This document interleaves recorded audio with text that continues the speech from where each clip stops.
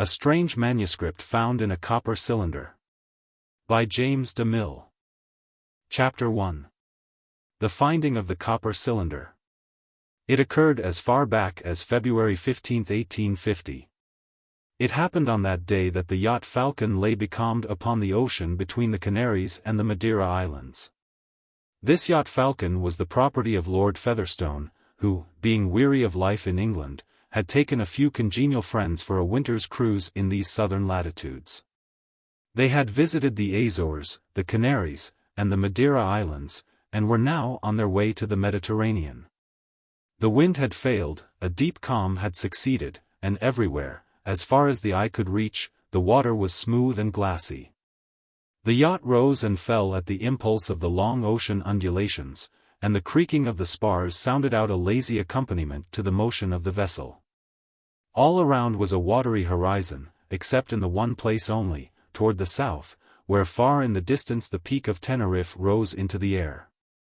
The profound calm, the warm atmosphere, the slow pitching of the yacht, and the dull creaking of the spars all combined to lull into a state of indolent repose the people on board. Forward were the crew, some asleep, others smoking, others playing cards. At the stern were Oxenden, the intimate friend of Featherstone, and Dr. Congreve, who had come in the double capacity of friend and medical attendant. These two, like the crew, were in a state of dull and languid repose. Suspended between the two masts, in an Indian hammock, lay Featherstone, with a cigar in his mouth and a novel in his hand, which he was pretending to read. The fourth member of the party, Melick, was seated near the mainmast, folding some papers in a peculiar way. His occupation at length attracted the roving eyes of Featherstone, who poked forth his head from his hammock, and said in a sleepy voice, "I say, Melick. You're the most energetic fella I ever saw. By Jove!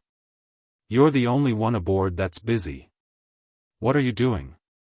"Paper boats," said Melick, in a businesslike tone. "Paper boats. By Jove," said Featherstone. "What for?" "I'm going to have a regatta," said Melick. "Anything to kill time, you know." "By Jove," exclaimed Featherstone again, raising himself higher in his hammock, "that's not a bad idea. A regatta. By Jove. Glorious. Glorious. I say, Oxenden, did you hear that?" "What do you mean by a regatta?" asked Oxenden, lazily. "Oh, I mean a race with these paper boats. We can bet on them, you know." At this Featherstone sat upright, with his legs dangling out of the hammock. "By Jove," he exclaimed again. "Betting. So we can. Do you know, Melick, old chap, I think that's a regular piece of inspiration. A regatta. And we can bet on the best boat." "But there isn't any wind," said Oxenden. "Well, you know, that's the fun of it," said Melick, who went solemnly on as he spoke, folding his paper boats, "that's the fun of it. For you see, if there was a wind we should be going on ourselves, and the regatta couldn't come off, but, as it is, the water is just right. You pick out your boat, and lay your bet on her to race to some given point." "A given point? But how can we find any?" "Oh, easily enough. Something or anything, a bubble'll do, or we can pitch out a bit of wood." Upon this Featherstone descended from his perch, and came near to examine the proceedings, while the other two, eager to take advantage of the new excitement, soon joined him. By this time Melick had finished his paper boats. There were 4 of them, and they were made of different colors, namely, red, green, yellow, and white. "I'll put these in the water," said Melick, "and then we can lay our bets on them as we choose. But first let us see if there is anything that can be taken as a point of arrival. If there isn't anything, I can pitch out a bit of wood, in any direction which may seem best." Saying this, he went to the side, followed by the others, and all looked out carefully over the water. "There's a black speck out there," said Oxenden. "So there is," said Featherstone. "That'll do. I wonder what it is." "Oh, a bit of timber," said Melick. probably the spar of some ship. It don't look like a spar, said the doctor, it's only a round spot, like the float of some net. Oh, it's a spar, said Melick. It's one end of it, the rest is under water. The spot thus chosen was a dark, circular object, about 100 yards away, and certainly did look very much like the extremity of some spar, the rest of which was under water. Whatever it was, however, it served well enough for their present purpose, and no one took any further interest in it. Except as the point toward which the paper boats should run in their eventful race. Melick now let himself down over the side, and placed the paper boats on the water as carefully as possible. After this the four stood watching the little fleet in silence. The water was perfectly still, and there was no perceptible wind, but there were draughts of air caused by the rise and fall of the yacht, and these affected the tiny boats. Gradually they drew apart, the green one drifting astern, the yellow one remaining under the vessel, while the red and the white were carried out in the direction where they were expected to go. With about a foot of space between them. 2 to 1 on the red, cried Featherstone, betting on the one which had gained the lead. Done, said Melick, promptly taking his offer. Oxenden made the same bet, which was taken by Melick and the doctor. Other bets were now made as to the direction which they would take, as to the distance by which the red would beat the white, as to the time which would be occupied by the race. And as to 50 other things which need not be mentioned. All took part in this, the excitement rose high and the betting went on merrily. At length it was noticed that the white was overhauling the red. The excitement grew intense. The betting changed its form, but was still kept up, until at last the two paper boats seemed blended together in one dim spot which gradually faded out of sight. It was now necessary to determine the state of the race, so Featherstone ordered out the boat. The four were soon embarked, and the men rowed out toward the point which had been chosen as the end of the race. On coming near they found the paper boats stuck together, saturated with water, and floating limp on the surface. An animated discussion arose about this. Some of the bets were off, but others remained an open question, and each side insisted upon a different view of the case. In the midst of this, Featherstone's attention was drawn to the dark spot already mentioned as the goal of the race. "That's a queer-looking thing," said he, suddenly. "Pull up, lads, a little. Let's see what it is. It doesn't look to me like a spar." The others, always on the lookout for some new object of interest, were attracted by these words, and looked closely at the thing in question. The men pulled. The boat drew nearer. "It's some sort of floating vessel," said Oxenden. "It's not a spar," said Melick, who was at the bow. And as he said this he reached out and grasped at it. He failed to get it, and did no more than touch it. It moved easily and sank, but soon came up again. A second time he grasped at it, and with both hands. This time he caught it, and then lifted it out of the water into the boat. These proceedings had been watched with the deepest interest. And now, as this curious floating thing made its appearance among them, they all crowded around it in eager excitement. "It looks like a can of preserved meat," said the doctor. "It certainly is a can," said Melick, "for it's made of metal, but as to preserved meat, I have my doubts." The article in question was made of metal and was cylindrical in shape. It was soldered tight and evidently contained something. It was about 18 inches long and 8 wide. The nature of the metal was not easily perceptible, for it was coated with slime, and covered over about half its surface with barnacles and seaweed. It was not heavy, and would have floated higher out of the water had it not been for these encumbrances. "It's some kind of preserved meat," said the doctor. "Perhaps something good, game, I dare say, yes, Yorkshire game pie. They pot all sorts of things now." "If it's game," said Oxenden, "it'll be rather high by this time. Man alive! Look at those weeds and shells. It must have been floating for ages." "It's my belief," said Featherstone, "that it's part of the provisions laid in by Noah for his long voyage in the ark. So come, let's open it, and see what sort of diet the antediluvians had. It may be liquor, said Oxenden. Melick shook his head. No, said he. There's something inside, but whatever it isn't liquor. It's odd, too. The thing is of foreign make, evidently. I never saw anything like it before. It may be Chinese. By Jove! Cried Featherstone, this is getting exciting. Let's go back to the yacht and open it. The men rowed back to the yacht. It's meat of some sort, continued the doctor. I'm certain of that. It has come in good time. We can have it for dinner. You may have my share, then, said Oxenden. I hereby give and bequeath to you all my right, title, and interest in and to anything in the shape of meat that may be inside. Meat cans, said Melick, are never so large as that. Oh, I don't know about that, said the doctor, they make up pretty large packages of pemmican for the Arctic expeditions. But they never pack up pemmican in copper cylinders, said Melick, who had been using his knife to scrape off the crust from the vessel. Copper, exclaimed Oxenden. Is it copper? Look for yourselves, said Melick, quietly. They all looked, and could see, where the knife had cut into the vessel, that it was as he said. It was copper. It's foreign work, said Melick. In England we make tin cans for everything. It may be something that's drifted out from Mogador or some port in Morocco.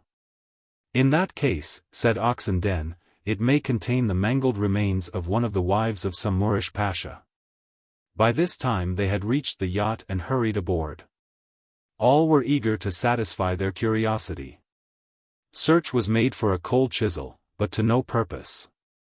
Then Featherstone produced a knife which was used to open sardine boxes, but after a faithful trial this proved useless.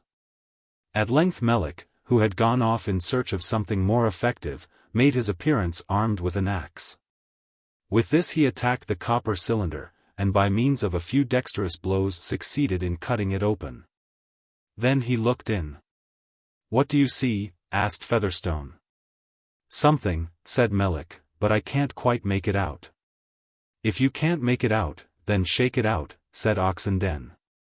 Upon this Melick took the cylinder, turned it upside down, shook it smartly, and then lifted it and pounded it against the deck. This served to loosen the contents, which seemed tightly packed, but came gradually down until at length they could be seen and drawn forth. Melick drew them forth, and the contents of the mysterious copper cylinder resolved themselves into two packages. The sight of these packages only served to intensify their curiosity. If it had been some species of food it would at once have revealed itself, but these packages suggested something more important. What could they be? Were there treasures inside, jewels, or golden ornaments from some Moorish seraglio, or strange coin from far Cathay? One of the packages was very much larger than the other.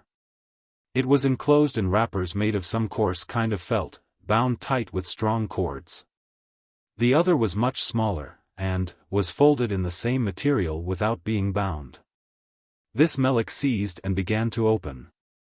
Wait a minute, said Featherstone. Let's make a bet on it. 5 guineas that it's some sort of jewels. Done, said Oxenden. Melick opened the package, and it was seen that Featherstone had lost. There were no jewels, but 1 or 2 sheets of something that looked like paper. It was not paper, however, but some vegetable product which was used for the same purpose. The surface was smooth, but the color was dingy, and the lines of the vegetable fibers were plainly discernible. These sheets were covered with writing. "Hullo!" cried Melick. "Why, this is English." At this the others crowded around to look on, and Featherstone in his excitement forgot that he had lost his bet. There were 3 sheets, all covered with writing, one in English, another in French, and a third in German. It was the same message, written in these 3 different languages. But at that moment they scarcely noticed this. All that they saw was the message itself, with its mysterious meaning.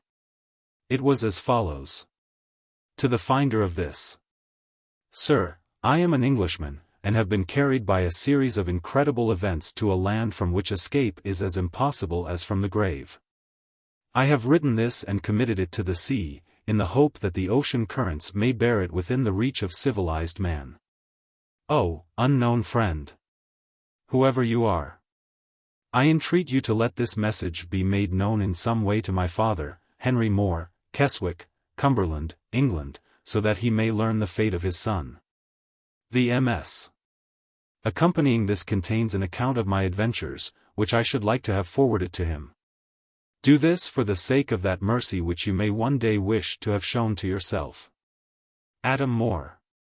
By Jove, cried Featherstone, as he read the above, this is really getting to be something tremendous. This other package must be the manuscript, said Oxenden, and it'll tell all about it. Such a manuscript'll be better than meat, said the doctor, sententiously. Melek said nothing, but, opening his knife, he cut the cords and unfolded the wrapper. He saw a great collection of leaves, just like those of the letter, of some vegetable substance, smooth as paper, and covered with writing. It looks like Egyptian papyrus, said the doctor.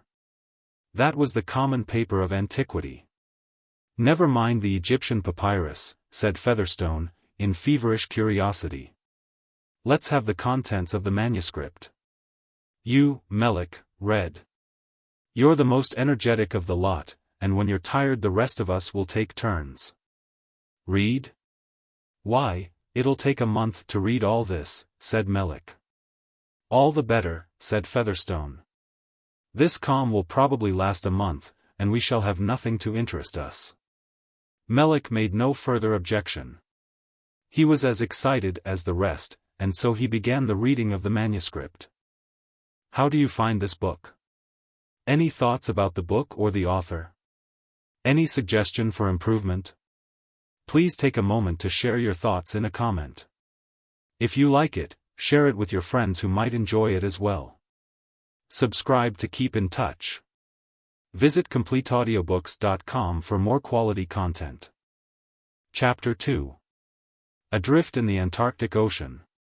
My name is Adam More. I am the son of Henry More, apothecary, Keswick, Cumberland. I was mate of the ship Trevelyan, Bennett, master, which was chartered by the British government to convey convicts to Van Diemen's Land. This was in 1843. We made our voyage without any casualty, landed our convicts in Hobart Town, and then set forth on our return home. It was the 17th of December when we left. From the first adverse winds prevailed, and in order to make any progress we were obliged to keep well to the south. At length, on the 6th of January, we sighted Desolation Island. We found it, indeed, a desolate spot. In its vicinity we saw a multitude of smaller islands, perhaps 1,000 in number, which made navigation difficult, and forced us to hurry away as fast as possible. But the aspect of this dreary spot was of itself enough to repel us. There were no trees, and the multitude of islands seemed like moss-covered rocks. While the temperature, though in the middle of the Antarctic summer, was from 38 degrees to 58 degrees Fahrenheit. In order to get rid of these dangerous islands we stood south and west, and at length found ourselves in south latitude 65 degrees, longitude 60 degrees east. We were fortunate enough not to find any ice, although we were within 1,500 miles of the South Pole, and far within that impenetrable icy barrier which, in 1773, had arrested the progress of Captain Cook. Here the wind failed us, and we lay becalmed and drifting. The sea was open all around us, except to the southeast, where there was a low line along the horizon terminating in a lofty promontory. But though it looked like land we took it for ice. All around us whales and grampuses were gambolling and spouting in vast numbers. The weather was remarkably fine and clear. For 2 or 3 days the calm continued, and we drifted along helplessly, until at length we found ourselves within a few miles of the promontory above mentioned. It looked like land, and seemed to be a rocky island rising from the depths of the sea. It was, however, all covered with ice and snow, and from this there extended eastward as far as the eye could reach an interminable line of ice. But toward the southwest the sea seemed open to navigation.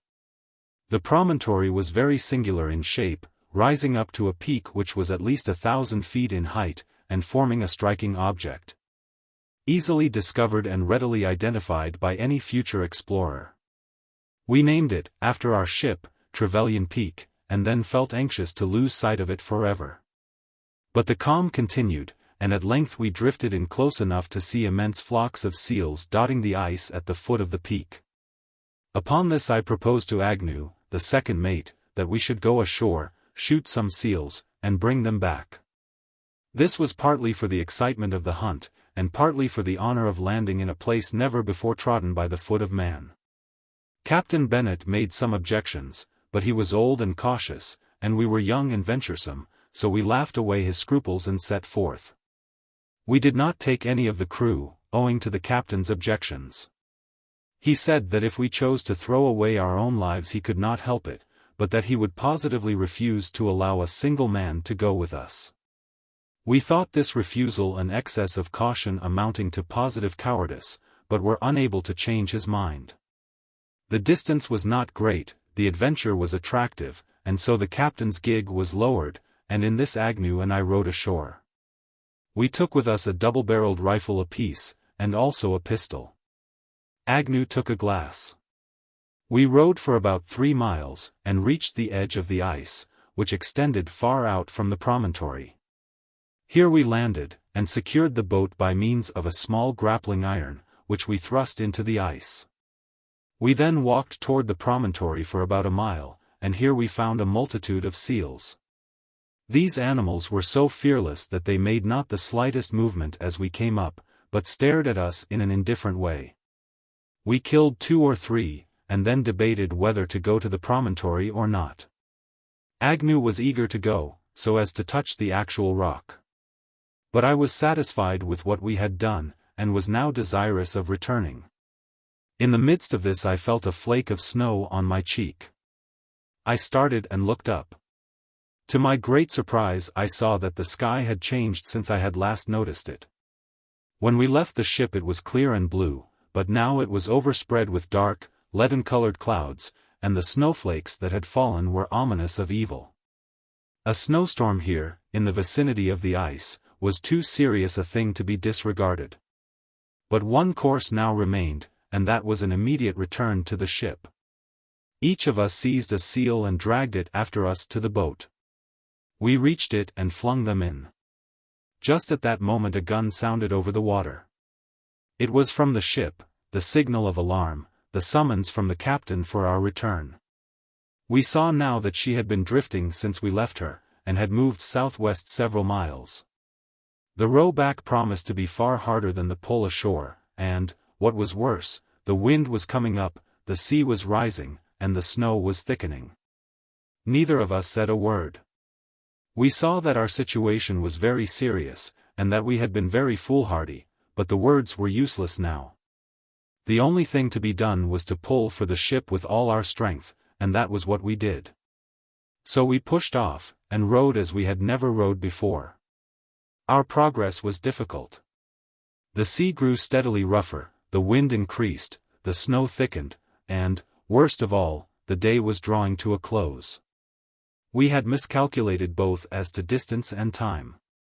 Even if it had continued calm we should have had to row back in the dark, but now the sun was setting, and with the darkness we had to encounter the gathering storm and the blinding snow.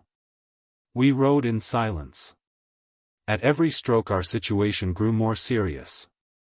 The wind was from the south, and therefore favored us to some extent, and also made less of a sea than would have been produced by a wind from any other quarter. But then this south wind brought dangers of its own, which we were soon to feel, new dangers and worse ones. For this south wind drove the ship farther from us, and at the same time broke up the vast fields of ice and impelled the fractured masses northward. But this was a danger which we did not know just then. At that time we were rowing for the ship, and amid the darkness and the blinding snow and the dashing waves we heard from time to time the report of signal guns fired from the ship to guide us back. These were our only guide, for the darkness and the snow had drawn the ship from our sight, and we had to be guided by our hearing only. We were rowing for our lives, and we knew it. But every moment our situation grew more desperate. Each new report of the gun seemed to sound farther away. We seemed always to be rowing in the wrong direction. At each report we had to shift the boat's course somewhat, and pull toward the last point from which the gun seemed to sound. With all this the wind was increasing rapidly to a gale, the sea was rising and breaking over the boat, the snow was blinding us with its ever-thickening sleet. The darkness deepened and at length had grown so intense that nothing whatever could be seen, neither sea nor sky, not even the boat itself, yet we dared not stop, we had to row. Our lives depended on our efforts. We had to row, guided by the sound of the ship's gun, which the ever-varying wind incessantly changed, till our minds grew all confused, and we rowed blindly and mechanically. So we labored for hours at the oars, and the storm continually increased, and the sea continually rose, while the snow fell thicker and the darkness grew intenser.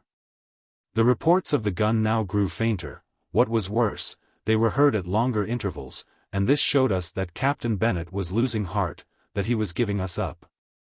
That he despaired of finding us, and was now firing only an occasional gun out of a mournful sense of duty. This thought reduced us to despair. It seemed as if all our efforts had only served to take us farther away from the ship, and deprived us of all motive for rowing any harder than was barely necessary to keep the boat steady. After a time Agnew dropped his oar and began to bail out the boat, a work which was needed, for, in spite of our care, she had shipped many seas, and was 1/3 full of water. He worked away at this while I managed the boat, and then we took turns at bailing.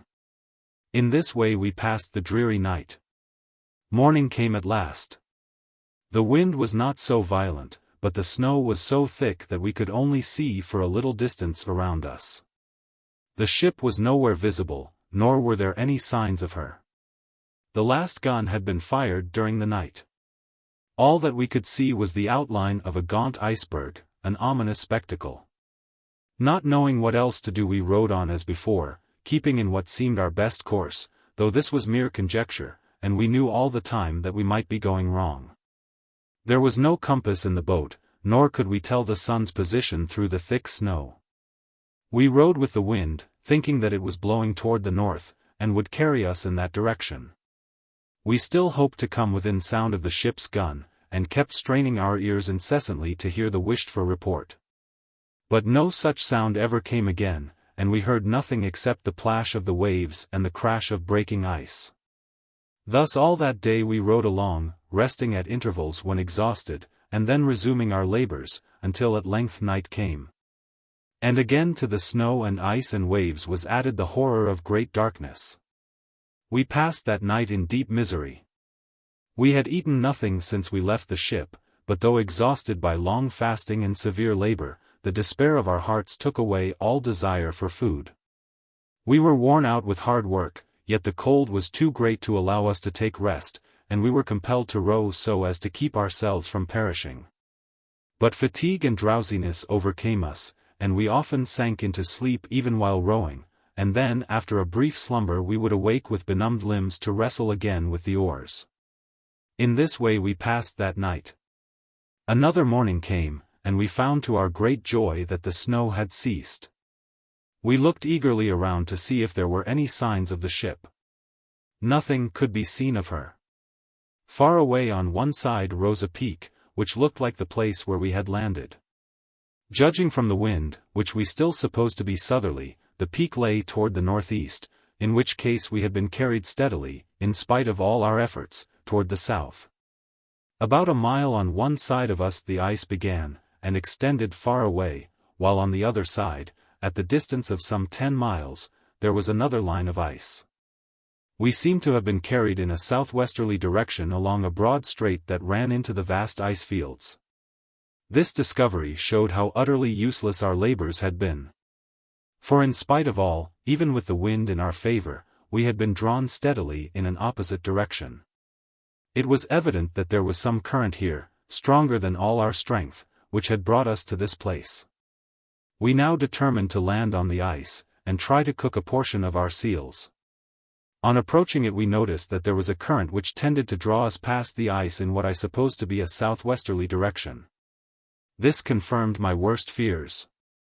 But now the labor of landing and building a fire on the ice served to interest us for a time and divert our thoughts.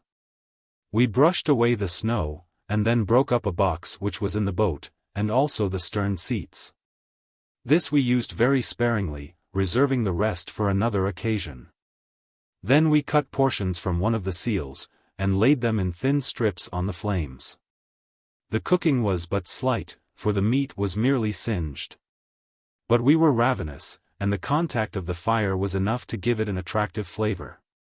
With this food we were greatly refreshed. And as for drink, we had all around us an endless extent of ice and snow. Then, taking our precious fragments of cooked meat, we returned to the boat and put off.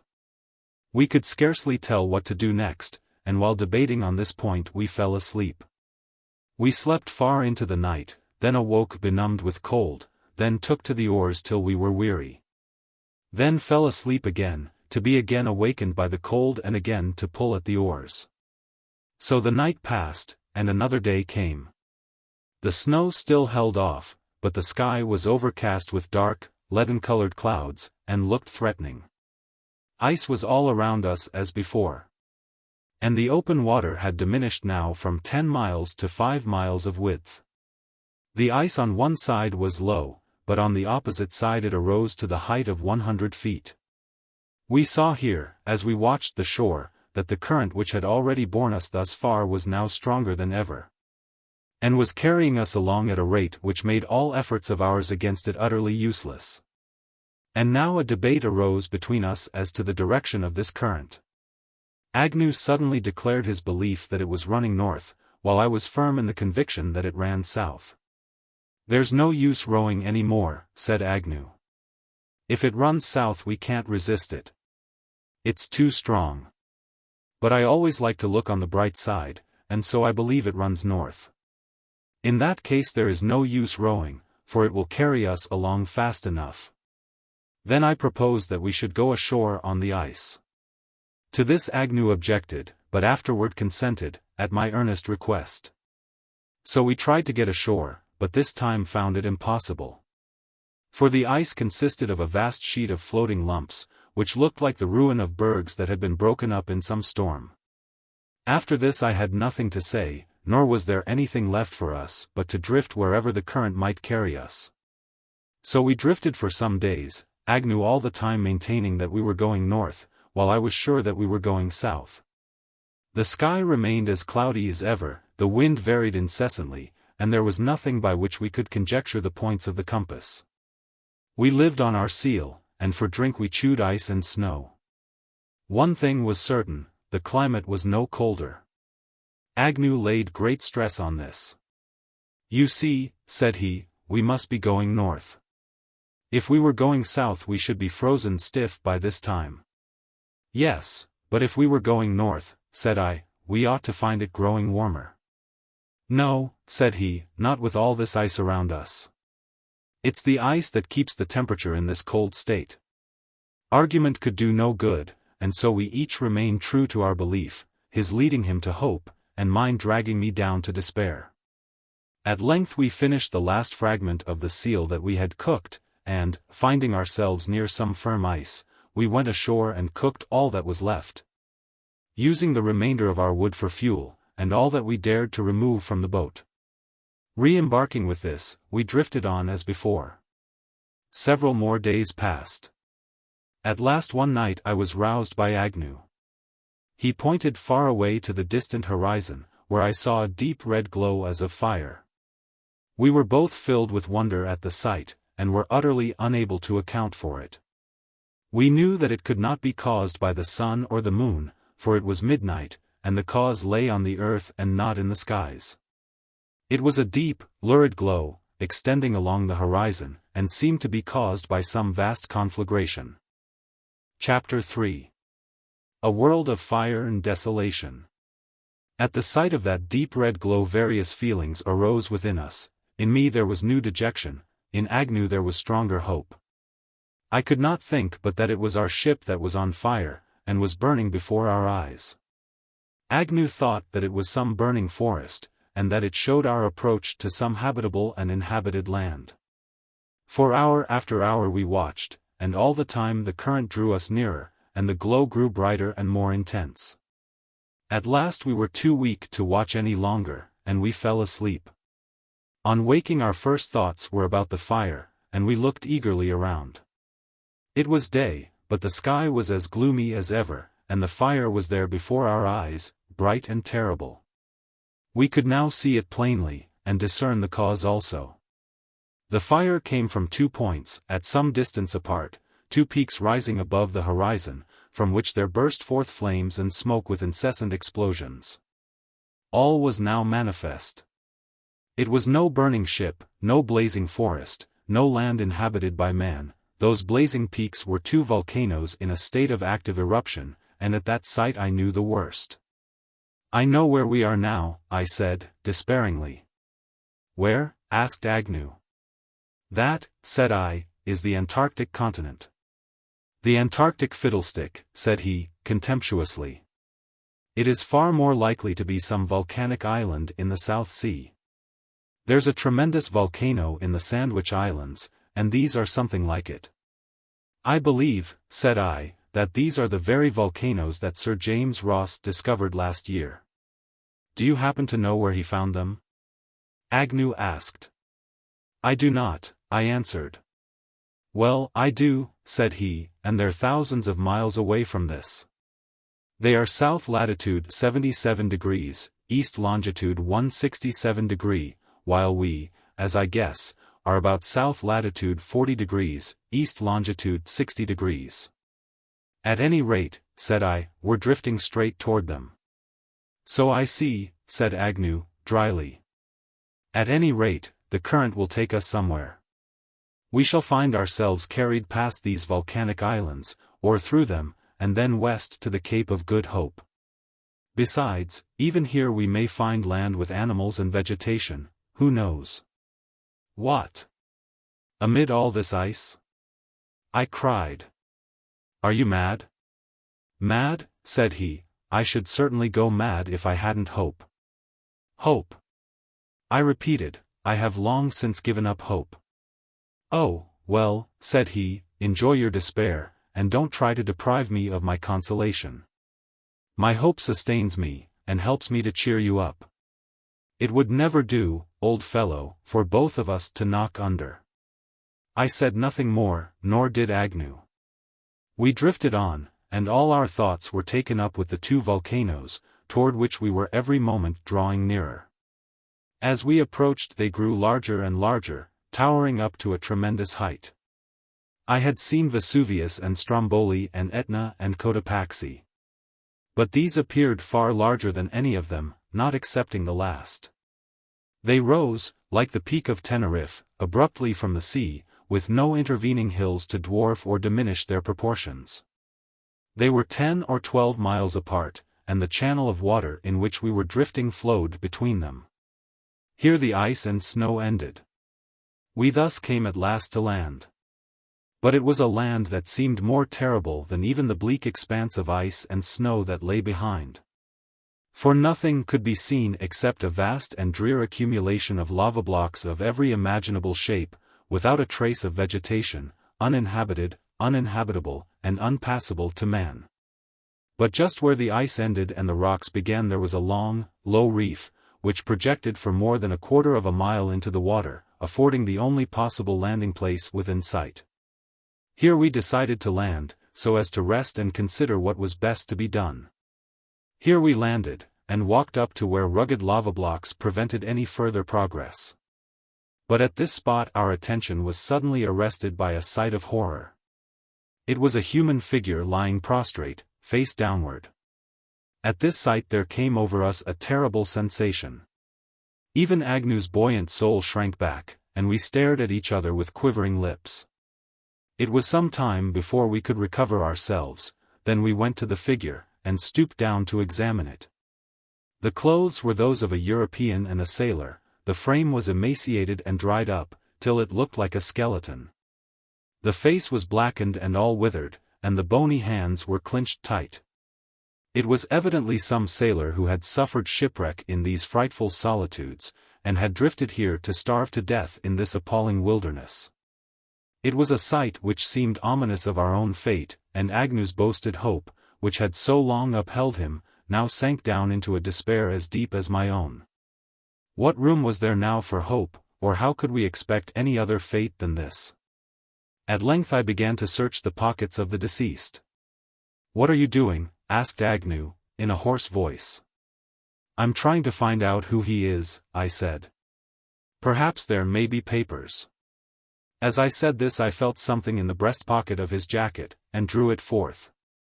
It was a leather pocketbook, moldy and rotten like the clothing. On opening it, it fell to pieces. There was nothing in it but a piece of paper, also moldy and rotten. This I unfolded with great care, and saw writing there, which, though faded, was still legible.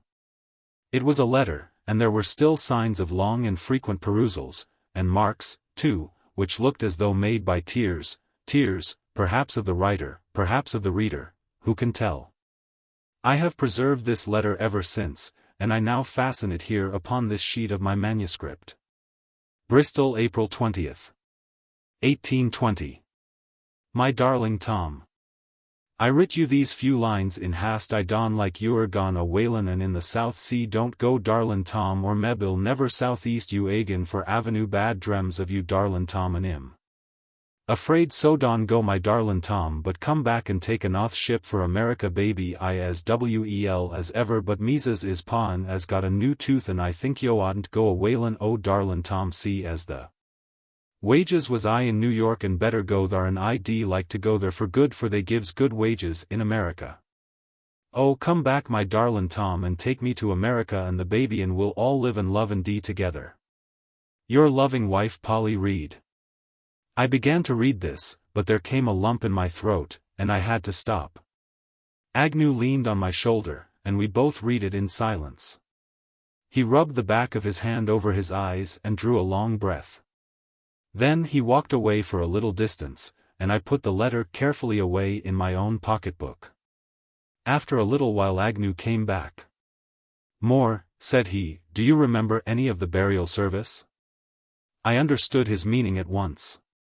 "Yes," I said, "some of it, a good deal of it, I think." "That's good," said he. "Let's put the poor fellow underground." "It would be hard to do that," I said, "we'll have to bury him in the snow." At this Agnew went off for a little distance and clambered over the rocks. He was not gone long. When he returned he said, "I've found some crumbled pumice stone. We can scoop a grave for him there." We then raised the body and carried it to the place which Agnew had found. So emaciated was the poor dead sailor that his remains were no heavier than a small boy. On reaching the spot, we found the crumbled pumice stone. We placed the body in a crevice among the lava rocks, and then I said what I could remember of the burial service. After this we carried in our hands the crumbled pumice stone until we had covered the body, and thus gave the poor fellow a Christian burial. We then returned to the shore. "More, old fellow," said Agnew, "I feel the better for this, the service has done me good." "And me too," said I, "it has reminded me of what I had forgotten. This world is only a part of life. We may lose it and yet live on. There is another world, and if we can only keep that in our minds we shan't be so ready to sink into despair, that is, I shan't. Despair is my weakness. You are more hopeful." "Yes," said Agnew, solemnly, "but my hope thus far has referred only to the safety of my skin. After this I shall try to think of my soul, and cultivate, not the hope of escape, but the hope full of immortality. Yes, more, after all we shall live, if not in England, then, let us hope, in heaven." There was a long silence after this, that kind of silence which one may preserve who is at the point of death. "I wonder how he got here," said Agnew, at last. "The letter mentions a whaler. No doubt the ship has been driven too far south, it has foundered. He has escaped in a boat, either alone or with others, he has been carried along this channel, and has landed here, afraid to go any farther. But his boat, what has become of that? His boat. That must have gone long ago. The letter was written in 1820. At any rate, let's look around. We did so. After some search we found fragments of a rotted rope attached to a piece of rock. That, said Agnew, must have been fastened to the boat, and as for the boat herself, she has long ago been swept away from this. What shall we do now? I said, after a long silence. There's only one thing, said Agnew. We must go on. Go on? I asked, in wonder. Certainly, said he, confidently. Will you stay here? No. Will you go back? You can't. We must, therefore, go on. That is our only hope. Hope! I cried. Do you still talk of hope? Hope, said Agnew, of course. Why not? There are no limits to hope, are there? One can hope anything anywhere. It is better to die while struggling like a man, full of hope and energy than to perish in inaction and despair. It is better to die in the storm and furious waters than to waste away in this awful place. So come along. Let's drift as before. Let's see where this channel will take us. It will certainly take us somewhere. Such a stream as this must have some outlet. This stream, said I, will take us to death, and death only. The current grows swifter every hour. I've heard some old yarn of a vast opening at each of the poles, or one of them, into which the waters of the ocean pour.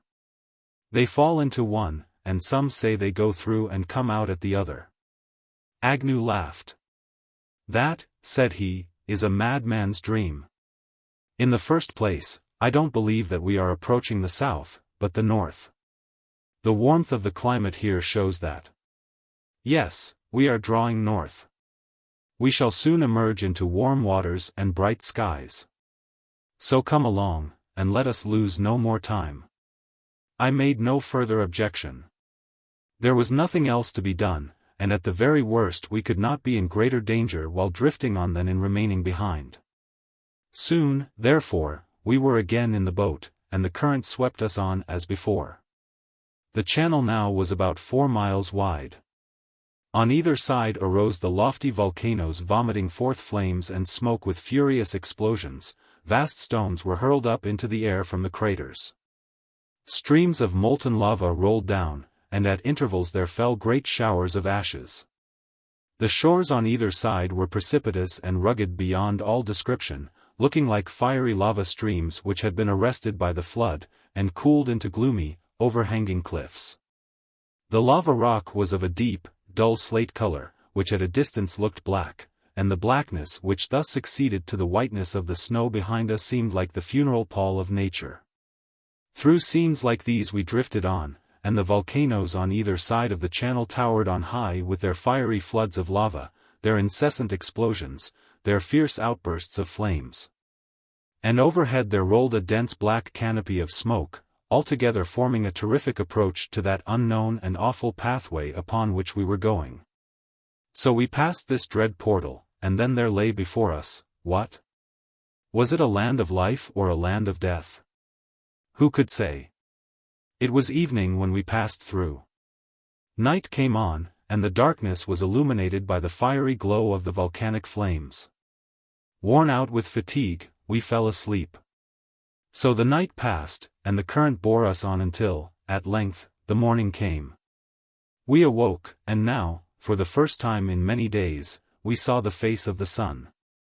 The clouds had at last broken, the sky was clear, and behind us the sun was shining. That sight told us all.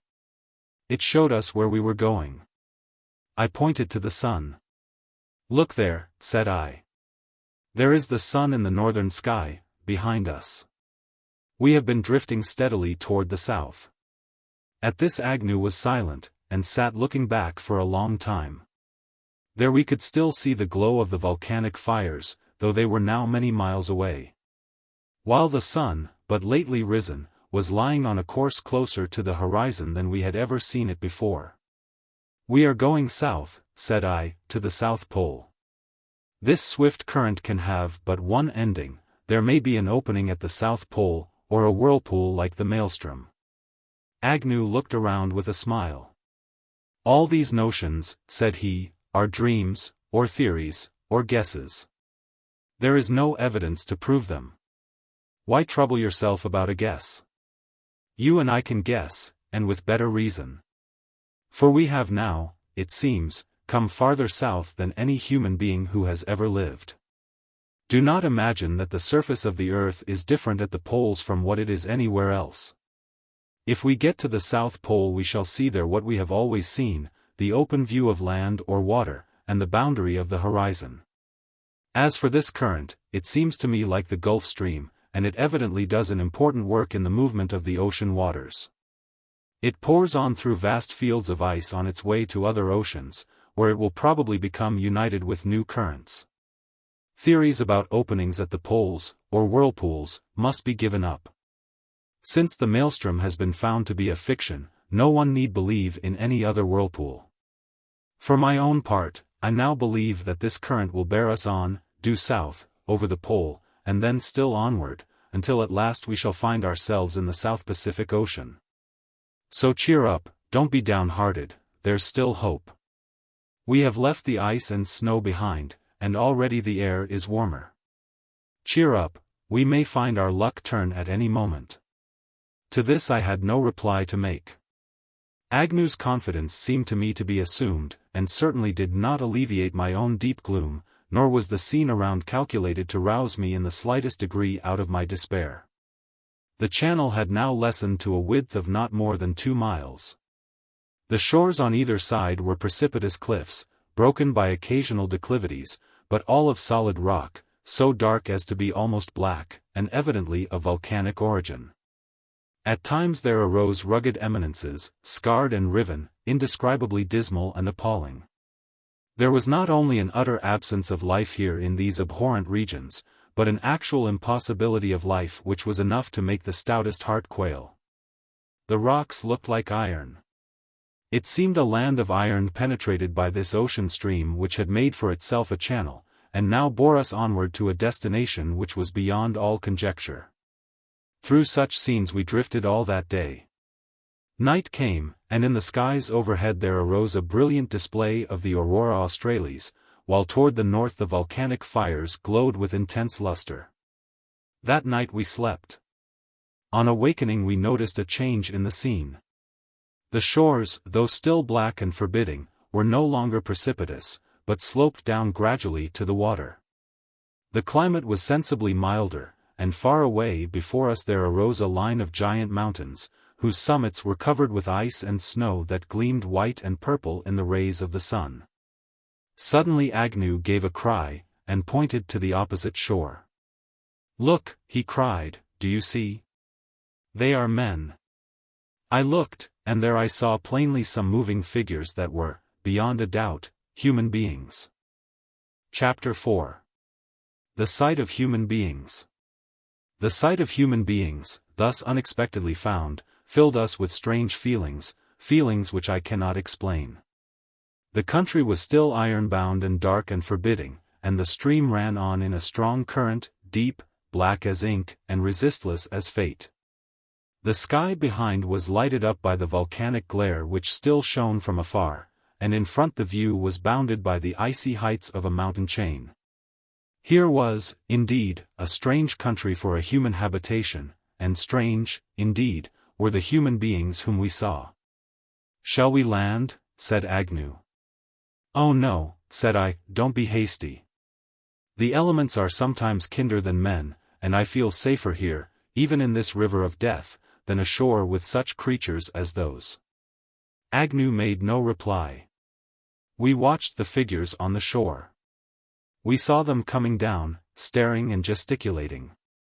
We drew on nearer to them till we were able to see them better. A nearer view did not improve them. They were human beings, certainly, but of such an appalling aspect that they could only be likened to animated mummies. They were small, thin, shriveled, black, with long matted hair and hideous faces. They all had long spears, and wore about the waist short skirts that seemed to be made of the skin of some seafowl. We could not imagine how these creatures lived, or where. There were no signs of vegetation of any kind, not a tree or a shrub. There were no animals. But there were great flocks of birds, some of which seemed different from anything that we had ever seen before. The long spears which the natives carried might possibly be used for catching these, or for fishing purposes. This thought made them seem less formidable, since they would thus be instruments of food rather than weapons of war. Meanwhile we drifted on as before, and the natives watched us, running along the shore abreast of us, so as to keep up with the boat. There seemed over 100 of them. We could see no signs of any habitations, no huts, however humble, but we concluded that their abodes were farther inland. As for the natives themselves, the longer we looked at them the more abhorrent they grew. Even the wretched aborigines of Van Diemen's Land, who have been classed lowest in the scale of humanity, were pleasing and congenial when compared with these. And the land looked worse than Tierra del Fuego. It looked like a land of iron, and its inhabitants like fiends. Agnew again proposed to land, but I refused. No, I said, I'd rather starve for a week, and live on hope. Let us drift on. If we go on we may have hope if we choose, but if we land here we shall lose even that.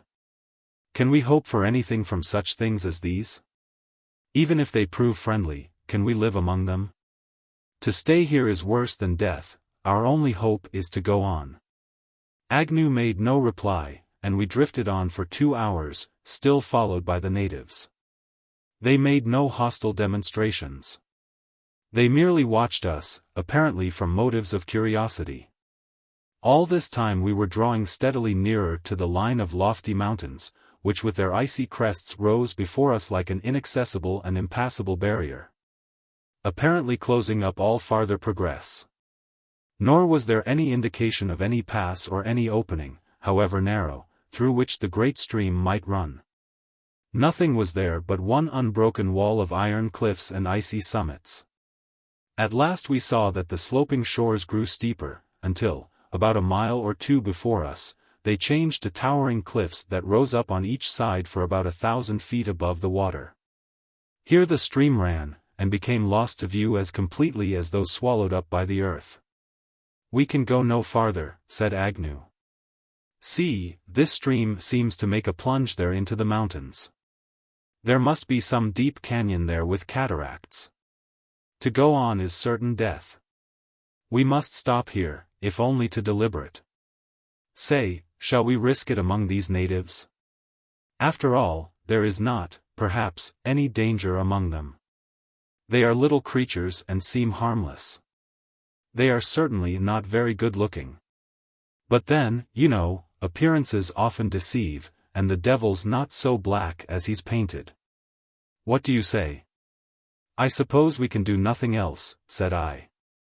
In fact, I could see that we had reached a crisis in our fate. To go on seemed certain death. To stop was our only alternative.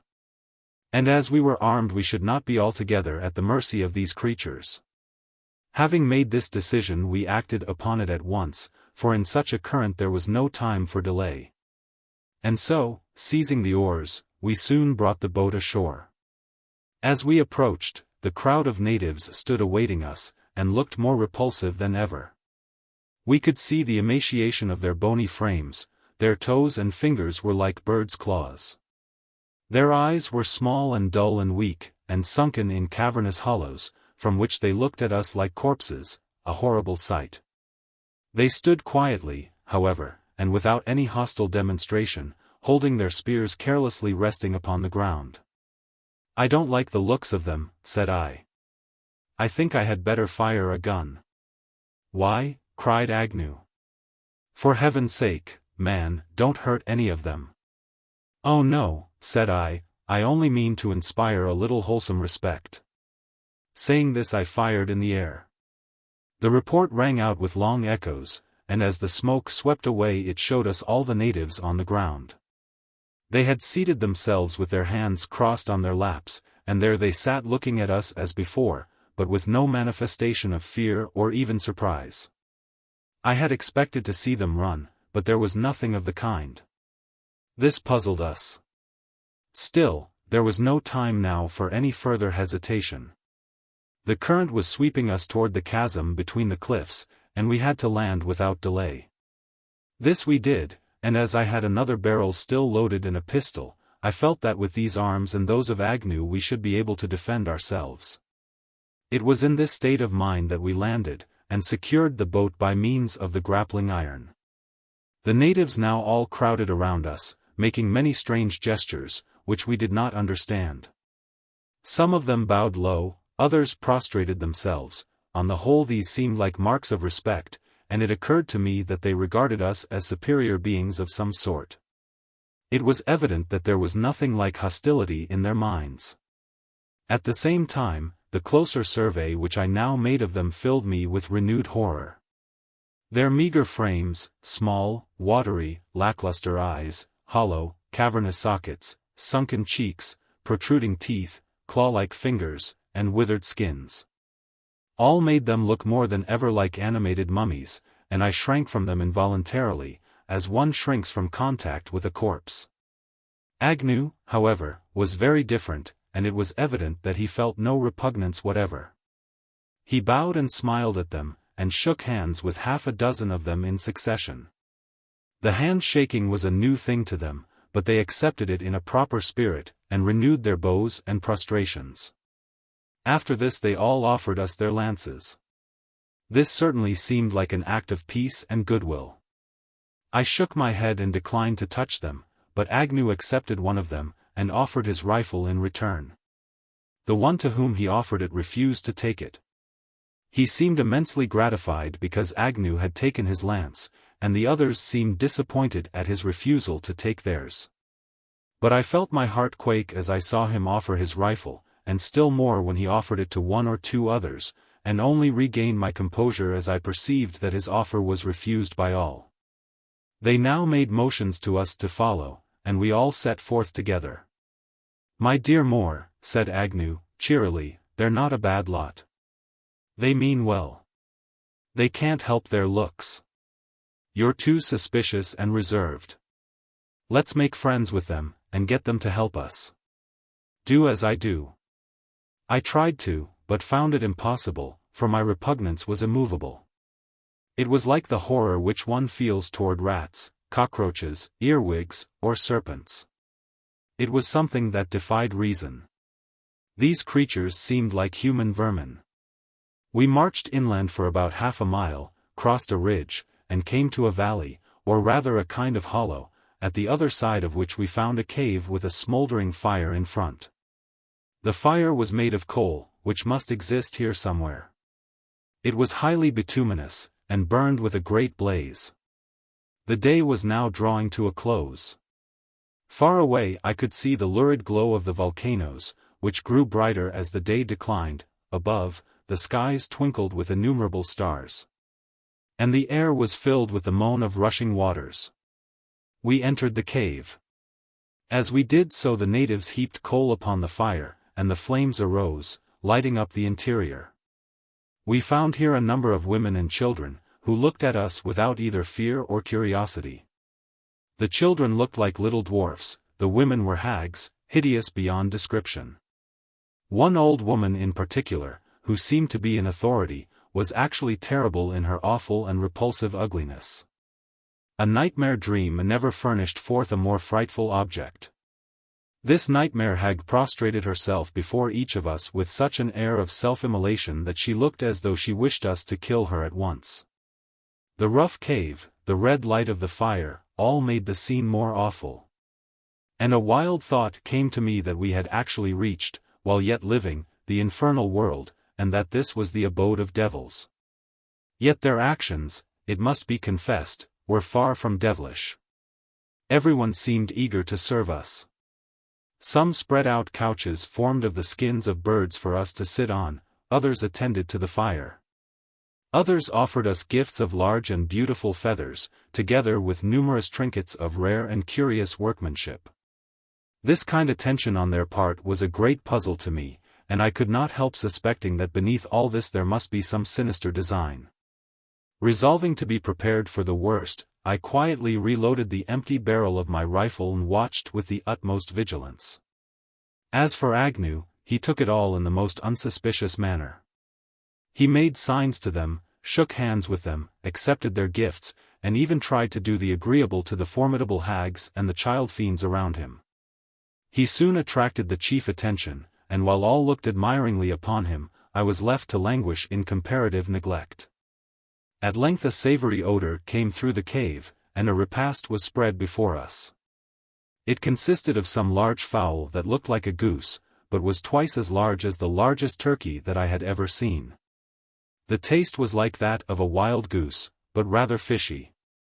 Still to us it seemed delicious, for our prolonged diet of raw seal had made us ready to welcome any other food whatever. And this fowl, whatever it was, would not have been unwelcome to any hungry man. It was evident that these people lived on the flesh of birds of various sorts. All around us we saw the skins of birds dried with the feathers on, and used for clothing, for mats, and for ornaments. The repast being finished, we both felt greatly strengthened and refreshed. Agnew continued to cultivate his new acquaintances, and seeing me holding back, he said, "More, old fellow, these good people give me to understand that there is another place better than this, and want me to go with them. Will you go?" At this a great fear seized me. "Don't go," I cried, "don't go. We are close by the boat here, and if anything happens we can easily get to it." Agnew laughed in my face. "Why, you don't mean to tell me," said he, "that you are still suspicious, and after that dinner?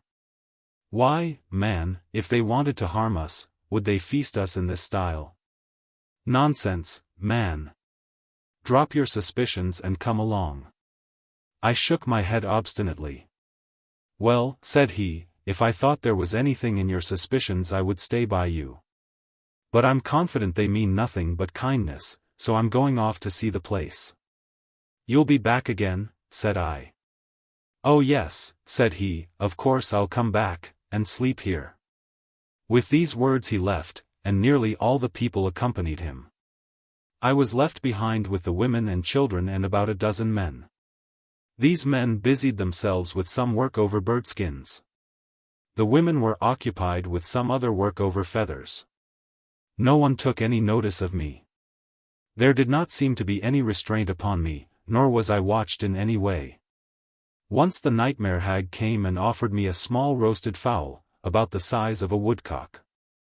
I declined it, but at the same time this delicate attention certainly surprised me. I was now beginning to struggle with some success against my feelings of abhorrence, when suddenly I caught sight of something which chased away every other thought, and made my blood turn cold in my veins. It was something outside. At the mouth of the cave, by the fire which was still blazing bright and lighting up the scene, I saw 4 men who had just come to the cave. They were carrying something which I at first supposed to be a sick or wounded companion. On reaching the fire they put it down, and I saw, with a thrill of dismay, that their burden was neither sick nor wounded, but dead, for the corpse lay rigid as they had placed it. Then I saw the nightmare hag approach it with a knife. An awful thought came to me, the crowning horror. The thought soon proved to be but too well founded.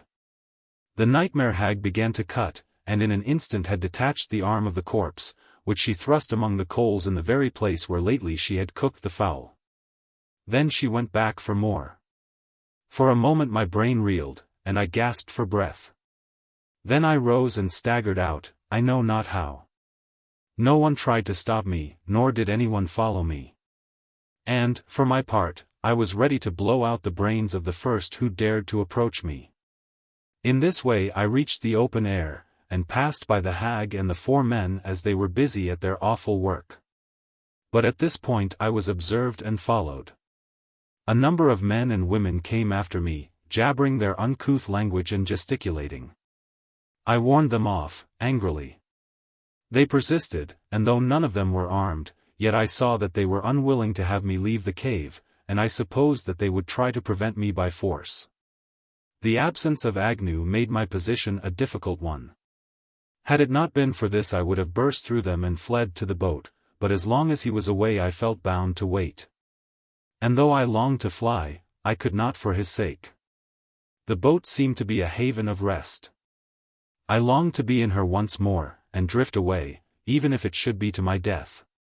Nature was here less terrible than man, and it seemed better to drown in the waters, to perish amid rocks and whirlpools, than to linger here amid such horrors as these.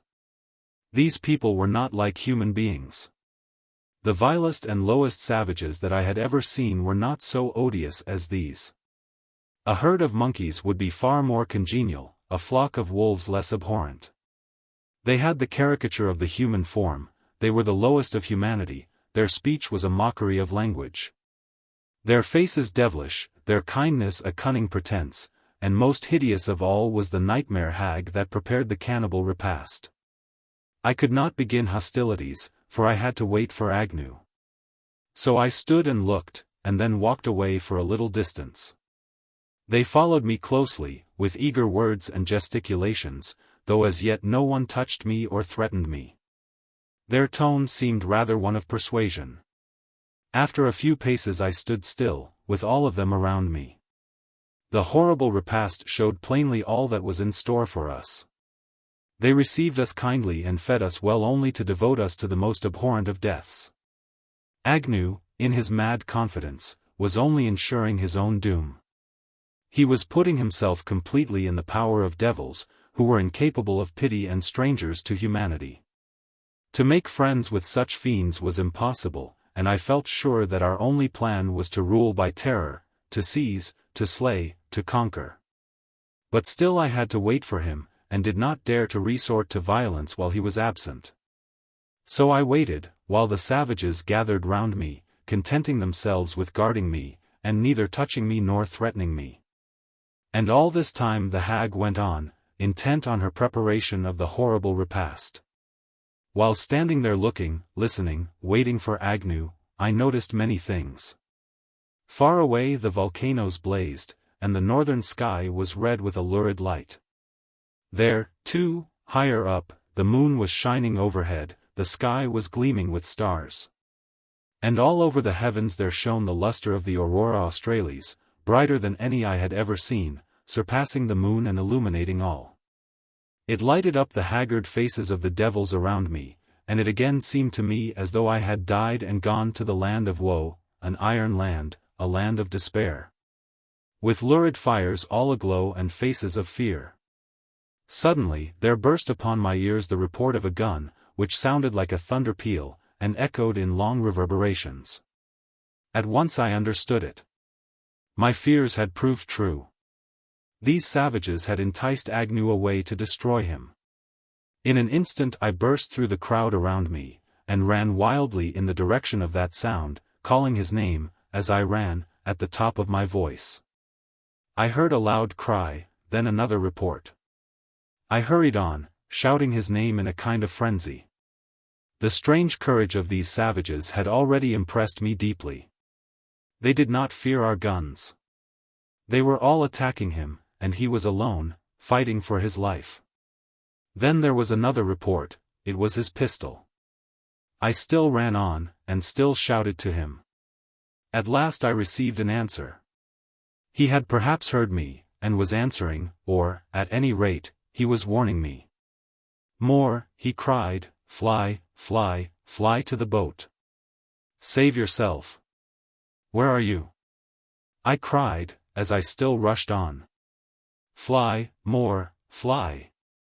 Save yourself. You can't save me. I'm lost. Fly for your life. Judging from his cries, he did not seem far away. I hurried on. I could see nothing of him. All the time the savages followed me. None were armed, but it seemed to me that they were preparing to fling themselves upon me and overpower me with their numbers. They would capture me alive, I thought, bind me, and carry me back, reserving me for a future time. I turned and waved them back. They took no notice of my gesture. Then I ran on once more. They followed. They could not run so fast as I did, and so I gained on them rapidly, still shouting to Agnew. But there was no response. I ran backward and forward, crossing and recrossing, doubling and turning, pursued all the time by the savages. At last, in rage and despair, I fired upon them, and one of them fell. But, to my dismay, the others did not seem to care one whit. They did not stop for one moment, but pursued as before. My situation was now plain in all its truth. They had enticed Agnew away. They had attacked him. He had fought, and had been overpowered. He had tried to give me warning. His last words had been for me to fly, yes, for he well knew that it was better far for me to go to death through the raging torrent than to meet the fate which had fallen upon himself. For him there was now no more hope. That he was lost was plain. If he were still alive he would call to me, but his voice had been silenced for some time. All was over, and that noble heart that had withstood so bravely and cheerily the rigors of the storm, and the horrors of our desperate voyage, had been stilled in death by the vilest of miscreants. I paused for a moment. Even though Agnew was dead, I could not bear to leave him, but felt as though I ought to share his fate. The savages came nearer.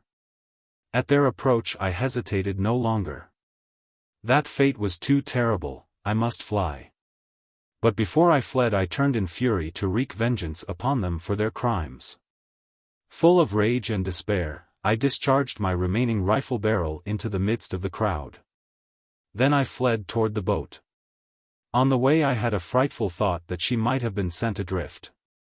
But, on approaching the place, I found her there just as I had left her. The savages, with their usual fearlessness, still pursued. For a moment I stood on the shore, with the grapple in my hand and the boat close by, and as they came near I discharged my pistol into the midst of them.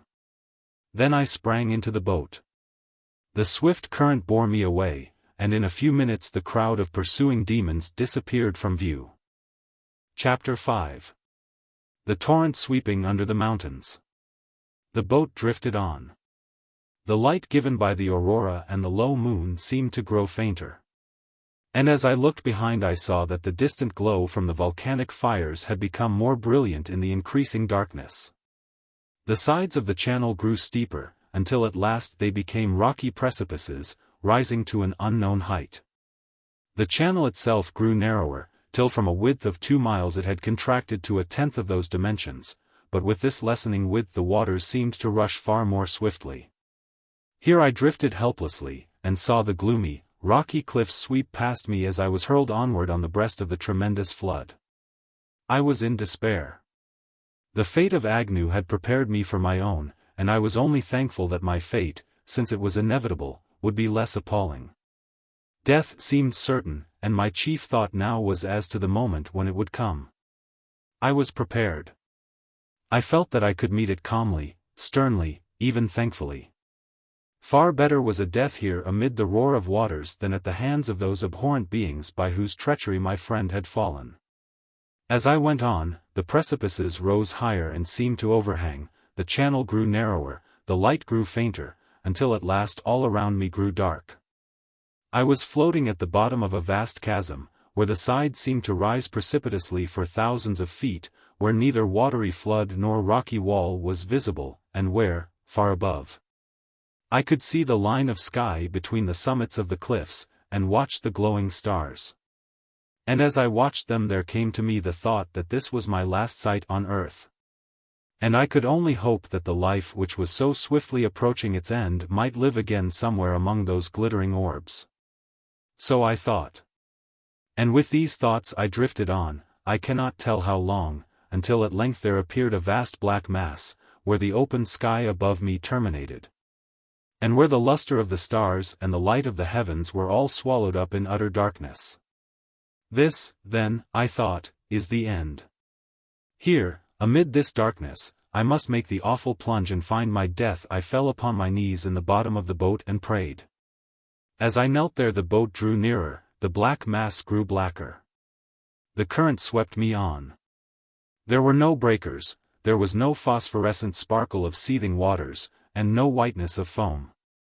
I thought that I was on the brink of some tremendous cataract 1,000 times deeper than Niagara, some fall where the waters plunged into the depths of the earth. And where, gathering for the terrific descent, all other movements, all dashings and writhings and twistings, were obliterated and lost in the one overwhelming onward rush. Suddenly all grew dark, dark beyond all expression, the sky above was in a moment snatched from view, I had been flung into some tremendous cavern. And there, on my knees, with terror in my heart, I waited for death. The moments passed, and death delayed to come. The awful plunge was still put off. And though I remained on my knees and waited long, still the end came not. The waters seemed still, the boat motionless. It was borne upon the surface of a vast stream as smooth as glass. But who could tell how deep that stream was, or how wide? At length I rose from my knees and sank down upon the seat of the boat, and tried to peer through the gloom. In vain. Nothing was visible. It was the very blackness of darkness. I listened, but heard nothing save a deep, dull, droning sound, which seemed to fill all the air and make it all tremulous with its vibrations. I tried to collect my thoughts. I recalled that old theory which had been in my mind before this, and which I had mentioned to Agnew. This was the notion that at each pole there is a vast opening.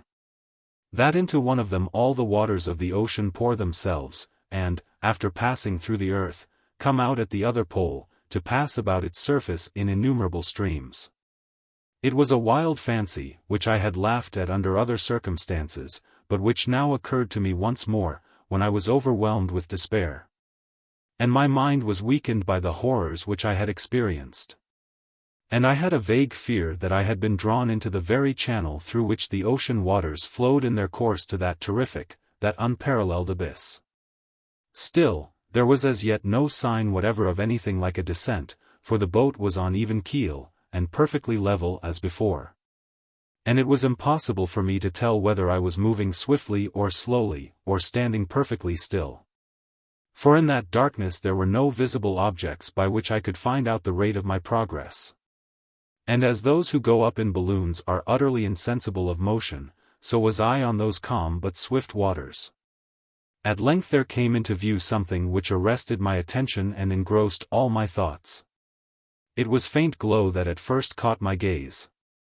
And, on turning to see it better, I saw a round red spot glowing like fire. I had not seen this before. It looked like the moon when it rises from behind clouds, and glows red and lurid from the horizon. And so this glowed, but not with the steady light of the moon, for the light was fitful, and sometimes flashed into a baleful brightness, which soon subsided into a dimmer luster.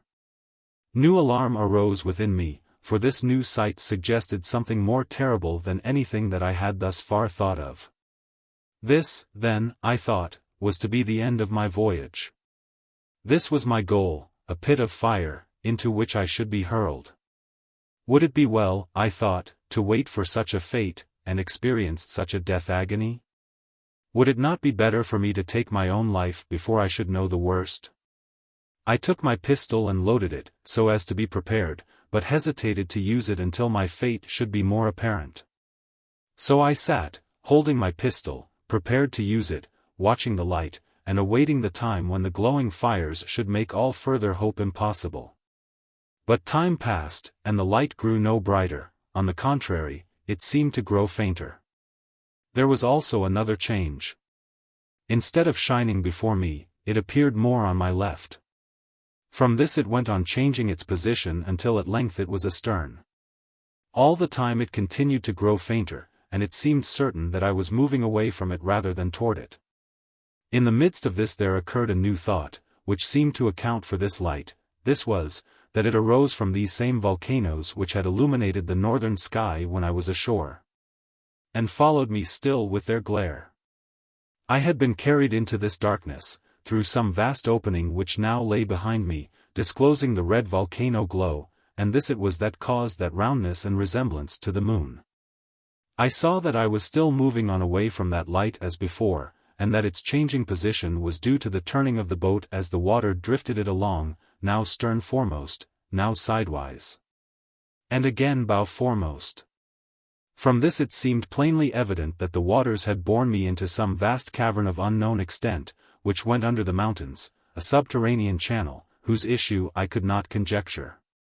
Was this the beginning of that course which should ultimately become a plunge deep down into some unutterable abyss? Or might I ever hope to emerge again into the light of day, perhaps in some other ocean, some land of ice and frost and eternal night? But the old theory of the flow of water through the earth had taken hold of me and could not be shaken off. I knew some scientific men held the opinion that the earth's interior is a mass of molten rock and pent-up fire, and that the earth itself had once been a burning orb, which had cooled down at the surface. Yet, after all, this was only a theory, and there were other theories which were totally different. As a boy I had read wild works of fiction about lands in the interior of the earth, with a sun at the center, which gave them the light of a perpetual day. These, I knew, were only the creations of fiction.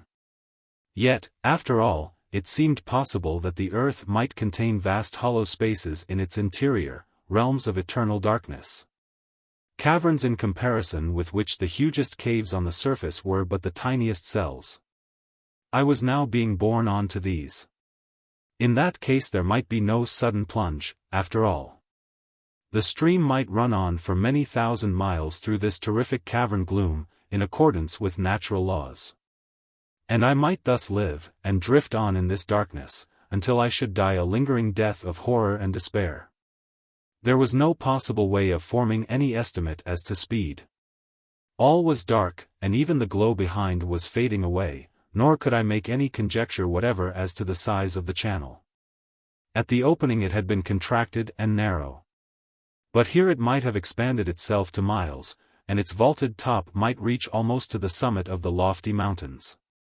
While sight thus failed me, sound was equally unavailing, for it was always the same, a sustained and unintermittent roar, a low, droning sound, deep and terrible, with no variations of dashing breakers or rushing rapids or falling cataracts. Vague thoughts of final escape came and went, but in such a situation hope could not be sustained. The thick darkness oppressed the soul. And at length even the glow of the distant volcanoes, which had been gradually diminishing, grew dimmer and fainter, and finally faded out altogether.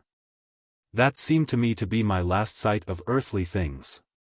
After this nothing was left. There was no longer for me such a thing as sight, there was nothing but darkness, perpetual and eternal night. I was buried in a cavern of rushing waters, to which there would be no end, where I should be borne onward helplessly by the resistless tide to a mysterious and an appalling doom. The darkness grew so intolerable that I longed for something to dispel it, if only for a moment. I struck a match. The air was still, and the flame flashed out, lighting up the boat and showing the black water around me. This made me eager to see more. I loaded both barrels of the rifle, keeping my pistol for another purpose, and then fired one of them. There was a tremendous report, that rang in my ears like 100 thunder volleys, and rolled and reverberated far along, and died away in endless echoes. The flash lighted up the scene for an instant, and for an instant only, like the sudden lightning, it revealed all around. I saw a wide expanse of water, black as ink, a Stygian pool. But no rocks were visible, and it seemed as though I had been carried into a subterranean sea. I loaded the empty barrel and waited. The flash of light had revealed nothing, yet it had distracted my thoughts, and the work of reloading was an additional distraction. Anything was better than inaction. I did not wish to waste my ammunition, yet I thought that an occasional shot might serve some good purpose, if it was only to afford me some relief from despair.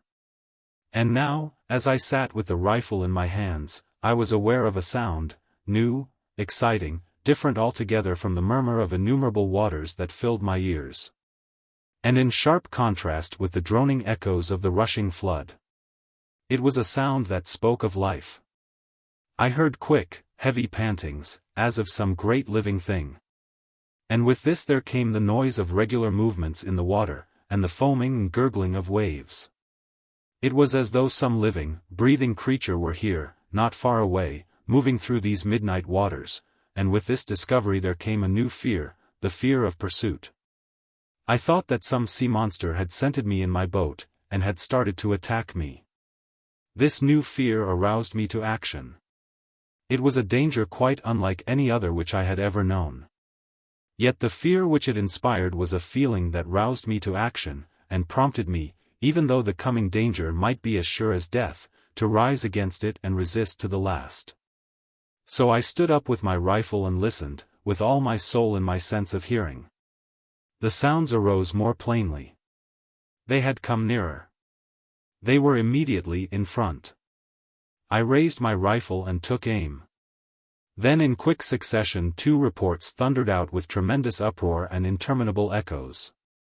But the long reverberations were unheeded in the blaze of sudden light and the vision that was revealed. For there full before me I saw, though but for an instant, a tremendous sight. It was a vast monster, moving in the waters against the stream and toward the boat. Its head was raised high, its eyes were inflamed with a baleful light, its jaws, opened wide, bristled with sharp teeth, and it had a long neck joined to a body of enormous bulk, with a tail that lashed all the water into foam. It was but for an instant that I saw it, and then with a sudden plunge the monster dived, while at the same moment all was as dark as before. Full of terror and excitement, I loaded my rifle again and waited, listening for a renewal of the noise. I felt sure that the monster, balked of his prey, would return with redoubled fury, and that I should have to renew the conflict. I felt that the dangers of the subterranean passage and of the rushing waters had passed away, and that a new peril had arisen from the assault of this monster of the deep. Nor was it this one alone that was to be dreaded. Where one was, others were sure to be. And if this one should pass me by, it would only leave me to be assailed by monsters of the same kind, and these would probably increase in number as I advanced farther into this realm of darkness. And yet, in spite of these grisly thoughts, I felt less of horror than before, for the fear which I had was now associated with action.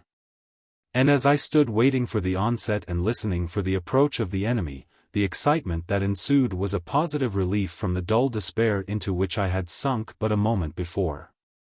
Yet, though I waited for a new attack, I waited in vain. The monster did not come back. Either the flash and the noise had terrified him, or the bullets had hit him, or else in his vastness he had been indifferent to so feeble a creature as myself. But whatever may have been the cause, he did not emerge again out of the darkness and silence into which he had sunk. For a long time I stood waiting. Then I sat down, still watchful, still listening, but without any result, until at length I began to think that there was no chance of any new attack. Indeed, it seemed now as though there had been no attack at all, but that the monster had been swimming at random without any thought of me. In which case my rifle flashes had terrified him more than his fearful form had terrified me. On the whole, this incident had greatly benefited me. It had roused me from my despair. I grew reckless, and felt a disposition to acquiesce in whatever fate might have in store for me.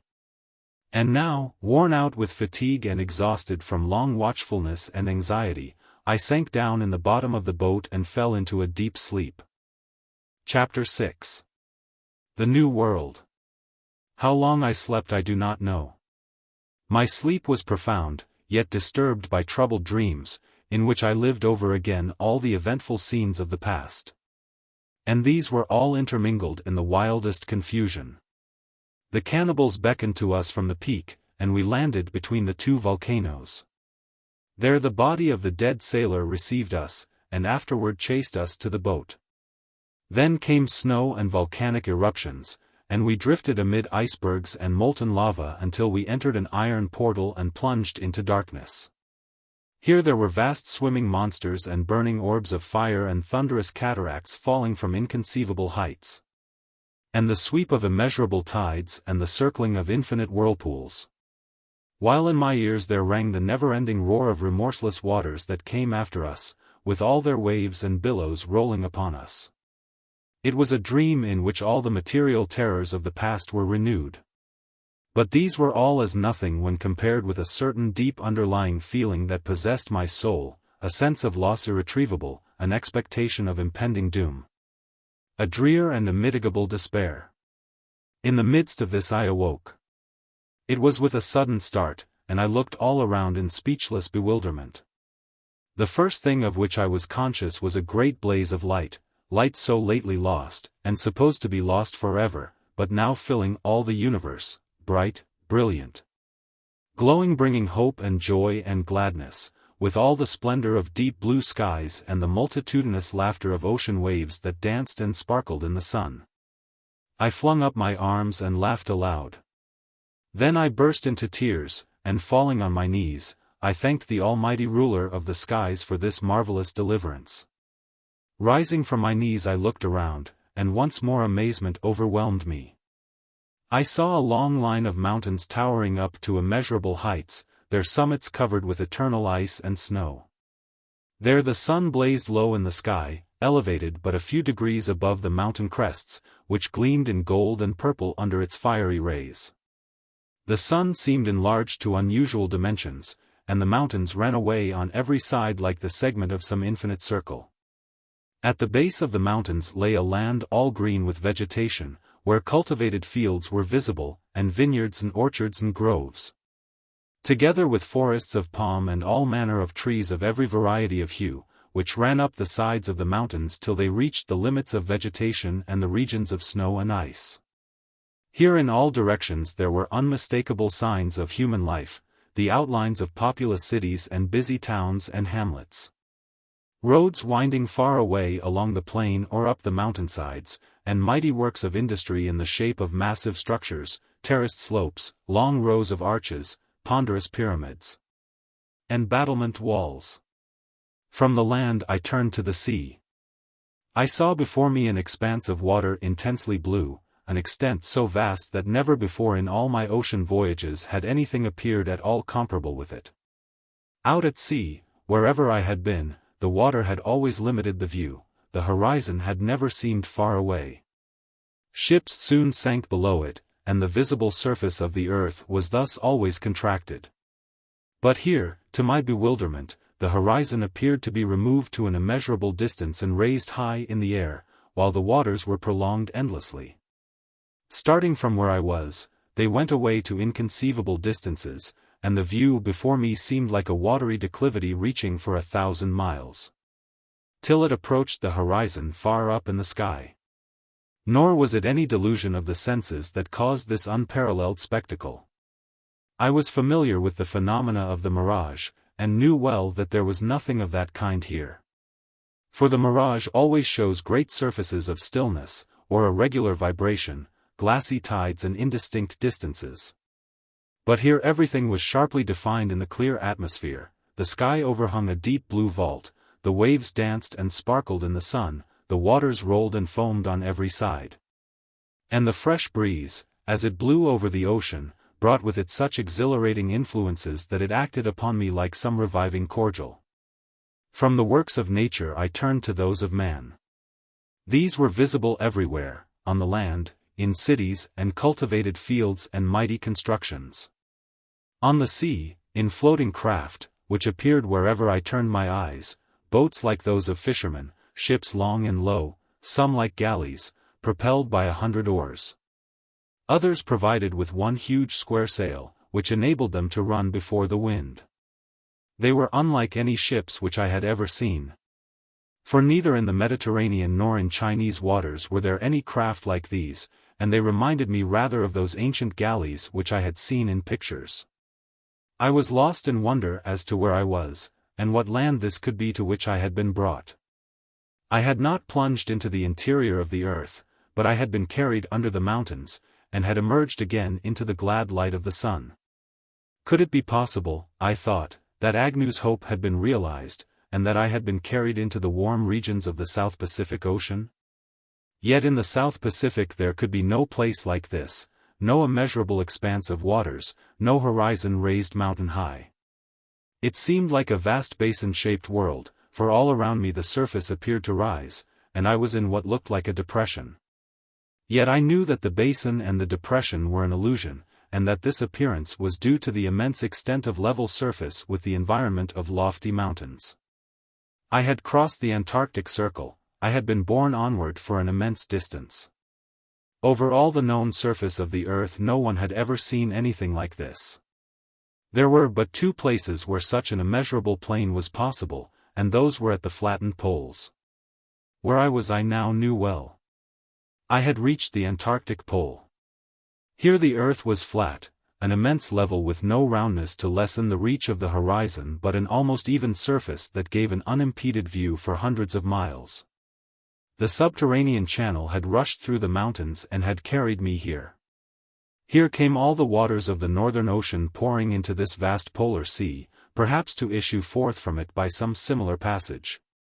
Here, then, was the South Pole, a world by itself, and how different from that terrible, that iron land on the other side of the mountains. Not a world of ice and frost, but one of beauty and light, with a climate that was almost tropical in its warmth, and lands that were covered with the rank luxuriance of a teeming vegetable life. I had passed from that outer world to this inner one, and the passage was from death unto life, from agony and despair to sunlight and splendor and joy. Above all, in all around me that which most impressed me now was the rich and superabundant life, and a warmth of air which made me think of India. It was an amazing and an unaccountable thing, and I could only attribute it to the flattening of the poles, which brought the surface nearer to the supposed central fires of the earth, and therefore created a heat as great as that of the equatorial regions. Here I found a tropical climate, a land warmed not by the sun, but from the earth itself. Or another cause might be found in the warm ocean currents. Whatever the true one might be, I was utterly unable to form a conjecture. But I had no time for such speculations as these. After the first emotions of wonder and admiration had somewhat subsided, I began to experience other sensations. I began to remember that I had eaten nothing for a length of time that I had no means of calculating, and to look around to see if there was any way of satisfying my hunger. The question arose now, what was to be done? After my recent terrible experience I naturally shrank from again committing myself to the tender mercies of strange tribes. Yet further thought and examination showed me that the people of this strange land must be very different from those frightful savages on the other side of the mountains. Everywhere I beheld the manifest signs of cultivation and civilization. Still, I knew that even civilized people would not necessarily be any kinder than savages, and that I might be seized and flung into hopeless imprisonment or slavery. So I hesitated, yet what could I do? My hunger was beginning to be insupportable. I had reached a place where I had to choose between starvation on the one hand, or a venture among these people on the other. To go back was impossible. Who could breast those waters in the tremendous subterranean channel, or force his way back through such appalling dangers? Or, if that were possible, who could ever hope to breast those mighty currents beyond, or work his way amid everlasting ice and immeasurable seas? No, return was impossible. I had been flung into this world of wonders, and here would be my home for the remainder of my days. Though I could not now imagine whether those days would be passed in peace or in bitter slavery and sorrow. Yet the decision must be made and the risk must be run. It must be so. I must land here, venture among these people, and trust in that providence which had hitherto sustained me. Having thus resolved at all hazards to try my fate, I rowed in toward the shore. Thus far I had seen galleys passing and small boats, but they had taken no notice of me, for the reason that they were too far away to perceive anything about me that differed from any other boat. But now, as I rowed, I noticed a galley coming down toward me. She seemed to be going in toward the shore at the very point at which I was aiming, and her course and mine must soon meet if I continued to row. After some hesitation I concluded to make signals to her, so as to attract attention. For, now that I had resolved to venture among the people here, I was anxious to end my suspense as soon as possible. So I continued rowing, and gradually drew nearer. The galley was propelled by oars, of which there were 50 on either side. The stem was raised, and covered in like a cabin.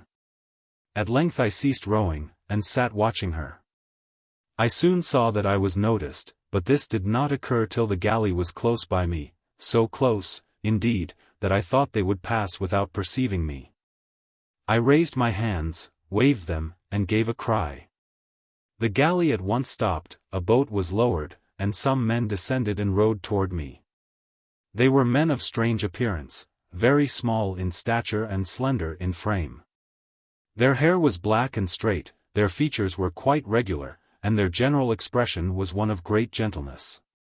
I was surprised to notice that they kept their eyes almost closed, as though they were weak and troubled by the glare of the sun. With their half-closed eyes they blinked at me, and then one who appeared to be their chief spoke to me.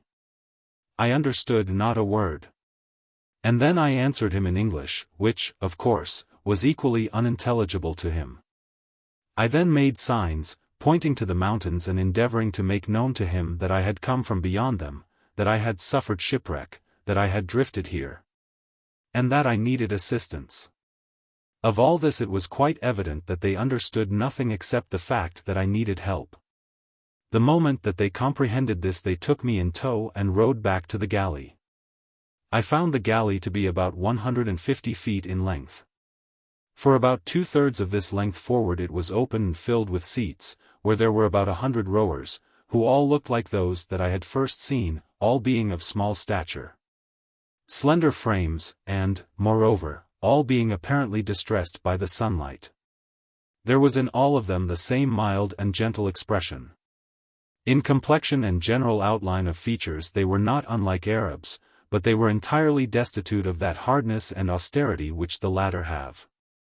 They all had beards, which were dressed in a peculiar way in plaits. Their costume varied. The rowers wore a coarse tunic, with a girdle of rope. The officers wore tunics of fine cloth and very elegant mantles, richly embroidered, and with borders of down. They all wore broad-brimmed hats, and the one who seemed to be chief had on his some golden ornaments. Here once more I tried to explain to them who I was. They looked at me, examining me all over, inspecting my gun, pistol, coat, trousers, boots, and hat, and talking all the time among themselves. They did not touch me, but merely showed the natural curiosity which is felt at the sight of a foreigner who has appeared unexpectedly. There was a scrupulous delicacy and a careful and even ceremonious politeness in their attitude toward me which was at once amazing and delightful.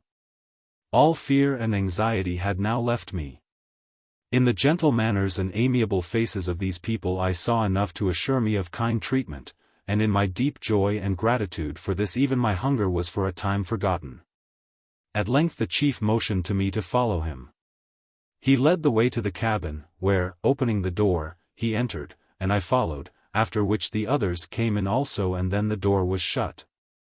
At first I could see nothing. There were no windows whatever, and only one or two slight crevices through which the light came. After a time my eyes grew more accustomed to the darkness, and I could see that the cabin was a spacious compartment, adorned with rich hangings of some unknown material. There was a large table and seats. Taking me by the hand, the chief led me to this, where I seated myself, while the others remained standing. Then some of them went away, and soon returned with food and drink. The food was of different kinds, some tasting like goose, others like turkey, others like partridge. It was all the flesh of fowls, though, judging from the slices before me, they must have been of great size. I wondered much at the behavior of the officers of the ship, who all, and the chief himself more than all, stood and waited upon me. But it was a new world, and I supposed that this must be the fashion, so I made no objections, but accepted the situation and ate with a thankful heart. As the first keenness of my appetite was satisfied I had more leisure to make observations. I noticed that the eyes of my new friends no longer blinked, they were wide open. And, so far as I could make them out, their faces were much improved. Weakness of eyes seemed common among these people, and therefore the officers had their cabin darkened, while the unfortunate rowers had to labor in the blazing sun. Such was my conclusion, and the fact reminded me of the miserable fellahin of Egypt, who have ophthalmia from the blazing sun and burning sand. After the repast they brought me water in a basin, and all stood around me.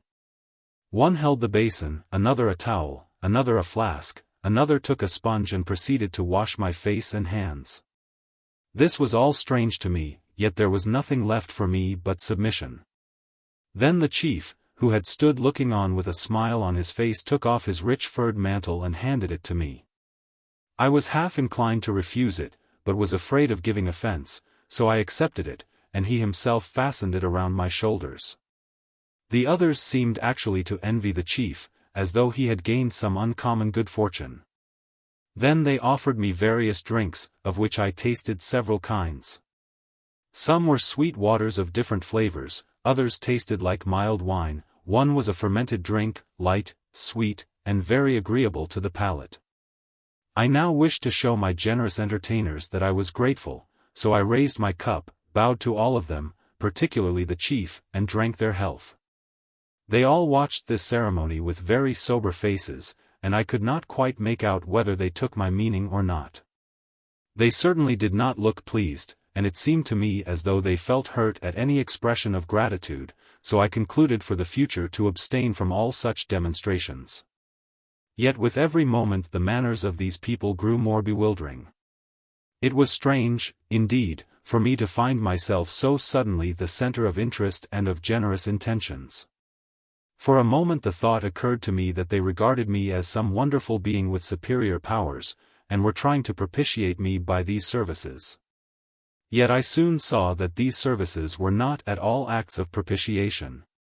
They looked rather like those loving and profuse attentions which a family showers down upon some dear one long absent and at last returned, and with this my wonder grew greater than ever. The galley had long since resumed her progress. I heard the steady beat of the oars as they all moved in time, and at length the motion ceased. The chief then signed to me and went out. I followed, and the rest came after. And now as I emerged from the gloom of the cabin, I found myself once more in the glorious light of day, and saw that we had reached the land. The galley was hauled up alongside a stone quay, and on the shore there were buildings and walls and trees and people.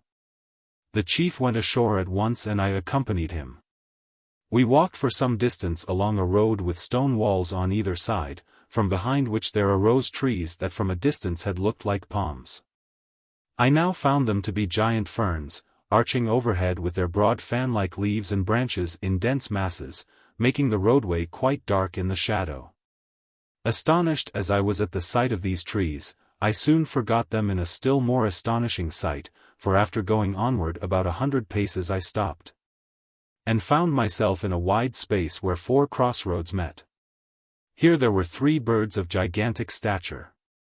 They had vast bodies, short legs, short necks, and seemed as large as an ordinary-sized ox. Their wings were short, and evidently could not be used for flight. Their beaks were like that of a seagull, each one had a man on his back, and was harnessed to a car. The chief motioned to me to enter one of these cars. I did so. He followed, and thereupon the driver started the bird, which set forth with long, rapid strides, at a pace fast as that of a trotting horse. So astonished was I that for some time I did not notice anything else, but at length, when my first feeling had subsided, I began to regard other objects. All the way the dense fern foliage arched overhead, throwing down deep shadows. They grew on either side in dense rows, but between their stalks I could see the country beyond, which lay all bright in the sunlight. Here were broad fields, all green with verdure. Farther away arose clumps of tree ferns. At every step of the way new vistas opened. Amid the verdure and the foliage were the roofs of structures that looked like pavilions, and more massive edifices with pyramidal roofs. Our road constantly ascended, and at length we came to a crossing. This was a wide terrace at the slope of the mountain. On the lower side was a row of massive stone edifices with pyramidal roofs, while on the upper there were portals which seemed to open into excavated caverns. Here, too, on either side arose the giant ferns, overarching and darkening the terrace with their deep shadow. From this point I looked back, and through the trunks of the tree ferns I could see fields and pavilions and the pyramidal roofs of massive edifices, and broad, verdant slopes. While in the distance there were peeps of the boundless sea. We continued on our way without stopping, and past several successive terraces like the first, with the same caverns on the upper side and massive edifices on the lower. Until at last the ascent ended at the fifth terrace, and here we turned to the left. Now the view became more varied. The tree ferns arose on either side, arching overhead. On my right were the portals that opened into caverns, on my left solid and massive houses, built of great blocks of stone, with pyramidal roofs. As far as I could judge, I was in a city built on the slope of a mountain, with its streets formed thus of successive terraces and their connecting crossways. One half its habitations consisting of caverns, while the other half were pavilions and massive stone structures. Few people, however, were to be seen. Occasionally I saw one or two groping along with their eyes half shut, seeking the darkest shadows. And it seemed to me that this extraordinary race of men had some natural and universal peculiarity of eyesight which made them shun the sunlight, and seek the darkness of caves and of dense, overshadowing foliage. At length we came to a place where the terrace ran back till it formed a semicircle against the mountain slope, when several vast portals appeared. Here there was a large space, where the tree ferns grew in long lines crossing each other, and making a denser shade than usual. On the lower side were several stone edifices of immense size. And in the middle of the place there arose a singular structure, shaped like a half-pyramid, with three sides sloping, and the fourth perpendicular, flat on the top, which was approached by a flight of steps. We now went on until we reached the central portal of the range of caverns, and here we stopped. The chief got out and beckoned to me. I followed. He then led the way into the cavern, while I, full of wonder, walked behind him. Chapter 7. Scientific Theories and Scepticism. Thus far Melik had been reading the manuscript, but at this point he was interrupted by the announcement that dinner was ready. Upon this he stopped abruptly, for on board the Falcon dinner was the great event of the day, and in its presence even the manuscript had to be laid aside. Before long they were all seated around the dining table in the sumptuous cabin, prepared to discuss the repast which had been served up by the genius of the French chef whom Lord Featherstone had brought with him. Let us pause here for a moment to take a minuter survey of these four friends. In the first place, there was Lord Featherstone himself, young, handsome, languid, good-natured to a fault, with plenty of muscle if he chose to exert it, and plenty of brain if he chose to make use of it, a man who had become weary of the monotony of high life, and, like many of his order, was fond of seeking relief from the ennui of prosperity amid the excitements of the sea. Next to him was Dr. Congreve, a middle-aged man, with iron-grey hair, short beard and mustache, short nose, grey eyes, with spectacles, and stoutish body. Next came Noel Oxenden, late of Trinity College, Cambridge, a college friend of Featherstone's, a tall man, with a refined and intellectual face and reserved manner. Finally, there was Otto Melik, a litterateur from London, about 30 years of age, with a wiry and muscular frame, and the restless manner of one who lives in a perpetual fidget. For some time nothing was said, they partook of the repast in silence, but at length it became evident that they were thinking of the mysterious manuscript. Featherstone was the first to speak. "A deuced queer sort of thing this, too," said he, "this manuscript. I can't quite make it out. Who ever dreamed of people living at the South Pole, and in a warm climate, too? Then it seems deuced odd, too, that we should pick up this copper cylinder with the manuscript. I hardly know what to think about it." Melik smiled. "Why, it isn't much to see through," said he.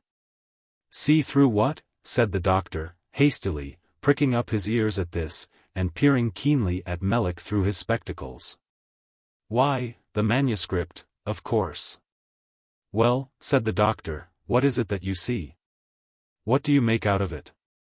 "Why, anyone can see," said Melik, "that it's a transparent hoax, that's all." "You don't mean to say, I hope, that you really regard it in any other light?"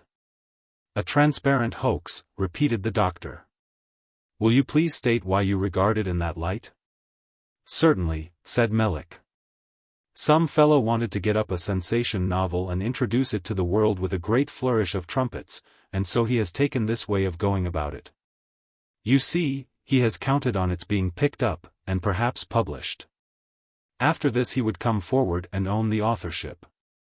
And what good would that do? Asked the doctor, mildly. He couldn't prove the authorship, and he couldn't get the copyright. Oh, of course not, but he would gain notoriety, and that would give him a great sale for his next effort. The doctor smiled. See here, Melick, said he, you've a very vivid imagination, my dear fellow, but come, let us discuss this for a little while in a common-sense way. Now how long should you suppose that this manuscript has been afloat? Oh, a few months or so, said Melick. A few months, said the doctor. A few years you mean? Why, man, there are successive layers of barnacles on that copper cylinder which show a submersion of at least 3 years, perhaps more. By Jove! Yes, remarked Featherstone. Your sensation novelist must have been a lunatic if he chose that way of publishing a book. Then, again, continued the doctor, how did it get here? Oh, easily enough, answered Melick. The ocean currents brought it. The ocean currents, repeated the doctor. That's a very vague expression. What do you mean? Of course it has been brought here by the ocean currents. Why, if it were thrown off the coast of England it would be carried away, in the ordinary course of things, and might make the tour of the world. The ocean currents, said the doctor, have undoubtedly brought this to us.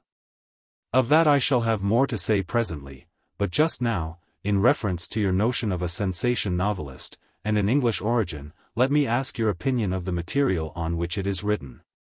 Did you ever see anything like it before? Is it paper? No, said Melick, it is evidently some vegetable substance.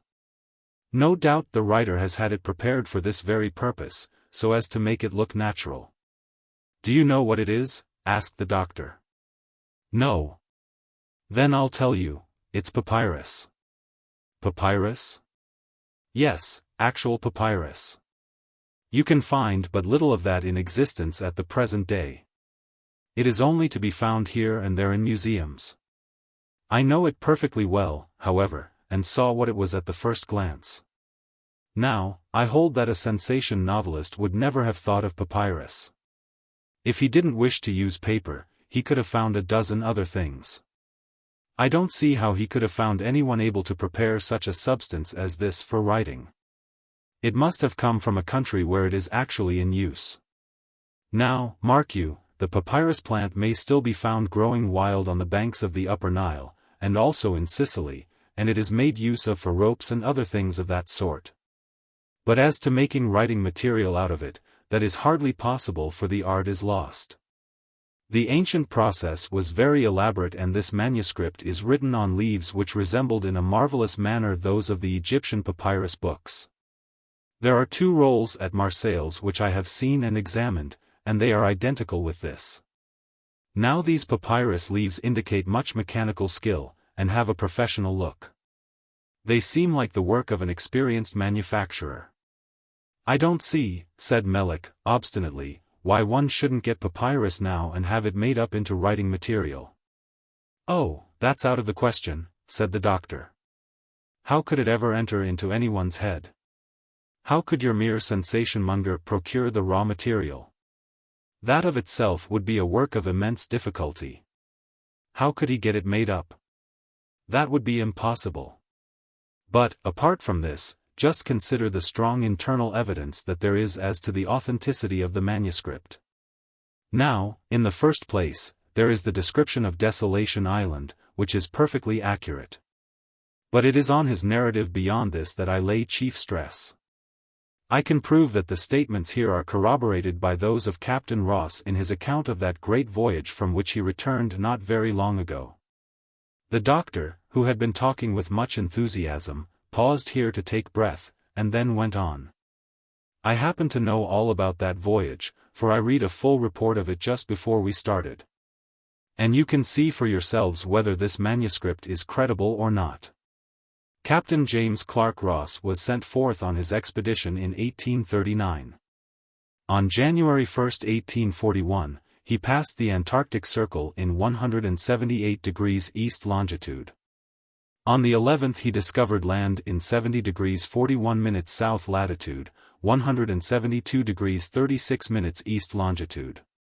He found that the land was a continuous coast, trending southward, and rising to peaks of 10,000 feet in height, all covered with ice and snow. On the 12th he landed and took possession in the name of the Queen. After this he continued his course as far as 78 degrees 4 minutes south latitude, tracing a coastline of 600 miles. Observe, now how all this coincides with Moore's narrative. Well, I now come to the crowning statement. In 77 degrees 32 minutes south latitude, 167 degrees east longitude, he came in sight of two enormous volcanoes over 12,000 feet in height. One of these was in an active state of eruption. To this he gave the name of Mount Erebus. The other was quiet, it was of somewhat less height, and he gave it the name of Mount Terror. Mark, now, how wonderfully this resembles Moore's account. Well, just here his progress was arrested by a barrier which presented a perpendicular wall of over 150 feet in height, along which he coasted for some distance. On the following year he penetrated 6 miles farther south, namely, 78 degrees 11 minutes south latitude, 161 degrees 27 minutes west longitude. At this point he was again stopped by the impassable cliffs, which arose here like an eternal barrier, while beyond them he saw a long line of lofty mountains covered with ice and snow. "Did you hear the result of the American expedition?" asked Melick. "Yes," replied the doctor. "Wilkes pretends to have found a continent, but his account of it makes it quite evident to my mind that he saw nothing but ice. I believe that Wilkes's Antarctic continent will someday be penetrated by ships, which will sail for hundreds of miles farther south. All that is wanted is a favorable season. But mark the coincidence between Ross's report and Moore's manuscript. This must have been written at least 3 years ago, and the writer could not have known anything about Ross's discoveries. Above all, he could not have thought of those two volcanoes unless he had seen them. But these volcanoes mentioned by Moore are not the Erebus and Terror, are they?" said Lord Featherstone. "Of course not, they are on the other side of the world." "The whole story," said Melick, "may have been written by one of Ross's men and thrown overboard. If I'd been on that expedition I should probably have written it to beguile the time." "Oh yes," said the doctor. "And you would also have manufactured the papyrus and the copper cylinder on board to beguile the time. I dare say the writer picked up that papyrus and the copper cylinder in China or Japan, and made use of it in this way." "Where do you make out the position of Moore's volcanoes?" asked Featherstone. "It is difficult to make it out accurately," said the doctor. "Moore gives no data. In fact he had none to give. He couldn't take any observations. The fact is," said Melick, "it's not a sailor's yarn at all. No sailor would ever express himself in that way. That's what struck me from the first. It has the ring of a confounded sensation-monger all through."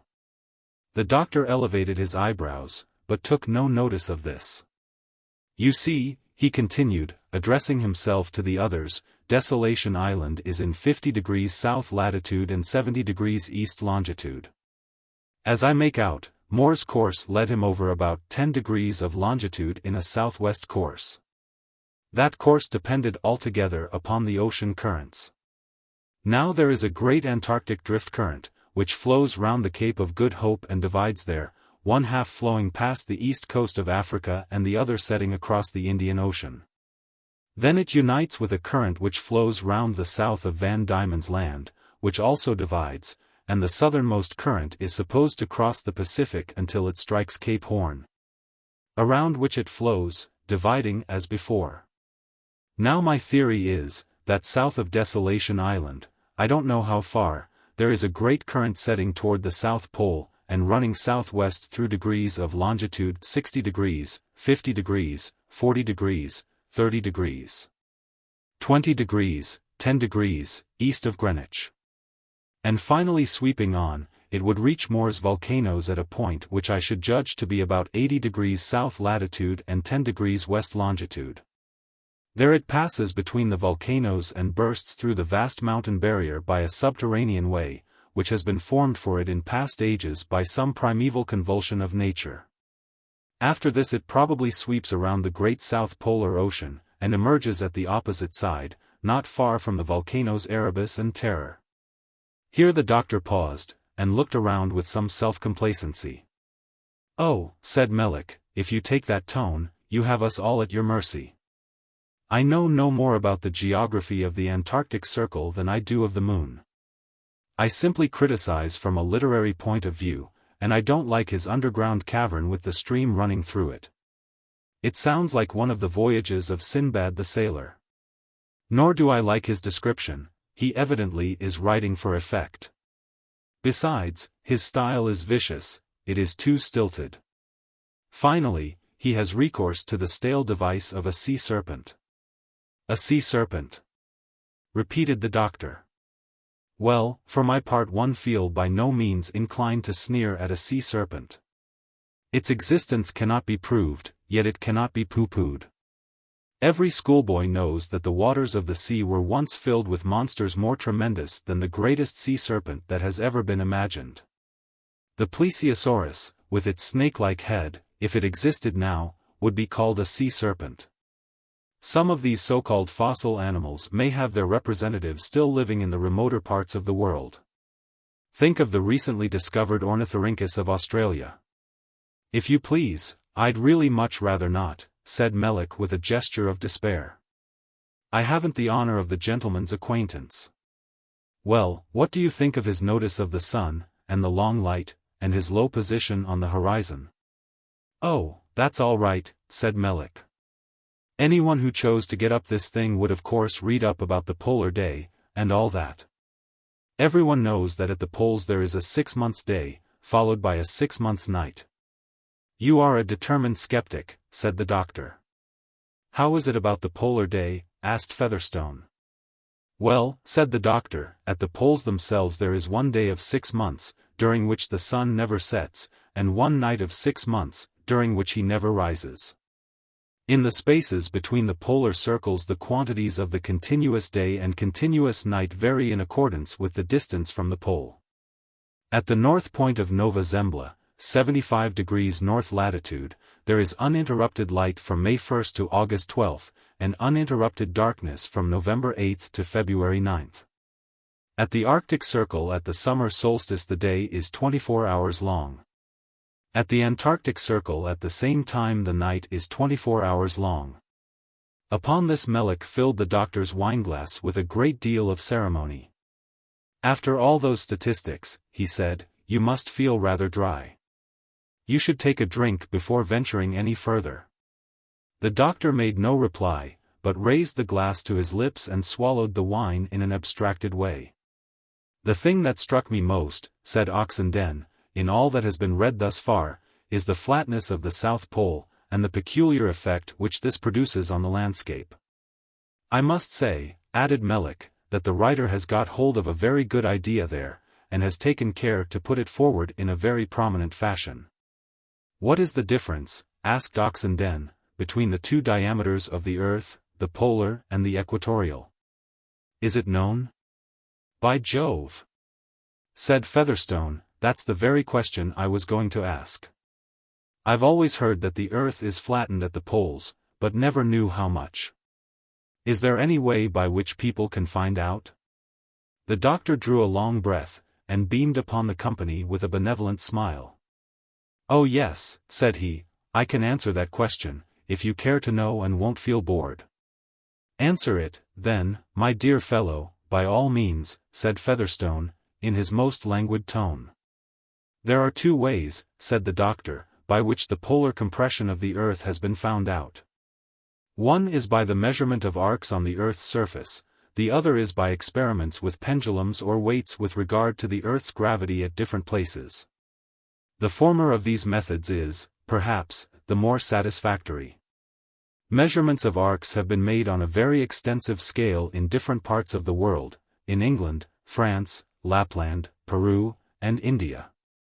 Mr. Ivory, who devoted himself for years to an exhaustive examination of the subject, has deduced that the equatorial radius of the Earth is over 3,962 miles, and the polar radius over 3,949 miles.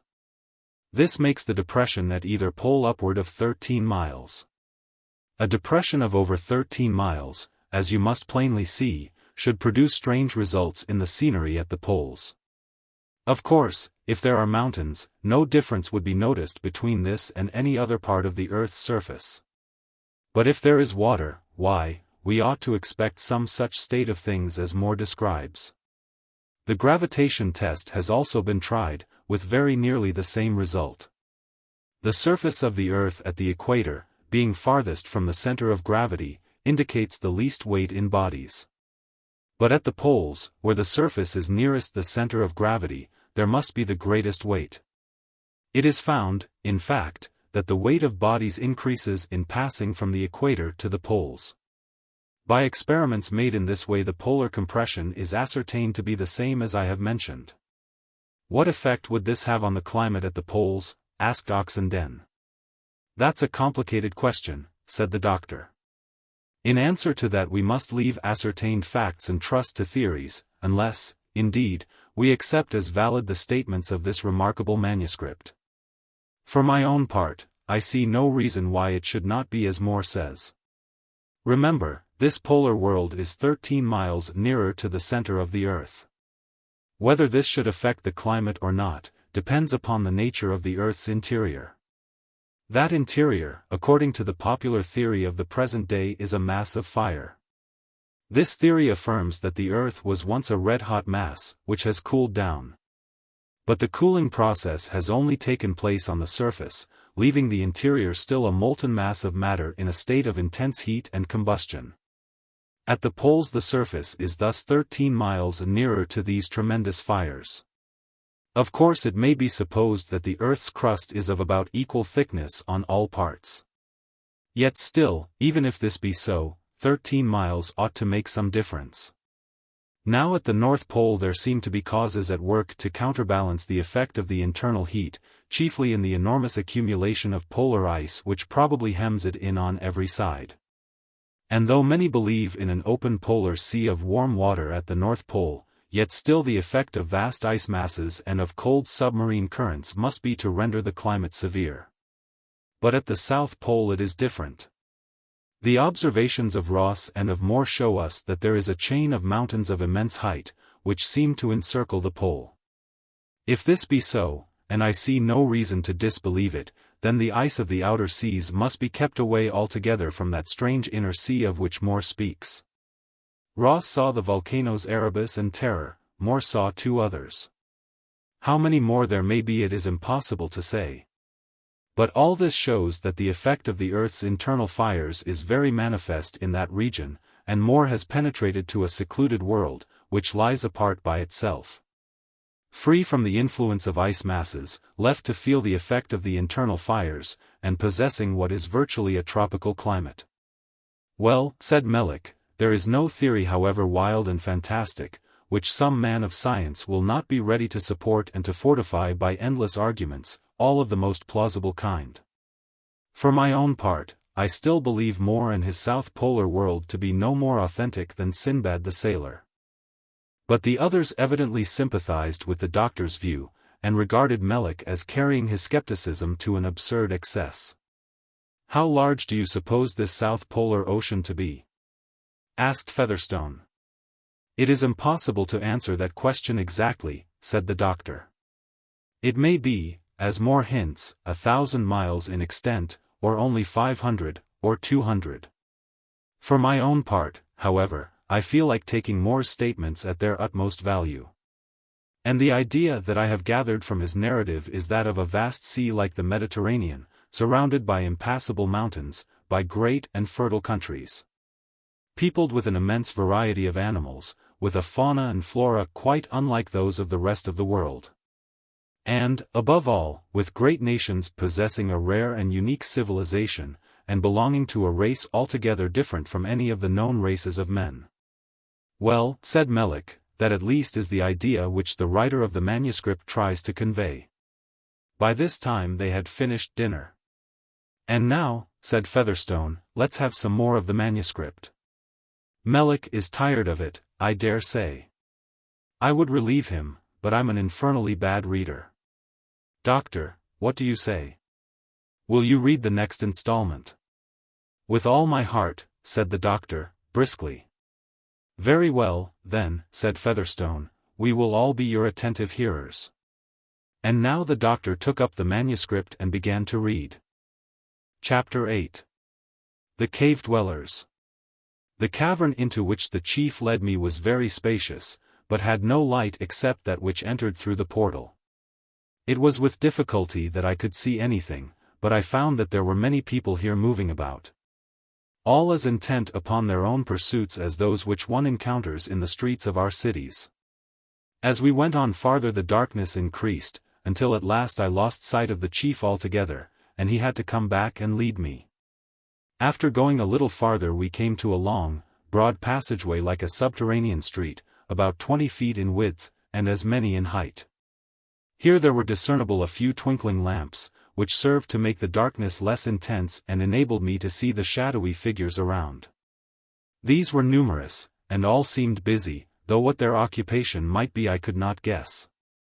I was amazed at the extent of these caverns, and at the multitude of the people. I saw also that from the nature of their eyes the sunlight distressed them, and in this cavern gloom they found their most congenial dwelling place. From what I had thus far seen, this extraordinary people shrank from the sunlight.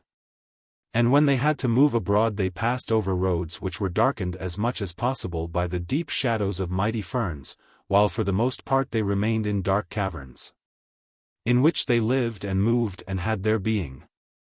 It was a puzzle to me whether the weakness of their eyes had caused this dislike of light, or the habit of cave-dwelling had caused this weakness of eyes.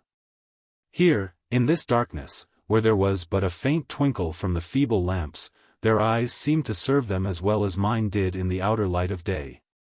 And the chief, who outside had moved with an uncertain step, and had blinked painfully at objects with his eyes almost closed, now appeared to be in his proper element. And while I hesitated like a blind man and groped along with a faltering step, he guided me, and seemed to see everything with perfect vision. At length we stopped, and the chief raised up a thick, heavy mat which hung like an unwieldy curtain in front of a doorway. This the chief lifted. At once a blaze of light burst forth, gleaming into the dark, and appearing to blind him. His eyes closed. He held up the veil for me to pass through. I did so. He followed, and then groped his way slowly along, while I accompanied and assisted him. I now found myself in a large grotto with an arched roof, from which was suspended an enormous lamp, either golden or gilded. All around were numerous lamps. The walls were adorned with rich hangings, couches were here, with soft cushions, and divans and ottomans, soft mats were on the floor, and everything gave indications of luxury and wealth. Other doors, covered with overhanging mats, seemed to lead out of this grotto.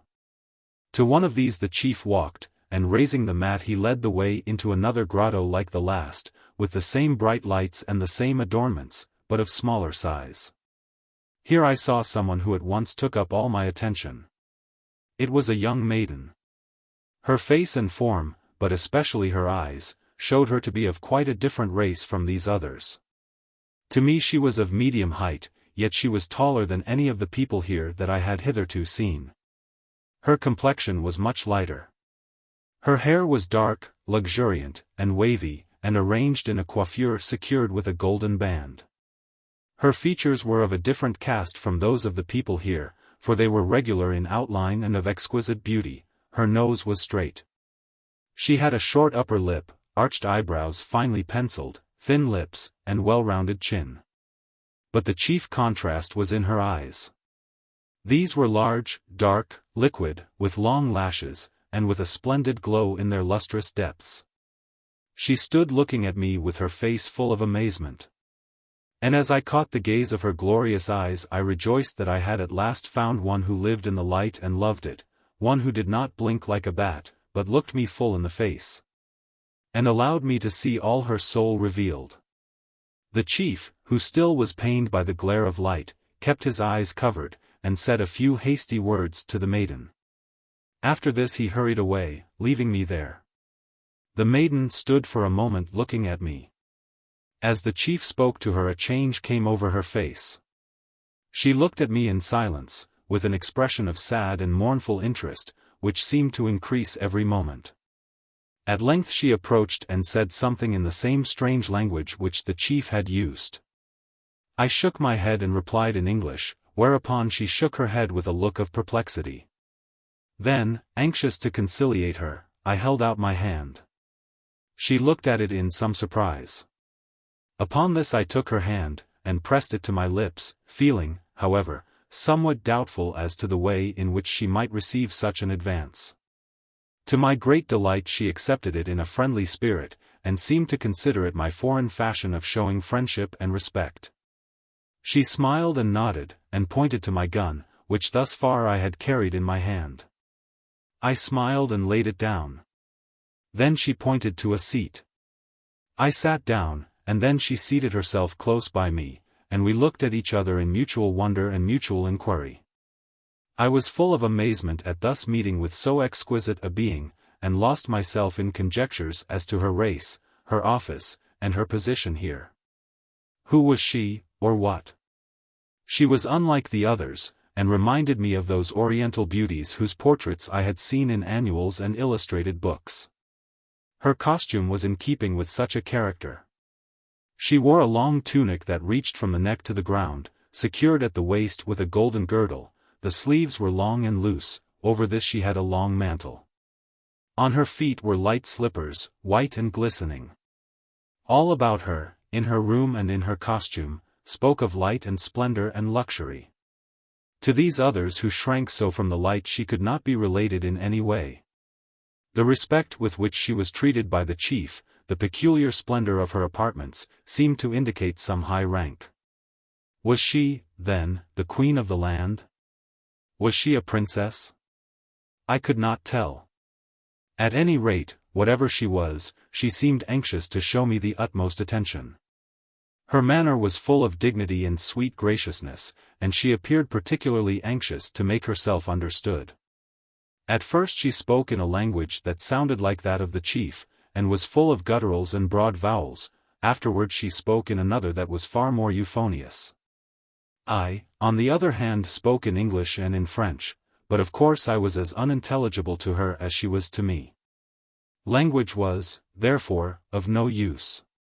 It was necessary to go back to first principles and make use of signs, or try to gain the most elementary words of her language.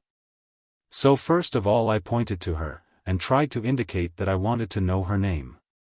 She caught my meaning at once, and, pointing to herself, she looked fixedly at me and said, "Alma, Alma." I repeated these words after her, saying, "Alma, Alma." She smiled and nodded, and then pointed to me with a look of inquiry that plainly asked for my name. I said, "Adam Moore." She repeated this, and it sounded like Atamor. But as she spoke this slowly her smile died away. She looked anxious and troubled, and once more that expression of wondering sadness came over her face. She repeated my name over and over in this way with a mournful intonation that thrilled through me, and excited forebodings of evil. "Atamor, Atamor." And always after that she called me Atamor. But now she sat for some time, looking at me with a face full of pity and distress. At this I was greatly astonished. For but a moment before she had been full of smiles, and it was as though something in my name had excited sorrowful thoughts. Yet how could that be, since she could never by any possibility have heard my name before? The beautiful Alma seemed to be not altogether happy, or why should she be so quick to sadness? There was a mystery about all this which was quite unaccountable. It was a singular situation, and one which excited within me feelings of unutterable delight. This light and splendor, this warmth and peace, what a contrast it offered to the scenes through which I had but lately passed. Those scenes of horror, of ice and snow, of storm and tempest, of cold and hunger, of riven cliff and furious ocean stream, and, above all, that crowning agony in the bleak iron land of the cannibals. From all these I had escaped. I had been drawn down under the earth to experience the terrors of that unspeakable passage, and had at last emerged to light and life, to joy and hope. In this grotto I had found the culmination of all happiness. It was like a fairy realm. And here was one whose very look was enough to inspire the most despairing soul with hope and peace and happiness. The only thing that was now left to trouble me was this mournful face of Alma. Why did she look at me with such sad interest and such melancholy meaning? Did she know of any evil fate in store for me? Yet how could there be any evil fate to be feared from people who had received me with such unparalleled generosity? No, it could not be. So I resolved to try to bring back again the smile that had faded out of her face. I pointed to her, and said, "Alma." She said, "Adamor." And the smile did not come back, but the sadness remained in her face. My eager desire now was to learn her language, and I resolved at once to acquire as many words and phrases as possible. I began by asking the names of things, such as seat, table, mat, coat, hat, shoe, lamp, floor, wall, and all the common objects around. She gave all the names, and soon became so deeply interested that her sadness departed, and the smile came back once more. For my own part, I was always rather quick at learning languages. I had a correct ear and a retentive memory. In my wanderings round the world I had picked up a smattering of many languages, such as French, Italian, Spanish, Arabic, German, Hindustani, and a few others. The words which I learned from Alma had a remote resemblance to Arabic. And, in fact, my knowledge of Arabic was actually of some assistance, though how it was that these people should have a language with that resemblance was certainly a mystery. And I did not try to solve it. The beautiful Alma soon grew immensely interested in my efforts to learn, and also in the English words which I gave when I pointed to any object. Thus I pointed to myself, and said, "Man," then pointing to her, I said, "Woman." She laughed, and pointing to me said, "Is," and pointing to herself said, "Isa." Then I pointed to the row of lights, and said, "Light." She did the same, and said, "Or." Then her face grew mournful, and she pointed to me, saying, "Adamor." It struck me then that there was some chance resemblance between "or," the word meaning light, and one of the syllables of my name as she pronounced it, and that this might cause her sadness. But as I could make out nothing of this, I dismissed the thought, and went on with my questions. This took up the time, until at length someone appeared who looked like a servant. He said something, whereupon Alma arose and beckoned to me to follow. I did so, and we went to a neighboring apartment, where there was spread a bounteous repast. Here we sat and ate, and Alma told me the names of all the dishes. After dinner we returned to the room. It was a singular and a delightful position. I was left alone with the beautiful Alma, who herself showed the utmost graciousness and the kindest interest in me. I could not understand it, nor did I try to. It was enough that I had such a happy lot. For hours we thus were together, and I learned many words. To ensure remembrance, I wrote them down in my memorandum book with a pencil, and both of these were regarded by Alma with greatest curiosity. She felt the paper, inspected it, touched it with her tongue, and seemed to admire it greatly, but the pencil excited still greater admiration. I signed to her to write in the book.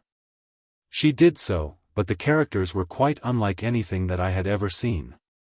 They were not joined like our writing and like Arabic letters, but were separate like our printed type, and were formed in an irregular manner. She then showed me a book made of a strange substance. It was filled with characters like those which she had just written. The leaves were not at all like paper, but seemed like some vegetable product, such as the leaves of a plant or the bark of a tree. They were very thin, very smooth, all cut into regular size, and fastened together by means of rings. This manuscript is written upon the same material. I afterward found that it was universally used here, and was made of a reed that grows in marshes. Here in these vast caverns there was no way by which I could tell the progress of time, but Alma had her own way of finding out when the hours of wakeful life were over. She arose and said, "Salanla." This I afterward found out to be common salutation of the country. I said it after her. She then left me. Shortly afterward a servant appeared, who took me to a room, which I understood to be mine. Here I found everything that I could wish, either for comfort or luxury. And as I felt fatigue, I flung myself upon the soft bed of down, and soon was sound asleep. I slept for a long time. When I awoke I heard sounds in the distance, and knew that people were moving. Here in these caverns there was no difference between day and night, but, by modes of which I was ignorant, a regular succession was observed of waking times and sleeping times. Chapter 9. The Cavern of the Dead. On going forth into the outer grotto I saw the table spread with a sumptuous repast, and the apartment in a blaze of light. Alma was not here. And though some servants made signs for me to eat, yet I could not until I should see whether she was coming or not. I had to wait for a long time, however. And while I was waiting the chief entered, shading his eyes with his hand from the painful light. He bowed low with the most profound courtesy, saying, "Salanla," to which I responded in the same way. He seemed much pleased at this, and made a few remarks, which I did not understand. Whereupon, anxious to lose no time in learning the language, I repeated to him all the words I knew, and asked after others. I pointed to him and asked his name. He said, "Kohen." This, however, I afterward found was not a name, but a title. The Kohen did not remain long, for the light was painful. After his departure I was alone for some time, and at length Alma made her appearance. I sprang to meet her, full of joy, and took her hand in both of mine and pressed it warmly. She smiled, and appeared quite free from the melancholy of the previous day. We ate our breakfast together, after which we went out into the world of light, groping our way along through the dark passages amid the busy crowd. Alma could see better than I in the darkness. But she was far from seeing well, and did not move with that easy step and perfect certainty which all the others showed. Like me, she was a child of light, and the darkness was distressing to her. As we went on we were seen by all, but were apparently not considered prisoners. On the contrary, all looked at us with the deepest respect, and bowed low or moved aside, and occasionally made little offerings of fruit or flowers to one or the other of us. It seemed to me that we were treated with equal distinction, and if Alma was their queen, I, their guest, was regarded with equal honor. Whatever her rank might be, however, she was to all appearance the most absolute mistress of her own actions, and moved about among all these people with the independence and dignity of some person of exalted rank. At length we emerged into the open air. Here the contrast to the cavern gloom inside gave to the outer world unusual brightness and splendor, so that even under the heavy overarching tree ferns, which had seemed so dark when I was here before, it now appeared light and cheerful. Alma turned to the right, and we walked along the terrace. But few people were visible. They shrank from the light, and kept themselves in the caverns. Then after a few steps we came to the base of a tall half-pyramid, the summit of which was above the tops of the trees. I pointed to this, as though I wished to go up. Alma hesitated for a moment, and seemed to shrink back, but at length, overcoming her reluctance, began the ascent. A flight of stony steps led up. On reaching the top, I found it about 30 feet long by 15 wide, with a high stone table in the middle. At that moment, however, I scarce noticed the pyramid summit, and I only describe it now because I was fated before long to see it with different feelings. What I then noticed was the vast and wondrous display of all the glories of nature that burst at once upon my view. There was that same boundless sea, rising up high toward the horizon, as I had seen it before, and suggesting infinite extent. There were the blue waters breaking into foam, the ships traversing the deep, the far encircling shores green in vegetation, the high rampart of icebound mountains that shut in the land, making it a world by itself. There was the sun, low on the horizon, which it traversed on its long orbit, lighting up all these scenes till the 6 months' day should end and the 6 months' night begin. For a long time I stood feasting my eyes upon all this splendor, and at length turned to see whether Alma shared my feelings. One look was enough. She stood absorbed in the scene, as though she were drinking in deep draughts of all this matchless beauty. I felt amazed at this. I saw how different she seemed from the others, and could not account for it. But as yet I knew too little of the language to question her, and could only hope for a future explanation when I had learned more. We descended at length and walked about the terrace and up and down the side streets. All were the same as I had noticed before, terrace streets, with caverns on one side and massive stone structures on the other. I saw deep channels, which were used as drains to carry down mountain torrents. I did not see all at this first walk, but I inspected the whole city in many subsequent walks until its outlines were all familiar. I found it about a mile long and about half a mile wide, constructed in a series of terraces, which rose one above another in a hollow of the mountains round a harbor of the sea. On my walks I met with but few people on the streets, and they all seemed troubled with the light. I saw also occasionally some more of those great birds, the name of which I learned from Alma. It was opkuk. For some time my life went on most delightfully. I found myself surrounded with every comfort and luxury. Alma was my constant associate, and all around regarded us with the profoundest respect. The people were the mildest, most gentle, and most generous that I had ever seen. The Kohen seemed to pass most of his time in making new contrivances for my happiness. This strange people, in their dealings with me and with one another, seemed animated by a universal desire to do kindly acts. And the only possible objection against them was their singular love of darkness. My freedom was absolute. No one watched me. Alma and I could go where we chose. So far as I could perceive, we were quite at liberty, if we wished, to take a boat and escape over the sea. It seemed also quite likely that if we had ordered out a galley and a gang of oarsmen, we should have been supplied with all that we might want in the most cheerful manner. Such a thought, however, was absurd. Flight. Why should I think of flying? I had long ago lost all idea of time, and here, where it was for the present perpetual day, I was more at a loss than ever. I supposed that it was somewhere in the month of March, but whether at the beginning or the end I could not tell. The people had a regular system of wake time and sleep time, by which they ordered their lives. But whether these respective times were longer or shorter than the days and nights at home I could not tell at that time, though I afterward learned all about it. On the whole, I was perfectly content, nay, more, perfectly happy, more so, indeed, than ever in my life, and quite willing to forget home and friends and everything in the society of Alma. While in her company there was always one purpose upon which I was most intent, and that was to master the language. I made rapid progress, and while she was absent I sought out others, especially the Kohen, with whom to practice. The Kohen was always most eager to aid me in every conceivable way or to any conceivable thing. And he had such a gentle manner and showed such generous qualities that I soon learned to regard him with positive affection. Alma was always absent for several hours after I rose in the morning, and when she made her appearance it was with the face and manner of one who had returned from some unpleasant task.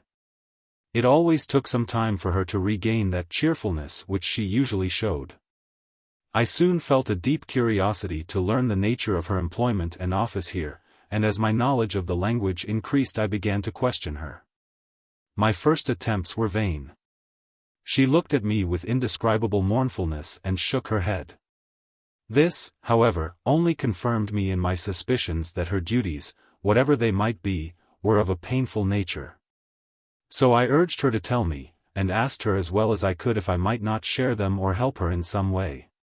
To all this, however, she only returned sighs and mournful looks for an answer. It seemed to me, from her manner and from the general behavior of the people, that there was no express prohibition on my learning anything, doing anything, or going anywhere. And so, after this, I besought her to let me accompany her some time. But this too she refused. My requests were often made, and as I learned more and more of the language I was able to make them with more earnestness and effect, until at length I succeeded in overcoming her objections. "It is for your own sake," said she, "that I have refused, Adamor. I do not wish to lessen your happiness. But you must know all soon. And so, if you wish to come with me and see what I have to do, why, you may come the next jom." This meant the next day, jom being the division of time corresponding with our day. At this promise I was so full of gratitude that I forgot all about the dark suggestiveness of her words. The next jom I arose sooner than usual and went forth.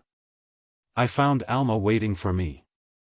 She looked troubled, and greeted me with a mournful smile.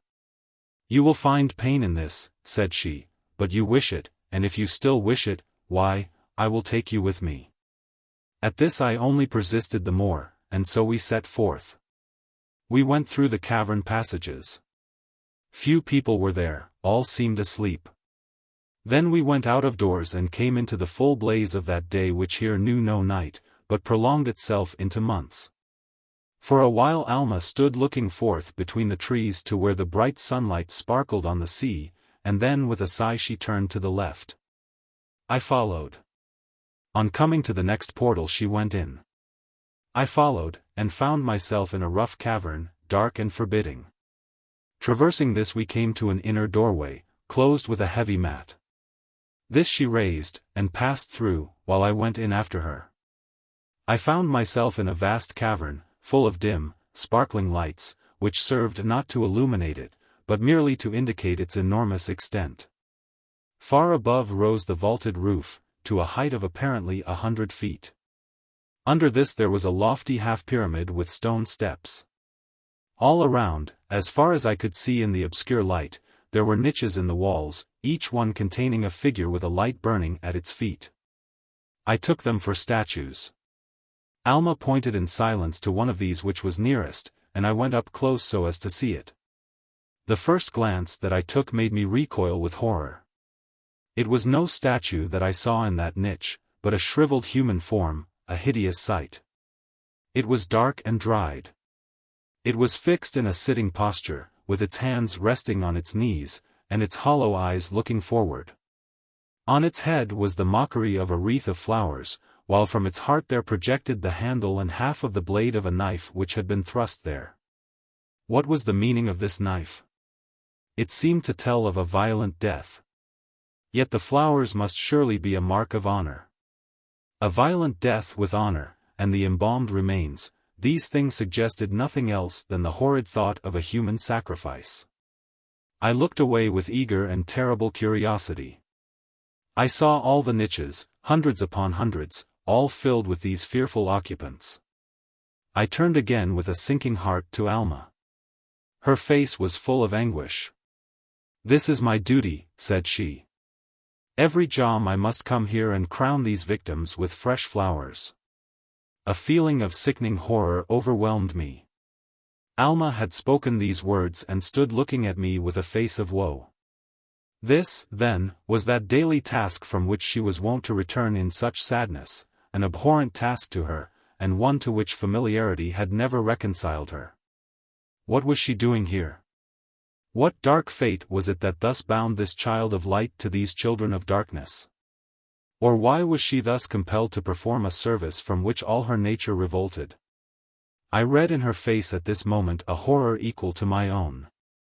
And at the sight of her distress my own was lessened, and there arose within me a profound sympathy and a strong desire to do something to alleviate her misery. "This is no place for you," continued Alma. "Go, and I will soon join you." "No," said I, using her language after my own broken fashion, "no, I will not go, I will stay, I will help, if you will permit." She looked at me earnestly, and seemed to see that my resolution was firmly fixed, and that I was not to be dissuaded from it. "Very well," said she. "If you do stay and help me, it will be a great relief." With these simple words she proceeded to carry out her work. At the foot of the pyramid there was a heap of wreaths made out of fresh flowers, and these were to be placed by her on the heads of the embalmed corpses. "This work," said she, "is considered here the highest and most honorable that can be performed. It is given to me out of kindness, and they cannot understand that I can have any other feelings in the performance than those of joy and exultation, here among the dead and in the dark." I said nothing, but followed and watched her, carrying the wreaths and supplying her. She went to each niche in succession, and after taking the wreath off each corpse she placed a fresh one on, saying a brief formula at each act.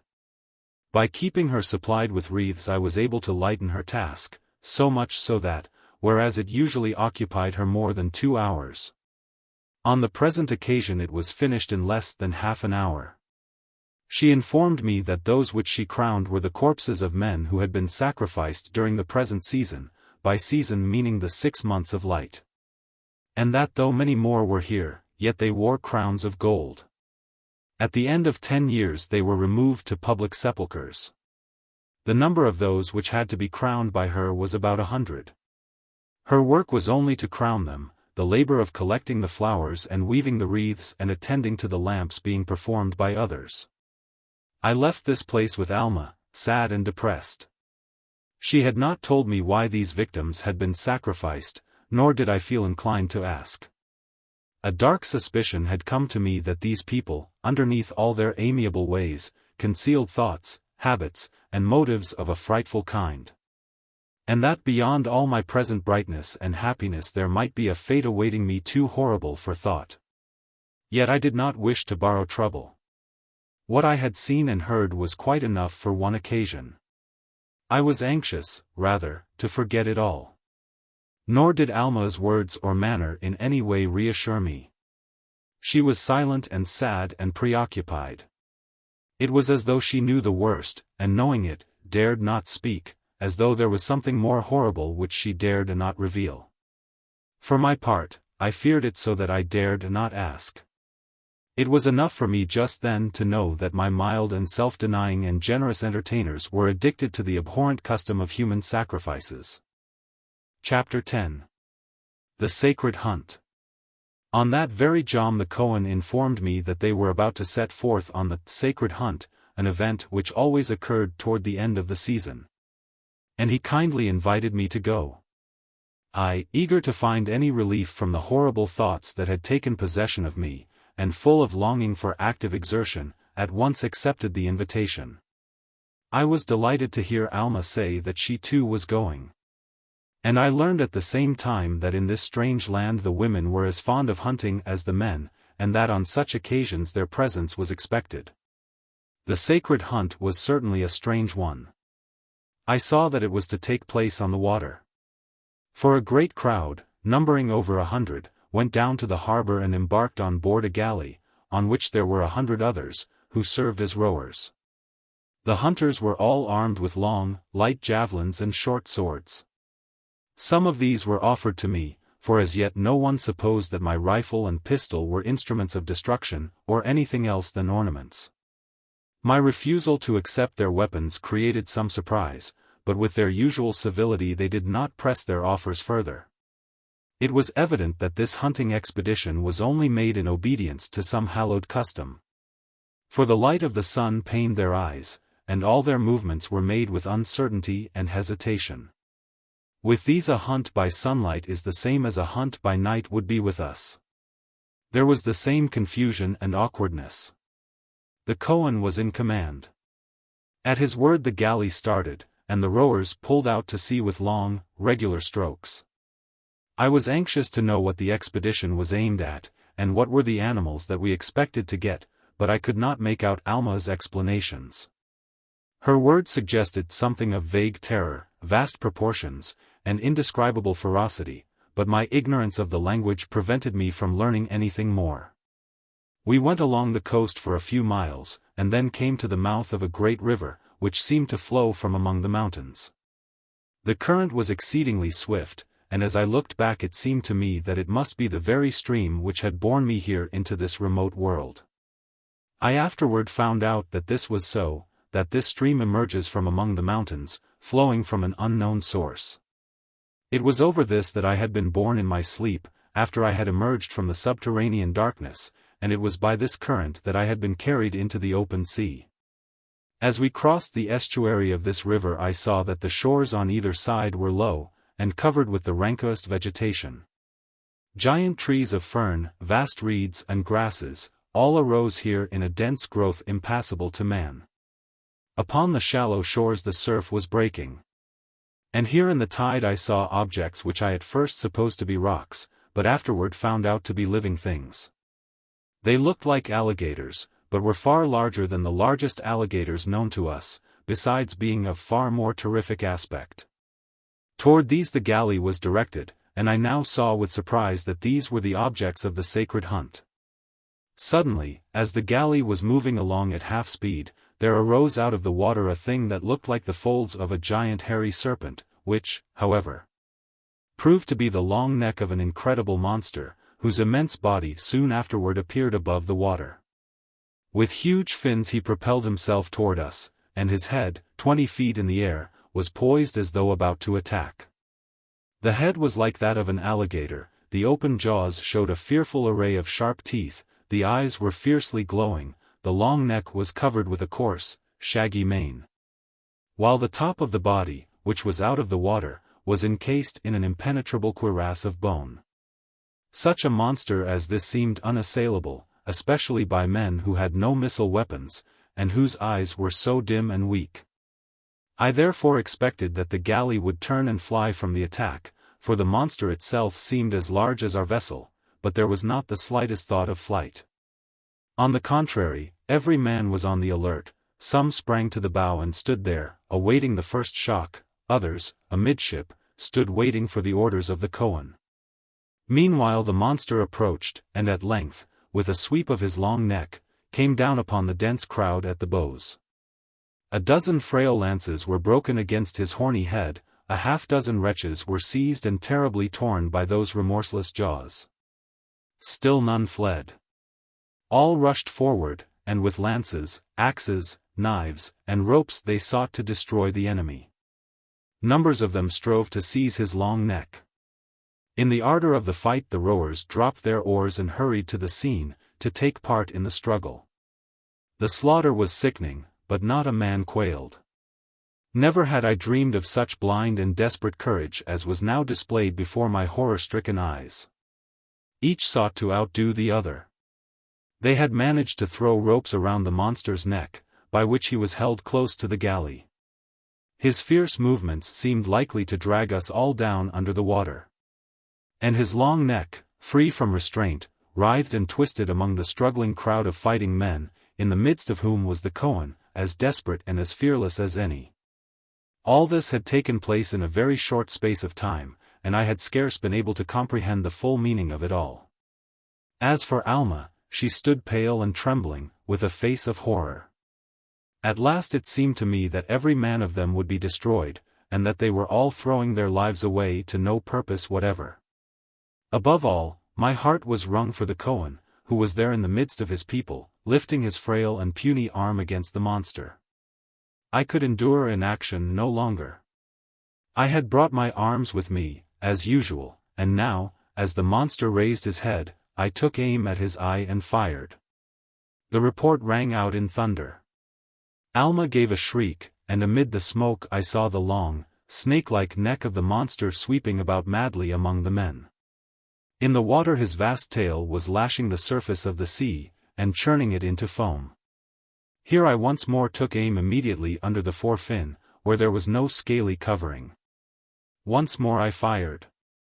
This time it was with fatal effect, and after one or two convulsive movements the monster, with a low, deep bellow, let his head fall and gasped out his life. I hurried forward.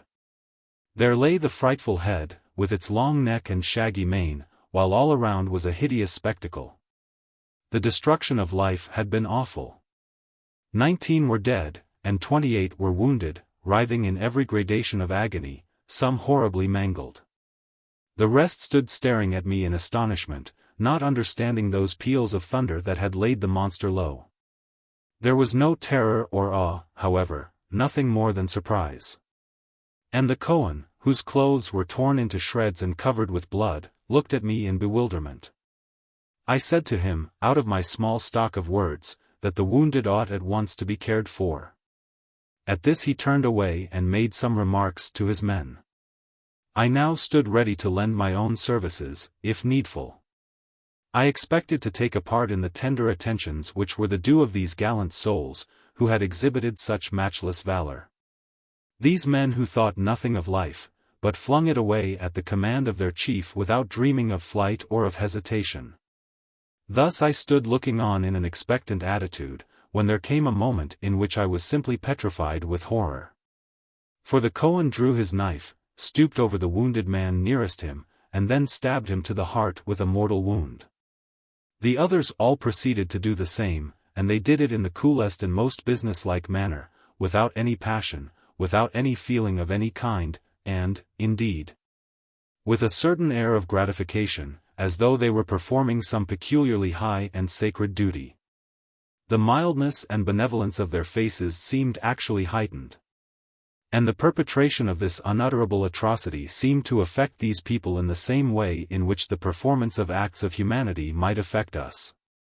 For my own part, I stood for a few moments actually motionless from perplexity and horror, then, with a shriek, I rushed forward as if to prevent it, but I was too late.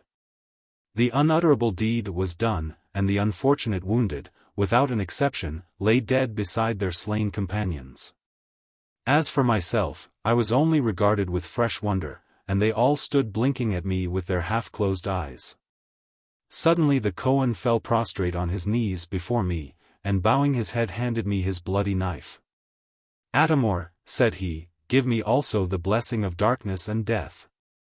At these strange words, following such actions, I could say nothing. I was more bewildered than ever, and horror and bewilderment made me dumb. I turned away and went aft to Alma, who had seen it all. She looked at me with an anxious gaze, as if to learn what the effect of all this had been on me. I could not speak a word, but with a vague sense of the necessity of self-preservation, I loaded my rifle, and tried in vain to make out what might be the meaning of this union of gentleness and kindness with atrocious cruelty. Meanwhile, the men all went to work upon various tasks. Some secured lines about the monster so as to tow it astern. Others busied themselves with the corpses, collecting them and arranging them in rows. At length we returned, towing the monster astern. I could not speak until I was back again in the lighted rooms and alone with Alma. Then I told her, as well as I could, the horror that I felt. "It was honor to those brave men," said she. "Honor," said I, "what? To kill them?" "Yes," said she, "it is so with these people, with them death is the highest blessing. They all love death and seek after it. To die for another is immortal glory. To kill the wounded was to show that they had died for others. The wounded wished it themselves. You saw how they all sought after death. These people were too generous and kind-hearted to refuse to kill them after they had received wounds." At this my perplexity grew deeper than ever, for such an explanation as this only served to make the mystery greater. "Here," said she, "no one understands what it is to fear death. They all love it and long for it, but everyone wishes above all to die for others. This is their highest blessing. To die a natural death in bed is avoided if possible." All this was incomprehensible. "Tell me, Alma," I said, "you hate darkness as I do you not fear death?" "I fear it above all things," said Alma. "To me it is the horror of life. It is the chief of terrors." "So it is with me," said I, "in my country we call death the king of terrors." "Here," said Alma, "they call death the lord of joy." Not long after, the Kohen came in, looking as quiet, as gentle, and as amiable as ever. He showed some curiosity about my rifle, which he called a sepet ram, or rod of thunder. Alma also showed curiosity. I did not care to explain the process of loading it to the Kohen, though Alma had seen me load it in the galley, and I left him to suppose that it was used in some mysterious way. I cautioned him not to handle it carelessly, but found that this caution only made him the more eager to handle it, since the prospect of an accident found an irresistible attraction. I would not let it go out of my own hands, however, and the Kohen, whose self-denial was always most wonderful to me, at once checked his curiosity. Chapter 11. The Swamp Monster. A few joms after, I was informed by the Kohen that there was to be another sacred hunt. At first I felt inclined to refuse, but on learning that Alma was going, I resolved to go also. For Alma, though generally mistress of her actions, had nevertheless certain duties to perform, and among these was the necessity of accompanying hunting parties. I did not yet understand her position here, nor had I heard from her yet how it was that she was so different from the rest of them. That was all to be learned at a future time. For the present I had to be satisfied with knowing that she belonged to a different nation, who spoke a different language. And that all her thoughts and feelings were totally different from those of the people among whom she was living. She loved the light, she feared death, and she had never been able in the slightest degree to reconcile herself to the habits of these people. This I could readily understand, for to me it seemed as though they lived in opposition to nature itself. We went out into the daylight, and then I saw a sight which filled me with amazement. I saw a flock of birds larger than even the opkuks. They were called opmahara. They seemed as tall as giraffes, and their long legs indicated great powers of running. Their wings were very short, and not adapted for flight. They were very tractable, and were harnessed for riding in a peculiar way. Lines like reins were fastened to the wings, and the driver, who sat close by the neck, guided the bird in this way. Each bird carried 2 men, but for Alma and me there was a bird apiece. An iron prod was also taken by each driver as a spur. I did not find out until afterward how to drive. At that time the prospect of so novel a ride was such an exciting one that I forgot everything else. The bird seemed quiet and docile. I took it for granted that mine was well trained, and would go with the others of his own accord. We all mounted by means of a stone platform which stood by the pyramid, and soon were on our way. The speed was amazing. The fastest racehorse at home is slow compared with this. It was as swift as an ordinary railway train, if not more so. For some minutes the novelty of my situation took away all other thoughts, and I held the reins in my hands without knowing how to use them. But this mattered not, for the well-trained bird kept on after the others, while Alma on her bird was close behind me. The pace, as I said, was tremendous, yet no easier motion can be imagined. The bird bounded along with immense leaps, with wings outstretched, but its feet touched the ground so lightly that the motion seemed almost equal to flying. We did not confine ourselves to the roads, for the birds were capable of going over any kind of country in a straight line. On this occasion we passed over wide fields and rocky mountain ridges and deep swamps and sand wastes at the same speed, until at length we reached a vast forest of dense tree ferns, where the whole band stopped for a short time, after which we took up a new direction, moving on more slowly. The forest grew up out of a swamp, which extended as far as the eye could reach from the sea to the mountains. Along the edge of this forest we went for some time, until at length there came a rushing, crackling sound, as of something moving there among the trees, crushing down everything in its progress. We halted, and did not have to wait long, for soon, not far away, there emerged from the thick forest a figure of incredible size and most hideous aspect. It looked like one of those fabled dragons such as may be seen in pictures, but without wings. It was nearly 100 feet in length, with a stout body and a long tail, covered all over with impenetrable scales. Its hind legs were rather longer than its forelegs, and it moved its huge body with ease and rapidity. Its feet were armed with formidable claws. But its head was most terrific. It was a vast mass of bone, with enormous eyes that glared like fire. Its jaws opened to the width of 6 or 8 feet, and were furnished with rows of sharp teeth, while at the extremity of its nose there was a tusk several feet long, like the horn of a rhinoceros, curving backward. All this I took in at the first glance, and the next instant the whole band of hunters, with their usual recklessness, flung themselves upon the monster. For a short time all was the wildest confusion, an intermingling of birds and men, with the writhing and roaring beast. With his huge claws and his curved horn and his wide jaws he dealt death and destruction all around, yet still the assailants kept at their work. Many leaped down to the ground and rushed close up to the monster, thrusting their lances into the softer and more unprotected parts of his body. While others, guiding their birds with marvelous dexterity, assailed him on all sides.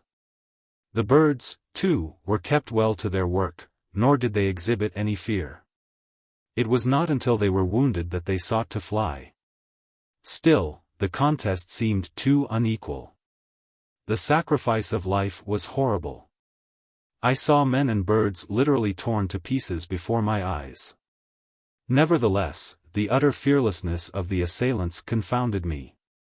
In spite of the slaughter, fresh crowds rushed on. They clambered over his back, and strove to drive their lances under his bony cuirass. In the midst of them I saw the Kohen. By some means he had reached the animal's back, and was crawling along, holding by the coarse shaggy mane. At length he stopped, and with a sudden effort thrust his lance into the monster's eye. The vast beast gave a low and terrible howl, his immense tail went flying all about, in his pain he rolled over and over, crushing underneath him in his awful struggles all who were nearest. I could no longer be inactive.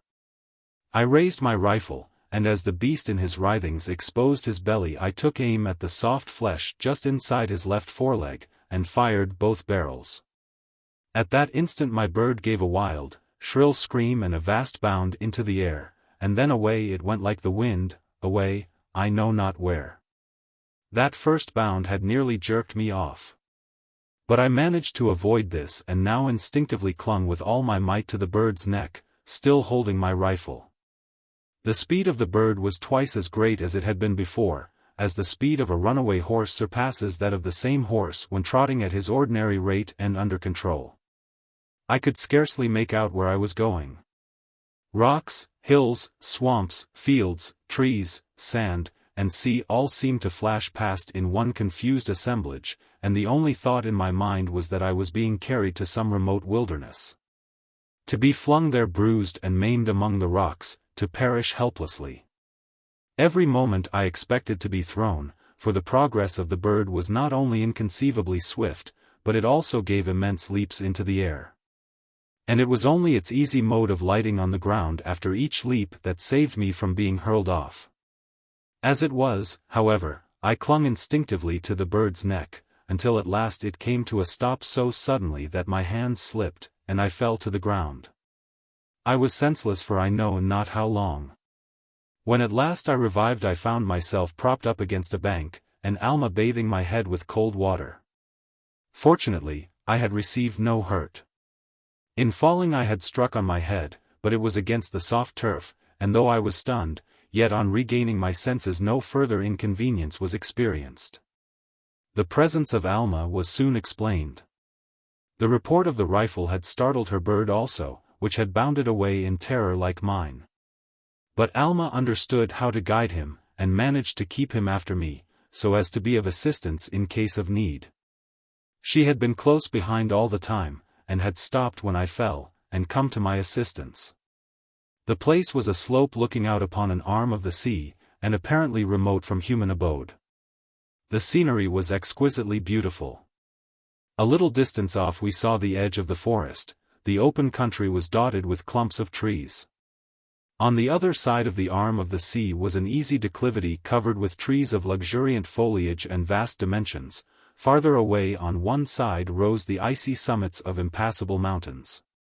On the other side there extended the blue expanse of the boundless sea. The spot where I lay was overshadowed by the dense foliage of a tree which was unlike anything that I had ever seen, and seemed like some exaggerated grass. At our feet a brook ran murmuring to the shore, in the air and all around were innumerable birds. The situation in which I found myself seemed inexpressibly sweet, and all the more so from the gentle face of Alma. Would it not be well, I thought, to remain here? Why should Alma go back to her repulsive duties? Why should we return to those children of blood, who loved death and darkness? Here we might pass our days together unmolested. The genial climate would afford us warmth, we needed no shelter except the trees, and as for food, there were the birds of the air in innumerable flocks. I proposed this to her. She smiled sadly. "You forget," said she, "this season of light will not last much longer. In a few more joms the dark season will begin, and then we should perish in a place like this. Are there no caverns here? Oh no. This country has no inhabitants. It is full of fierce wild beasts. We should be destroyed before one jom." "But must we go back?" said I. "You have a country." "Where is it?" "See, here are these birds. They are swift. They can carry us anywhere. Come, let us fly, and you can return to your own country." Alma shook her head. "These birds," said she, "cannot go over the sea, or through these endless forests. My country can only be reached by sea. Can we not hurry back, seize a boat, and go? I know how to sail over the water without oars. We certainly might leave the country, but there is another difficulty. The dark season is coming, and we should never be able to find our way. Besides, the sea is full of monsters, and you and I would perish. At any rate, let us try. I have my sepet-ram. We could never find our way. Only tell me," said I, "where it lies, and I will go by the stars." "The trouble is," said she, "that even if we did succeed in reaching my land, I should be sent back again. For I was sent here as a sacred hostage, and I have been here 4 seasons. But in the midst of this conversation a sound arrested our attention, heavy, puffing, snorting sound, as of some living thing. Hastily I started up, rifle in hand, and looked. And as I looked I felt my nerves thrill with horror. There, close by the shore, I saw a vast form, a living thing, full 60 feet in length. It had a body like that of an elephant, the head of a crocodile, and enormous glaring eyes. Its immense body was covered with impenetrable armor, and was supported on legs long enough to allow it to run with great speed. It differed in many respects from the monster of the swamp, the legs being longer, the tail shorter and thinner, and its head and jaws larger and longer. I shrank back, thinking of seizing Alma and hiding. But I saw that she had already taken the alarm, and with more presence of mind than I had she had hurried to the birds, who were standing near, and had made them lie down. As I turned, she beckoned to me without a word. I hurried to her. She told me to mount. I did so at once, she did the same. Scarce had we mounted than the monster perceived us, and with a terrible bellow came rushing toward us. Alma drove her goad deep into her bird, which at once rose and went off like the wind, and mine started to follow. The vast monster came on. His roar sounded close behind, and I heard the clash of his tremendous jaws, but the swift bird with a bound snatched me from his grasp, and bore me far away out of his reach. Away I went like the wind.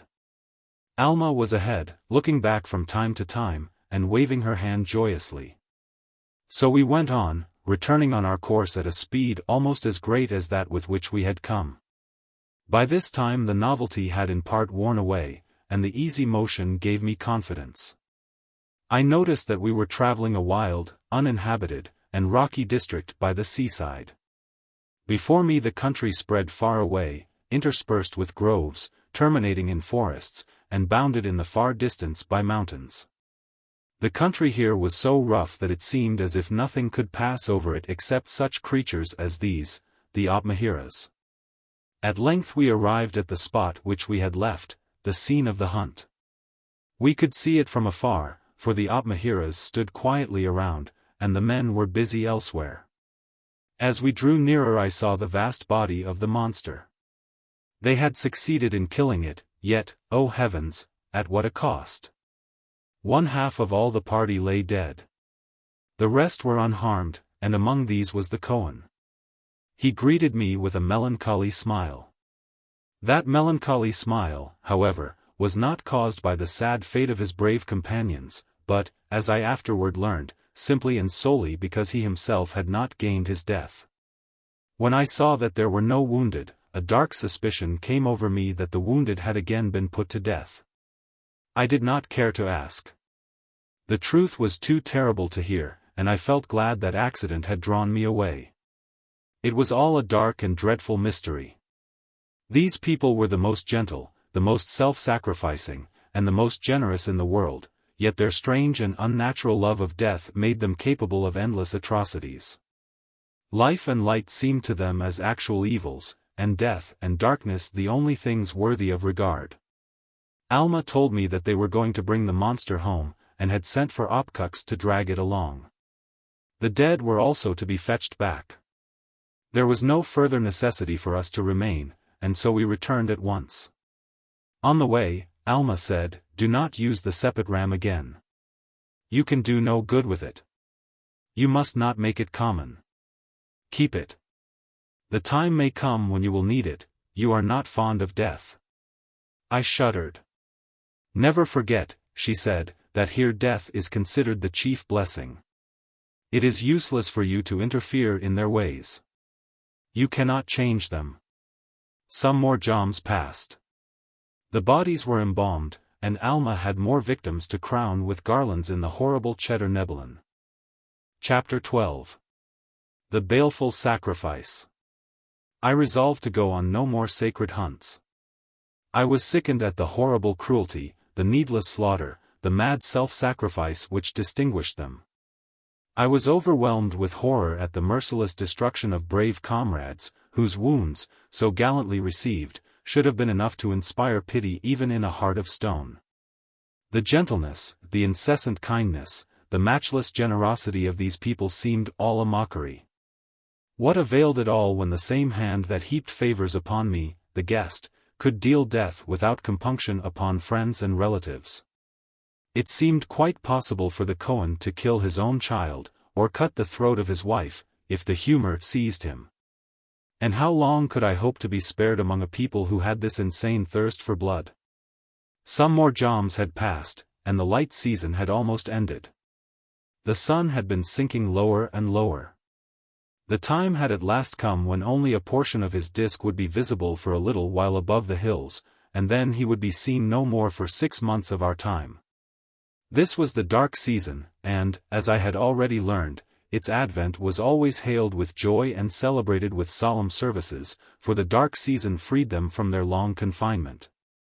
Permitted them to go abroad, to travel by sea and land, to carry on their great works, to indulge in all their most important labors and favorite amusements. The Kohen asked me to be present at the great festival, and I gladly consented. There seemed to be nothing in this that could be repellent. As I was anxious to witness some of their purely religious ceremonies, I wished to go. When I told Alma, she looked sad, but said nothing. I wondered at this, and asked her if she was going. She informed me that she would have to go, whereupon I assured her that this was an additional reason why I should go. I went with Alma. The Kohen attended us with his usual kind and gracious consideration. It seemed almost as though he was our servant. He took us to a place where we could be seated, although all the others were standing. Alma wished to refuse, but I prevailed upon her to sit down, and she did so. The scene was upon the semicircular terrace in front of the cavern, and we were seated upon a stone platform beside the chief portal. A vast crowd was gathered in front. Before us arose the half-pyramid of which I have already spoken. The light was faint. It came from the disk of the sun, which was partly visible over the icy crest of the distant mountains. Far away the sea was visible, rising high over the tops of the trees, while overhead the brighter stars were plainly discernible. The Kohen ascended the pyramid, and others followed. At the base there was a crowd of men, with emaciated forms and faces, and coarse, squalid attire, who looked like the most abject paupers, and seemed the lowest in the land. As the Kohen reached the summit there arose a strange sound, a mournful, plaintive chant, which seemed to be sung chiefly by the paupers at the base of the pyramid. The words of this chant I could not make out, but the melancholy strain affected me in spite of myself. There was no particular tune, and nothing like harmony. But the effect of so many voices uniting in this strain was very powerful and altogether indescribable. In the midst of this I saw the crowd parting asunder so as to make way for something. And through the passage thus formed I saw a number of youths in long robes, who advanced to the pyramid, singing as they went. Then they ascended the steps, 2 by 2, still singing, and at length reached the summit, where they arranged themselves in order. There were 30 of them, and they arranged themselves in 3 rows of 10 each, and as they stood they never ceased to sing, while the paupers below joined in the strain. And now the sun was almost hidden, and there was only the faintest line from the upper edge of his disk perceptible over the icy mountain tops. The light was a softened twilight glow. It was to be the last sight of the sun for 6 months, and this was the spectacle upon which he threw his parting beam. So the sun passed away, and then there came the beginning of the long dark season. At first, however, there was rather twilight than darkness, and this twilight continued long. All this only served to heighten the effect of this striking scene, and as the light faded away, I looked with increasing curiosity upon the group at the top of the pyramid. Alma was silent. I half turned, and said something to her about the beauty of the view. She said nothing, but looked at me with such an expression that I was filled with amazement. I saw in her face something like a dreadful anticipation, something that spoke of coming evil. The feeling was communicated to me, and I turned my eyes back to the group on the pyramid with vague fears in my soul. Those fears were but too well founded, for now the dread ceremony began. The Kohen drew his knife, and placed himself at the head of the stone table. One of the youths came forward, stepped upon it, and lay down on his back with his head toward the Kohen. The mournful chant still went on. Then the Kohen raised his knife and plunged it into the heart of the youth. I sat for a moment rooted to the spot, then a groan burst from me in spite of myself. Alma caught my hands in hers, which were as cold as ice. "Be firm," she said, "or we are both lost. Be firm, Adamor." "I must go," said I, and I tried to rise. "Don't move," she said, "for your life. We are lost if you move. Keep still, restrain yourself, shut your eyes." I tried to do so, but could not. There was a horrible fascination about the scene which forced me to look and see all. The Kohen took the victim, and drawing it from the altar, threw it over the precipice to the ground beneath. Then a loud shout burst forth from the great crowd. "Sibgu Sibjan! Rananu! Hodu Lekisk," which means, "Sacrifice the victims. Rejoice. Give thanks to darkness." Then another of the youths went forward amid the singing, and laid himself down to meet the same fate, and again the corpse was flung from the top of the pyramid, and again the shout arose. All the others came forward in the same manner. Oh, horrible, horrible, thrice horrible spectacle! I do not remember how I endured it.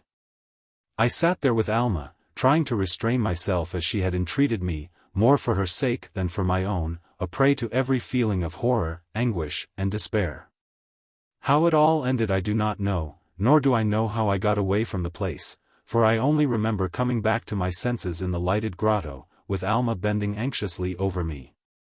After this there remained a dark mystery and an ever-present horror. I found myself among a people who were at once the gentlest of the human race and the most bloodthirsty, the kindest and the most cruel. This mild, amiable, and self-sacrificing Kohen, how was it possible that he should transform himself to a fiend incarnate?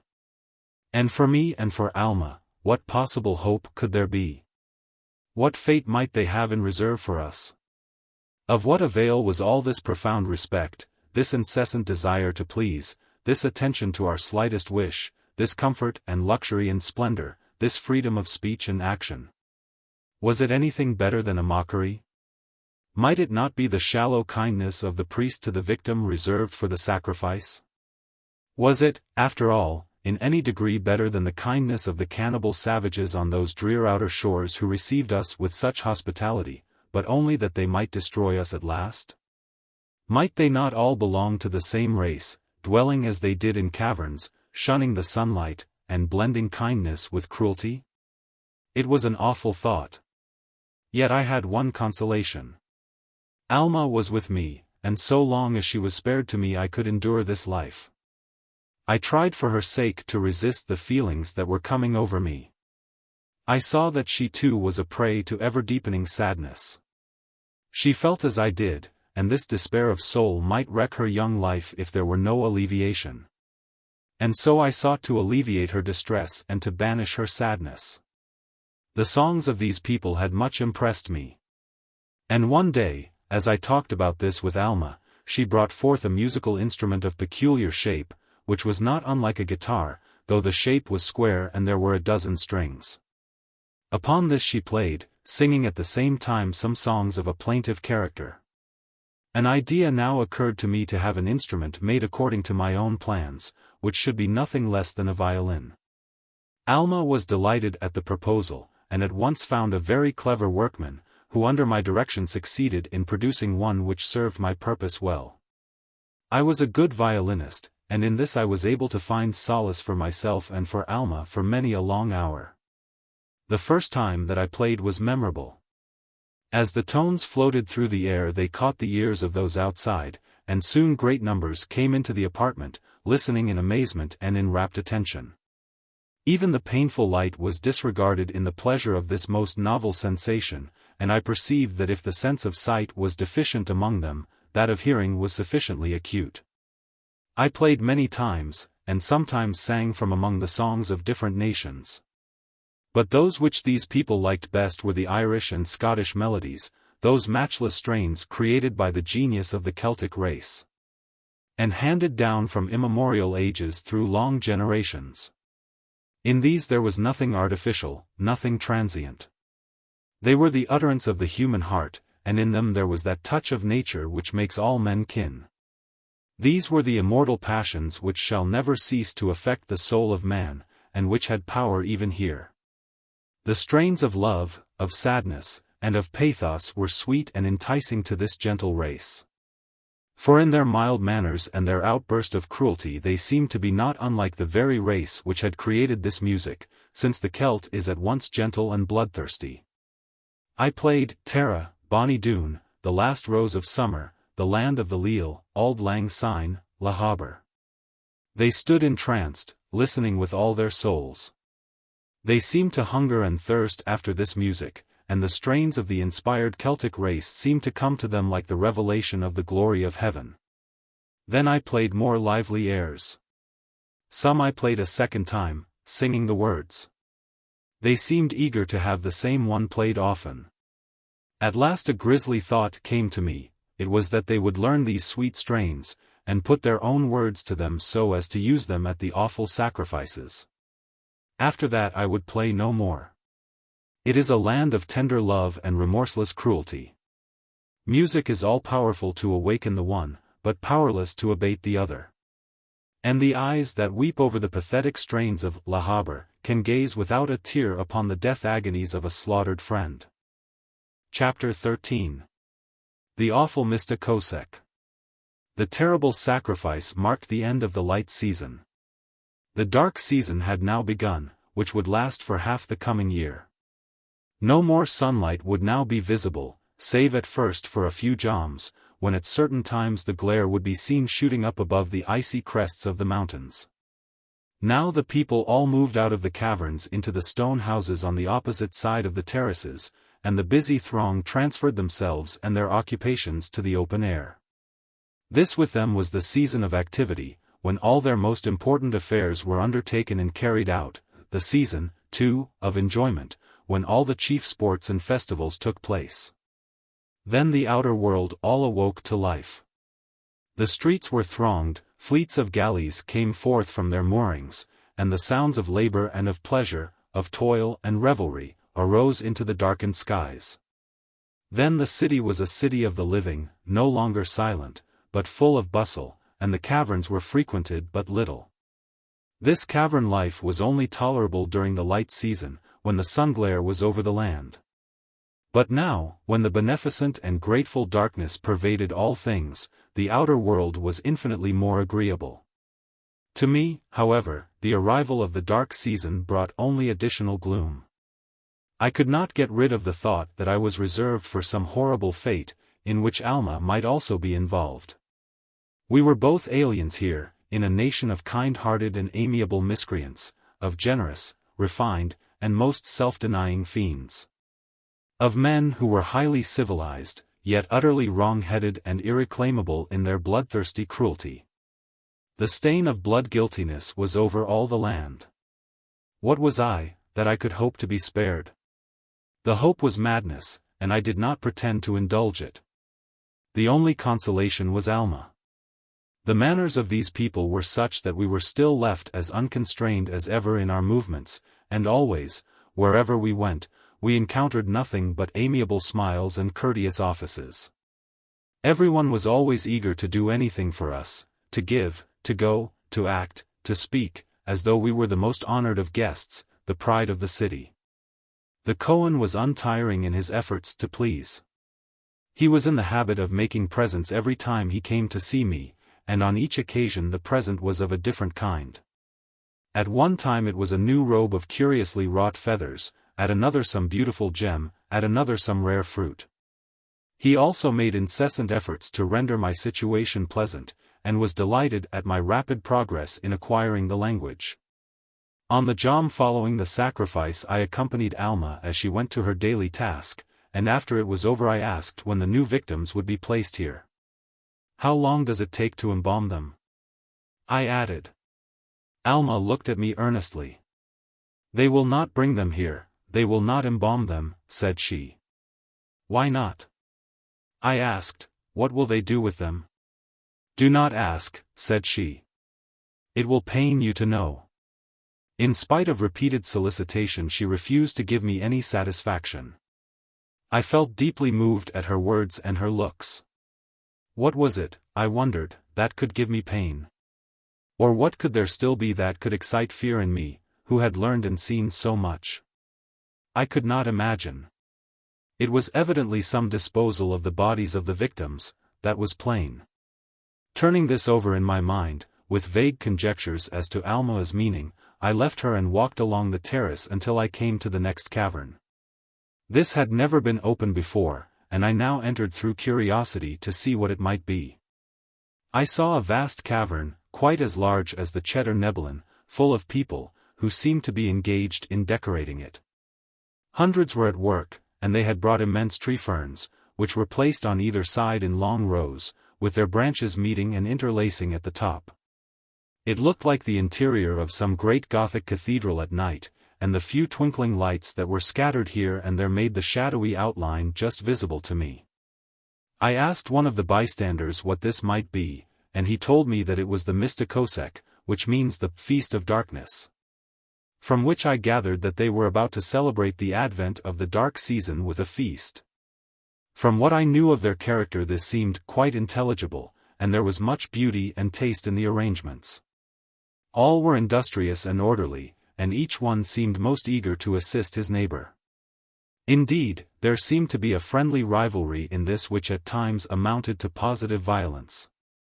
For more than once when a man was seen carrying too large a burden, someone else would insist on taking it from him. At first these altercations seemed exactly like the quarrels of workmen at home, but a closer inspection showed that it was merely the persistent effort of one to help another. I learned that the feast was to take place as soon as the hall was decorated, and that it would be attended by a great multitude. I felt a great interest in it. There seemed something of poetic beauty in this mode of welcoming the advent of a welcome season, and it served to mitigate the horrible remembrance of that other celebration, upon which I could not think without a shudder. I thought that it would be pleasant to join with them here, and resolved to ask Alma to come with me, so that she might explain the meaning of the ceremonies. Full of this thought, I went to her and told her my wish. She looked at me with a face full of amazement and misery. In great surprise I questioned her eagerly. "Ask me nothing," said she. "I will answer nothing, but do not think of it. Do not go near it. Stay in your room till the fearful repast is over. Fearful? How is it fearful? I asked. Everything here is fearful, said Alma, with a sigh. Every season it grows worse, and I shall grow at length to hate life and love death as these people do. They can never understand us, and we can never understand them. Oh, if I could but once more stand in my own dear native land but for one moment, to see once more the scenes and the faces that I love so well. Oh, how different is this land from mine. Here all is dark, all is terrible. There the people love the light and rejoice in the glorious sun, and when the dark season comes they wait, and have no other desire than long day. There we live under the sky, in the eye of the sun.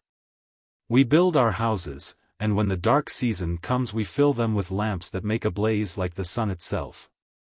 We must try to escape, I said, in a low voice. Escape, said she. That is easy enough. We might go now. But where? Back, said I, to your own country. See, the sky is dotted with stars, I can find my way by them. Yes, said she, if I could only tell you where to go, but I cannot. My country lies somewhere over the sea, but where, I know not. Over the sea there are many lands, and we might reach one even worse than this. Perhaps, said I, the Kohen might allow us to go away to your country, and send us there. He is most generous and most amiable. He seems to spend most of his time in efforts to make us happy. There must be many seamen in this nation who know the way. It would be worth trying. Alma shook her head. You do not understand these people, said she. Their ruling passion is the hatred of self, and therefore they are eager to confer benefits on others. The only hope of life that I have for you and for myself is in this, that if they kill us they will lose their most agreeable occupation. They value us most highly, because we take everything that is given us. You and I now possess as our own property all this city and all its buildings, and all the people have made themselves our slaves. At this I was utterly bewildered. I don't understand, said I. I suppose not, said Alma. But you will understand better after you have been here longer. At any rate, you can see for yourself that the ruling passion here is self-denial and the good of others. Everyone is intent upon this, from the Kohen up to the most squalid pauper. Up to the most squalid pauper, said I do not understand you. You mean down to the most squalid pauper. No, said Alma, I mean what I say. In this country the paupers form the most honored and envied class. This is beyond my comprehension, said I. But if this is really so, and if these people pretend to be our slaves, why may we not order out a galley and go? Oh, well, with you in your land, if a master were to order his slaves to cut his throat and poison his children and burn his house, would the slaves obey? Certainly not. Well, our slaves here would not, in fact could not, obey a command that would be shocking to their natures. They think that we are in the best of all lands, and my request to be sent home would be utterly monstrous. I suppose, said I, they would kill us if we asked them to do so. Yes, said Alma. For they think death the greatest blessing. And if at the point of death we should beg for life, would they spare us? Certainly not, said Alma. Would you kill a man who asked for death? No more would these people spare a man who asked for life. All this was so utterly incomprehensible that I could pursue the subject no further. I saw, however, that Alma was wretched, dejected, and suffering greatly from homesickness. Gladly would I have taken her and started off on a desperate flight by sea or land, gladly would I have dared every peril, although I well knew what tremendous perils there were. But she would not consent, and believed the attempt to be useless. I could only wait, therefore, and indulge the hope that at last a chance of escape might one day come, of which she would be willing to avail herself. Alma utterly refused to go to the feast, and entreated me not to go, but this only served to increase my curiosity, and I determined to see it for myself, whatever it was. She had seen it, and why should not I? Whatever it might be, my nerves could surely stand the shock as well as hers. Besides, I was anxious to know the very worst. And if there was anything that could surpass in atrocity what I had already witnessed, it were better that I should not remain in ignorance of it. So at length, leaving Alma, I returned to the hall of the feast. I found there a vast multitude, which seemed to comprise the whole city, men, women, children, all were there. Long tables were laid out. The people were all standing and waiting. A choir was singing plaintive strains that sounded like the chant of the sacrifice. Those nearest me regarded me with their usual amiable smiles, and wished to conduct me to some place of honor, but I did not care about taking part in this feast. I wished to be a mere spectator, nothing more. I walked past and came to the next cavern. This seemed to be quite as large as the other. There was a crowd of people here also, and at one end there blazed an enormous fire. It was a furnace that seemed to be used for cooking the food of this banquet, and there was a thick steam rising from an immense cauldron, while the air was filled with an odor like that of a kitchen. All this I took in at a glance, and at the same instant I saw something else. There were several very long tables, which stood at the sides of the cavern and in the middle, and upon each of these I saw lying certain things covered over with cloths. The shape of these was more than suggestive, it told me all. It was a sight of horror, awful, tremendous, unspeakable. For a moment I stood motionless staring. Then all the cavern seemed to swim around me. I reeled, I fell, and sank into nothingness. When I revived I was in the lighted grotto, lying on a couch, with Alma bending over me. Her face was full of tenderest anxiety, yet there was also apparent a certain solemn gloom that well accorded with my own feelings. As I looked at her she drew a long breath, and buried her face in her hands. After a time my recollection returned, and all came back to me. I rose to a sitting posture. "Do not rise yet," said Alma, anxiously, "you are weak." "No," said I am as strong as ever, but I'm afraid that you are weaker." Alma shuddered. "If you had told me exactly what it was, I would not have gone." "I could not tell you," said she. "It is too terrible to name. Even the thought is intolerable. I told you not to go. Why did you go?" She spoke in accents of tender reproach, and there were tears in her eyes. "I did not think of anything so hideous as that," said I. "I thought that there might be a sacrifice, but nothing worse. I now learned that when I fainted I had been raised most tenderly, and the Kohen himself came with me as I was carried back, and he thought that Alma would be my most agreeable nurse. The Kohen was most kind and sympathetic, and all the people vied with one another in their efforts to assist me, so much so that there was the greatest confusion. It was only by Alma's express entreaty that they retired and left me with her. Here was a new phase in the character of this mysterious people. Could I ever hope to understand them? Where other people are cruel to strangers, or at best indifferent, these are eager in their acts of kindness. They exhibit the most unbounded hospitality, the most lavish generosity, the most self-denying care and attention. Where others would be offended at the intrusion of a stranger, and enraged at his unconquerable disgust, these people had no feeling save pity, sympathy, and a desire to alleviate his distress. And yet, oh, thought of horror, what was this that I had seen? The abhorrent savages in the outer wilderness were surely of the same race as these. They too received us kindly, they too lavished upon us their hospitality, and yet there followed the horror of that frightful repast.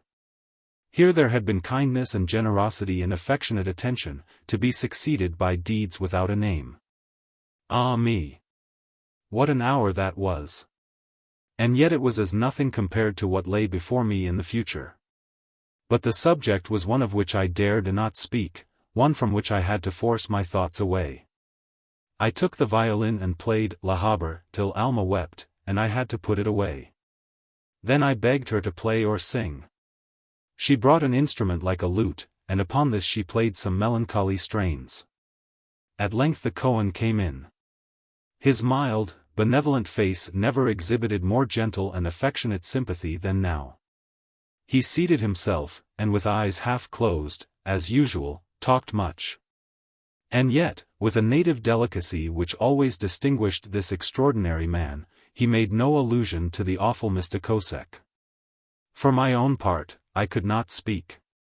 I was absent-minded, overwhelmed with gloom and despair, and at the same time full of aversion toward him and all his race. One question, however, I had to put. Who were the victims of the Mista Kosek? They, said he, with an agreeable smile. Oh, they were the victims of the sacrifice. I sank back in my seat, and said no more.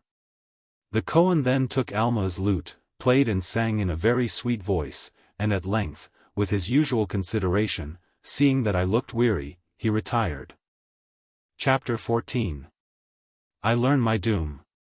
Horror is a feeling that cannot last long, human nature is incapable of supporting it. Sadness, whether from bereavement, or disappointment, or misfortune of any kind, may linger on through life. In my case, however, the milder and more enduring feeling of sadness had no sufficient cause for existence. The sights which I had seen inspired horror, and horror only. But when the first rush of this feeling had passed there came a reaction. Calmness followed, and then all the circumstances of my life here conspired to perpetuate that calm. For here all on the surface was pleasant and beautiful, all the people were amiable and courteous and most generous. I had light and luxury and amusements. Around me there were thousands of faces, all greeting me with cordial affection, and thousands of hands all ready to perform my slightest wish. Above all, there was Alma. Everything combined to make her most dear to me. My life had been such that I never before had seen anyone whom I loved. And here Alma was the one congenial associate in a whole world of aliens. She was beautiful and gentle and sympathetic, and I loved her dearly, even before I understood what my feelings were. One day I learned all, and found that she was more precious to me than all the world. It was one jom when she did not make her appearance as usual. On asking after her I learned that she was ill. At this intelligence there came over me a feeling of sickening anxiety and fear. Alma ill. What if it should prove serious? Could I endure life here without her sweet companionship? Of what value was life without her? And as I asked myself these questions I learned that Alma had become dearer to me than life itself, and that in her was all the sunshine of my existence. While she was absent, life was nothing, all its value, all its light, its flavor, its beauty, were gone. I felt utterly crushed. I forgot all else save her illness, and all that I had endured seemed as nothing when compared with this. In the midst of my own anxiety I was surprised to find that the whole community was most profoundly agitated. Among all classes there seemed to be but one thought, her illness. I could overhear them talking, I could see them wait outside to hear about her. It seemed to be the one subject of interest, beside which all others were forgotten. The Kohen was absorbed in her case. All the physicians of the city were more or less engaged in her behalf, and there came forward as volunteers every woman in the place who had any knowledge of sick duties. I was somewhat perplexed, however, at their manner. They were certainly agitated and intensely interested, yet not exactly sad. Indeed, from what I heard it seemed as though this strange people regarded sickness as rather a blessing than otherwise. This, however, did not interfere in the slightest degree with the most intense interest in her, and the most assiduous attention. The Kohen in particular was devoted to her. He was absent-minded, silent, and full of care. On the whole, I felt more than ever puzzled, and less able than ever to understand these people. I loved them, yet loathed them. For the Kohen I had at once affection and horror. He looked like an anxious father, full of tenderest love for a sick child, full also of delicate sympathy with me. And yet I knew all the time that he was quite capable of plunging the sacrificial knife in Alma's heart and of eating her afterward. But my own thoughts were all of Alma. I learned how dear she was. With her the brightness of life had passed, without her existence would be intolerable. Her sweet voice, her tender and gracious manner, her soft touch, her tender, affectionate smile, her mournful yet trustful look, oh, heavens! Would all these be mine no more? I could not endure the thought. At first I wandered about, seeking rest and finding none. And at length I sat in my own room, and passed the time in listening, in questioning the attendants, in wondering what I should do if she should be taken from me. At length on one blessed jom, the Kohen came to me with a bright smile. "Our darling Alma is better," said he. "Eat, I beseech you. She is very dear to all of us, and we have all felt for her and for you. But now all danger is past. The physicians say that she will soon be well." There were tears in his eyes as he spoke.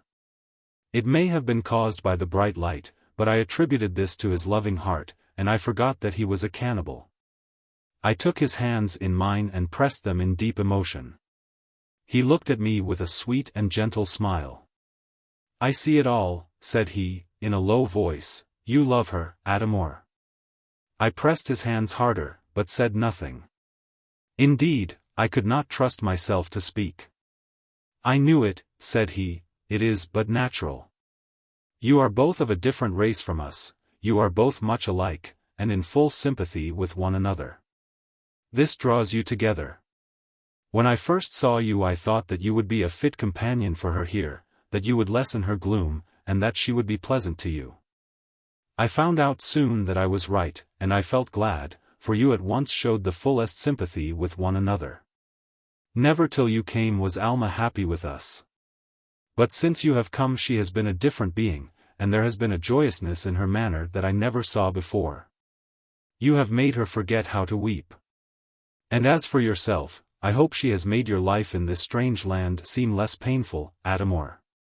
At all this I was so full of amazement that I could not say one word.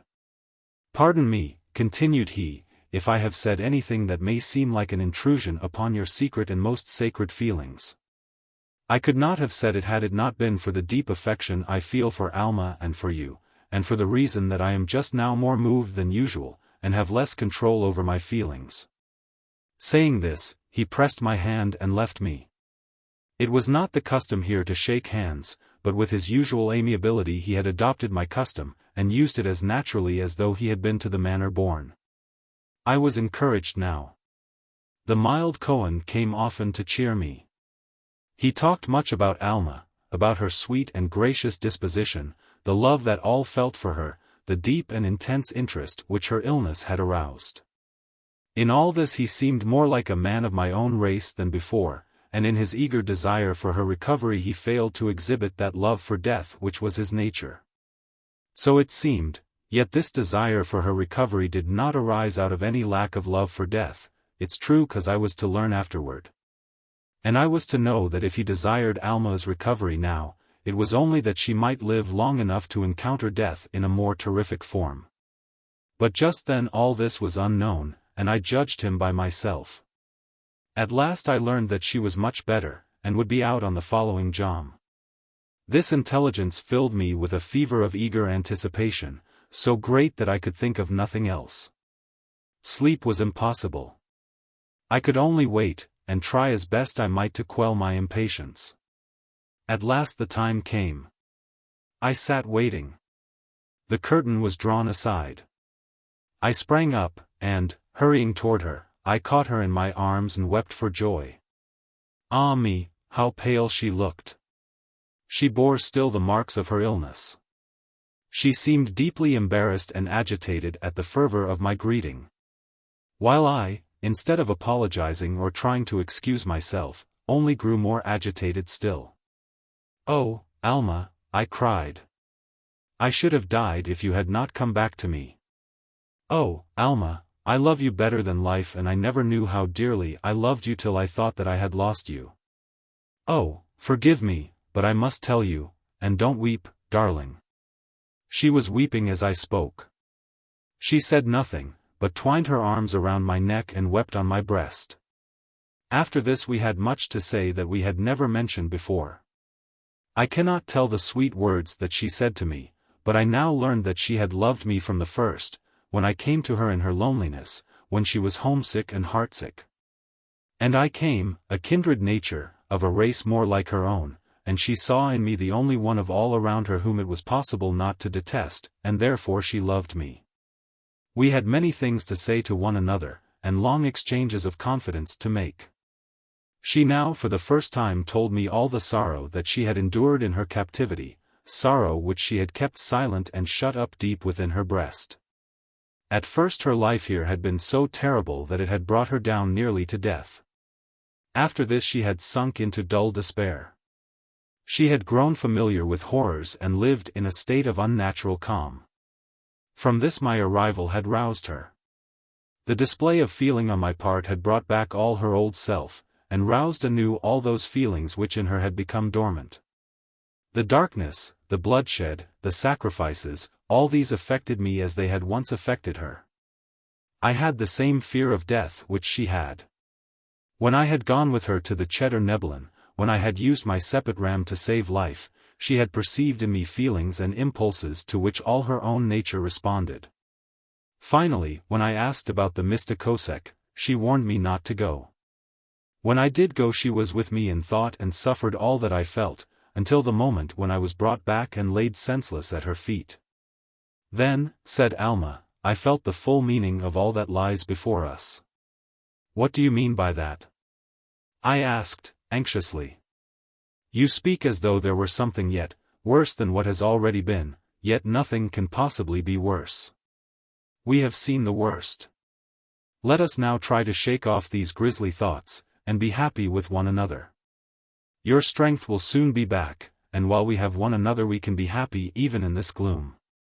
Ah me, said Alma, it would be better now to die. I could die happy now, since I know that you love me. Death, said I, do not talk of it, do not mention that word. It is more abhorrent than ever. No, Alma, let us live and love, let us hope, let us fly. Impossible, said she, in a mournful voice. We cannot fly. There is no hope. We must face the future, and make up our minds to bear our fate. Fate. I repeated, looking at her in wonder and in deep concern. What do you mean by our fate? Is there anything more which you know and which I have not heard? You have heard nothing, said she, slowly, and all that you have seen and heard is as nothing compared with what lies before us. For you and for me there is a fate, inconceivable, abhorrent, tremendous, a fate of which I dare not speak or even think, and from which there is no escape whatever. As Alma said this she looked at me with an expression in which terror and anguish were striving with love. Her cheeks, which shortly before had flushed rosy red in sweet confusion, were now pallid, her lips ashen, her eyes were full of a wild despair. I looked at her in wonder, and could not say a word. Oh, Adamor, said she, I am afraid of death. Alma, said I, why will you speak of death? What is this fate which you fear so much? It is this, said she hurriedly and with a shudder, you and I are singled out. I have been reserved for years until one should be found who might be joined with me. You came. I saw it all at once. I have known it, dreaded it, tried to fight against it. But it was of no use. Oh, Adamor, our love means death, for the very fact that you love me and I love you seals our doom. Our doom? What doom? The sacrifice, exclaimed Alma, with another shudder. In her voice and look there was a terrible meaning, which I could not fail to take. I understood it now, and my blood curdled in my veins. Alma clung to me despairingly. Do not leave me, she cried, do not leave me. I have no one but you. The sacrifice, the sacrifice. It is our doom, the great sacrifice, at the end of the dark season. It is at the Amir. We must go there to meet our doom. The Amir? I asked, what is that? It is the metropolis, said she. I was utterly overwhelmed, yet still I tried to console her, but the attempt was vain. Oh, she cried, you will not understand. The sacrifice is but a part, it is but the beginning. Death is terrible, yet it may be endured, if there is only death. But think of that which comes after, the Mista Kosek. Now the full meaning flashed upon me, and I saw it all. In an instant there arose in my mind the awful sacrifice on the pyramid and the unutterable horror of the Mista Kosek. Oh, horror, horror, horror! Oh, hideous abomination and deed without a name! I could not speak. I caught her in my arms, and we both wept passionately. The happiness of our love was now darkened by this tremendous cloud that lowered before us. The shock of this discovery was overpowering, and some time elapsed before I could rally from it. Though Alma's love was sweet beyond expression, and though as the time passed I saw that every jom she regained more and more of her former health and strength, still I could not forget what had been revealed. We were happy with one another, yet our happiness was clouded, and amid the brightness of our love there was ever present the dread spectre of our appalling doom. These feelings, however, grew fainter. Hope is ever ready to arise, and I began to think that these people, though given to evil ways, were after all kind-hearted, and might listen to entreaty. Above all, there was the Kohen, so benevolent, so self-denying, so amiable, so sympathetic. I could not forget all that he had said during Alma's illness, and it seemed more than probable that an appeal to his better nature might not be without effect. I said as much to Alma. "The Kohen," said she, "why, he can do nothing." "Why not?"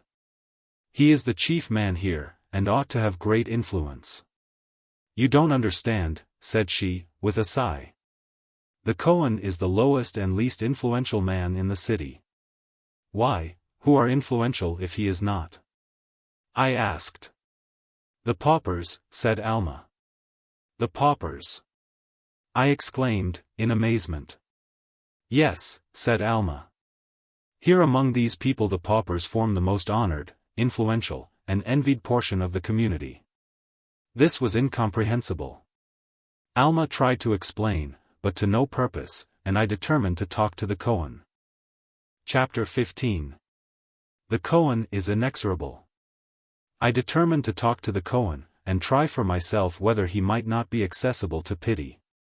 This greatest of cannibals might, indeed, have his little peculiarities, I thought, and who has not, yet at bottom he seemed full of tender and benevolent feeling. And as he evidently spent his whole time in the endeavor to make us happy, it seemed not unlikely that he might do something for our happiness in a case where our very existence was at stake. The Kohen listened with deep attention as I stated my case. I did this fully and frankly. I talked of my love for Alma and of Alma's love for me. Our hope that we might be united so as to live happily in reciprocal affection. And I was going on to speak of the dread that was in my heart when he interrupted me. "You speak of being united," said he. "You talk strangely. Of course you mean that you wish to be separated." "Separated?" I exclaimed. "What do you mean?" "Of course we wish to be united." The Kohen stared at me as I said this with the look of one who was quite puzzled.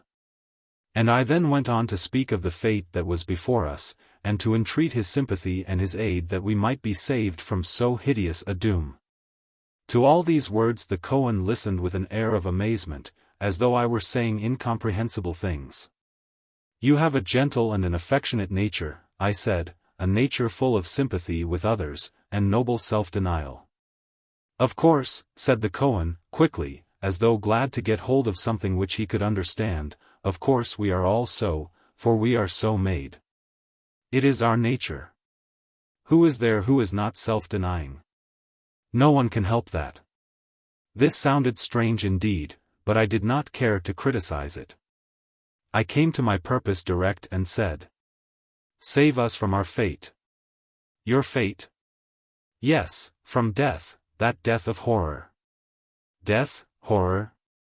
What do you mean by horror?" said the Kohen, in an amazement that was sincere and unfeigned. "I cannot comprehend your meaning. It seems as though you actually dislike death, but that is not conceivable." It cannot be possible that you fear death. Fear death? I exclaimed, I do. Who is there that does not fear it? The Kohen stared. I do not understand you, he said. Do you not understand, said I, that death is abhorrent to humanity? Abhorrent, said the Kohen. That is impossible. Is it not the highest blessing? Who is there that does not long for death? Death is the greatest blessing, the chief desire of man, the highest aim. And you, are you not to be envied in having your felicity so near? Above all, in having such a death as that which is appointed for you, so noble, so sublime? You must be mad. Your happiness has turned your head. All this seemed like hideous mockery, and I stared at the Kohen with a gaze that probably strengthened his opinion of my madness. Do you love death? I asked at length, in amazement. Love death? What a question. Of course I love death, all men do, who does not? Is it not human nature? Do we not instinctively fly to meet it whenever we can? Do we not rush into the jaws of sea monsters, or throw ourselves within their grasp?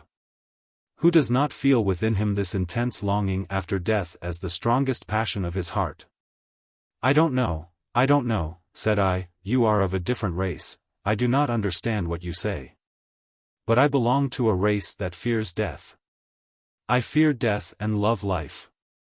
And I entreat you, I implore you to help me now in my distress, and assist me so that I may save my life and that of Alma. I help you, said the Kohen, in new amazement. Why do you come to me, of all men? Why, I am nothing here. And help you to live. Who ever heard of such a thing? And the Kohen looked at me with the same astonishment which I should evince if a man should ask me to help him to die. Still, I persisted in my entreaty for his help. Such a request, said he, is revolting, you must be mad. Such a request outrages all the instincts of humanity. And even if I could do such violence to my own nature as to help you to such a thing, how do you think I could face my fellow men? Or how could I endure the terrible punishment which would fall upon me? Punishment, said I, what? Would you be punished? Punished, said the Kohen. That, of course, would be inevitable. I should be esteemed an unnatural monster and the chief of criminals. My lot in life now is painful enough, but in this case my punishment would involve me in evils without end. Riches would be poured upon me, I should be raised to the rank of Kohen Gadol. I should be removed farther away than ever from the pauper class, so far, indeed, that all hope in life would be over. I should be made the first and noblest and richest in all the land. He spoke these words just as if he had said, the lowest, meanest, poorest, and most infamous. It sounded like fresh mockery, and I could not believe but that he was amusing himself at my expense.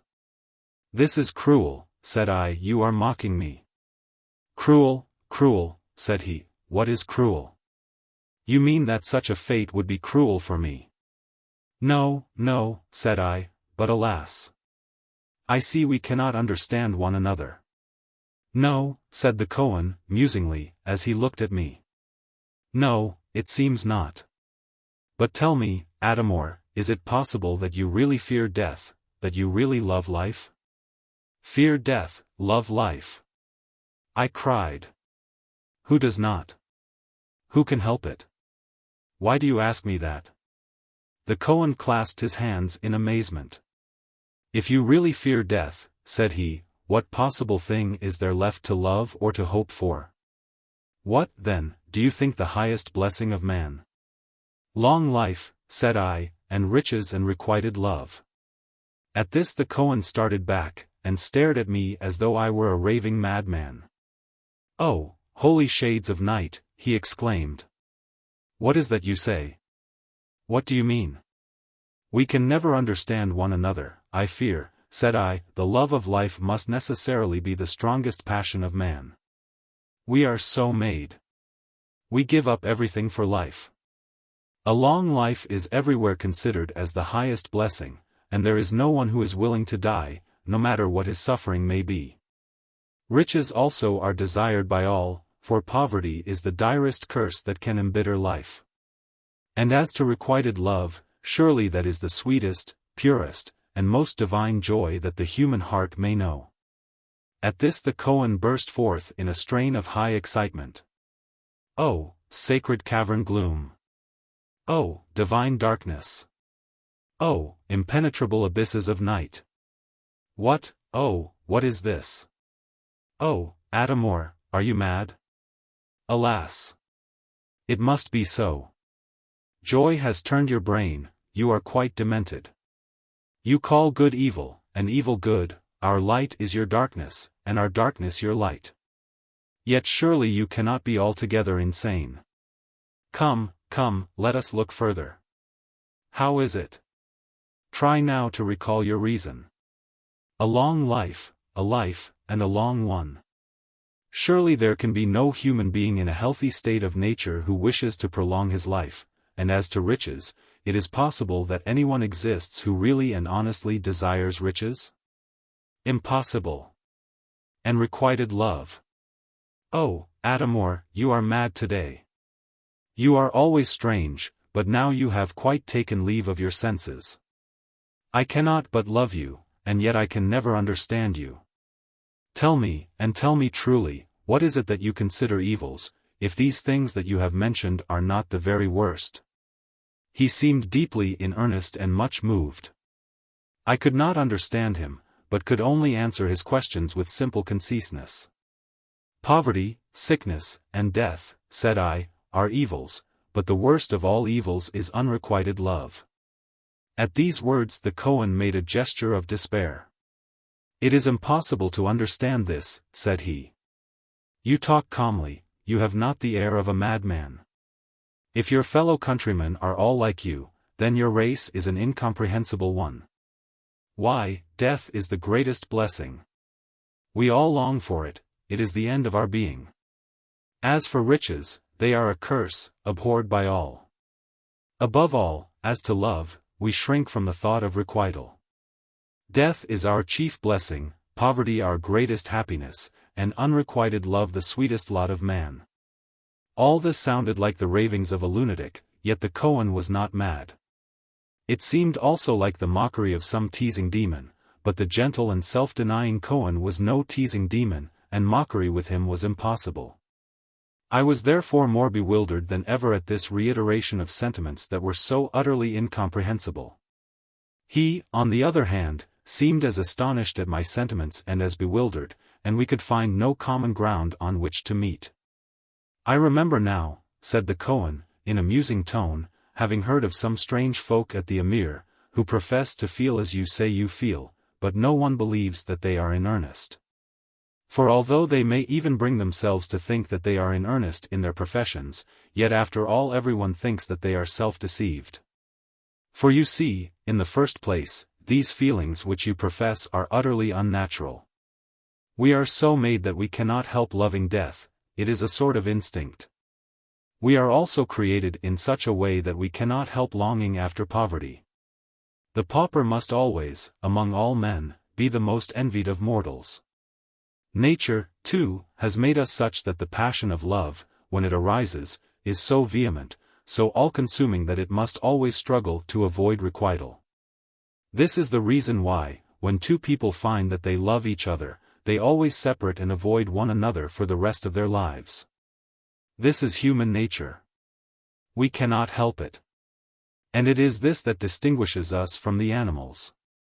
Why, if men were to feel as you say you feel, they would be mere animals. Animals fear death. Animals love to accumulate such things as they prize. Animals, when they love, go in pairs, and remain with one another. But man, with his intellect, would not be man if he loved life and desired riches and sought for requited love. I sank back in despair. You cannot mean all this, I said. He threw at me a piteous glance. What else can you believe or feel, said he. The very opposite. We are so made that we hate and fear death, to us he is the king of terrors. Poverty is terrible also, since it is associated with want and woe. It is, therefore, natural to man to strive after riches. As to the passion of love, that is so vehement that the first and only thought is requital. Unrequited love is anguish beyond expression, anguish so severe that the heart will often break under it. The Kohen clasped his hands in new bewilderment. "I cannot understand," said he. "A madman might imagine that he loved life and desired riches. But as to love, why even a madman could not think of requital, for the very nature of the passion of love is the most utter self-surrender, and a shrinking from all requital. Wherefore, the feeling that leads one to desire requital cannot be love. I do not know what it can be, indeed, I never heard of such a thing before, and the annals of the human race make no mention of such a feeling. For what is love? It is the ardent outflow of the whole being, the yearning of one human heart to lavish all its treasures upon another. Love is more than self-denial, it is self-surrender and utter self-abnegation. Love gives all away, and cannot possibly receive anything in return. A requital of love would mean selfishness, which would be self-contradiction. The more one loves, the more he must shrink from requital. What, cried I, among you do lovers never marry? Lovers marry? Never. Do married people never love one another? The Kohen shook his head. It unfortunately sometimes happens so, said he, and then the result is, of course, distressing. For the children's sake the parents will often remain with one another, but in many cases they separate. No one can tell the misery that ensues where a husband and wife love one another. The conversation grew insupportable. I could not follow the Kohen in what seemed the wildest and maddest flights of fancy that ever were known. So I began to talk of other things, and gradually the Kohen was drawn to speak of his own life. The account which he gave of himself was not one whit less strange than his previous remarks, and for this reason I add it here. I was born, said he, in the most enviable of positions. My father and mother were among the poorest in the land. Both died when I was a child, and I never saw them. I grew up in the open fields and public caverns, along with the most esteemed paupers. But, unfortunately for me, there was something wanting in my natural disposition. I loved death, of course, and poverty, too, very strongly. But I did not have that eager and energetic passion which is so desirable, nor was I watchful enough over my blessed estate of poverty. Surrounded as I was by those who were only too ready to take advantage of my ignorance or want of vigilance, I soon fell into evil ways, and gradually, in spite of myself, I found wealth pouring in upon me. Designing men succeeded in winning my consent to receive their possessions, and so I gradually fell away from that lofty position in which I was born. I grew richer and richer. My friends warned me, but in vain. I was too weak to resist, in fact, I lacked moral fiber, and had never learned how to say no, so I went on, descending lower and lower in the scale of being. I became a capitalist, an Athon, a general officer, and finally Kohen. At length, on one eventful day, I learned that one of my associates had by a long course of reckless folly become the richest man in all the country. He had become Athon, Melech, and at last Kohen Gadol. It was a terrible shock, but I trust a salutary one. I at once resolved to reform. That resolution I have steadily kept, and have at least saved myself from descending any lower. It is true, I can hardly hope to become what I once was. It is only too easy to grow rich. And, you know, poverty once forfeited can never return except in rare instances. I have, however, succeeded in getting rid of most of my wealth, chiefly through the fortunate advent of Alma and afterward of yourself. This, I confess, has been my salvation. Neither of you had any scruples about accepting what was bestowed, and so I did not feel as though I was doing you any wrong in giving you all I had in the world. Most of the people of this city have taken advantage of your extraordinary indifference to wealth, and have made themselves paupers at your expense. I had already become your slave, and had received the promise of being elevated to the rank of scullion in the cavern of the Mista Kosek. But now, since this event of your love for Alma, I hope to gain far more. I am almost certain of being made a pauper, and I think I can almost venture to hope some day for the honor of a public death. To such a story I had nothing to say. It was sheer madness. Yet it was terribly suggestive, and showed how utterly hopeless was my effort to secure the assistance of such a man toward my escape from death. A public death, I said, grimly. That will be very fortunate. And do you think that you will gain the dignity of being eaten up afterward? The Kohen shook his head in all seriousness. Oh no, said he. That would be far beyond my deserts. That is an honor which is only bestowed upon the most distinguished. Chapter 16. The Kosekin. These people call themselves the Kosekin.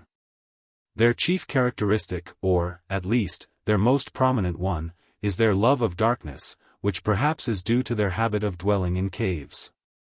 Another feeling, equally strong and perhaps connected with this, is their love of death and dislike of life. This is visible in many ways, and affects all their character. It leads to a passionate self-denial, an incessant effort to benefit others at their own expense. Each one hates life and longs for death. He, therefore, hates riches, and all things that are associated with life. Among the Kosekin everyone makes perpetual efforts to serve others, which, however, are perpetually baffled by the unselfishness of these others. People thus spend years in trying to overreach one another, so as to make others richer than themselves. In a race each one tries to keep behind.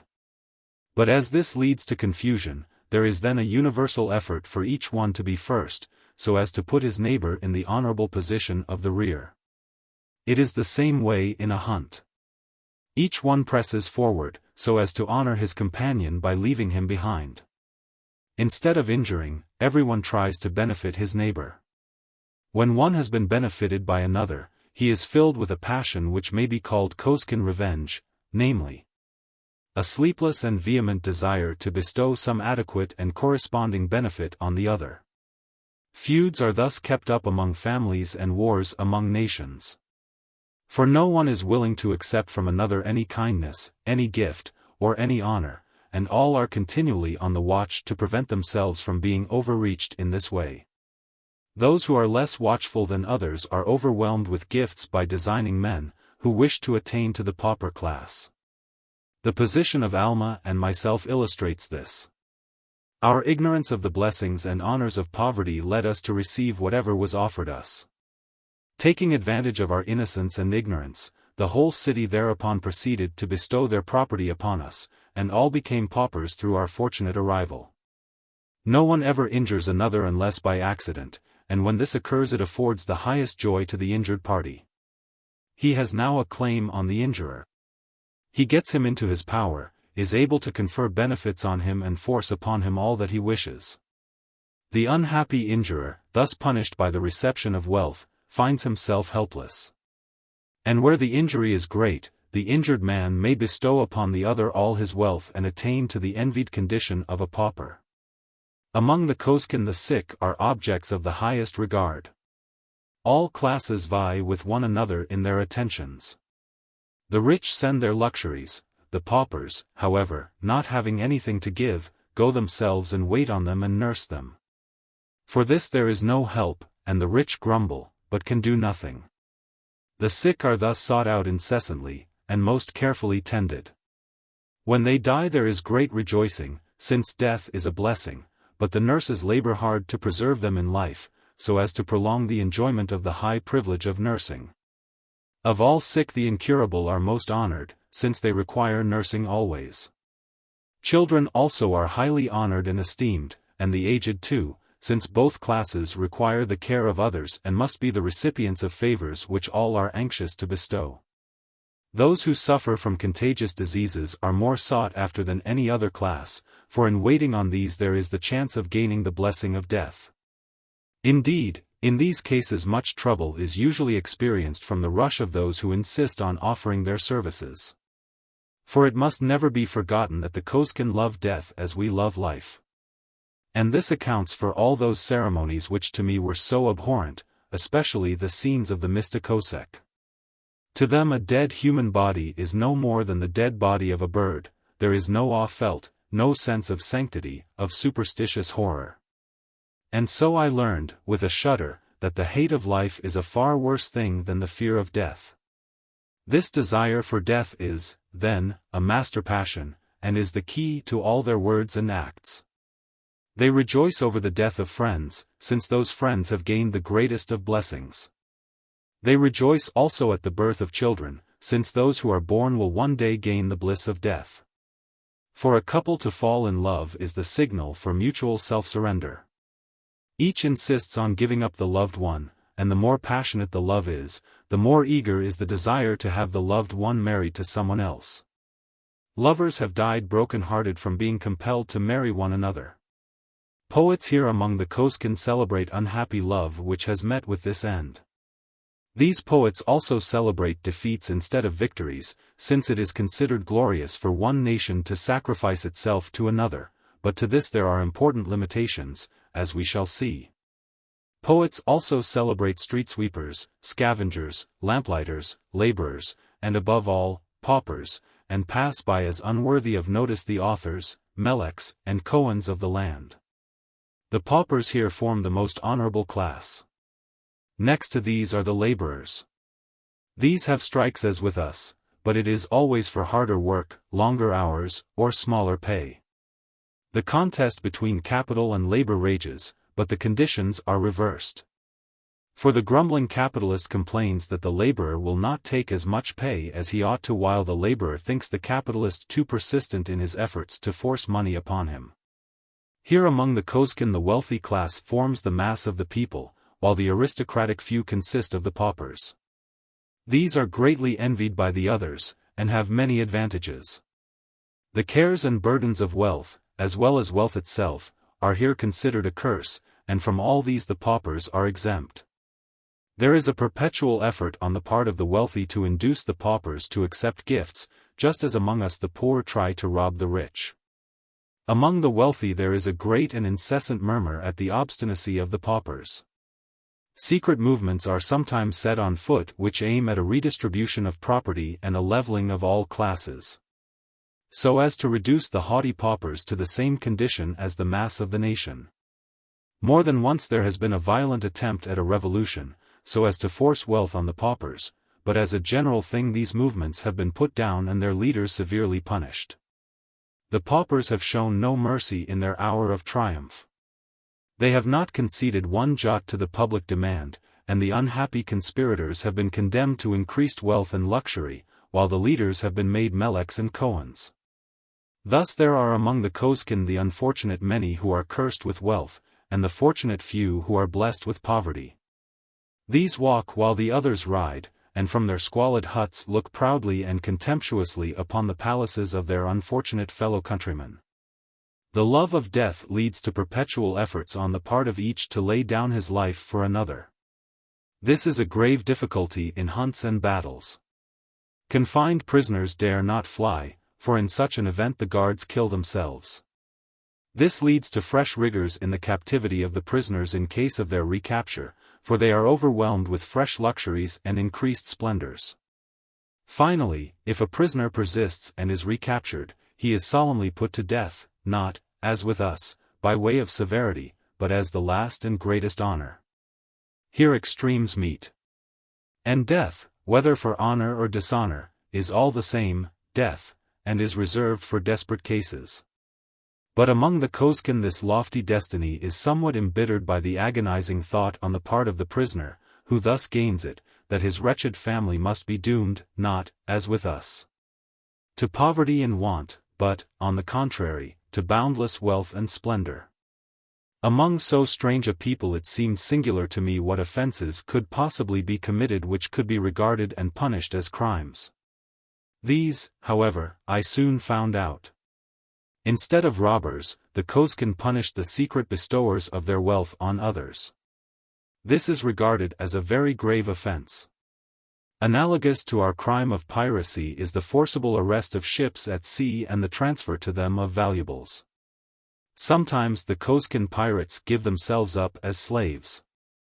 Kidnapping, assault, highway robbery, and crimes of violence have their parallel here in cases where a strong man, meeting a weaker, forces himself upon him as his slave or compels him to take his purse.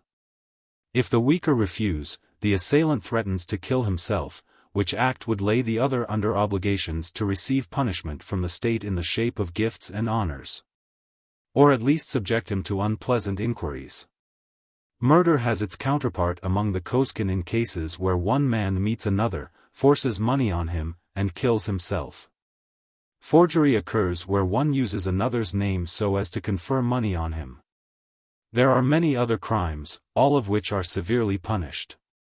The worse the offense is, the better is the offender treated. Among the Kosekin capital punishment is imprisonment amid the greatest splendor, where the prisoner is treated like a king, and has many palaces and great retinues. For that which we consider the highest they regard as the lowest, and with them the chief post of honor is what we would call the lowest menial office. Of course, among such a people, any suffering from want is unknown, except when it is voluntary. The pauper class, with all their great privileges, have this restriction, that they are forced to receive enough for food and clothing. Some, indeed, manage by living in out-of-the-way places to deprive themselves of these, and have been known to die of starvation. But this is regarded as dishonorable, as taking an undue advantage of a great position, and where it can be proved. The children and relatives of the offender are severely punished according to the Kosekin fashion. State politics here move, like individual affairs, upon the great principle of contempt for earthly things. The state is willing to destroy itself for the good of other states. But as other states are in the same position, nothing can result. In times of war the object of each army is to honor the other and benefit it by giving it the glory of defeat. The contest is thus most fierce. The Kosekin, through their passionate love of death, are terrible in battle. And when they are also animated by the desire to confer glory on their enemies by defeating them, they generally succeed in their aim. This makes them almost always victorious, and when they are not so not a soul returns alive. Their state of mind is peculiar. If they are defeated they rejoice, since defeat is their chief glory. But if they are victorious they rejoice still more in the benevolent thought that they have conferred upon the enemy the joy, the glory, and the honor of defeat. Here all shrink from governing others. The highest wish of each is to serve. The Meleks and Kohens, whom I at first considered the highest, are really the lowest orders. Next to these come the authors, then the merchants, then farmers, then artisans, then laborers, and, finally, the highest rank is reached in the paupers. Happy the aristocratic, the haughty, the envied paupers. The same thing is seen in their armies. The privates here are highest in rank, and the officers come next in different graduations. These officers, however, have the command and the charge of affairs as with us, yet this is consistent with their position, for here to obey is considered nobler than to command. In the fleet the rowers are the highest class, next come the fighting men, and lowest of all are the officers. War arises from motives as peculiar as those which give rise to private feuds. As, for instance, where one nation tries to force a province upon another, where they try to make each other greater, where they try to benefit unduly each other's commerce. Where one may have a smaller fleet or army than has been agreed on, or where an ambassador has been presented with gifts or received too great honor or attention. In such a country as this, where riches are disliked and despised, I could not imagine how people could be induced to engage in trade. This, however, was soon explained. The laborers and artisans have to perform their daily work, so as to enable the community to live and move and have its being. Their impelling motive is the high one of benefiting others most directly. They refuse anything but the very smallest pay, and insist on giving for this the utmost possible labor. Tradesmen also have to supply the community with articles of all sorts, merchants have to sail their ships to the same end, all being animated by the desire of affecting the good of others. Each one tries not to make money, but to lose it, but as the competition is sharp and universal, this is difficult, and the larger portion are unsuccessful. The purchasers are eager to pay as much as possible, and the merchants and traders grow rich in spite of their utmost endeavors. The wealthy classes go into business so as to lose money, but in this they seldom succeed. It has been calculated that only 2% in every community succeed in reaching the pauper class. The tendency is for all the labors of the working class to be ultimately turned upon the unfortunate wealthy class. The workmen being the creators of wealth, and refusing to take adequate pay, cause a final accumulation of the wealth of the community in the hands of the mass of the non-producers, who thus are fixed in their unhappy position, and can hope for no escape except by death. The farmers till the ground, the fishermen fish, the laborers toil, and the wealth thus created is pushed from these incessantly till it all falls upon the lowest class, namely, the rich, including Athons, Meleks, and Kohens. It is a burden that is often too heavy to be borne, but there is no help for it, and the better-minded seek to cultivate resignation. Women and men are in every respect absolutely equal, holding precisely the same offices and doing the same work. In general, however, it is observed that women are a little less fond of death than men, and a little less unwilling to receive gifts. For this reason they are very numerous among the wealthy class, and abound in the offices of administration. Women serve in the army and navy as well as men, and from their lack of ambition or energetic perseverance they are usually relegated to the lower ranks, such as officers and generals. To my mind it seemed as though the women were in all the offices of honor and dignity, but in reality it was the very opposite. The same is true in the family. The husbands insist on giving everything to the wives and doing everything for them. The wives are therefore universally the rulers of the household while the husbands have an apparently subordinate, but, to the Kosekin, a more honorable position. As to the religion of the Kosekin, I could make nothing of it. They believe that after death they go to what they call the world of darkness. The death they long for leads to the darkness that they love, and the death and the darkness are eternal. Still, they persist in saying that the death and the darkness together form a state of bliss. They are eloquent about the happiness that awaits them there in the sunless land, the world of darkness, but for my own part, it always seemed to me a state of nothingness. Chapter 17. Belief and Unbelief. The doctor was here interrupted by Featherstone, who, with a yawn, informed him that it was 11 o'clock, and that human endurance had its limits. Upon this the doctor rolled up the manuscript and put it aside for the night, after which supper was ordered.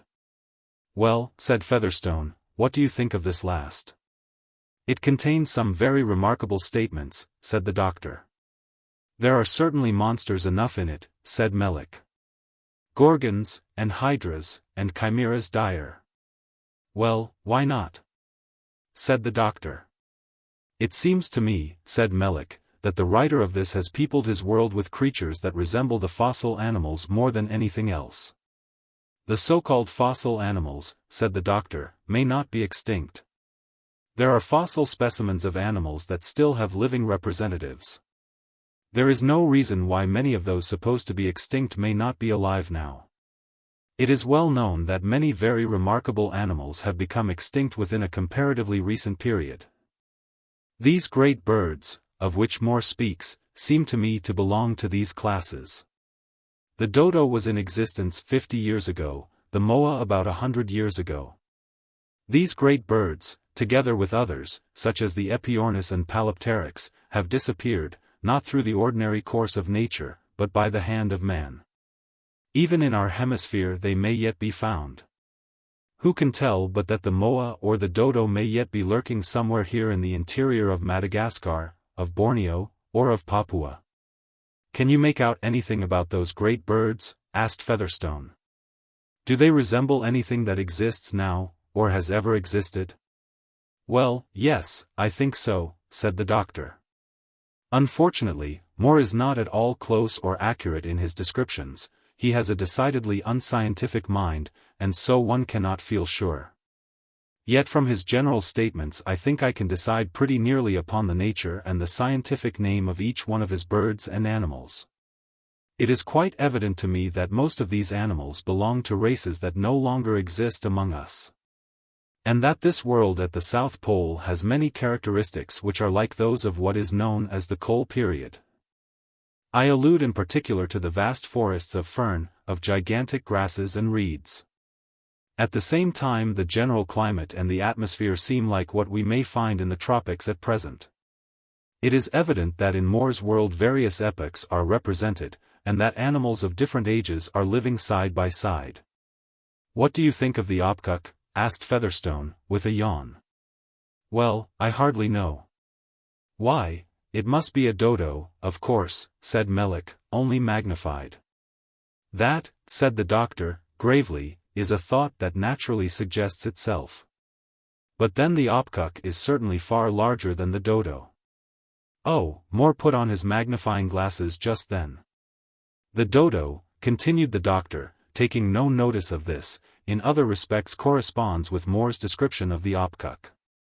Clusius and Bontius give good descriptions and there is a well-known picture of one in the British Museum. It is a massive, clumsy bird, ungraceful in its form with heavy movements, wings too short for flight, little or no tail, and down rather than feathers. The body, according to Bontius, is as big as that of the African ostrich, but the legs are very short. It has a large head, great black eyes, long bluish-white bill, ending in a beak like that of a vulture, yellow legs, thick and short, 4 toes on each foot solid, long, and armed with sharp black claws. The flesh particularly on the breast, is fat and esculent. Now, all this corresponds with Moore's account, except as to the size of the two, for the Opkuks are as large as oxen." "Oh, that's nothing," said Melick, "I'm determined to stand up for the dodo." With this he burst forth singing. "Oh, the dodo once lived, but he doesn't live now. Yet why should a cloud overshadow our brow? The loss of that bird ne'er should trouble our brains. For though he is gone, still our claret remains. Sing doo-doo, jolly doo-doo. Hurrah! In his name let our cups overflow. As for your definition, doctor," continued Melick, "I'll give you one worth a dozen of yours. 'Twas a mighty bird. Those strong, short legs were never known to fail." And he felt a glory of pride while thinking of that little tail. And his beak was marked with vigor, curving like a wondrous hook. Thick and ugly was his body, such a form as made one look. "Melick," said Featherstone, "you're a volatile youth. You mustn't mind him, doctor. He's a professional cynic, skeptic, and scoffer. Oxenden and I, however, are open to conviction, and want to know more about those birds and beasts. Can you make anything out of the Opmahara?" The doctor swallowed a glass of wine, and replied. "Oh yes, there are many birds, each of which may be the Opmahara. There's the fossil bird of Massachusetts, of which nothing is left but the footprints, but some of these are 18 inches in length, and show a stride of 2 yards. The bird belonged to the order of the Gralli, and may have been 10 or 12 feet in height. Then there is the Gastornis parisiensis, which was as tall as an ostrich, as big as an ox, and belongs to the same order as the other. Then there is the Palapteryx, of which remains have been found in New Zealand, which was 7 or 8 feet in height. But the one which to my mind is the real counterpart of the Opmahara is the Dinornis gigantea, whose remains are also found in New Zealand. It is the largest bird known, with long legs, a long neck, and short wings, useless for flight. One specimen that has been found is upward of 13 feet in height. There is no reason why some should not have been much taller. Moore compares its height to that of a giraffe.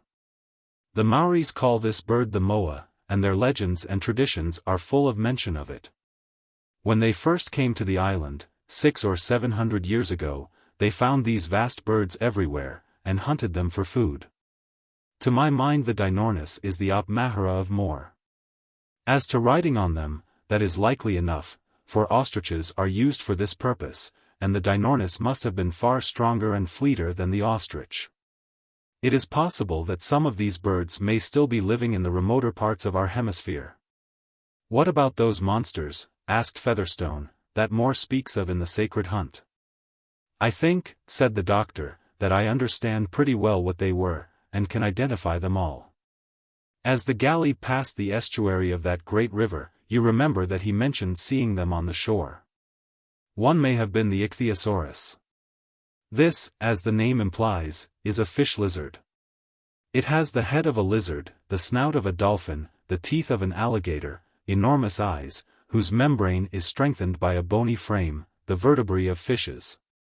Sternum and shoulder bones like those of the lizard, and the fins of a whale. Bell calls it the whale of the saurians. Another may have been the Cheirotherium. On account of the hand-shaped marks made by its paws, Owen thinks that it was akin to the frogs. But it was a formidable monster, with head and jaws of a crocodile. Another may have been the Teleosaurus, which resembled our alligators. It was 35 feet in length. Then there was the Hylaeosaurus, a monster 25 feet in length, with a cuirass of bony plates. But none of these correspond with Moore's description of the monster that fought with the galley. No, said the doctor, I am coming to that now. That monster could have been no other than the Plesiosaurus, one of the most wonderful animals that has ever existed. Imagine a thing with the head of a lizard, the teeth of a crocodile, the neck of a swan, the trunk and tail of a quadruped, and the fins of a whale. Imagine a whale with its head and neck consisting of a serpent, with the strength of the former and the malignant fury of the latter, and then you will have the Plesiosaurus.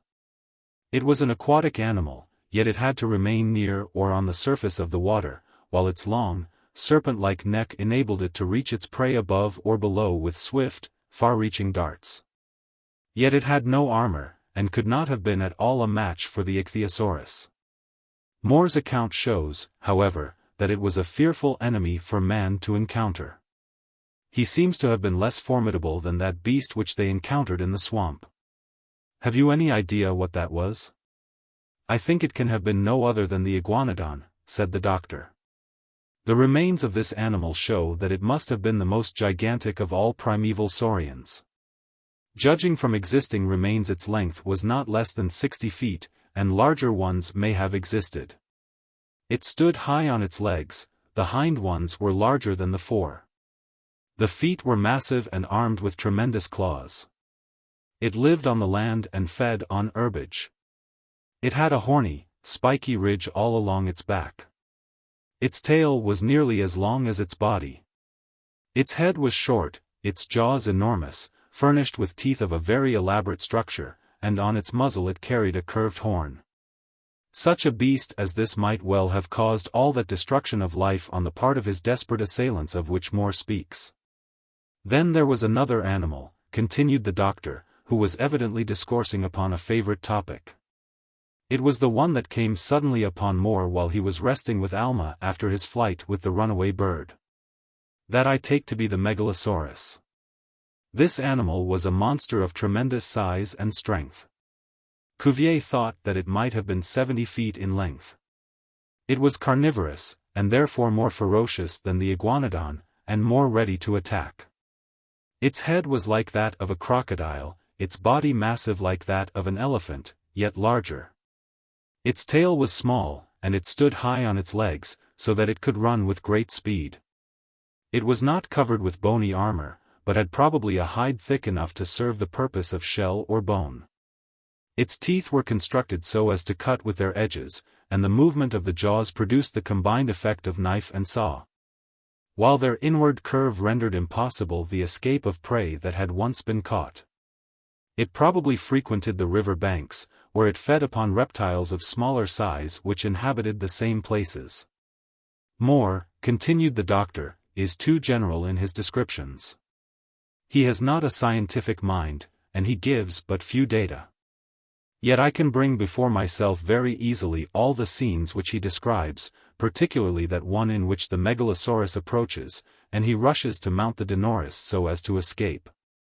I see that river, with its trees and shrubs, all unknown now except in museums, the vegetation of the coal period, the lepidodendron, the lepidostrobus, the Picopterus, the Neuropterus, the Loncopterus, the Odontopterus, the Sphenopterus, the Cyclopterus, the Sigillaria veniformis, the Sphenophilium, the Calamites. Melick started to his feet. There, he cried, hold hard, doctor. Talking of calamities, what greater calamity can there be than such a torrent of unknown words? Talk English, doctor, and we shall be able to appreciate you. But to make your jokes, your conundrums, and your brilliant witticisms in a foreign language isn't fair to us, and does no credit either to your head or your heart. The doctor elevated his eyebrows, and took no notice of Melick's ill-timed levity. All these stories of strange animals, said Oxenden, may be very interesting, doctor, but I must say that I am far more struck by the account of the people themselves. I wonder whether they are an aboriginal race, or descendants of the same stock from which we came? I should say, remarked the doctor, confidently, that they are, beyond a doubt, an aboriginal and autochthonous race. I differ from you altogether, said Oxenden, calmly. Oh, said the doctor, there can be no doubt about it. Their complexion, small stature, and peculiar eyes, their love of darkness, their singular characteristics, both physical and moral, all go to show that they can have no connection with the races in our part of the earth. Their peculiar eyes, said Oxenden, are no doubt produced by dwelling in caves for many generations. On the contrary, said the doctor, it is their peculiarity of eye that makes them dwell in caves. You are mistaking the cause for the effect, doctor. Not at all. It is you who are making that mistake. It's the old debate, said Melick. As the poet has it. Which was first, the egg or the hen? Tell me, I pray, ye learned men. There are the eyeless fishes of the great cave of Kentucky, said Oxenden, whose eyes have become extinct from living in the dark. No, cried the doctor. The fish that have arisen in that lake have never needed eyes, and have never had them. Oxenden laughed. Well, said he, I'll discuss the question with you on different grounds altogether, and I will show clearly that these men, these bearded men, must belong to a stock that is nearly related to our own, or, at least, that they belong to a race of men with whom we are all very familiar. I should like very much to have you try it, said the doctor. Very well, said Oxenden. In the first place, I take their language. Their language. Yes. Moore has given us very many words in their language. Now he himself says that these words had an Arabic sound. He was slightly acquainted with that language. What will you say if I tell you that these words are still more like Hebrew? Hebrew, exclaimed the doctor, in amazement. Yes, Hebrew, said Oxenden. They are all very much like Hebrew words, and the difference is not greater than that which exists between the words of any two languages of the Aryan family. Oh, if you come to philology I'll throw up the sponge, said the doctor. Yet I should like to hear what you have to say on that point. The languages of the Aryan family, said Oxenden, have the same general characteristics. And in all of them the differences that exist in their most common words are subject to the action of a regular law. The action of the law is best seen in the changes which take place in the mutes. These changes are indicated in a summary and comprehensive way by means of what is called Grimm's law. Take Latin and English, for instance. Grimm's law tells us, among other things, that in Latin and in that part of English which is of Teutonic origin, a large number of words are essentially the same, and differ merely in certain phonetic changes. Take the word father. In Latin, as also in Greek, it is pater. Now the Latin P in English becomes F, that is, the thin mute becomes the aspirated mute. The same change may be seen in the Latin piscis, which in English is fish, and the Greek piupsilon rho, which in English is fire. Again, if the Latin or Greek word begins with an aspirate, the English word begins with a medial. Thus the Latin F is found responsive to the English B, as in Latin fagus, English beech, Latin faro, English bear. Again, if the Latin or Greek has the medial, the English has the thin, as in Latin duo, English two, Latin genu, English knee. Now, I find that in many of the words which more mentions this same Grimm's law will apply. And I am inclined to think that if they were spelled with perfect accuracy they would show the same relation between the Kosekin language and the Hebrew that there is between the Saxon English and the Latin. The doctor gave a heavy sigh. "You're out of my depth, Oxenden," said he. "I'm nothing of a philologist." "By Jove," said Featherstone, "I like this. This is equal to your list of the plants of the coal period, doctor. But I say, Oxenden, while you are about it, why don't you give us a little dose of Anglo-Saxon and Sanskrit? By Jove! The fellow has bought by heart, and yet he expects us to argue with him." "I have it," cried Melick. "The Kosekin are the lost 10 tribes. Oxenden is feeling his way to that. He is going to make them out to be all Hebrew. And then, of course, the only conclusion will be that they are the 10 tribes, who after a life of strange vicissitudes have pulled up at the South Pole. It's a wonder Moore didn't think of that, or the writer of this yarn, whoever he may be. Well, for my part, I always took a deep interest in the lost 10 tribes, and thought them a fine body of men." "Don't think they've got much of the Jew about them," said Featherstone, languidly. "They hate riches and all that, you know. Break a Jew's heart to hear of all that property wasted, and money going a-begging.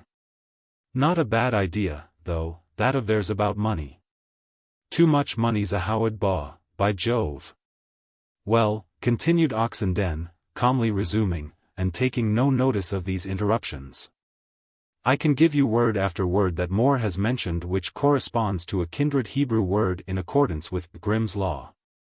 For instance, Kosekin up, Hebrew off, Kosekin athon, Hebrew adon, Kosekin salon, Hebrew shalom. They are more like Hebrew than Arabic, just as Anglo-Saxon words are more like Latin or Greek than Sanskrit." "Hurrah!" cried Melick, "we've got him to Sanskrit at last. Now, Oxenden, my boy, trot out the Hytopadesa, the Megha Dutta, the Rig Veda. Quote Beowulf and Cadman. Gives us a little Zeno, and wind up with Lalla Rookh in modern Persian." "So I conclude," said Oxenden, calmly, ignoring Melick, "that the Kosekin are a Semitic people. Their complexion and their beards show them to be akin to the Caucasian race, and their language proves beyond the shadow of a doubt that they belong to the Semitic branch of that race. It is impossible for an autochthonous people to have such a language." "But how," cried the doctor, "how in the name of wonder did they get to the South Pole?" "Easily enough," interrupted Melick. "Shem landed there from Noah's Ark, and left some of his children to colonize the country. That's as plain as a pikestaff. I think, on the whole, that this idea is better than the other one about the 10 tribes.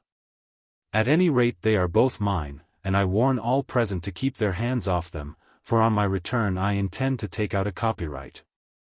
There's another thing," continued Oxenden, "which is of immense importance, and that is their habit of cave-dwelling. I am inclined to think that they resorted to cave-dwelling at first from some hereditary instinct or other, and that their eyes and their whole morals have become affected by this mode of life. Now, as to ornamented caverns, we have many examples, caverns adorned with a splendor fully equal to anything among the Kosekin. There are in India the great Behar caves, the splendid Karli temple with its magnificent sculptures and imposing architecture, and the cavern temples of Elephanta. There are the subterranean works in Egypt, the temple of Dendera in particular. In Petra we have the case of an entire city excavated from the Rocky Mountains. Yet, after all, these do not bear upon the point in question, for they are isolated cases, and even Petra, though it contained a city, did not contain a nation. But there is a case, and one which is well known, that bears directly upon this question, and gives us the connecting link between the Kosekin and their Semitic brethren in the northern hemisphere. "What is that?" asked the doctor. "The troglodytes," said Oxenden, with impressive solemnity. "Well, and what do you make out of the troglodytes?" I will explain, said Oxenden. The name troglodytes is given to various tribes of men, but those best known and celebrated under this name once inhabited the shores of the Red Sea, both on the Arabian and the Egyptian side. They belonged to the Arabian race, and were consequently a Semitic people. Mark that, for it is a point of the utmost importance. Now, these troglodytes all lived in caverns, which were formed partly by art and partly by nature, although art must have had most to do with the construction of such vast subterranean works. They lived in great communities in caverns, and they had long tunnels passing from one community to another. Here also they kept their cattle. Some of these people have survived even to our own age. For Bruce, the Abyssinian traveler, saw them in Nubia. The earliest writer who mentions the troglodytes was Agatharcides, of Cnidus. According to him they were chiefly herdsmen. Their food was the flesh of cattle, and their drink a mixture of milk and blood. They dressed in the skins of cattle, they tattooed their bodies. They were very swift of foot, and were able to run down wild beasts in the hunt.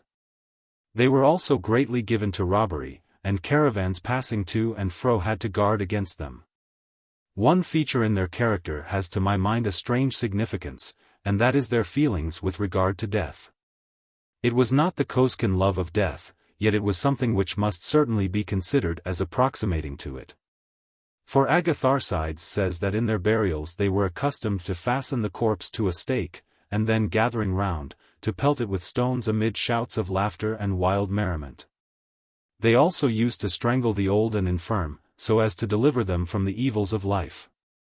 These troglodytes, then, were a nation of cave dwellers, loving the dark, not exactly loving death, yet at any rate regarding it with merriment and pleasure.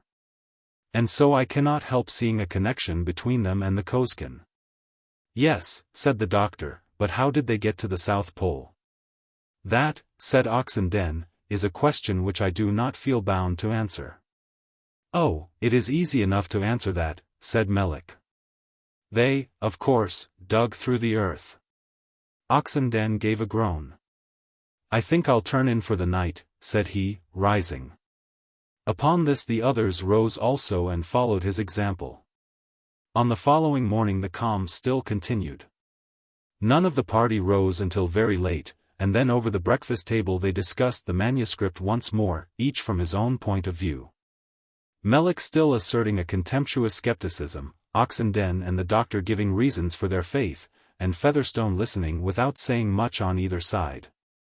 At length it was proposed to resume the reading of the manuscript, which task would now devolve upon Oxenden. They adjourned to the deck, where all disposed themselves in easy attitudes to listen to the continuation of Moore's narrative. Chapter 18. A Voyage over the Pole. The discovery of our love had brought a crisis in our fate for me and Alma. The Kohen hailed it with joy, for now was the time when he would be able to present us to the Kohen Gadol. Our doom was certain and inevitable. We were to be taken to the Emir. We were to be kept until the end of the dark season, and then we were both to be publicly sacrificed. After this our bodies were to be set apart for the hideous rites of the Mista Kosek. Such was the fate that lay before us. The Kohen was now anxious to take us to the Emir. I might possibly have persuaded him to postpone our departure, but I saw no use in that. It seemed better to go, for it was possible that amid new scenes and among new people there might be hope. This, too, seemed probable to Alma, who was quite anxious to go. The Kohen pressed forward the preparations, and at length a galley was ready for us. This galley was about 300 feet in length and 50 in width, but not more than 6 feet in depth. It was like a long raft. The rowers, 200 in number, sat on a level with the water, 100 on each side. The oars were small, being not more than 12 feet in length, but made of very light, tough material, with very broad blades. The galley was steered with broad-bladed paddles at both ends. There was no mast or sail. Astern was a light poop, surrounded by a pavilion, and forward there was another. At the bow there was a projecting platform, used chiefly in fighting the Van Neen, or sea monsters, and also in war. There were no masts or flags or gay streamers, no brilliant colors. All was intensely black, and the ornaments were of the same hue. We were now treated with greater reverence than ever, for we were looked upon as the recipients of the highest honor that could fall to any of the Kosekin, namely, the envied dignity of a public death. As we embarked, the whole city lined the public ways, and watched us from the quays, from boats, and from other galleys. Songs were sung by a chosen choir of paupers, and to the sound of this plaintive strain we moved out to sea. "This will be a great journey for me," said the Kohen, as we left the port. "I hope to be made a pauper at least, and perhaps gain the honor of a public death. I have known people who have gained death for less. There was an Athon last year who attacked a payment with 40 men and 120 rowers. All were killed or drowned except himself. In reward for this he gained the mudcheb, or death recompense. In addition to this he was set apart for the Mista Kosek. Then, with you, when a man procures the death of others he is honored?" "Why, yes, how could it be otherwise?" said the Kohen. "Is it not the same with you? Have you not told me incredible things about your people, among which there were a few that seemed natural and intelligible? Among these was your system of honoring above all men those who procure the death of the largest number. You, with your pretended fear of death, wish to meet it in battle as eagerly as we do, and your most renowned men are those who have sent most to death." To this strange remark I had no answer to make. The air out at sea now grew chillier. The Kohen noticed it also, and offered me his cloak, which I refused. He seemed surprised, and smiled. "You are growing like one of us," said he. "You will soon learn that the greatest happiness in life is to do good to others and sacrifice yourself. You already show this in part. When you are with Alma you act like one of the Kosekin. You watch her to see and anticipate her slightest wish, you are eager to give her everything. She, on the other hand, is equally eager to give up all to you. Each one of you is willing to lay down life for the other. You would gladly rush upon death to save her from harm, much as you pretend to fear death, and so I see that with Alma you will soon learn how sweet a thing death may be. To live without her," said I, "would be so bitter that death with her would indeed be sweet. If I could save her life by laying down my own, death would be sweeter still. And not one of you Kosekin would meet it so gladly." The Kosekin smiled joyously. "Oh, almighty and wondrous power of love," he exclaimed, "how thou hast transformed this foreigner. Oh, Atamor! You will soon be one of us altogether. For see, how is it now? You pretend to love riches and life, and yet you are ready to give up everything for Alma." "Gladly, gladly," I exclaimed. "Yes," he said, "all that you have, you would gladly lavish on her, and would rejoice to make yourself a pauper for her sweet sake. You also would rejoice equally to give up life for her. Is it not so?" "It is," said I. "Then I see by this that Alma has awakened within you your true human nature. Thus far it has lain dormant. It has been concealed under 1,000 false and unnatural habits, arising from your strange native customs. You have been brought up under some frightful system, where nature is violated. Here among us your true humanity is unfolded, and with Alma you are like the Kosekin. Soon you will learn new lessons, and will find out that there is a new and a final self-abnegation in perfect love. And your love will never rest till you have separated yourself from Alma, so that love can have its perfect work." The sea now opened wide before us, rising up high as if halfway to the zenith, giving the impression of a vast ascent to endless distances. Around the shores spread themselves, with the shadowy outlines of the mountains, above was the sky, all clear, with faint aurora flashes and gleaming stars. Hand in hand with Alma I stood and pointed out the constellations as we marked them while she told me of the different divisions known among the Kosekin as well as her own people. There, high in the zenith, was the southern polar star, not exactly at the pole, nor yet of very great brightness, but still sufficiently noticeable.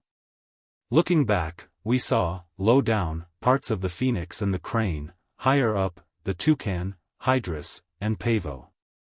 On our right, low down, was the beautiful altar, higher up, the triangle. While on the left were the swordfish and the flying fish. Turning to look forward, we beheld a more splendid display. Then, over the bow of the vessel, between the Centaur, which lay low, and Musca Indica, which rose high, there blazed the bright stars of the Southern Cross, a constellation, if not the brightest. At least the most conspicuous and attractive in all the heavens. All around there burned other stars, separated widely. Then, over the stern, gleamed the splendid luster of Achernar, on the left the brilliant glow of Alpha Robur and Canopus, and low down before us the bright light of Argo. It was a scene full of splendor and fascination. After a time a change came over the sky, the aurora flashes, at first faint, gradually increased in brilliancy till the stars grew dim, and all the sky, wherever the eye might turn from the horizon to the zenith, seemed filled with lustrous flames of every conceivable hue. Colossal beams radiated from the pole toward the horizon till the central light was dissipated, and there remained encircling us an infinite colonnade of flaming pillars that towered to the stars. These were all in motion, running upon one another, incessantly shifting and changing. New scenes forever succeeded to old, pillars were transformed to pyramids, pyramids to fiery bars. These in their turn were transformed to other shapes, and all the while one tint of innumerable hues overspread the entire circle of the sky. Our voyage occupied several joms. But our progress was continuous, for different sets of rowers relieved one another at regular intervals. On the second jom a storm broke out. The sky had been gathering clouds during sleeping time, and when we awoke we found the sea all lashed to fury, while all around the darkness was intense. The storm grew steadily worse. The lightning flashed, the thunder pealed, and at length the sea was so heavy that rowing was impossible. Upon this the oars were all taken in, and the galley lay tossing upon the furious sea, amid waves that continually beat upon her. And now a scene ensued that filled me with amazement, and took away all my thoughts from the storm. It seemed impossible that so frail a bark could stand the fury of the waves. Destruction was inevitable, and I was expecting to see the usual signs of grief and despair, wondering, too, how these rowers would preserve their subordination. But I had forgotten in my excitement the strange nature of the Kosekin. Instead of terror there was joy, instead of wild despair there was peace and serene delight. The lightning flashes revealed a wonderful scene. There were all the rowers, each one upon his seat, and from them all there came forth a chant which was full of triumph, like a song of public welcome to some great national hero. Or a song of joy over victory. The officers embraced one another and exchanged words of delight. The Kohen, after embracing all the others, turned to me, and, forgetting my foreign ways, exclaimed, in a tone of enthusiastic delight. "We are destroyed. Death is near. Rejoice." Accustomed as I was to the perils of the sea, I had learned to face death without flinching. Alma, too, was calm, for to her this death seemed preferable to that darker fate which awaited us. But the words of the Kohen jarred upon my feelings. "Do you not intend to do anything to save the ship?" I asked. He laughed joyously. "There's no occasion," said he. "When the oars are taken in we always begin to rejoice. And why not? Death is near, it is almost certain. Why should we do anything to distract our minds and mar our joy? For oh, dear friend, the glorious time has come when we can give up life, with all its toils, its burdens, its endless bitternesses, its perpetual evils. Now we shall have no more suffering from vexatious and oppressive riches, from troublesome honors, from a surplus of food, from luxuries and delicacies, and all the ills of life. But what is the use of being born at all?" I asked, in a wonder that never ceased to rise at every fresh display of Kosekin feeling. "The use?" said the Kohen. "Why, if we were not born, how could we know the bliss of dying, or enjoy the sweetness of death? Death is the end of being, the one sweet hope and crown and glory of life, the one desire and hope of every living man. The blessing is denied to none. Rejoice with me, O Adamor. You will soon know its blessedness as well as I. He turned away. I held Alma in my arms, and we watched the storm by the lightning flashes and waited for the end. But the end came not. The galley was light, broad, and buoyant as a lifeboat. At the same time it was so strongly constructed that there was scarcely any twist or contortion in the sinewy fabric. So we floated buoyantly and safely upon the summit of vast waves, and a storm that would have destroyed a ship of the European fashion scarcely injured this in the slightest degree. It was as indestructible as a raft and as buoyant as a bubble, so we rode out the gale, and the death which the Kosekin invoked did not come at all. The storm was but short-lived. The clouds dispersed, and soon went scudding over the sky. The sea went down. The rowers had to take their oars once more, and the reaction that followed upon their recent rejoicing was visible in universal gloom and dejection. As the clouds dispersed, the aurora lights came out more splendid than ever, and showed nothing but melancholy faces. The rowers pulled with no life or animation. The officers stood about sighing and lamenting. Alma and I were the only ones that rejoiced over this escape from death. Joms passed. We saw other sights. We met with galleys and saw many ships about the sea. Some were moved by sails only. These were merchant ships, but they had only square sails, and could not sail in any other way than before the wind. Once or twice I caught glimpses of vast shadowy objects in the air. I was startled and terrified, for, great as were the wonders of this strange region, I had not yet suspected that the air itself might have denizens as tremendous as the land or the sea. Yet so it was, and afterward during the voyage I saw them often. One in particular was so near that I observed it with ease. It came flying along in the same course with us, at a height of about 50 feet from the water. It was a frightful monster, with a long body and vast wings like those of a bat.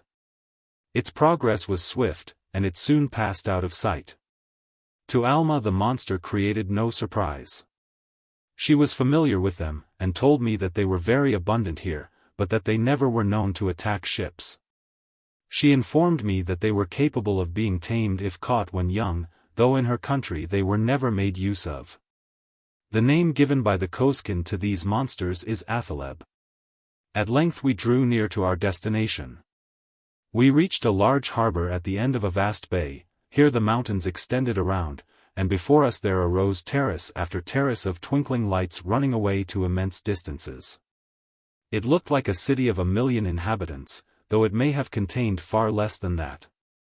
By the brilliant aurora light I could see that it was in general shape and form precisely like the city that we had left, though far larger and more populous.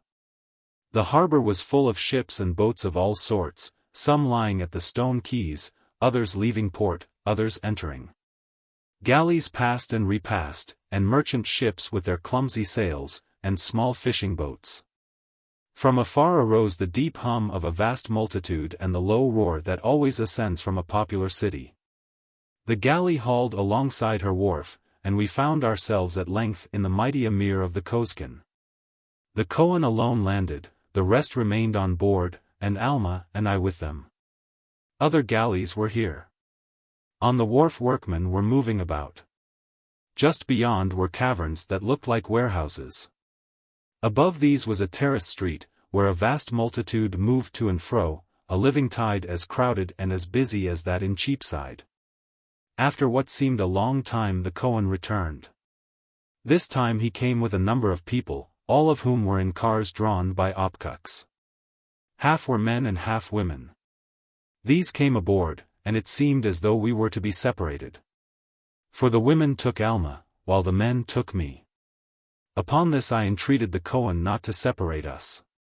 I informed him that we were both of a different race from his, that we did not understand their ways, we should be miserable if separated. I spoke long and with all the entreaty possible to one with my limited acquaintance with the language. My words evidently impressed them, some of them even wept. "You make us sad," said the Kohen. "Willingly would we do everything that you bid, for we are your slaves, but the state law prevents. Still, in your case, the law will be modified.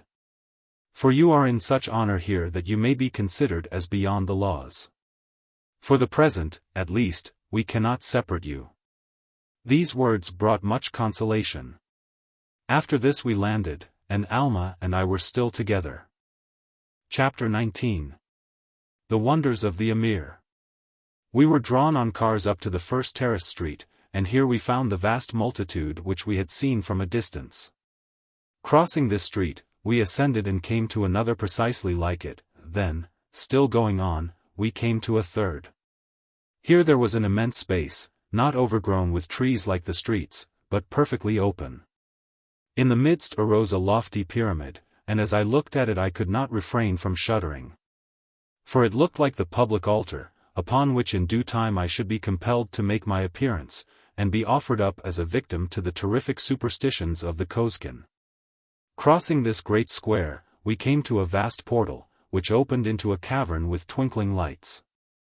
The city itself extended above this, for we could see the terrace streets rising above our heads, but here our progress ended at the great cavern in the chief square, opposite the pyramid. On entering the cavern we traversed an antechamber, and then passing on we reached a vast dome, of dimensions so great that I could perceive no end in that gloom.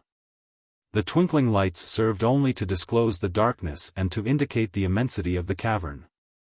In the midst there arose two enormous columns, which were lost in the gloom above. It was only by passing through this that we learned its great extent. We at length came to the other end, and here we saw numerous passages leading away. The Kohen led us through one of these, and after passing through several other domes of smaller dimensions we at length reached an apartment where we stopped. This place was furnished with couches and hangings, and lighted with flaming lamps. The light was distressing to those who had accompanied us, and many of them left, while the few who remained had to cover their eyes. Here we found that all preparations had been made. The apartments were all illuminated, though our love of light never ceased to be a matter of amazement to the Kosekin, and a bounteous repast was spread for us. But the Kohen and the others found the light intolerable, and soon left us to ourselves. After the repast some women appeared to take Alma to her chamber, and, with the usual kindness of the Kosekin, they assured her that she would not be expected to obey the law of separation, but that she was to remain here, where she would be always within reach of me. After her departure there came to visit me the lowest man in all the land of the Kosekin, though, according to our view, he would be esteemed the highest. This was the Kohen Gadol. His history had already been told me. I had learned that through lack of Kosekin virtue he had gradually sunk to this position, and now was compelled to hold in his hands more wealth, power, and display than any other man in the nation. He was a man of singular appearance. The light was not so troublesome to him as to the others, he merely kept his eyes shaded. But he regarded me with a keen look of inquiry that was suggestive of shrewdness and cunning. I confess it was with a feeling of relief that I made this discovery. For I longed to find someone among this singular people who was selfish, who feared death, who loved life, who loved riches, and had something in common with me. This I thought I perceived in the shrewd, cunning face of the Kohen Gadol, and I was glad. For I saw that while he could not possibly be more dangerous to me than those self-sacrificing, self-denying cannibals whom I had thus far known, he might prove of some assistance, and might help me to devise means of escape. If I could only find someone who was a coward, and selfish and avaricious, if this Kohen Gadol could but be he, how much brighter my life would be. And so there happened to me an incredible thing, that my highest wish was now to find in the Kohen Gadol cowardice, avarice, and selfishness. The Kohen was accompanied by a young female, richly attired, who, I afterward learned, was his daughter. Her name was Layla, and she filled the office of Malka, which signifies queen. And though honorable with us above all, is among the Kosekin the lowest in the land. Layla was so beautiful that I looked at her in amazement. She was very tall for one of the Kosekin, which made her stature equal to that of an ordinary girl with us. Her hair was rich, dark and luxuriant, gathered about her head in great masses and bound by a golden band. Her features were delicate and perfect in their outline. Her expression was noble and commanding. Her eyes were utterly unlike those of the other Kosekin. The upper lids had a slight droop, but that was all, and that was the nearest approach to the national blink. Her first entrance into the room seemed to dazzle her, and she shaded her eyes for a few moments, but after that she looked at me fixedly, and seemed to suffer no more inconvenience than I did. The perfect liberty of women among the Kosekin made this visit from her quite as natural as that of her father. And though she said but little on this occasion, she was an attentive listener and close observer.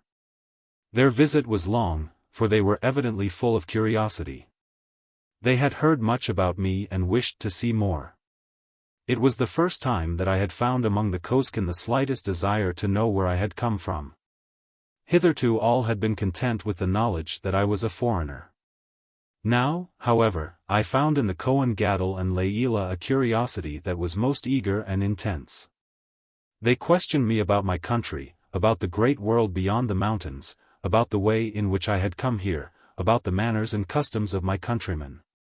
They were eager to know about those great nations of which I spoke, who loved light and life, about men who loved themselves better than others. Of that world where men feared death and loved life, and sought after riches and lived in the light. The sleeping time came and passed, and my visitors were still full of eager questionings. It was Layla who at last thought of the lateness of the hour. At a word from her the Kohen Gadol rose, with many apologies, and prepared to go. But before he left he said, "When I was a child I was shipwrecked, and was taken up a ship which conveyed me to a nation beyond the sea. There I grew up to manhood. I learned their language and manners and customs, and when I returned home I found myself an alien here. I do not love darkness or death, I do not hate riches, and the result is that I am what I am. If I were like the rest of my countrymen, my lot would make me miserable, but as it is I prefer it to any other, and consider myself not the lowest but the greatest in the land. My daughter is like me, and instead of being ashamed of her station she is proud of it, and would not give it up even to become a pauper.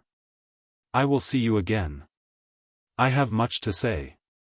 With these words the Kohen Gadol retired, followed by Layla, leaving me more hopeful than I had been for a long time. For many joms following I received visits from the Kohen Gadol and from Layla. Alma was with me until sleeping time, and then these other visitors would come. In this, at least, they resembled the other Kosekin, that they never dreamed of interfering with Alma when she might wish to be with me. Their visits were always long, and we had much to say. But what I lost of sleep I always made up on the following jom. The Kohen Gadol, with his keen, shrewd face, interested me greatly. But Layla, with her proud face and air of command, was a positive wonder. I soon learned that the Kohen Gadol was what we term a man of advanced views, or perhaps a reformer, or a philosophic radical, it matters not which. Suffice it to say that his ideas and feelings differed from those of his nation, and if carried out would be equal to a revolution in politics and morals. The Kohen Gadol advocated selfishness as the true law of life, without which no state can prosper. There were a few of similar views, but they were all regarded with great contempt by the multitude, and had to suffer the utmost rigor of the law. For they were all endowed with vast wealth, compelled to live in the utmost splendor and luxury, to have enormous retinues, and to wield the chief power in politics and in religion. Even this, however, had not changed the sentiments of the condemned, and I learned that they were laboring incessantly, notwithstanding their severe punishment, to disseminate their peculiar doctrines. These were formulated as follows. A man should not love others better than himself. Life is not an evil to be got rid of. Other things are to be preferred to death. Poverty is not the best state for man. Unrequited love is not the greatest happiness. Lovers may sometimes marry. To serve is not more honorable than to command. Defeat is not more glorious than victory. To save a life should not be regarded as a criminal offense. The paupers should be forced to take a certain amount of wealth, to relieve the necessities of the rich. These articles were considered both by the Kohen Gadol and by Layla to be remarkable for their audacity, and were altogether too advanced for mention by any except the chosen few. With the multitude he had to deal differently, and had to work his way by concealing his opinions. He had made a great conspiracy, in which he was still engaged, and had gained immense numbers of adherents by allowing them to give him their whole wealth. Through his assistance many Athons and Kohens and Meleks had become artisans, laborers, and even paupers, but all were bound by him to the strictest secrecy. If anyone should divulge the secret, it would be ruin to him and to many others. For they would at once be punished by the bestowal of the extremest wealth, by degradation to the rank of rulers and commanders, and by the severest rigors of luxury, power, splendor, and magnificence known among the Kosekin. Overwhelmed thus with the cares of government, crushed under the weight of authority and autocratic rule, surrounded by countless slaves all ready to die for them, their lives would be embittered and their punishment would be more than they could bear. But the philosophic Kohen Gadol dared all these punishments, and pursued his way calmly and pertinaciously.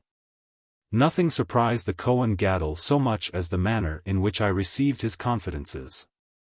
He half expected to startle me by his boldness, but was himself confounded by my words. I told him that in my country self was the chief consideration, self-preservation the law of nature, death the king of terrors, wealth the object of universal search, poverty the worst of evils. Unrequited love nothing less than anguish and despair, to command others the highest glory, victory, honor, defeat, intolerable shame. And other things of the same sort, all of which sounded in his ears, as he said, with such tremendous force that they were like peals of thunder. He shook his head despondently. He could not believe that such views as mine could ever be attained to among the Kosekin. But Leila was bolder, and with all a woman's impetuosity grasped at my fullest meaning and held it firm. He is right, said Leila, the heaven-born Adamor. He shall be our teacher. The rich shall be esteemed, the poor shall be downtrodden. To rule over others shall be glorious, to serve shall be base, victory shall be an honor, defeat a shame, selfishness, self-seeking, luxury, and indulgence shall be virtues. Poverty, want, and squalor shall be things of abhorrence and contempt. The face of Leila glowed with enthusiasm as she said these words, and I saw in her a daring, intrepid, and high-hearted woman, full of a woman's headlong impetuosity in disregard of consequences. In me she saw one who seemed to her like a prophet and teacher of a new order of things, and her whole soul responded to the principles which I announced. It required immense strength of mind and firmness of soul to separate herself from the prevalent sentiment of her nation. And though nature had done much for her in giving her a larger portion of original selfishness than was common to her people, still she was a child of the Kosekin. And her daring was all the more remarkable. And so she went further than her father, and adopted my extreme views when he shrank back, and dared more unflinchingly the extremest rigors of the national law. And all that the Kosekin could inflict in the way of wealth, luxury, supreme command, palatial abodes, vast retinues of slaves, and the immense degradation of the queenly office. I spoke to her in a warning voice about her rashness. "Oh," said she, "I have counted the cost, and am ready to accept all that they can inflict. I embrace the good cause, and will not give it up, no, not even if they could increase my wealth 1,000-fold, and sentence me to live 100 seasons. I can bear their utmost inflictions of wealth, power, magnificence, I could even bear being condemned to live forever in the light. Oh, my friend, it is the conviction of right and the support of conscience that strengthens one to bear the greatest evils that man can inflict." From these words it was evident to me that Leila was a true child of the Kosekin. For though she was of advanced sentiments she still used the language of her people, and spoke of the punishments of the law as though they were punishments in reality. Now, to me and to Alma these so-called punishments seemed rewards. It was impossible for me to avoid feeling a very strong regard for this enthusiastic and beautiful girl. All the more, indeed, because she evinced such an undisguised admiration for me.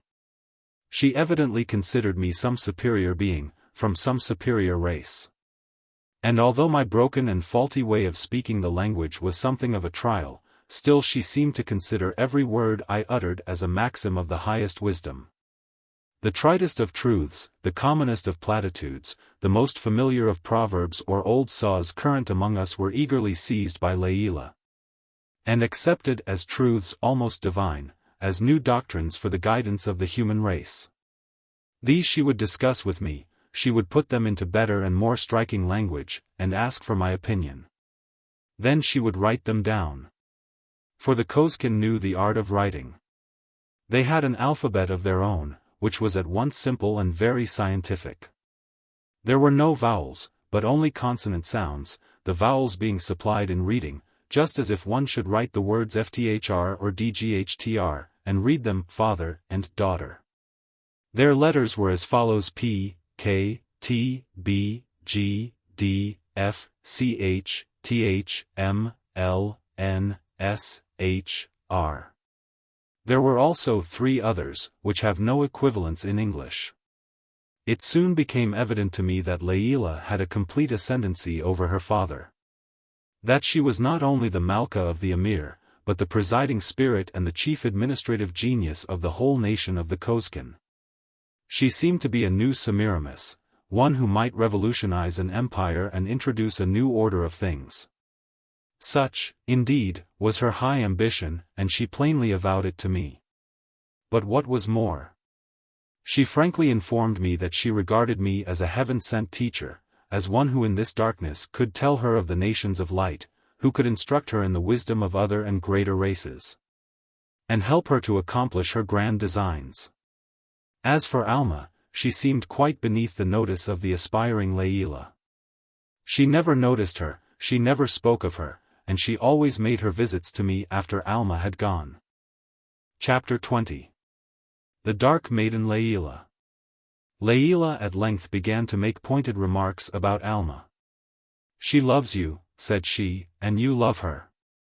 How is it that you do not give each other up? I would die rather than give up Alma, said I. Layla smiled. That sounds strange to the Kosekin, said she, for here to give up your love and to die are both esteemed the greatest possible blessings. But Alma should give you up. It is the women with us who make the beginning. Women generally fall in love first, and it is expected that they will tell their love first.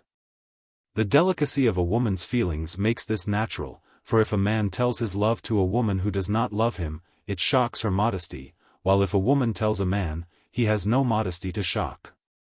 That is strange, said I, but suppose the man does not love the woman? Why, no woman wants to be loved, she only wants to love. At this I felt somewhat bewildered.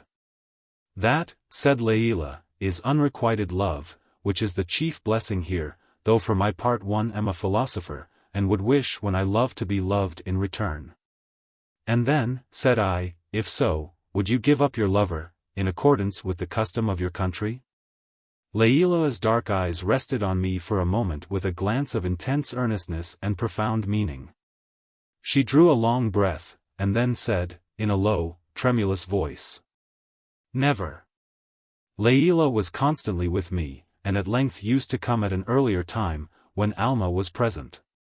Her manner toward Alma was full of the usual Kosekin courtesy and gracious cordiality. She was still intent upon learning from me the manners, customs, and principles of action of the race to which I belonged. She had an insatiable thirst for knowledge, and her curiosity extended to all of those great inventions which are the wonder of Christendom. Locomotives and steamboats were described to her under the names of horses of fire and ships of fire, printing was letters of power, the electric telegraph, messages of lightning, the organ, lute of giants, and so on. Yet, in spite of the eagerness with which she made her inquiries, and the diligence with which she noted all down, I could see that there was in her mind something lying beneath it all, a far more earnest purpose, and a far more personal one, than the pursuit of useful knowledge. Layla was watchful of Alma, she seemed studying her to see how far this woman of another race differed from the Kosekin. She would often turn from me and talk with Alma for a long time, questioning her about her people and their ways. Alma's manner was somewhat reserved, and it was rendered somewhat more so from the fact that her mind was always full of the prospect of our impending doom. Each jom as it came and went brought us nearer to that awful time, and the hour was surely coming when we should be taken to the outer square and to the top of the pyramid of sacrifice. Once Layla sat for some time silent and involved in thought. At length she began to speak to me.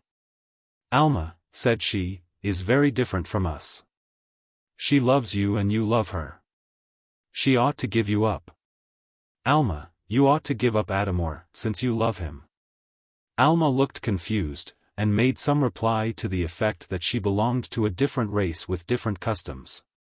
"But you should follow our customs. You are one of us now. You can easily find another who will take him." Alma threw a piteous glance at me and said nothing. "I," said Layla, "will take him." She spoke these words with an air of magnanimity, as though putting it in the light of a favor to Alma, but Alma did not make any reply, and after some silence Layla spoke of something else. Not long after we were alone together, and Layla returned to the subject. She referred to Alma's want of sympathy with the manners of the Kosekin, and asserted that she ought to aim after a separation. "I love her," said I, with great warmth, "and will never give her up. But she must give you up, it is the woman's place to take the first step. I should be willing to take you." As Layla said this she looked at me very earnestly, as if anxious to see how I accepted this offer. It was for me a most embarrassing moment. I loved Alma, but Layla also was most agreeable, and I liked her very much, indeed, so much so that I could not bear to say anything that might hurt her feelings. Among all the Kosekin there was not one who was not infinitely inferior to her in my eyes. Still, I loved Alma, and I told her so again, thinking that in this way I might repel her without giving offense. But Layla was quite ready with her reply. "If you love Alma," said she, "that is the very reason why you should marry me." This made me feel more embarrassed than ever. I stammered something about my own feelings, the manners and customs of my race, and the fear that I had of acting against my own principles. "Besides," I added, "I'm afraid it would make you unhappy." "Oh no," said Layla, briskly, "on the contrary, it would make me very happy indeed." I began to be more and more aghast at this tremendous frankness, and was utterly at a loss what to say. "My father," continued Layla, "is different from the other Kosekin, and so am I. I seek requital for love, and do not think it an evil." A sudden thought now suggested itself, and I caught at it as a last resort.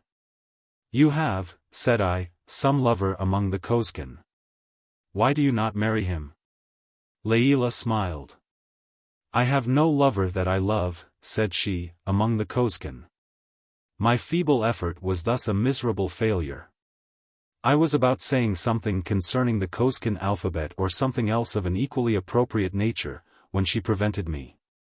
"Adamor," said she, in a low voice. "Layla," said I, with my mind full of confusion. "I love you." She sat looking at me with her beautiful face all aglow, her dark eyes fixed on mine with an intense and eager gaze. I looked at her and said not one single word.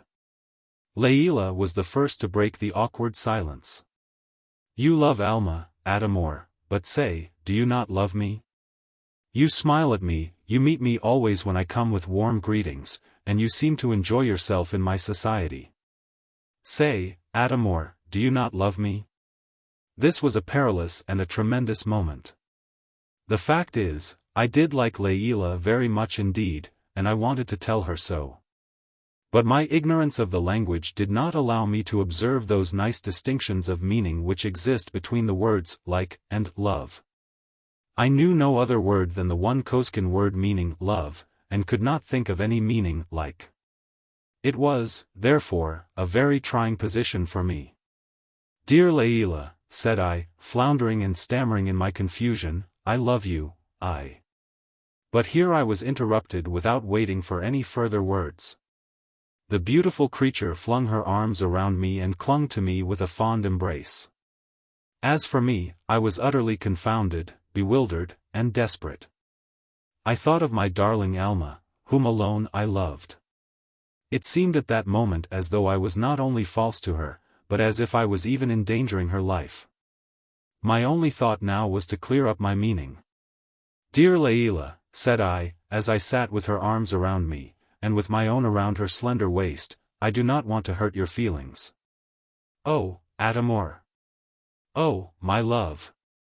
Never, never did I know such bliss as this." Here again I was overwhelmed, but I still persisted in my effort. "Dear Layla," said I love Alma most dearly and most tenderly." "Oh, Atamor, why speak of that? I know it well. And so by our Kosekin law you give her up. Among us, lovers never marry. So you take me, your own Layla, and you will have me for your bride. And my love for you is 10,000 times stronger than that of the cold and melancholy Alma. She may marry my papa." This suggestion filled me with dismay. "Oh no," said I. "Never, never will I give up Alma." "Certainly not," said Layla, "you do not give her up, she gives you up." "She never will," said I. "Oh yes," said Layla. "I will tell her that you wish it." "I do not wish it," said I love her, and will never give her up." "It's all the same," said Layla. "You cannot marry her at all. No one will marry you. You and Alma are victims and the state has given you the matchless honor of death. Common people who love one another may marry if they choose, and take the punishment which the law assigns, but illustrious victims who love cannot marry, and so, my Atamor, you have only me." I need not say that all this was excessively embarrassing. I was certainly fond of Layla, and liked her too much to hurt her feelings. Had I been one of the Kosekin I might perhaps have managed better. But being a European, a man of the Aryan race, being such, and sitting there with the beautiful Layla lavishing all her affections upon me, why? It stands to reason that I could not have the heart to wound her feelings in any way. I was taken at an utter disadvantage. Never in my life had I heard of women taking the initiative. Layla had proposed to me, she would not listen to refusal, and I had not the heart to wound her. I had made all the fight I could by persisting in asserting my love for Alma, but all my assertions were brushed lightly aside as trivial things. Let any gentleman put himself in my situation, and ask himself what he would do. What would he do if such a thing could happen to him at home? But there such a thing could not happen, and so there is no use in supposing an impossible case. At any rate I think I deserve sympathy. Who could keep his presence of mind under such circumstances? With us a young lady who loves one man can easily repel another suitor, but here it was very different, for how could I repel Layla? Could I turn upon her and say, "Unhand me"? Could I say, "Away. I am another's"? Of course I couldn't, and what's worse, if I had said such things Layla would have smiled me down into silence. The fact is, it doesn't do for women to take the initiative, it's not fair.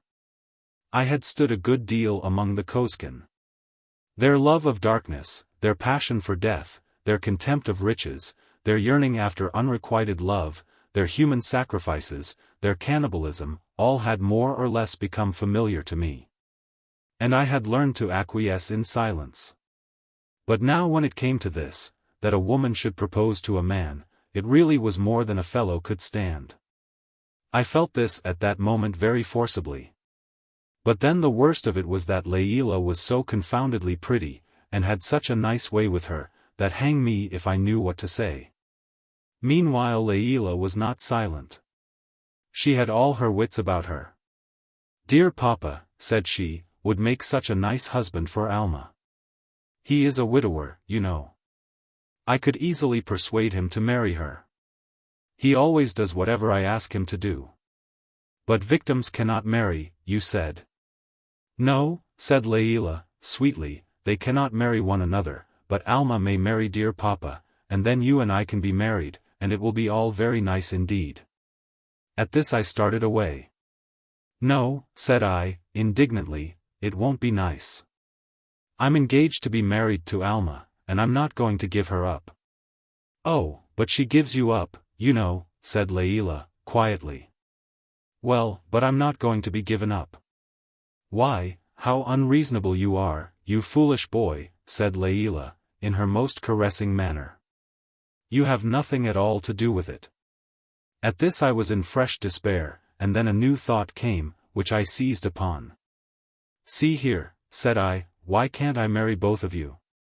I'm engaged to Alma, and I love her better than all the world. Let me marry her and you too. At this Layla laughed long and merrily. Peal after peal of laughter, musical and most merry, burst from her. It was contagious. I could not help joining in, and so we both sat laughing. It was a long time before we regained our self-control. Why, that's downright bigamy, exclaimed Layla with fresh laughter. Why, Adamor, you're mad, and so she went off again in fresh peals of laughter. It was evident that my proposal was not at all shocking, but simply comical, ridiculous, and inconceivable in its absurdity. It was to her what the remark of some despairing beauty would be among us who, when pressed by two lovers, should express a confused willingness to marry both. It was evident that Layla accepted it as a ludicrous jest. Laughter was all very well, of course. But I was serious and felt that I ought not to part with Layla without some better understanding, and so I once more made an effort. All this, said I, in a mournful tone, is a mere mockery. What have I to say about love and marriage? If you loved me as you say, you would not laugh, but weep. You forget what I am. What am I? A victim, and doomed to a hideous fate, a fate of horror unutterable. You cannot even begin to imagine the anguish with which I look forward to that fate which impends over me and Alma. Marriage, idle word. What have I to do with marriage?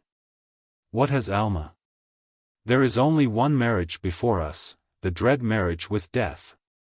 Why talk of love to the dying? The tremendous ordeal, the sacrifice, is before us, and after that there remains the hideous Mista Kosek.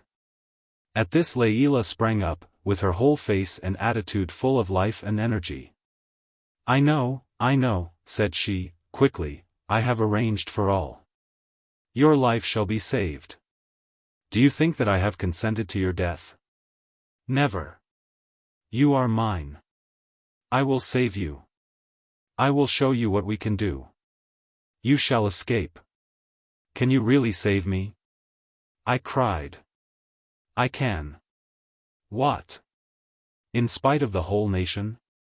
Layla laughed scornfully. I can save you, said she. We can fly. There are other nations beside ours.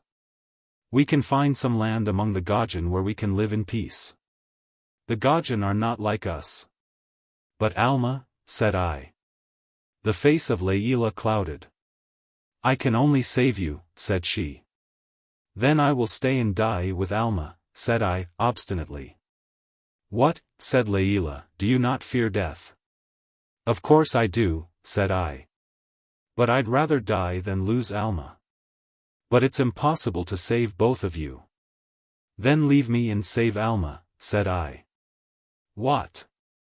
Would you give up your life for Alma? Yes, and 1,000 lives, said I. Why, said Layla, now you talk just like the Kosekin. You might as well be one of us. You love death for the sake of Alma. Why not be more like the Kosekin, and seek after a separation from Alma? Layla was not at all offended at my declaration of love for Alma. She uttered these words in a lively tone, and then said that it was time for her to go. Chapter 21. The Flying Monster. I retired to bed, but could not sleep. The offer of escape filled me with excited thoughts. These made sleep impossible, and as I lay awake I thought that perhaps it would be well to know what might be Layla's plan of escape, for I might then make use of it to save Alma. I determined to find out all about it on the following jom, to question her as to the lands of the Gojin, to learn all her purpose. It might be that I could make use of that very plan to save Alma. But if not, why then I was resolved to remain and meet my fate with her. If Layla could be induced to take both of us, I was of course resolved to go, trusting to chance as to the claims of Layla upon me, and determined at all hazards to be faithful to Alma. But if she should positively refuse to save Alma, then I thought it possible that I might be able to find in Layla's plan of escape something of which I might avail myself. I could not imagine what it was, but it seemed to me that it might be something quite feasible, especially for a desperate man. The only thought I had was of escape by means of some boat over the seas. In a boat I would be at home. I could make use of a sail so as to elude pursuit, and could guide myself by the stars. The only thing that I wanted to know was the situation of the lands of the Gaujan.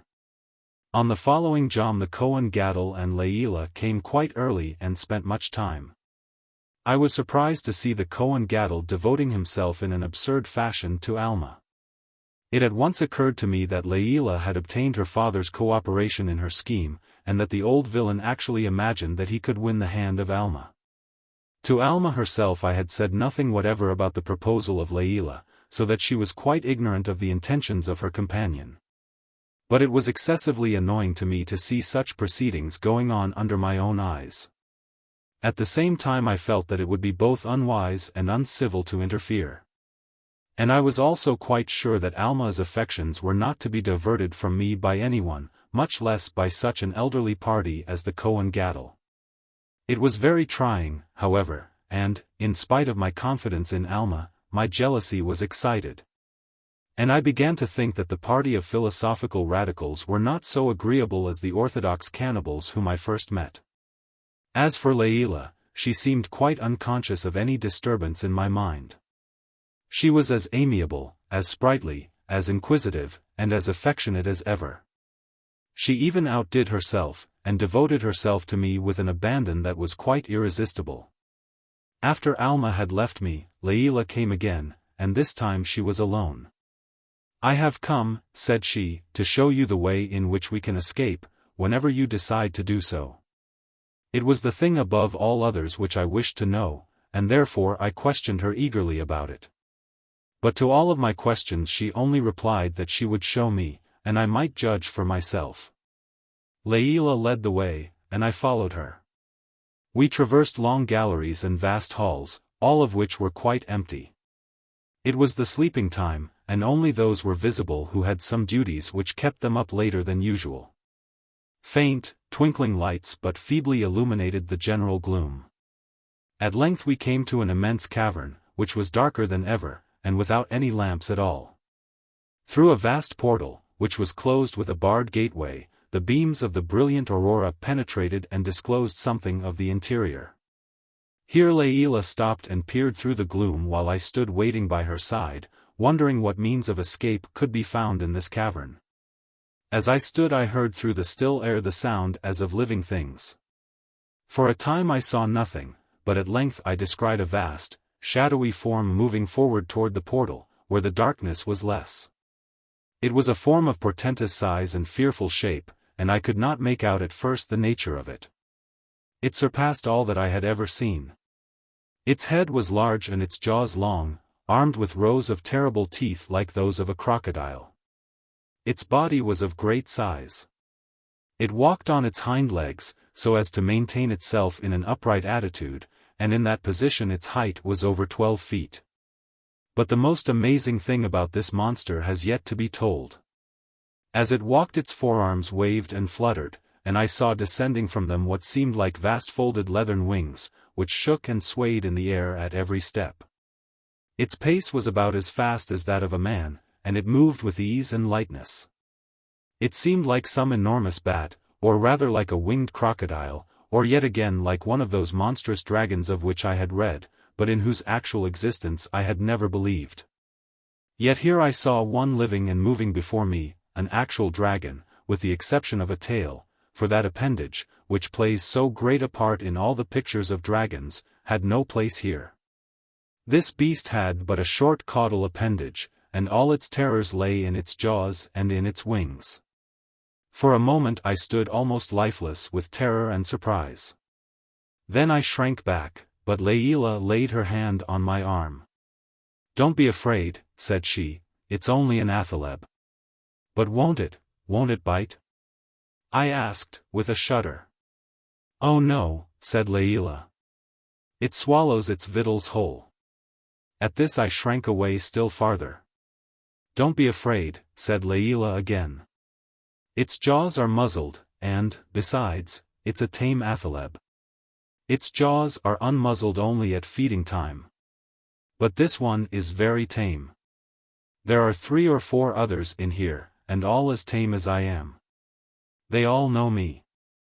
Come up nearer, don't be afraid. These athalebs are easily tamed. How can such tremendous monsters be tamed? I asked, in an incredulous tone. Oh, man can tame anything. The athalebs are very docile when they are taken young. They are very long-lived. This one has been in service here for 100 seasons and more.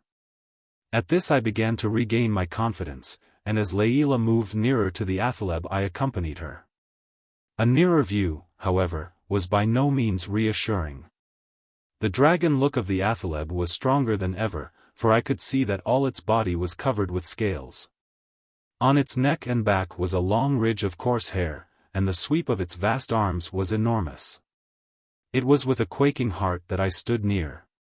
But the coolness of Layla reassured me, for she went close up, as a boy would go up to a tame elephant, and she stroked his enormous back.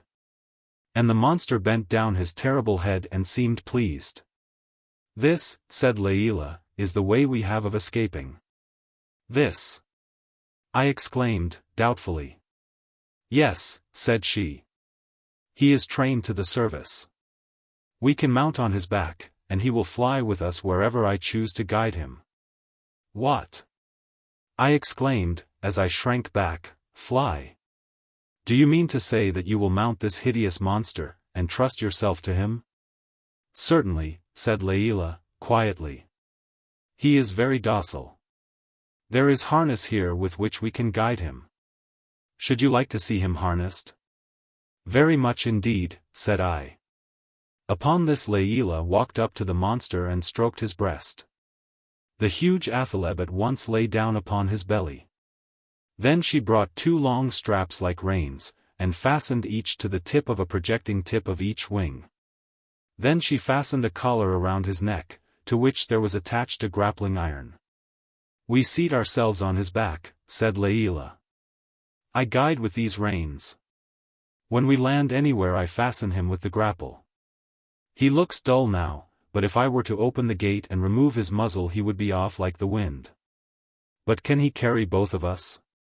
I asked. Easily, said Layla. He can carry 3 persons without fatigue. Could you mount on his back now, and show me how you sit? Layla readily assented, and mounted with the greatest ease, seating herself on the broadest part of the back between the wings. Here, said she, is room for you. Will you not come? For an instant I hesitated, but then the sight of her, seated there as coolly as though she were on a chair reassured me, and I climbed up also, though not without a shudder. The touch of the fearful monster was abhorrent, but I conquered my disgust and seated myself close behind Layla. Here she sat, holding the reins in her hands, with the grapple just in front of her. And, seated in this position, she went on to explain the whole process by which the mighty monster was guided through the air. No sooner had I found myself actually on the back of the athaleb than all fear left me. I perceived fully how completely tame he was, and how docile. The reins attached to his wings could be pulled with the greatest ease, just as one would pull the tiller ropes of a boat. Familiarity breeds contempt. And now, since the first terror had passed away, I felt perfect confidence, and under the encouragement of Layla I had become like some rustic in a menagerie, who at first is terrified by the sight of the elephant, but soon gains courage enough to mount upon his back. With my newfound courage and presence of mind I listened most attentively to all of Layla's explanations, and watched most closely the construction and fastening of the harness. For the thought had occurred to me that this athaleb might be of avail in another way, that if I did not fly with Layla, I might fly with Alma. This thought was only of a vague and shadowy character, a dim suggestion, the carrying out of which I scarce dared to think possible. Still, it was in my mind, and had sufficient power over me to make me very curious as to the plans of Layla. I determined to find out where she proposed to go, and how far. To ask her about the dangers of the way and the means of sustenance. It seemed, I confess, rather unfair to Layla to find out her plans and use them for another purpose. But then that other purpose was Alma, and to me at that time every device which was for her safety seemed fair and honorable. Here, said Layla, here, Adamor, you see the way of escape. The Athaleb can carry us both far away to a land where you need never fear that they will put you to death, a land where the people love light and life. Whenever you are ready to go, tell me. If you are ready to go now, say so, and at once I will open the door, and we shall soon be far away. She laid her hand on mine and looked at me earnestly. But I was not to be beguiled into any hasty committal of myself, and so I turned her proposal away with a question. How far is it, I asked, to that land? It is too far for one flight, said Layla. We go first over the sea till we come to a great island, which is called Magons, where there are mountains of fire. There we must rest, and feed the Athaleb on fish, which are to be found on the shore. The Athaleb knows his way there well, for he goes there once every season for a certain sacred ceremony. He has done this for 50 or 60 seasons, and knows his way there and back perfectly well. The difficulty will be, when we leave Magons, in reaching the land of the Oran. The Oran? I repeated. Who are they? They are a people among the Gajan who love life and light. It is their land that I wish to reach, if possible. Where is it? I asked, eagerly. I cannot explain, said Layla. I can only trust to my own skill, and hope to find the place. We may have to pass over different lands of the Gajan, and if so we may be in danger. What is the reason why the Athaleb goes to Magons every season? I asked. To take there the chief pauper of the season, who has won the prize of death by starvation. It is one of the greatest honors among the Kosekin. Is Magons barren? It is an island of fire, without anything on it but craggy mountains and wild rocks and flowing rivers of fire. It stands almost in the middle of the sea. How can we get away from here? I asked, after some silence. From here, why, I open the gates, and the Athaleb flies away, that is all. But shall we not be prevented? Oh no. No one here ever prevents anyone from doing anything. Everyone is eager to help his neighbor. But if they saw me deliberately mounting the Athaleb and preparing for flight, would they not stop me? No. I was amazed at this. But, said I, am I not a victim, preserved for the great sacrifice? You are, but you are free to go where you like, and do what you like. Your character of victim makes you most distinguished. It is the highest honor and dignity. All believe that you rejoice in your high dignity, and no one dreams that you are anxious to escape. But if I did escape, would they not pursue me? Certainly not. What would they do for a victim? They would wonder at your unaccountable flight, and then choose some distinguished pauper. But if I were to stay here, would they not save me from death at my entreaty? Oh, certainly not, they would never understand such an entreaty. That's a question of death, the supreme blessing. No one is capable of such a base act as saving his fellow man from death. All are eager to help each other to such a fate. But if I were to fly they would not prevent me, and they would not pursue me? Oh no. Are there any in the land who are exempt from the sacrifice? Oh yes. The Athons, Meleks, and Kohens, these are not worthy of the honor. The artisans and tradesmen are sometimes permitted to attain to this honor, the laborers in greater numbers. But it is the paupers who are chiefly favored. And this is a matter of complaint among the rich and powerful, that they cannot be sacrificed. Well, why couldn't I be made an Athon or a Kohen, and be exempted in that way? Oh, that would be too great a dishonor, it would be impossible. On the contrary, the whole people are anxious to honor you to the very uttermost, and to bestow upon you the greatest privileges and blessings which can possibly be given. Oh no, it would be impossible for them to allow you to become an Athon or a Kohen. As for me, I am Malka, and therefore the lowest in the land, pitied and commiserated by the haughty pauper class, who shake their heads at the thought of one like me. All the people shower upon me incessantly new gifts and new offices. If my present love of light and life were generally known, they would punish me by giving me new contributions of wealth and new offices and powers, which I do not want. But you love riches, do you not? And you must want them still? No, said Layla, I do not want them now. Why, what do you want? I asked. You, said she, with a sweet smile. I said nothing, but tried desperately to think of something that might divert the conversation. Layla was silent for a few moments, and then went on in a musing tone. As I was saying, I love you, Adamor, and I hate Alma because you love her. I think Alma is the only human being in all the world that I ever really hated. And yet, though I hate her, still, strange to say, I feel as though I should like to give her the immense blessing of death, and that is a very strange feeling, indeed, for one of the Kosekin. Do you understand, Adamor, what such can possibly be? I did not answer, but turned away the conversation by a violent effort. Are there any other athalebs here? Oh yes. How many? 4. Are they all as tame as this?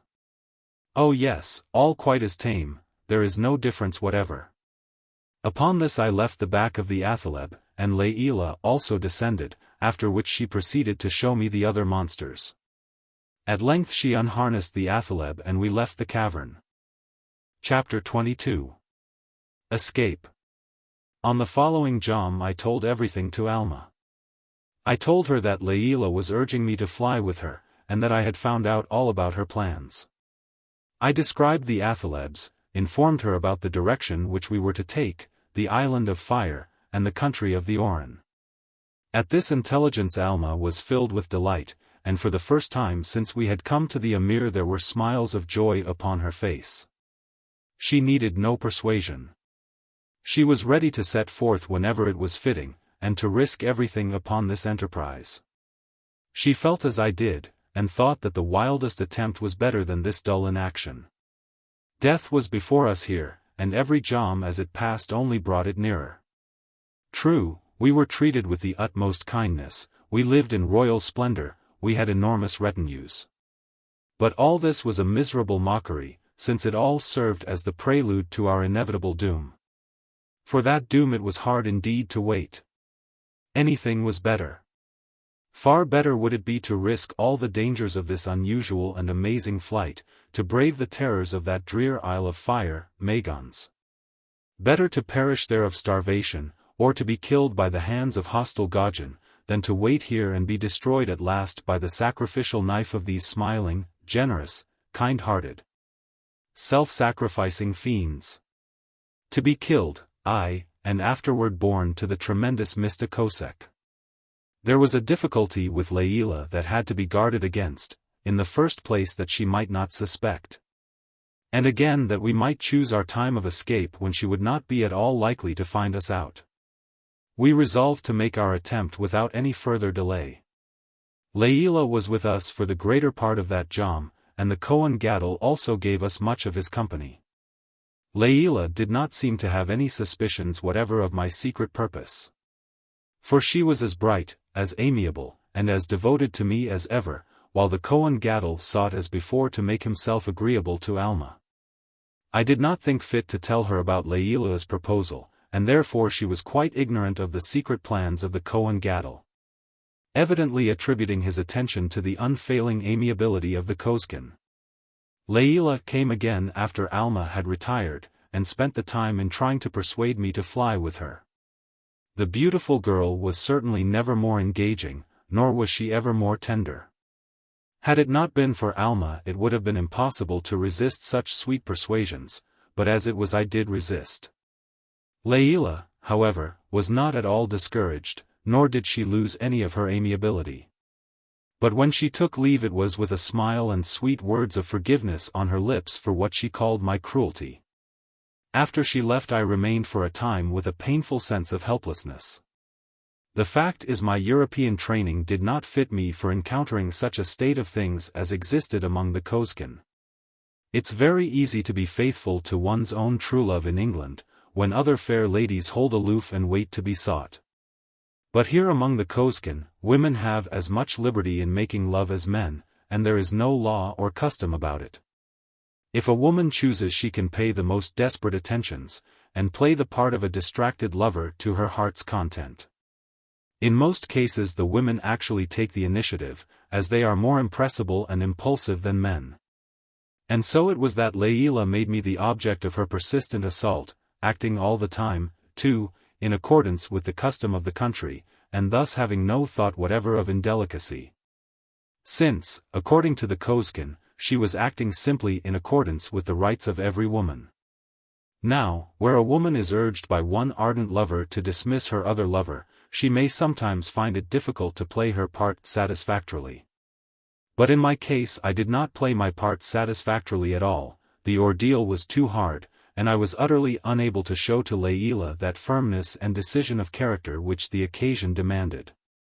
Yet, after all, the ordeal at last ended. Layla left, as I have said, with sweet words of forgiveness on her lips, and I after a time succeeded in regaining my presence of mind. Alma was waiting, and she soon joined me. We gathered a few articles for the journey, the chief of which were my rifle and pistol, which I had not used here, and then we set forth. Leaving our apartments we traversed the long passages, and at length came to the cavern of the athalebs. We met several people on the way, who looked at us with smiles, but made no other sign. It was evident that they had no commission to watch us, and that thus far Layla's information was correct. Upon entering the cavern of the athalebs my first feeling was one of helplessness. For I had no confidence whatever in my own powers of managing these awful monsters, nor did I feel sure that I could harness them, but the emergency was a pressing one, and there was no help for it. I had seen where Layla had left the harness, and now my chief desire was to secure one of the athalebs. The faint light served to disclose nothing but gloom. And I waited for a while, hoping that one of them would come forward as before. But waiting did no good, for no movement was made, and I had to try what I could do myself to rouse them. So I walked farther in toward the back part of the cavern, peering through the gloom, while Alma remained near the entrance. As I advanced I heard a slight noise, as of someone moving. I thought it was one of the athalebs, and walked on farther, peering through the gloom, when suddenly I came full upon a man who was busy at some work which I could not make out. For a moment I stood in amazement and despair, for it seemed as though all was lost, and as if this man would at once divine my intent. While I stood thus he turned and gave me a very courteous greeting, after which, in the usual manner of the Kosekin, he asked me with much amiability what he could do for me. I muttered something about seeing the athalebs, upon which he informed me that he would show them to me with pleasure. He went on to say that he had recently been raised from the low position of Athon to that of feeder of the athalebs, a post involving duties like those of ostlers or grooms among us, but which here indicated high rank and honor. He was proud of his title of epit, which means servant, and more than usually obliging. I at once took advantage of his complaisance, and requested him to show me the athalebs. Upon this he led the way farther on, where I could see through the gloom the shadowy outlines of 4 monsters, all of which were resting in an upright posture against the wall, with their claws fixed on a shelf of rock. They looked more than ever like dragons, or rather like enormous bats, for their wings were disclosed hanging in loose leathern folds. "Can they be roused?" I asked, and made to move. "Oh yes," said the epit, and without waiting for any further request he proceeded to pull at the loose fan-like wing of the nearest one. The monster drew himself together, gave a flutter with his wings, and then moved back from the wall. "Make him walk," said I, eagerly. The epit at this pulled upon his wing once more, and the athaleb moved forward. "Bring him to the portal, so that I may see him," said I. The epit, still holding the athaleb's wing, pulled at him, and thus guided him toward the portal. I was amazed at the docility of this terrific monster. Yet, after all, I thought that it was no more astonishing than the docility of the elephant, which in like manner allows itself to be guided by the slightest pressure. A child may lead a vast elephant with ease, and here with equal ease the epet led the athaleb. He led him up near to the portal, where the aurora light beamed through far brighter than the brightest moon, and disclosed all the vast proportions of the monster. I stood and looked on for some time in silence, quite at a loss what to do next. And now Layla's words occurred to me as to the perfect willingness of the Kosekin to do anything which one might wish. She had insisted on it that they would not prevent our flight, and had given me to understand that they would even assist me if I should ask them. This is what now occurred to me, and I determined to make a trial. So I said, "I should like to fly in the air on the athaleb. Will you harness him?" I confess it was with some trepidation that I said this, but the feeling was soon dissipated. The epet heard my words with perfect coolness, as though they conveyed the most natural request in the world, and then proceeded to obey me, just as at home a servant might hear and obey his master. Who might say, "I should like to take a ride. Will you harness the bay mare?" So the epet proceeded to harness the athaleb, and I watched him in silence, but it was the silence of deep suspense, and my heart throbbed painfully. There was yet much to be risked. The gates had to be opened. Others might interfere. Layla might come. All these thoughts occurred to me as I watched the epet. And though the labor of harnessing the athaleb was simple and soon performed, still the time seemed long. So the collar was secured around the neck of the athaleb, with the grapple attached, and the lines were fastened to the wings, and then Alma and I mounted.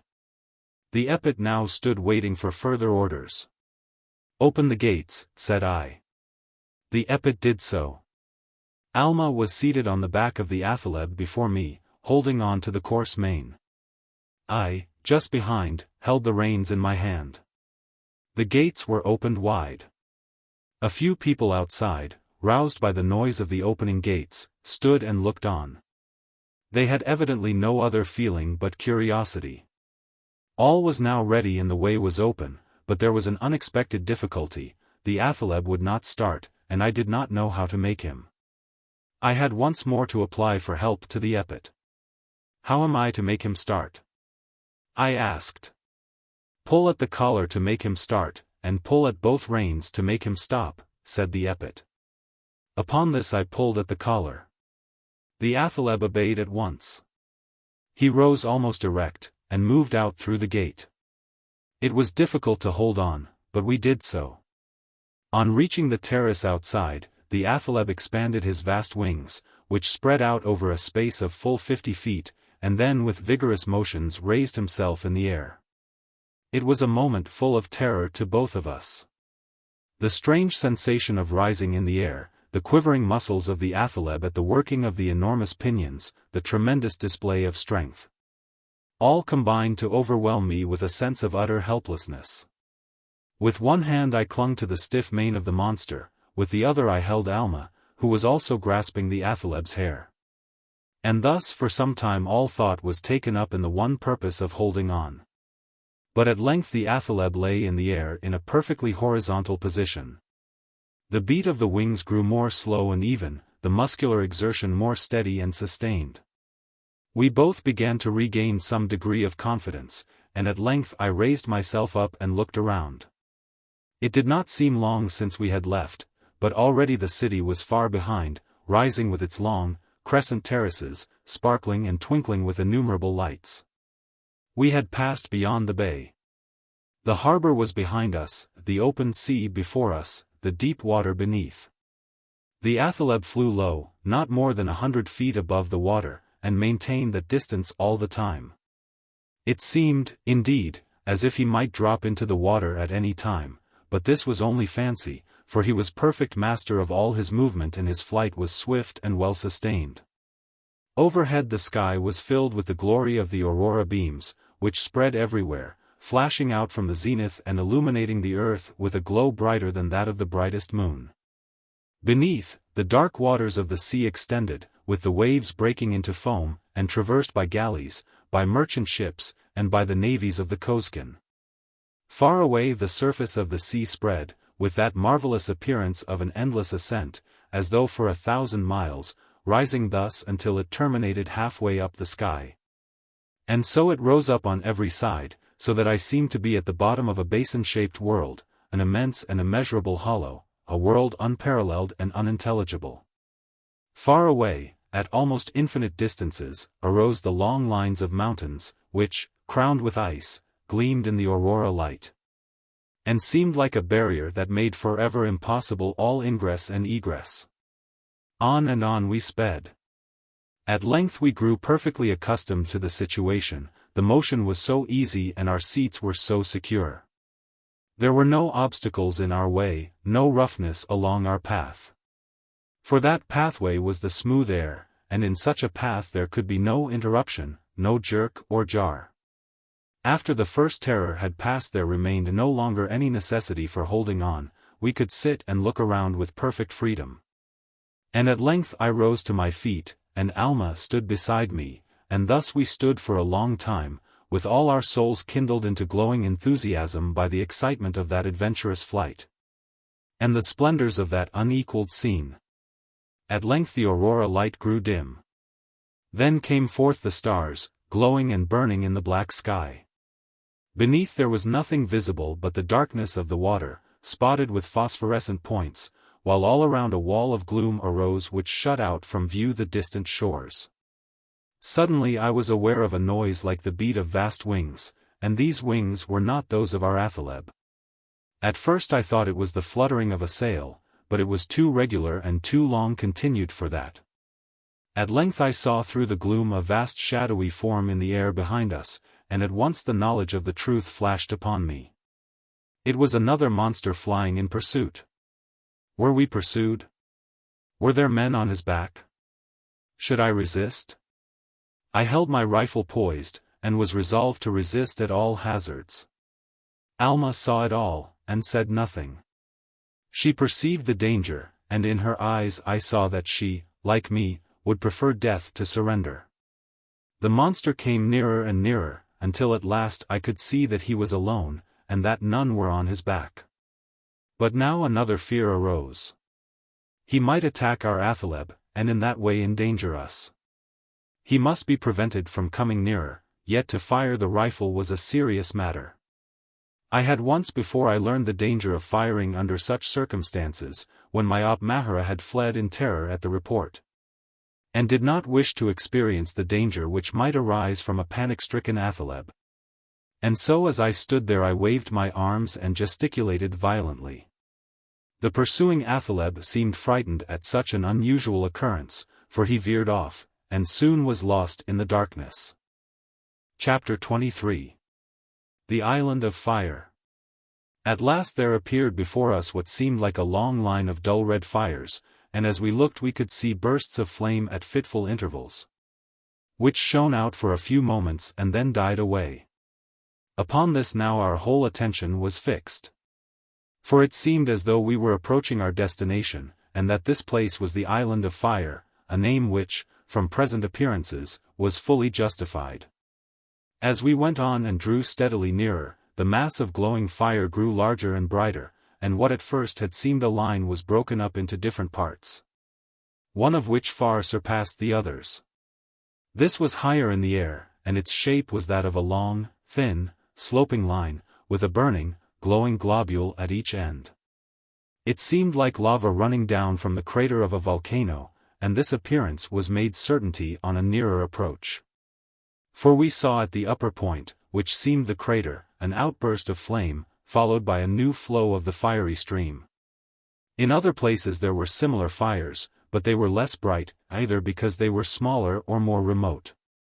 At length we heard beneath us the roar of breakers, and saw long white lines of surf beating upon the shore. Our athaleb now descended and alighted.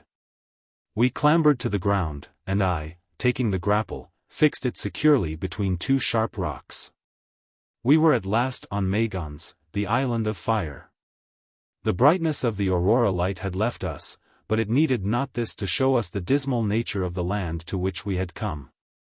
It was a land of horror, where there was nothing but the abomination of desolation, a land overstrewn with blasted fragments of fractured lava blocks, intermixed with sand, from which there arose black precipices and giant mountains that poured forth rivers of fire and showers of ashes and sheets of flame. A tremendous peak arose before us, with a crest of fire and sides streaked with red torrents of molten lava. Between us and it there spread away a vast expanse of impassable rocks, a scene of ruin and savage wildness which cannot be described, and all around was the same drear and appalling prospect. Here in the night season, the season of darkness and of awful gloom, we stood in this land of woe, and not one single sign appeared of life save the life that we had brought with us. As for food, it was vain to think of it. To search after it would be useless. It seemed, indeed, impossible to move from the spot where we were. Every moment presented some new discovery which added to the horror of Magons. But Alma was weary, for our flight had been long, and she wished to rest. So I found a place for her where there was some sand between two rocks, and here she lay down and went to sleep. I sat at a little distance off on a shelf of the rock, with my back against it, and here, after a little time, I also went to sleep. At length we awoke. But what a waking! There was no morning dawn, no blessed returning light to greet our eyes. We opened our eyes to the same scenes upon which we had closed them, and the darkness was still deep and dense around us. Over us both there was a sense of utter depression, and I was so deeply plunged into it that I found it impossible to rouse myself, even for the sake of saying words of cheer to Alma. I had brought a few fragments of food, and upon these we made our breakfast. But there was the athaleb to feed, and for him I found nothing, nor could I think of anything, unless he could feed upon rocks and sand. Yet food for him was a matter of the highest consequence, for he was all our support and stay and hope. And if the monster were deprived of food he might turn upon us and satisfy upon us his ravenous appetite. These thoughts were painful indeed, and added to my despondency. Suddenly I heard the sound of running water. I started away toward the place from which the sound came, and found, only a little distance off, a small brook trickling along on its way to the shore. I called Alma, and we both drank and were refreshed. This showed an easy way to get to the shore, and I determined to go there to see if there were any fish to be found. Shellfish might be there, or the carcasses of dead fish thrown up by the sea, upon which the athaleb might feed. I left my pistol with Alma, telling her to fire it if she heard me fire, for I was afraid of losing my way, and therefore took this precaution. I left it lying on the rock full cocked, and directed her to point it in the air and pull the trigger. It was necessary to take these precautions, as of course she was quite ignorant of its nature. After this I left her and tried to follow the torrent. This, however, I soon found to be impossible, for the brook on reaching a huge rock plunged underneath it and became lost to view. I then went toward the shore as well as I could, now climbing over sharp rocks, now going round them, until at length after immense labor I succeeded in reaching the water. Here the scene was almost as wild as the one I had left. There was no beach whatever, nothing but a vast extent of wild fragments of fractured lava blocks, which were evidently the result of some comparatively recent convulsion of nature. For their edges were still sharp, and the water had not worn even those which were within its grasp to anything like roundness, or to anything else than the jagged and shattered outlines which had originally belonged to them. All the shore thus consisted of vast rocky blocks, over which the sea beat in foam. Eager to find something, I toiled along this rocky shore for a long distance, but without seeing any change. I was unwilling to go back baffled, yet I was at length compelled to do so. But the necessity of feeding the athaleb was pressing, and I saw that our only course now would be to mount him again, leave this place, and seek some other. But where could we go? That I could not imagine, and could only conclude to trust altogether to the instinct of the athaleb, which might guide him to places where he might obtain food.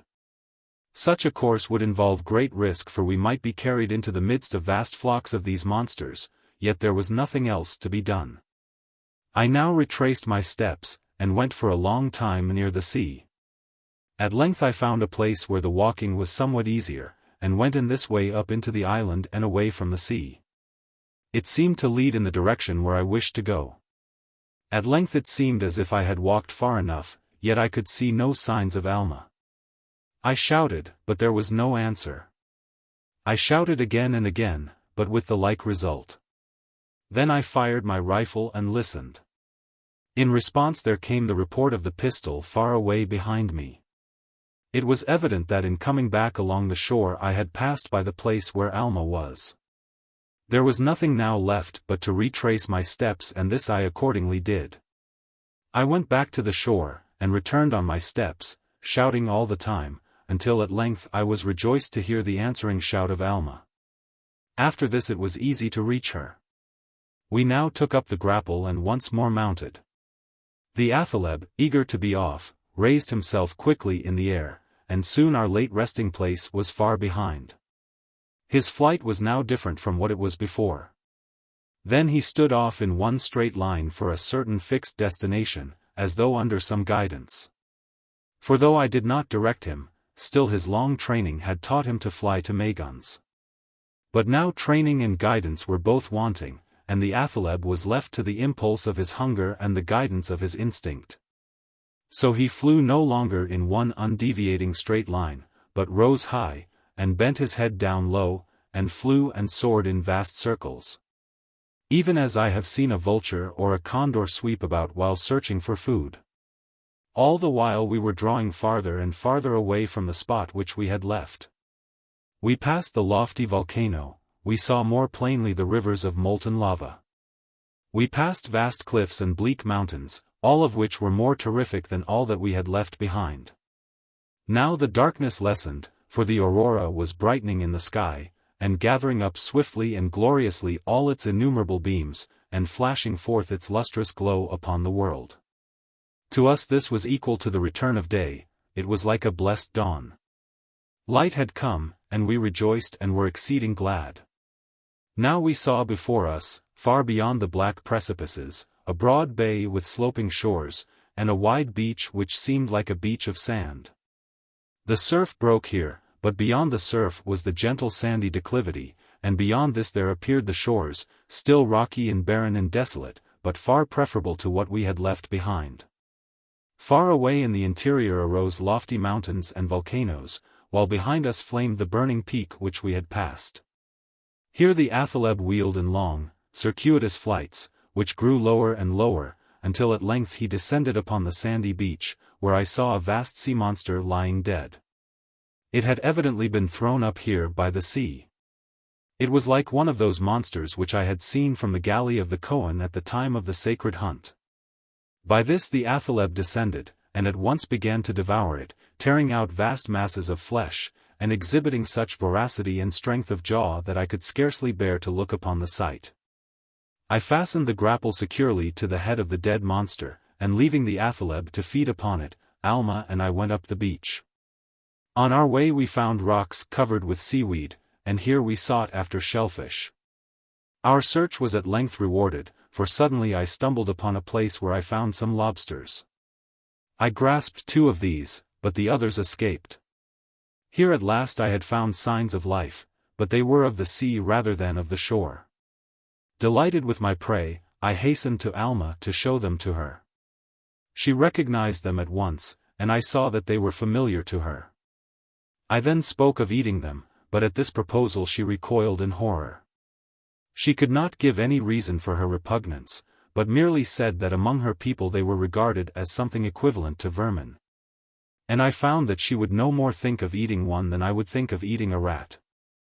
Upon this I had to throw them away, and we once more resumed our search.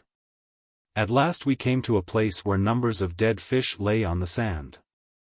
Nearer the water they were more fresh, and not at all objectionable. I picked up a few which looked like our common smelt, and found that Alma had no objection to these. But now the question arose how to cook them, neither of us could eat them raw. A fire was necessary, yet a fire was impossible. For on the whole island there was probably not one single combustible thing. Our discovery, therefore, seemed to have done us but little good, and we seemed destined to starvation, when fortunately a happy thought suggested itself. In walking along I saw far away the glow of some lava which had flowed to the shore at the end of the sandy beach, and was probably cooling down at the water's edge. Here, then, was a natural fire, which might serve us better than any contrivance of our own, and toward this we at once proceeded. It was about 2 miles away. But the beach was smooth, and we reached the place without any difficulty. Here we found the edge of that lava flood which seemed eternally descending from the crater beyond. The edge which was nearest the water was black, and the liquid fire, as it rolled down, curled over this in a fantastic shape, cooling and hardening into the form which it thus assumed. Here, after some search, I found a crevice where I could approach the fire, and I laid the fish upon a crimson rock, which was cooling and hardening into the shape of a vast ledge of lava. In this way, by the aid of nature, the fish were broiled, and we made our repast. There was nothing here to invite a longer stay, and we soon returned to the athaleb. We found the monster, gorged with food, asleep, resting upon his hind legs, with his breast supported against the vast carcass. Alma called it a jantanan. It was about 60 feet in length and 20 in thickness, with a vast horny head, ponderous jaws, and back covered with scales. Its eyes were of prodigious size, and it had the appearance of a crocodile, with the vast size of a whale. It was unlike a crocodile, however. For it had fins rather than paws, and must have been as clumsy on the land as a seal or a walrus. It lay on its side, and the athaleb had fed itself from the uncovered flesh of its belly. There was nothing here to induce us to stay, and so we wandered along the beach in the other direction. On our right was the bay. On our left the rocky shore, which, beginning at the beach, ran back into the country, a waste of impassable rocks, where not a tree or plant or blade of grass relieved the appalling desolation.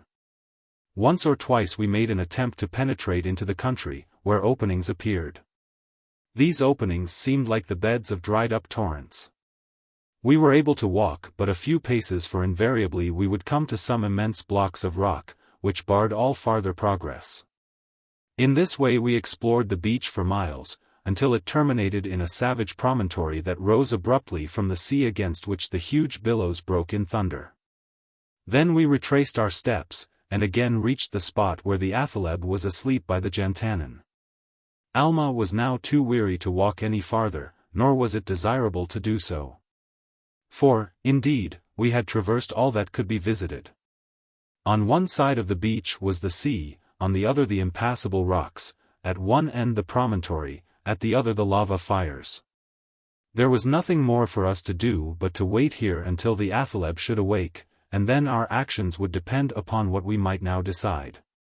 This was the question that was now before us, and this we began to consider. We both felt the most unspeakable aversion for the island, and to remain here any longer was impossible. We would once more have to mount the athaleb, and proceed to some other shore. But where? Ah! There was the question. Not on the island, for it did not seem possible that in all its extent there could be one single spot capable of affording a resting place. Leila's information with regard to Magons had made that much plain. I had not taken in her full meaning, but now mine eyes had seen it. Yet where else could we go? Alma could not tell where under the sky lay that land which she loved. I could not guess where to go to find the land of the Oran. Even if I did know, I did not feel able to guide the course of the athaleb. And I felt sure that if we were to mount again, the mighty monster would wing his flight back to the very place from which we had escaped, the Amir. These thoughts weighed down our spirits. We felt that we had gained nothing by our flight, and that our future was dark indeed. The only hope left us was that we might be able to guide the course of the athaleb in some different direction altogether, so that we should not be carried back to the Kosekin. And now, worn out by the long fatigues of this jom, we thought of sleep. Alma lay down upon the sand, and I seated myself, leaning against a rock, a little distance off, having first reloaded my rifle and pistol. Chapter 24. Recapture. How long I slept I do not know. But in the midst of my sleep there sounded voices, which at first intermingled themselves with my dreams, but gradually became separate and sounded from without, rousing me from my slumbers. I opened my eyes drowsily, but the sight that I saw was so amazing that in an instant all sleep left me. I started to my feet, and gazed in utter bewilderment upon the scene before me. The aurora light was shining with unusual brilliancy, and disclosed everything, the sea, the shore, the athaleb, the jantanin, the promontory, all, more plainly and more luminously than before. But it was not any of these things that now excited my attention and rendered me dumb. I saw Alma standing there at a little distance, with despairing face, surrounded by a band of armed Kosekin. While immediately before me, regarding me with a keen glance and an air of triumph, was Leila.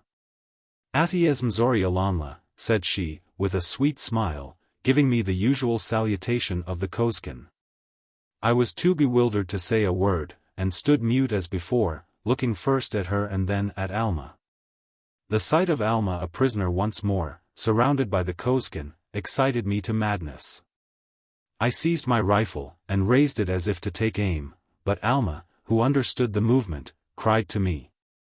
"Put down your sepet ram, Adamor. You can do nothing for me. The Kosekin are too numerous." "Sepet ram," said Leila, "what do you mean by that? If your sepet ram has any power, do not try to use it, Adamor, or else I shall have to order my followers to give to Alma the blessing of death." At this my rifle was lowered, the whole truth flashed upon me, and I saw, too, the madness of resistance. I might kill one or two, but the rest would do as Leila said, and I should speedily be disarmed. Well, I knew how powerless were the thunders of my firearms to terrify these Kosekin. For the prospect of death would only rouse them to a mad enthusiasm, and they would all rush upon me as they would rush upon a jantanin, to slay and be slain. The odds were too great. A crowd of Europeans could be held in check far more easily than these death-loving Kosekin. The whole truth was thus plain: we were prisoners, and were at their mercy. Leila showed no excitement or anger whatever. She looked and spoke in her usual gracious and amiable fashion, with a sweet smile on her face. "We knew," said she, "that you would be in distress in this desolate place, and that you would not know where to go from Megons. And so we have come, full of the most eager desire to relieve your wants. We have brought with us food and drink, and are ready to do everything for you that you may desire. We have had great trouble in finding you, and have coursed over the shores for vast distances, and far over the interior, but our athalebs found you at last by their scent. And we rejoice to have found you in time, and that you are both so well, for we have been afraid that you had been suffering. Nay, Adamor, do not thank us. Thanks are distasteful to the Kosekin. These brave followers of mine will all be amply rewarded for this, for they will all be made paupers. But as for myself, I want no higher reward than the delightful thought that I have saved you from suffering." The beautiful, smiling Leila, who addressed me in this way with her sweet voice, was certainly not to be treated as an enemy. Against her a rifle could not be leveled. She would have looked at me with the same sweet smile, and that smile would have melted all my resolution. Nor could I even persist in my determination to remain. Remain? For what? For utter despair. And yet where else could we go? "You do not know where lie the lands of the Oran," said Leila. "The athaleb does not know. You could not guide him if you did know. You are helpless on his back. The art of driving an athaleb is difficult, and cannot be learned without long and severe practice. My fear was that the athaleb might break away from you and return, leaving you to perish here. Had you tried to leave this place he would have brought you back to the Emir." To this I said nothing, partly because it was so true that I had no answer to make, and partly also out of deep mortification and dejection. My pride was wounded at being thus so easily baffled by a girl like Leila, and all my grief was stirred by the sadness of Alma. In her eyes there seemed even now the look of one who sees death inevitable, and the glance she gave to me was like an eternal farewell. Alma now spoke, addressing herself to Layla. "Death," said she, in a voice of indescribable mournfulness, "is better here than with you. We would rather die here than go back. Let us, I pray you, receive the blessing of death here. Let us be paupers and exiles, and die on Megons." Layla heard this, and stood for a moment in deep thought. "No one but a stranger," said she at length, "would ask such a favor as that. Do you not know that what you ask is among the very highest honors of the Kosekin? Who am I that I can venture to grant such a request as that? Ask for anything in my power, and I will be glad to grant it. I have already arranged that you shall be separated from Adamor, and that, surely, is a high privilege. I might consent to bind you hand and foot, after the manner of the more distinguished Assarin. You may also be blindfolded if you wish it. I might even promise, after we return to the Emir, to keep you confined in utter darkness, with barely sufficient food to keep you alive until the time of the sacrifice. In short, there is no blessing known among the Kosekin that I will not give so long as it is in my power. And so, beloved Alma," continued Layla, "you have every reason for happiness. You have all the highest blessings known among the Kosekin, separation from your lover, poverty, want, darkness. And, finally, the prospect of inevitable death ever before you as the crowning glory of your lot." These words seemed to the Kosekin the very excess of magnanimity, and involuntary murmurs of admiration escaped them. Although it is just possible that they murmured at the greatness of the favor that was offered. But to me it sounded like fiendish mockery, and to Alma it sounded the same. For a groan escaped her, her fortitude gave way, she sank on her knees, buried her head in her hands, and wept. "Alma," cried I, in a fury, "we will not go back, we will not be separated. I will destroy all the athalebs, and we shall all perish here together. At least, you and I will not be separated." At this Alma started up. "No, no," said she, "no, let us go back. Here we have nothing but death." "But we have death also at the Emir, and a more terrible one," said I. "If you kill the athalebs," said Layla, "I will give Alma the blessing of death." At this I recoiled in horror, and my resolution again gave way. "You have some mysterious power of conferring death," continued Layla, "with what Alma calls your sepetram. But do not kill the athalebs, for it will do you no good. Alma would then receive the blessing of death. My followers, these noble Kosekin, would rejoice in thus gaining exile and death on Megons. As for myself, it would be my highest happiness to be here alone with you. With you I should live for a few sweet joms, and with you I should die, so go on, kill the athalebs if you wish." "Do not," cried Alma, "do not. There is no hope. We are their prisoners, and our only hope is in submission." Upon this all further thought of resistance left me, and I stood in silence, stolidly waiting for their action. As I looked around I noticed a movement near the jantanin, and saw several athalebs there, which were devouring its flesh. I now went over to Alma and spoke with her. We were both full of despair. It seemed as though we might never meet again.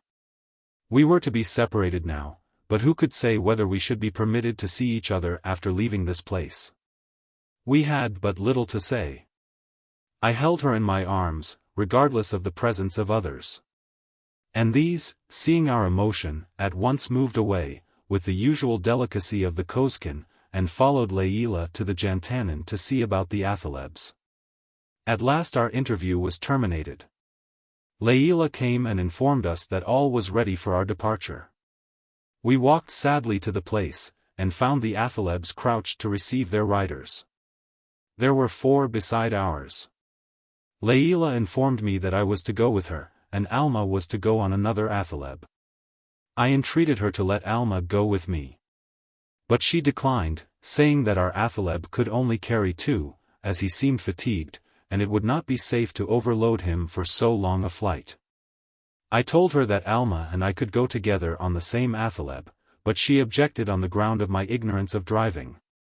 And so, remonstrances and objections being alike useless, I was compelled to yield to the arrangements that had been made. Alma mounted on another athaleb. I mounted with Layla, and then the great monsters expanded their mighty wings, rose into the air, and soon were speeding over the waters. We went on in silence for some time. I was too despondent to say a word, and all my thoughts turned toward Alma, who was now separated from me, perhaps forever. The other athalebs went ahead, at long intervals apart, flying in a straight line, while ours was last. Layla said nothing. She sat in front of me, her back was turned toward me. She held in her hands the reins, which hung quite loose at first, but after a while she drew them up, and seemed to be directing our course. For some time I did not notice anything in particular, for my eyes were fixed upon the athaleb immediately before us, upon which was seated the loved form of Alma, which I could easily recognize.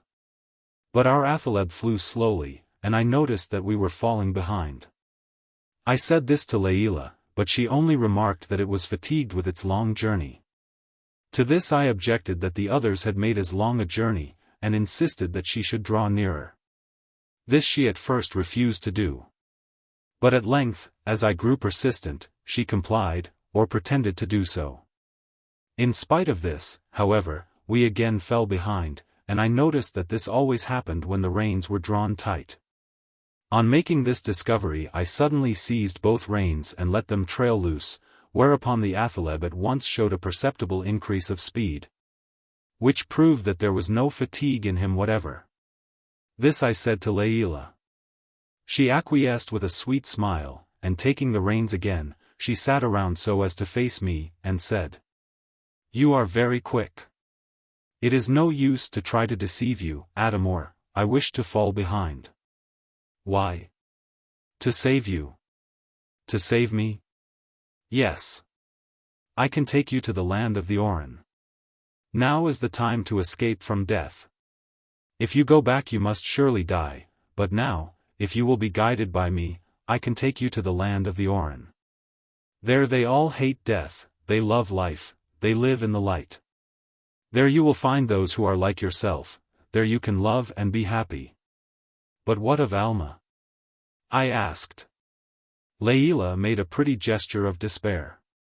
"You are always talking of Alma," said she. "What is Alma to you? She is cold, dull, sad. She never will speak. Let her go." "Never," said I, "Alma is worth more than all the world to me." Layla sighed. "I can never, never," said she, "get from you the least little bit of a kind word, even after all that I have done for you. And when you know that I would lie down and let you trample me under your feet if it gave you any pleasure." "Oh, that is not the question at all," said I, "you are asking me to leave Alma, to be false to her, and I cannot." "Among the Kosekin," said Layla, "it is the highest happiness for lovers to give one another up." "I am not one of the Kosekin," said I. "I cannot let her go away, I cannot let her go back to the Emir, to meet death alone. If she dies she shall see me by her side, ready to die with her." At this Layla laughed merrily. "Is it possible," said she, "that you believe that? Do you not know that if Alma goes back alone she will not die?" "What do you mean?" "Why, she can only die when you are in her company. She has lived for years among us, and we have waited for someone to appear whom she might love, so that we might give them both the blessing of death. If that one should leave her, Alma could not receive the blessing. She would be compelled to live longer, until some other lover should appear. Now, by going with me to the land of the Orin, you will save Alma's life, and as for Alma, why, she will be happy, and dear Papa is quite willing to marry her. You must see, therefore, dear Adamor, that my plan is the very best that can be thought of for all of us, and above all for Alma." This, however, was intolerable. And I could not consent to desert Alma, even if by doing so I should save her life. My own nature revolted from it. Still it was not a thing which I could dismiss on the instant. The safety of Alma's life, indeed, required consideration, but then the thought came of her wonder at my desertion. Would she not think me false? Would not the thought of my falsity be worse than death? No, said I will not leave her, not even to save her life. Even among us there are things worse than death. Alma would rather die by the sacrificial knife than linger on with a broken heart. Oh no, said Layla, sweetly, she will rejoice that you are safe. Do you not see that while you are together death is inevitable, but if you separate you may both live and be happy? But she will think me dead, said I, as a new idea occurred. She will think that some accident has befallen me. Oh no, she won't, said Layla, she will think that you have gone off with me. Then that will be worse, and I would rather die, and have her die with me, than live and have her think me false. You are very, very obstinate, said Layla, sweetly. I made no reply. During this conversation I had been too intent upon Layla's words to notice the athalebs before me. But now as I looked up I saw that we had fallen far behind, and that Layla had headed our athaleb in a new direction. Upon this I once more snatched the reins from her, and tried to return to our former course. This, however, I was utterly unable to do. Layla laughed. You will have to let me guide our course, said she. You can do nothing. The athaleb will now go in a straight line to the land of the Oran. Upon this I started up in wild excitement. Never, never, never. I cried, in a fury. I will not, I will destroy this athaleb and perish in the water. As I said this I raised my rifle. What are you going to do? Cried Layla, in accents of fear. Turn back, I cried, or I will kill this athaleb. Upon this Layla dropped the reins, stood up, and looked at me with a smile. Oh, Adamor, said she, what a thing to ask.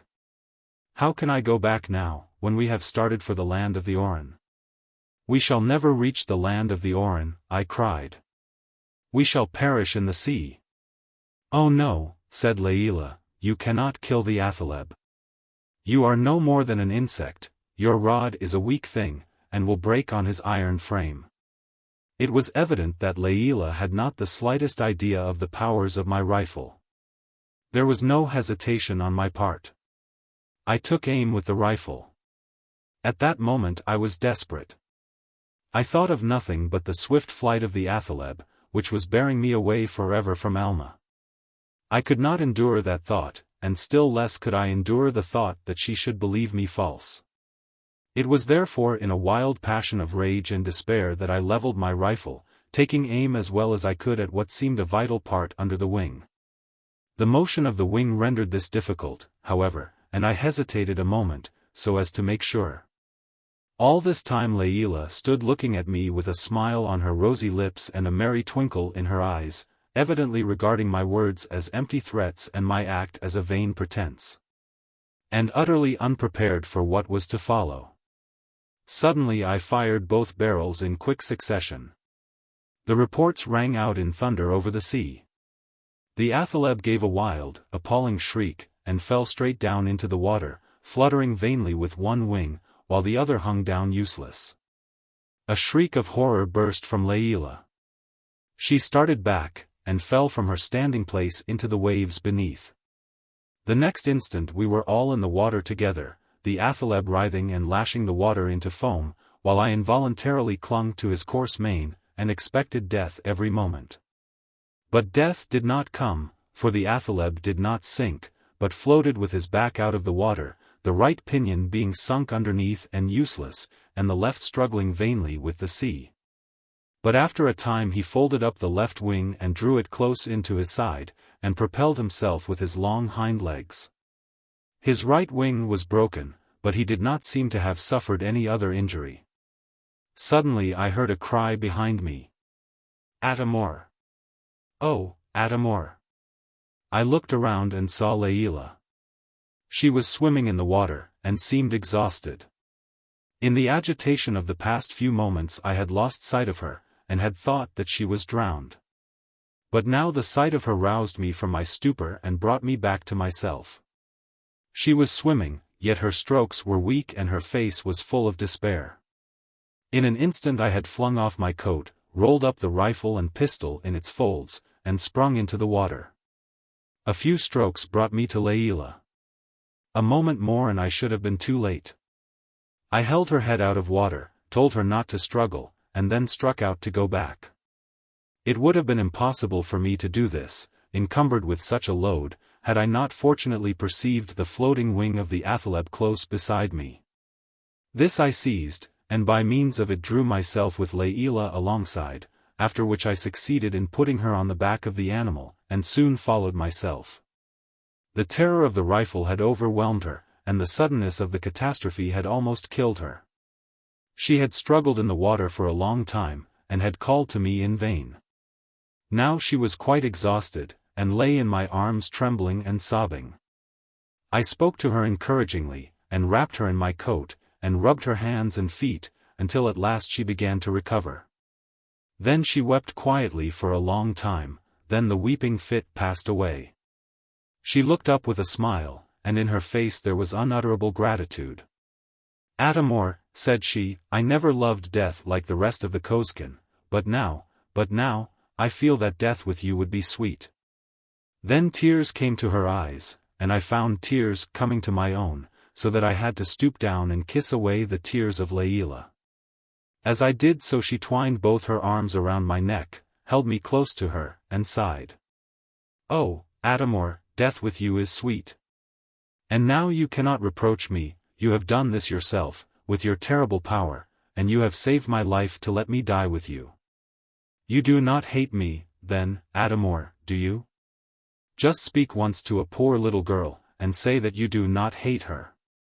All this was very pitiable. What man that had a heart in his breast could listen unmoved to words like these, or look without emotion upon one so beautiful, so gentle, and so tender? It was no longer Layla in triumph with whom I had to do, but Layla in distress. The light banter, the teasing, mocking smile, the kindling eye, the ready laugh, all were gone. There was nothing now but mournful tenderness, the timid appeal of one who dreaded a repulse, the glance of deep affection, the abandonment of love. I held Layla in my arms, and I thought of nothing now but words of consolation for her.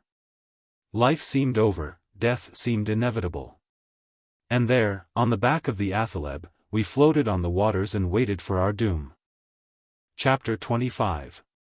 Falling, like Icarus, into the sea. The aurora light, which had flamed brightly, was now extinct, and darkness was upon the face of the deep, where we floated on the back of the monster. He swam, forcing himself onward with his hind legs, with one broad wing folded up close. Had both been folded up the athaleb could have swum rapidly. But the broken wing lay expanded over the water, tossing with the waves, so that our progress was but slight. Had it not been for this, the athaleb's own instinct might have served to guide him toward some shore which we might have hoped to reach before life was extinct. But as it was, all thought of reaching any shore was out of the question, and there arose before us only the prospect of death, a death, too, which must be lingering and painful and cruel. Thus amid the darkness we floated, and the waves dashed around us, and the athaleb never ceased to struggle in the water, trying to force his way onward. It seemed sweet at that moment to have Layla with me, for what could have been more horrible than loneliness amid those black waters?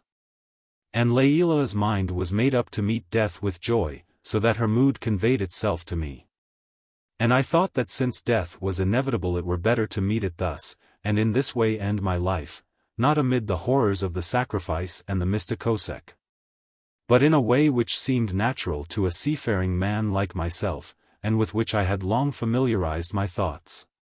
For I had fallen upon a world and among people which were all alien and unintelligible to me, and to live on would only open the way to new and worse calamities. There was peace also in the thought that my death would snatch the prospect of death from Alma. She would now be safe. It was only when we were together as lovers that death threatened her.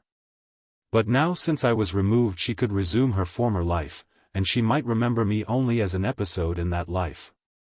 That she would remember me I felt sure, and that she would weep for me and mourn after me was undeniable, but time as it passed would surely alleviate that grief, and Alma would live and be happy. Perhaps she might yet regain her native land and rejoin her loved kindred, whom she would tell of the stranger from an unknown shore who had loved her, and through whose death she had gained her life. Such were the thoughts that filled my mind as I floated over the black water with darkness all around, as I held Leila in my arms, with my coat wrapped around her, and murmured in her ear tender words of consolation and sympathy. A long, long time had passed, but how long I know not, when suddenly Leila gave a cry, and started up on her knees, with her head bent forward listening intently. I too listened, and I could distinctly hear the sound of breakers. It was evident that we were approaching some shore. And, from what I remembered of the shore of Megans, such a shore meant death, and death alone. We stood up and tried to peer through the gloom. At length we saw a whole line of breakers, and beyond all was black. We waited anxiously in that position, and drew steadily nearer. It was evident that the athaleb was desirous of reaching that shore, and we could do nothing but await the result. But the athaleb had his wits about him, and swam along on a line with the breakers for some distance, until at length an opening appeared, into which he directed his course. Passing through this we reached still water, which seemed like a lagoon surrounded by a coral reef. The athaleb swam on farther, and at length we saw before us an island with a broad, sandy beach, beyond which was the shadowy outline of a forest. Here the monster landed, and dragged himself wearily upon the sand, where he spread his vast bulk out, and lay panting heavily. We dismounted, I first, so as to assist Leila. And then it seemed as if death were postponed for a time, since we had reached this place where the rich and rank vegetation spoke of nothing but vigorous life. Fortune had indeed dealt strangely with me. I had fled with Alma, and with her had reached one desolate shore, and now I found myself with Leila upon another shore, desolate also, but not a savage wilderness. This lonely island, ringed with the black ocean waters, was the abode of a life of its own. And there was nothing here to crush the soul into a horror of despair like that which was caused by the tremendous scenes on Megans. In an instant Leila revived from her gloom. She looked around, clapped her little hands, laughed aloud, and danced for joy. "Oh, Adamor," she cried, see the trees, see the grass, the bushes. This is a land of wonder. As for food, you can call it down from the sky with your sepet ram, or we can find it on the rocks. Oh, Adamor. Life is better than death, and we can live here, and we can be happy. This shall be better to us than the lands of the Oran, for we shall be alone, and we shall be all in all to one another.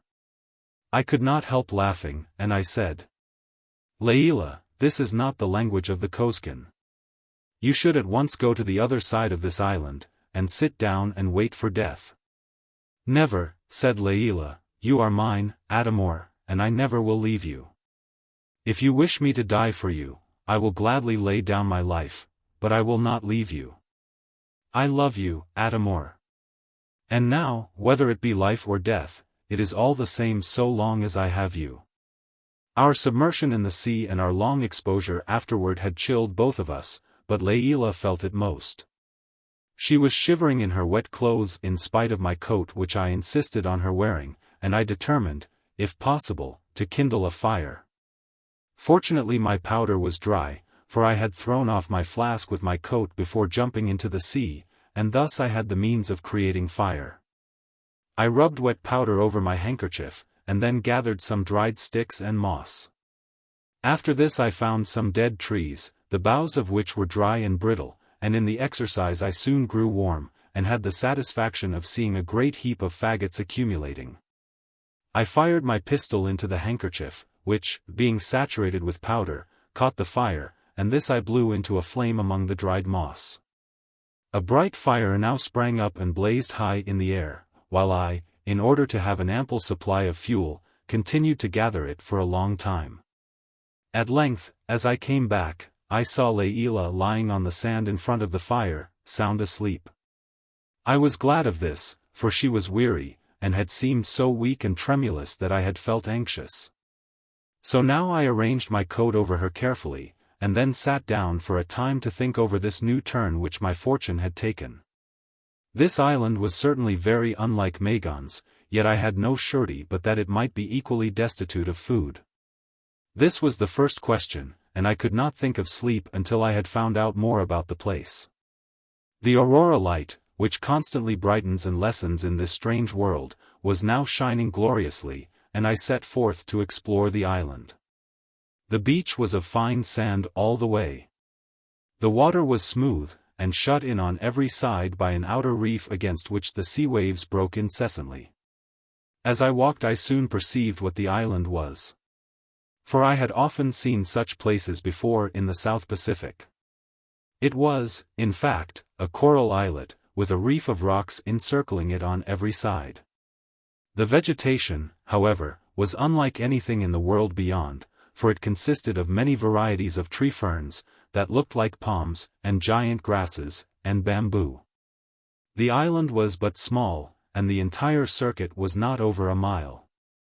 I saw nothing that looked like food, nor did it seem likely that in so small a place there could be enough sustenance for us. Our only hope would be from the sea, yet even here I could see no signs of any sort of shellfish. On the whole the prospect was discouraging, and I returned to the starting point with a feeling of dejection. But this feeling did not trouble me much at that time. My chief thought was of rest, and I flung myself down on the sand and fell asleep. I was awakened by a cry from Leila. Starting up, I saw her standing and looking into the sky. She was intensely excited. As soon as she saw me she rushed toward me and burst into tears, while I, full of wonder, could only stare upward. "Oh," cried Leila, "they've turned back, they've found us.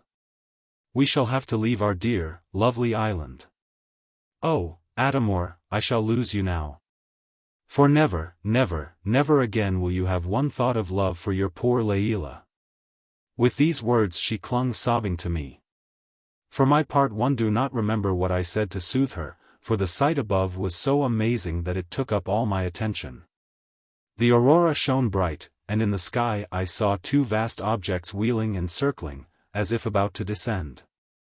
I recognized them at once as athalebs.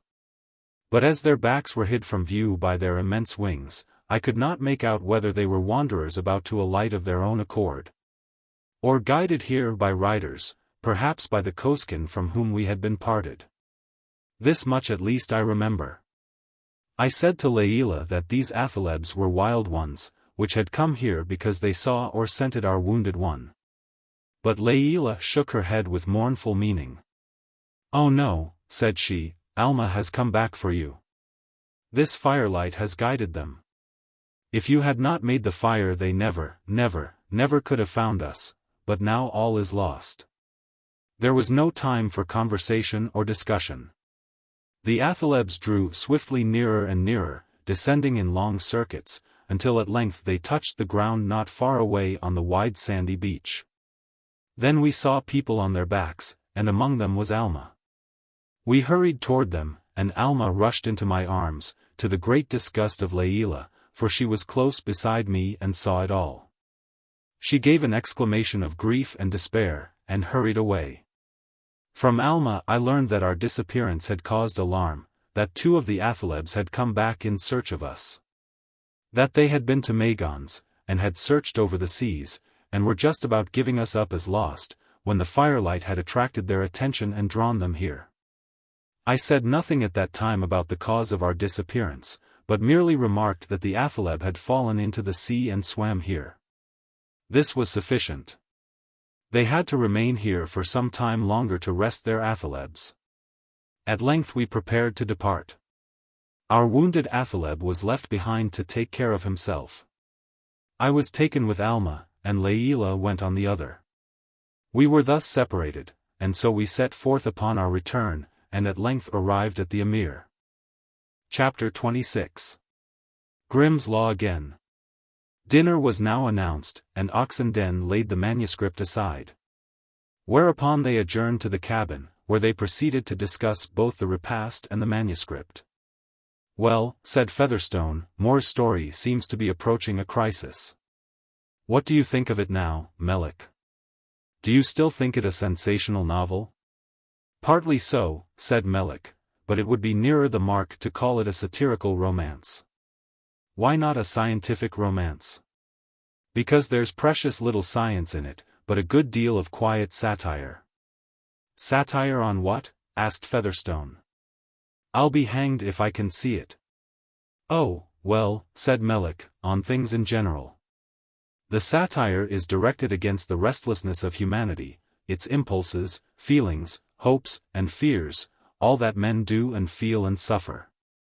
It mocks us by exhibiting a new race of men, animated by passions and impulses which are directly the opposite of ours, and yet no nearer happiness than we are.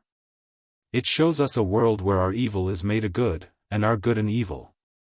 There all that we consider a blessing is had in abundance, prolonged and perpetual sunlight, riches, power, fame, and yet these things are despised, and the people, turning away from them, imagine that they can find happiness in poverty, darkness, death, and unrequited love. The writer thus mocks at all our dearest passions and strongest desires. And his general aim is to show that the mere search for happiness per se is a vulgar thing, and must always result in utter nothingness. The writer also teaches the great lesson that the happiness of man consists not in external surroundings, but in the internal feelings, and that heaven itself is not a place, but a state. It is the old lesson which Milton extorted from Satan. What matter where, if I be still the same? Or again, the mind is its own place, and of itself can make a heaven of hell. A hell of heaven. That's good too, cried Oxenden. That reminds me of the German commentators who find in the Agamemnon of Aeschylus or the Oedipus of Sophocles or the Hamlet of Shakespeare motives and purposes of which the authors could never have dreamed. And give us a metaphysical, beer and tobacco, High Dutch Clytemnestra or Antigone or Lady Macbeth. No, my boy, Moore was a simple sailor, and had no idea of satirizing anything. How, then, do you account for the perpetual undercurrent of meaning and innuendo that may be found in every line? I deny that there is anything of the sort, said Oxenden. It is a plain narrative of facts, but the facts are themselves such that they give a new coloring to the facts of our own life. They are in such profound antithesis to European ways that we consider them as being written merely to indicate that difference. It is like the Germania of Tacitus, which many critics still hold to be a satire on Roman ways, while as a matter of fact it is simply a narrative of German manners and customs. I hope, cried Melick, that you do not mean to compare this awful rot and rubbish to the Germania of Tacitus? By no means, said Oxenden. I merely asserted that in one respect they were analogous. You forced on the allusion to the Germania by calling this rot and rubbish a satirical romance. Oh, well, said Melick, I only referred to the intention of the writer. His plan is one thing and his execution quite another. His plan is not bad, but he fails utterly in his execution. The style is detestable. If he had written in the style of a plain seaman, and told a simple unvarnished tale, it would have been all right. In order to carry out properly such a plan as this the writer should take Defoe as his model, or, still better, Dean Swift. Gulliver's Travels and Robinson Crusoe show what can be done in this way, and form a standard by which all other attempts must be judged. But this writer is tawdry. He has the worst vices of the sensational school, he shows everywhere marks of haste, gross carelessness, and universal feebleness. When he gets hold of a good fancy, he lacks the patience that is necessary in order to work it up in an effective way. He is a gross plagiarist, and over again violates in the most glaring manner all the ordinary proprieties of style. What can be more absurd, for instance, than the language which he puts into the mouth of Layla? Not content with making her talk like a sentimental boarding school, bread and butter English miss, he actually forgets himself so far as to put in her mouth a threadbare joke, which everyone has heard since childhood. What is that? Oh, that silly speech about the athaleb swallowing its victuals whole. What's the matter with that? Asked Oxenden. It's merely a chance resemblance.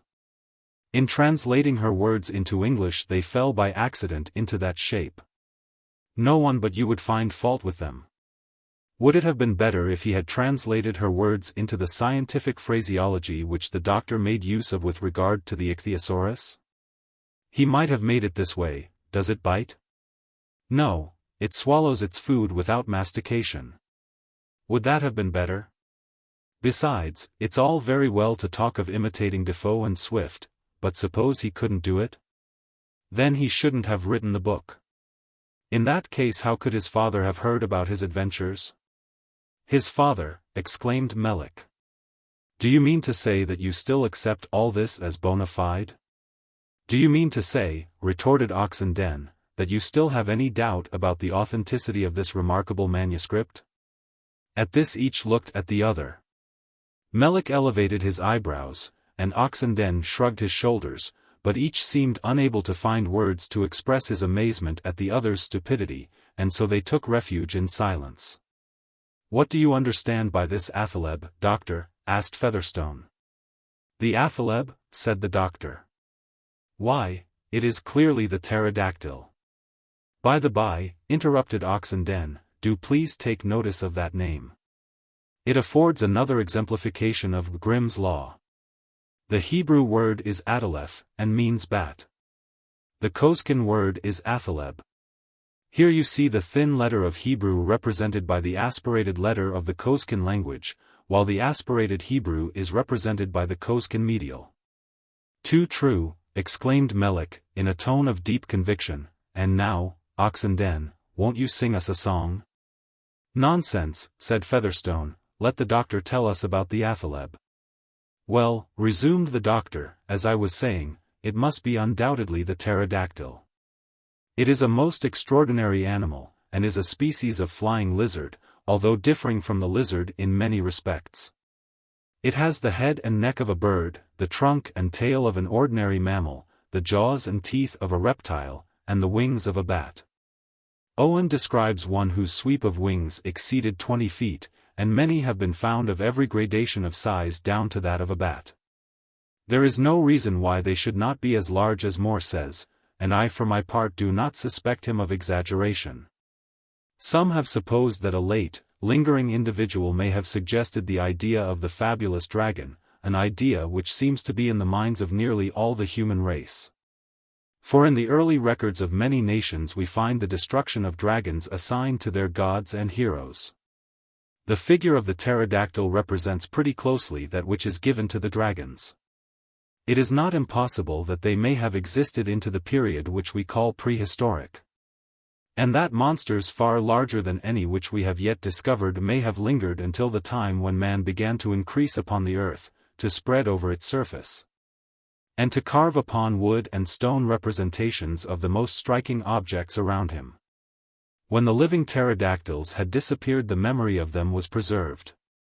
Some new features were added, and the imagination went so far as to endow them with the power of belching forth smoke and flames. Thus the dragon idea pervaded the minds of men, and instead of a natural animal it became a fabulous one. The fingers of the forelegs were of the ordinary dimensions, and terminated with crooked nails, and these were probably used to suspend themselves from trees. When in repose it rested on its hind legs like a bird, and held its neck curving behind, so that its enormous head should not disturb its equilibrium. The size and form of the feet, of the leg, and of the thigh prove that they could hold themselves erect with firmness, their wings folded, and move about in this way like birds. Just as Moore describes them as doing. Like birds they could also perch on trees, and could crawl like bats and lizards along the rocks and cliffs. Some think that they were covered with scales, but I am of the opinion that they had a horny hide, with a ridge of hair running down their backs, in which opinion I am sustained by Moore's account.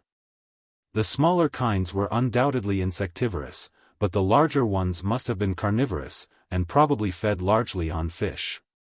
Well, at any rate, said Melick, gravely, this athaleb solves the difficult question as to how the troglodytes emigrated to the South Pole. How? Asked the doctor. Why, they must have gone there on athalebs. Your friends the pterodactyls probably lingered longest among the troglodytes, seeing that they were rapidly dying out, concluded to depart to another and a better world. One beauty of this theory is that it cannot possibly be disproved, another is that it satisfies all the requirements of the case. A third is that it accounts for the disappearance of the pterodactyls in our world, and their appearance at the South Pole.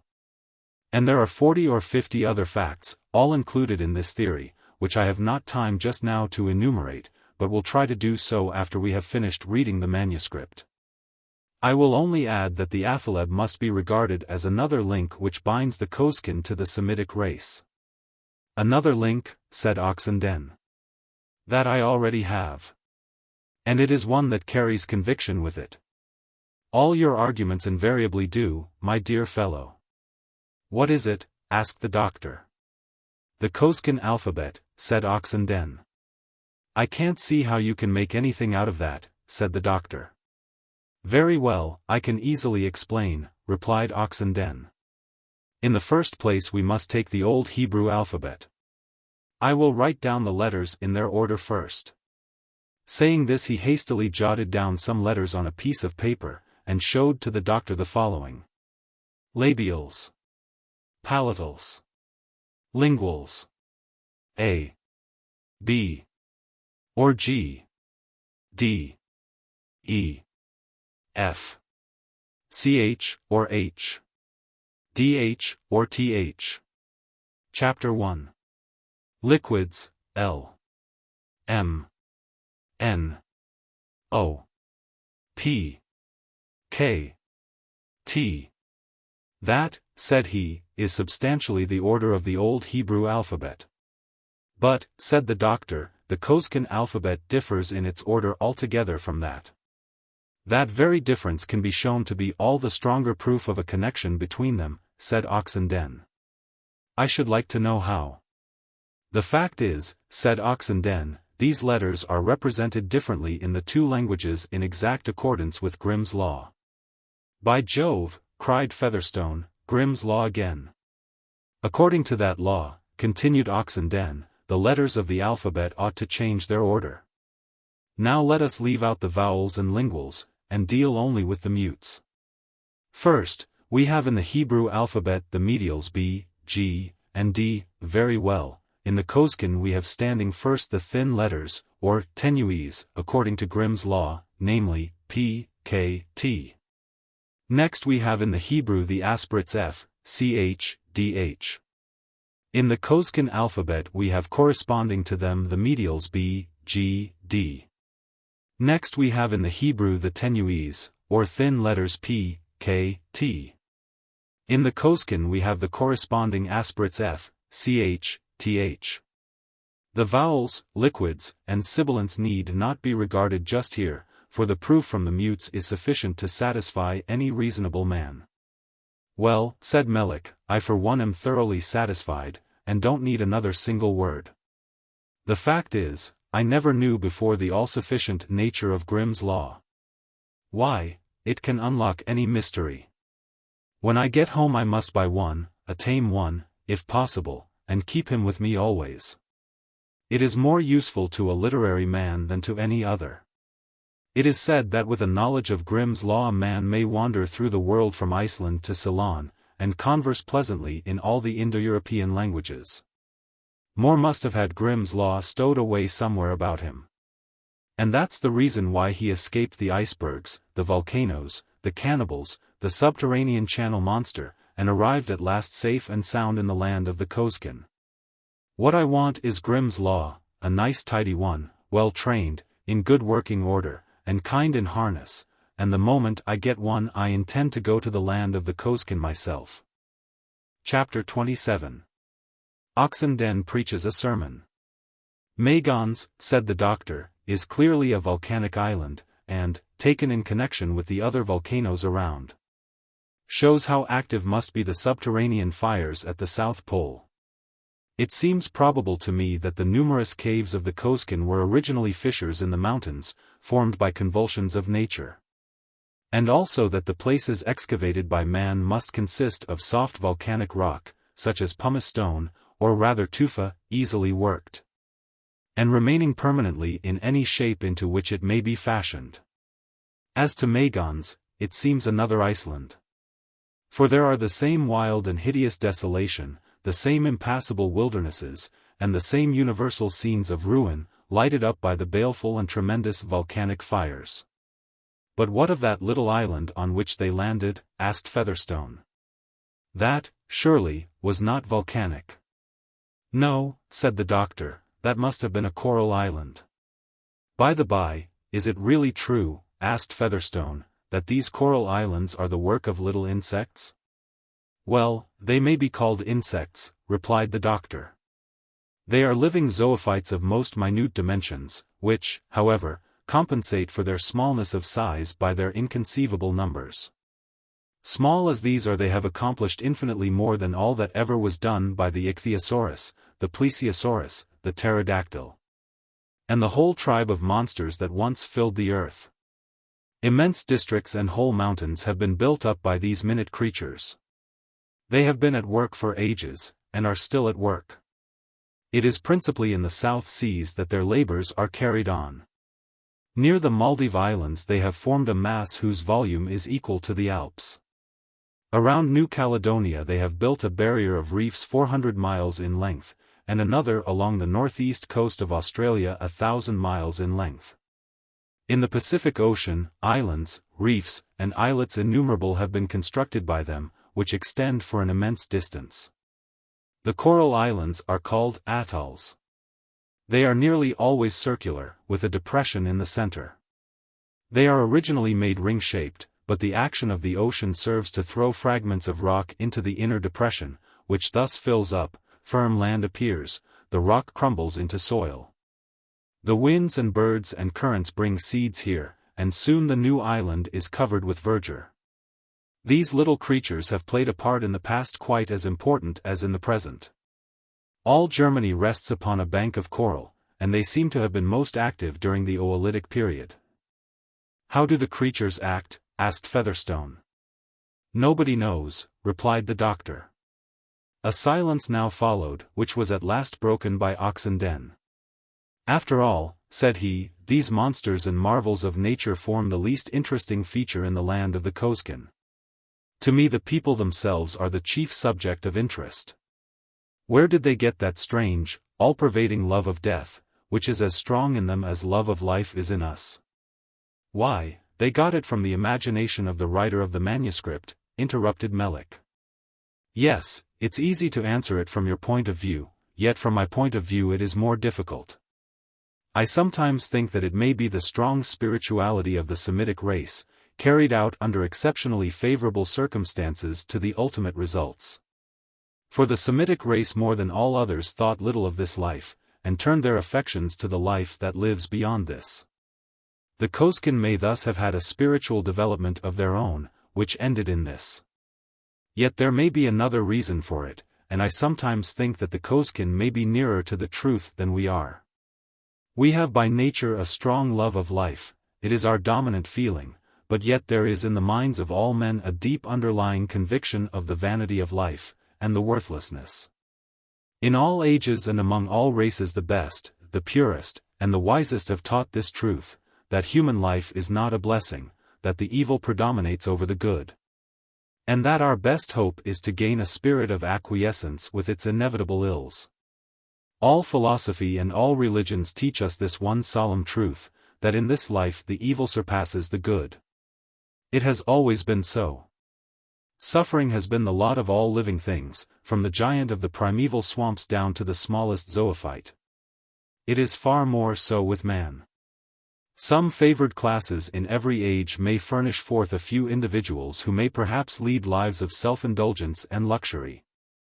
But to the mass of mankind life has ever been, and must ever be, a prolonged scene of labor intermingled with suffering. The great Indian religions, whether Brahmanic or Buddhistic, teach as their cardinal doctrine that life is an evil. Buddhism is more pronounced in this, for it teaches more emphatically than even the Kosekin that the chief end of man is to get rid of the curse of life and gain the bliss of nirvana, or annihilation.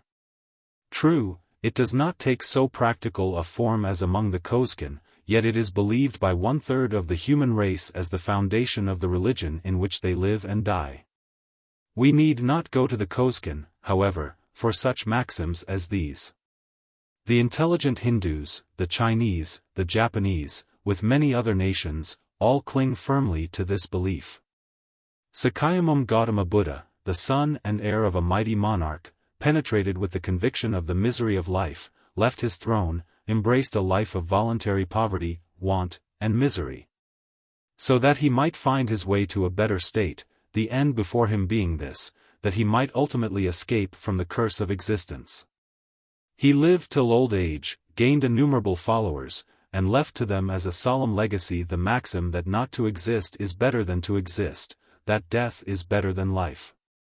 Since his day millions of his followers have upheld his principles and lived his life. Even among the joyous Greeks we find this feeling at times bursting forth. It comes when we least expect it. And not even a Kosekin poet could express this view more forcibly than Sophocles in the Oedipus at Colonus. Not to be born surpasses every lot.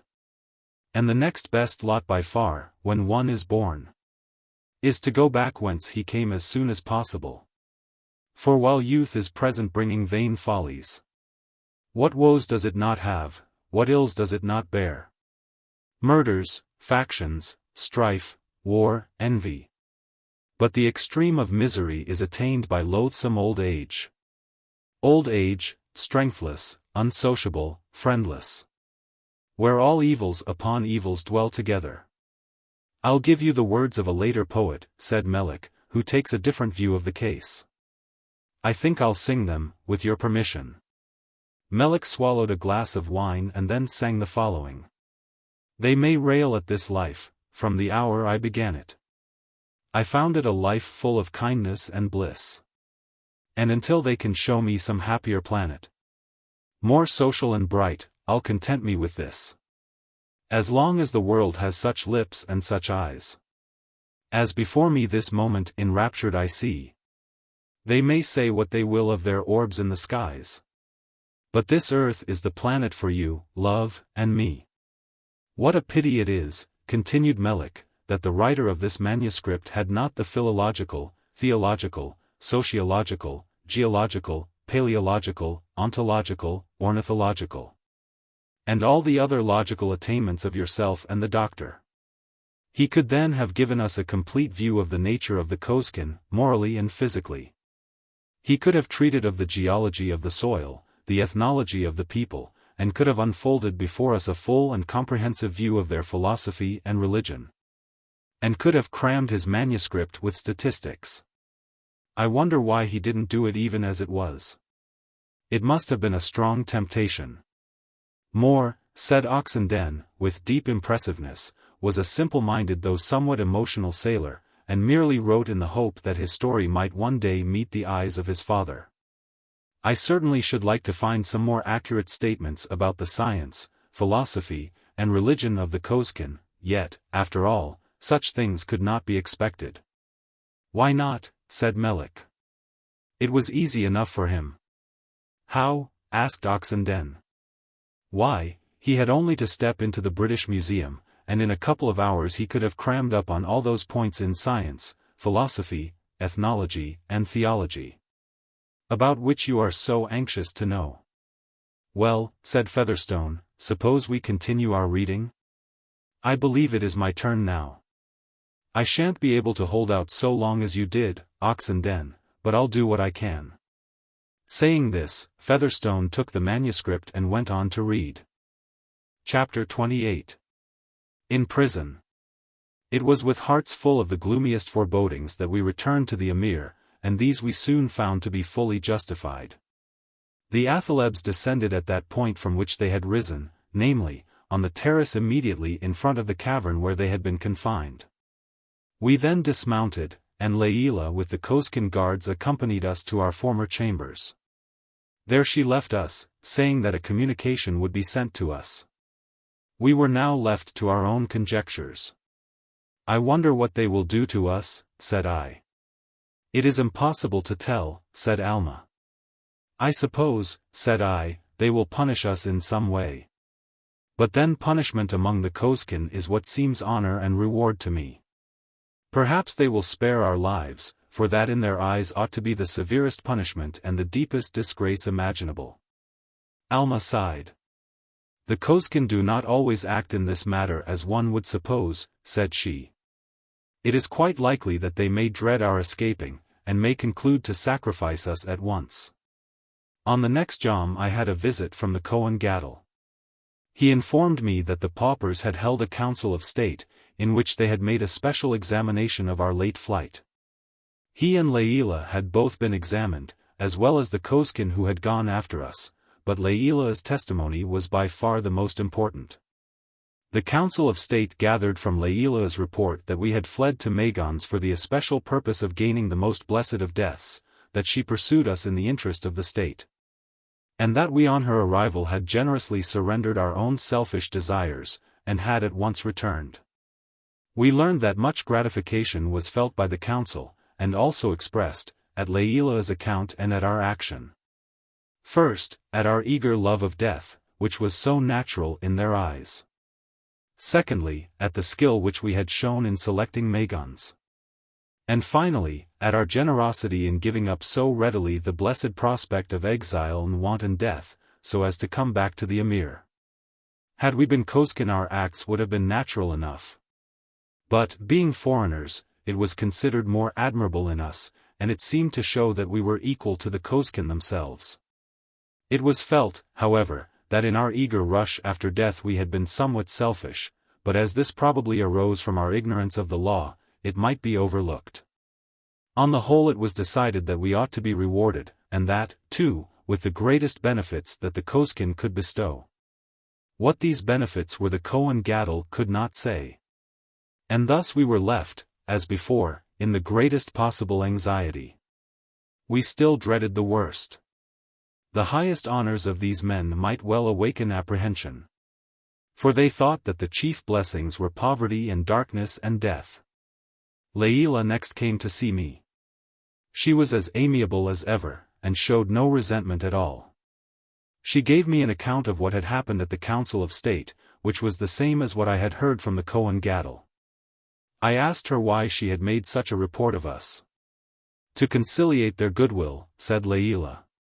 For if they thought that you had really fled from death from a love of life, they would have felt such contempt for you that serious harm might have happened.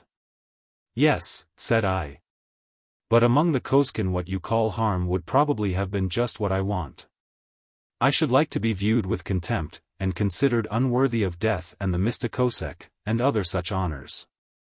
Oh yes, said Leila, but that doesn't follow. For you see, the paupers love death so intensely that they long to bestow it on all. And if they knew that you were afraid of it, they would be tempted to bestow it upon you immediately, just to show you how delightful a thing it is.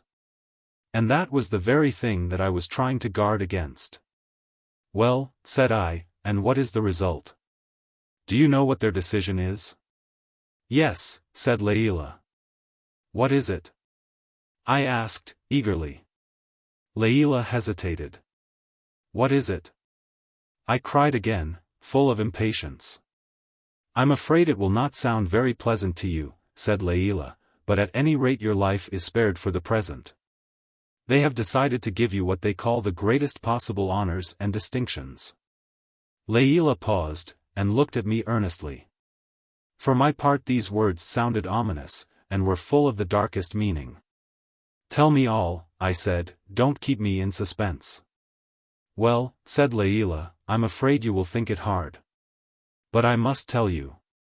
I will tell it, therefore, as briefly and formally as possible. First, then, they have decreed the blessing of separation.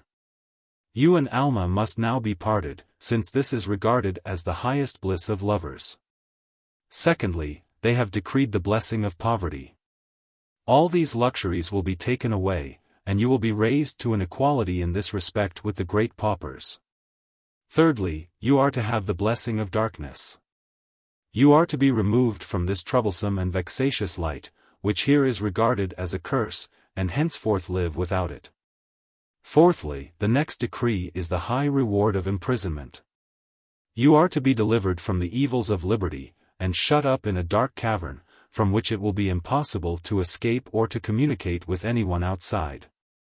Fifthly, you are to associate with the greatest of the paupers, the class that is the most honored and influential.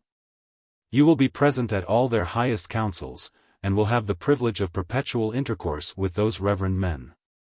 They will tell you of the joys of poverty, the happiness of darkness, and the bliss of death. Layla paused, and looked at me earnestly. Is there anything more? I gasped. No, said she. Is not that enough? Some were in favor of bestowing immediate death, but they were outvoted by the others. You surely cannot regret that. Layla's words sounded like the words of a mocking demon. Yet she did not wish to distress me, she had merely stated my sentence in formal language, without any attempt to soften its tremendous import. As for me, I was overwhelmed with despair. There was but one thought in my mind, it was not of myself, but of Alma. And Alma? I cried. Alma, said Layla, she will have the same, you are both included in the same sentence. At this a groan burst from me. Horror overwhelmed me. I threw myself down upon the floor and covered my face with my hands. All was lost. Our fate, Alma's fate, was darkness, imprisonment, and death. Could anything be imagined that might mitigate such woes as these? Could anything be conceived of as more horrible? Yes. There remained something more, and this was announced by Layla. Finally, said she, it has been decreed that you shall not only have the blessing of death, but that you shall have the rare honor of belonging to the chosen few who are reserved for the Mista Kosek. Thus far this had not been granted. It was esteemed too high an honor for strangers. But now, by an exercise of unparalleled liberality, the Grand Council of Paupers have added this, as the last and best, to the high honors and rewards which they have decreed for you and Alma. To this I had nothing to say, I was stupefied with horror. To such words what answer could be made? At that moment I could think of nothing but this tremendous sentence, this infliction of appalling woes under the miserable name of blessings. I could not think of Layla. Nor did I try to conjecture what her motives might be in thus coming to me as the messenger of evil. I could not find space amid my despair for speculations as to her own part in this, or stop to consider whether she was acting the part of a mere messenger, or was influenced by resentment or revenge. All this was far away from my thoughts, for all my mind was filled with the dread sentence of the Council of Paupers and the baleful prospect of the woes that awaited us. On the next jom I saw Alma. She had already learned the awful tidings. She met me with a face of despair, for there was no longer any hope, and all that remained for us was a last farewell. After this we parted, and each of us was taken to our respective prison. I was taken along dark passages until I came to a cavern with a low, dark portal. Upon entering I found the darkness deeper than usual, and there was only one solitary lamp, which diffused but a feeble ray through the gloom. The size of the place could not be made out. I saw here a group of human beings, and by the feeble ray of the lamp I perceived that they were wan and thin and emaciated, with scant clothing, all in rags, squalor, misery, and dirt. With coarse hair matted together, and long nails and shaggy beards. They reminded me in their personal appearance of the cannibals of the outer shore. These hideous beings all gathered around me, blinking at me with their bleary eyes and grinning with their abominable faces, and then each one embraced me. The filth, squalor, and unutterable foulness of these wretches all combined to fill my soul with loathing, and the inconceivable horror of that embrace well-nigh overwhelmed me. Yet, after all, it was surpassed by the horror of the thought that Alma might be at that very moment undergoing the same experience, and for her such a thing must be worse than for me. I retreated as far as possible from them, deep into the thick darkness, and sat down. No convicted felon at the last hour of life, no prisoner in the dungeons of the Inquisition, ever could have suffered more mental agony than I did at that moment. The blessings, the awful blessings of the Kosekin were descending upon my miserable head: separation from Alma, squalor and dirt, imprisonment, the society of these filthy creatures, darkness. The shadow of death, and beyond all the tremendous horrors of the Mista Kosek. I do not know how the time passed, for at first I was almost stupefied with despair, nor could I ever grow reconciled to the society of these wretches, scarce human, who were with me. Some food was offered me, filthy stuff, which I refused. My refusal excited warm commendation, but I was warned against starving myself, as that was against the law. In my despair I thought of my pistol and rifle, which I still kept with me, of using these against my jailers, and bursting forth. But this wild impulse soon passed away, for its utter hopelessness was manifest. My only hope, if hope it was, lay in waiting, and it was not impossible that I might see Alma again, if only once. Joms passed away, I know not how. The chief pauper, who is the greatest man in the land of the Kosekin, made several attempts to converse with me, and was evidently very condescending and magnanimous in his own eyes. But I did not meet his advances graciously, he was too abhorrent. He was a hideous wretch, with eyes nearly closed and bleary, thick, matted hair, and fiendish expression, in short, a devil incarnate in rags and squalor. But as the joms passed I found it difficult to repel my associates. They were always inflicting their society upon me, and thrusting on me nasty little acts of kindness. The chief pauper was more persistent than all, with his chatter and his disgusting civilities. He was evidently glad to get hold of a fresh subject for his talkative genius. He was a very garrulous cannibal, and perhaps my being a foreigner made me more interesting in his eyes. The chief topic of his discourse was death. He hated life, loved death, longed for it in all its forms, whether arising from disease or from violence. He was an amateur in corpses, and had a larger experience in dead bodies than any other man in the nation. I could not help asking him once why he did not kill himself, and be done with it. That, said he, is not allowed. The temptation to kill oneself is one of the strongest that human nature can experience, but it is one that we must struggle against, of course, for it is against all law. The greatest blessing must not be seized. It must be given by nature or man. Those who violate the blessed mystery of death are infamous. He assured me that he had all his life cultivated the loftiest feelings of love to others. His greatest happiness consisted in doing good to others, especially in killing them. The blessing of death, being the greatest of all blessings, was the one which he loved best to bestow upon others. And the more he loved his fellow creatures the more he wished to give them this blessing. You, said he, are particularly dear to me, and I should rather give to you the blessing of death than to any other human being. I love you, Adamor, and I long to kill you at this moment. You had better not try it, said I, grimly. He shook his head despondingly. Oh no, said he, it is against the law.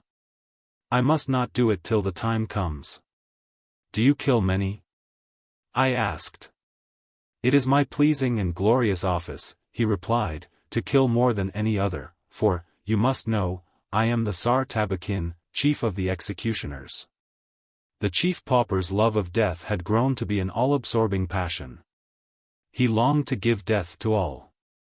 As with us there are certain philanthropists who have a mania for doing good, so here the pauper class had a mania for doing what they considered good in this way.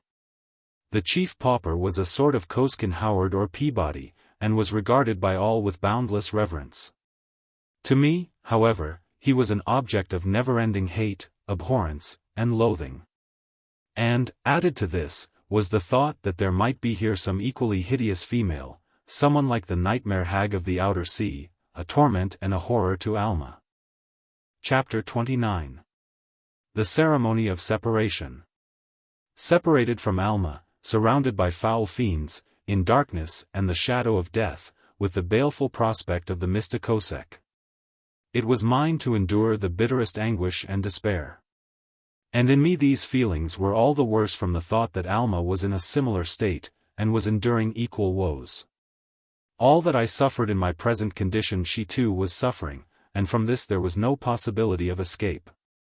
Perhaps her surroundings were even worse, and her sufferings keener. For who could tell what these people might inflict in their strange and perverted impulses? Many joms passed, and there was only one thing that sustained me, the hope of seeing Alma yet again, though it were but for a moment. That hope, however, was but faint. There was no escape. The gate was barred without and within. I was surrounded by miscreants, who formed the chief class in the state and the ruling order. The chief pauper was the highest magistrate in the land, from whose opinion there was no appeal, and the other paupers here formed the Kosekin Senate. Here, in imprisonment and darkness, they formed a secret tribunal and controlled everything. They were objects of envy to all. All looked forward to this position as the highest object of human ambition, and the friends and relatives of those here rejoiced in their honor. Their powers were not executive, but deliberative. To the Meleks and Athons was left the exercise of authority, but their acts were always in subordination to the will of the paupers. "I have everything that heart can wish," said the chief pauper to me once. "Look at me, Adamor, and see me as I stand here. I have poverty, squalor, cold, perpetual darkness, the privilege of killing others, the near prospect of death. And the certainty of the Mista Kosek, all these I have, and yet, Adamor, after all, I am not happy." To this strange speech I had nothing to say. "Yes," continued the chief pauper, in a pensive tone, "for 20 seasons I have reigned as chief of the Kosekin in this place. My cavern is the coldest, squalidest, and darkest in the land. My raiment is the coarsest rags. I have separated from all my friends. I have had much sickness. I have the closest captivity. Death, darkness, poverty, want, all that men most live and long for, are mine to satiety. And yet, as I look back and count the joms of my life to see in how many I have known happiness, I find that in all they amount to just 7. Oh, Adamor, what a comment is this on the vanity of human life?" To this I had no answer ready, but by way of saying something, I offered to kill him on the spot. "Nay, nay, Adamor," said he, with a melancholy smile, "do not tempt me. Leave me to struggle with temptations by myself, and do not seek to make me falter in my duty. Yes, Adamor, you behold in me a melancholy example of the folly of ambition. For I often think, as I look down from my lofty eminence, that after all it is as well to remain content in the humble sphere in which we are placed at birth. For perhaps, if the truth were known, there is quite as much real happiness among the rich and splendid, among the Athons and Meleks." On this occasion I took advantage of the chief pauper's softer mood to pour forth an earnest entreaty for him to save Alma's life, or at least to mitigate her miseries. Alas! He was inexorable. It was like an appeal of some mad prisoner to some gentle-hearted governor in Christendom, entreating him to put some fellow prisoner to death, or at least to make his confinement more severe.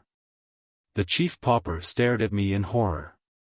"You are a strange being, Adamor," said he, gently. "Sometimes I think you mad. I can only say that such a request is horrible to me beyond all words. Such degradation and cruelty to the gentle and virtuous Alma is outrageous and forever impossible. No, we will not deprive her of a single one of those blessings which she now enjoys." I turned away in despair. At length one jom the chief pauper came to me with a smile and said, "Adamor, let me congratulate you on this joyous occasion." "What do you mean?" I asked. "You are to have your ceremony of separation." "Separation?" I repeated. "Yes," said he. "Alma has given notice to us. She has announced her intention of giving you up, and separating from you. With us the woman always gives the announcement in such cases. We have fixed the ceremony for the 3rd jom from this, and I hope you will not think it too soon." This strange intelligence moved me greatly.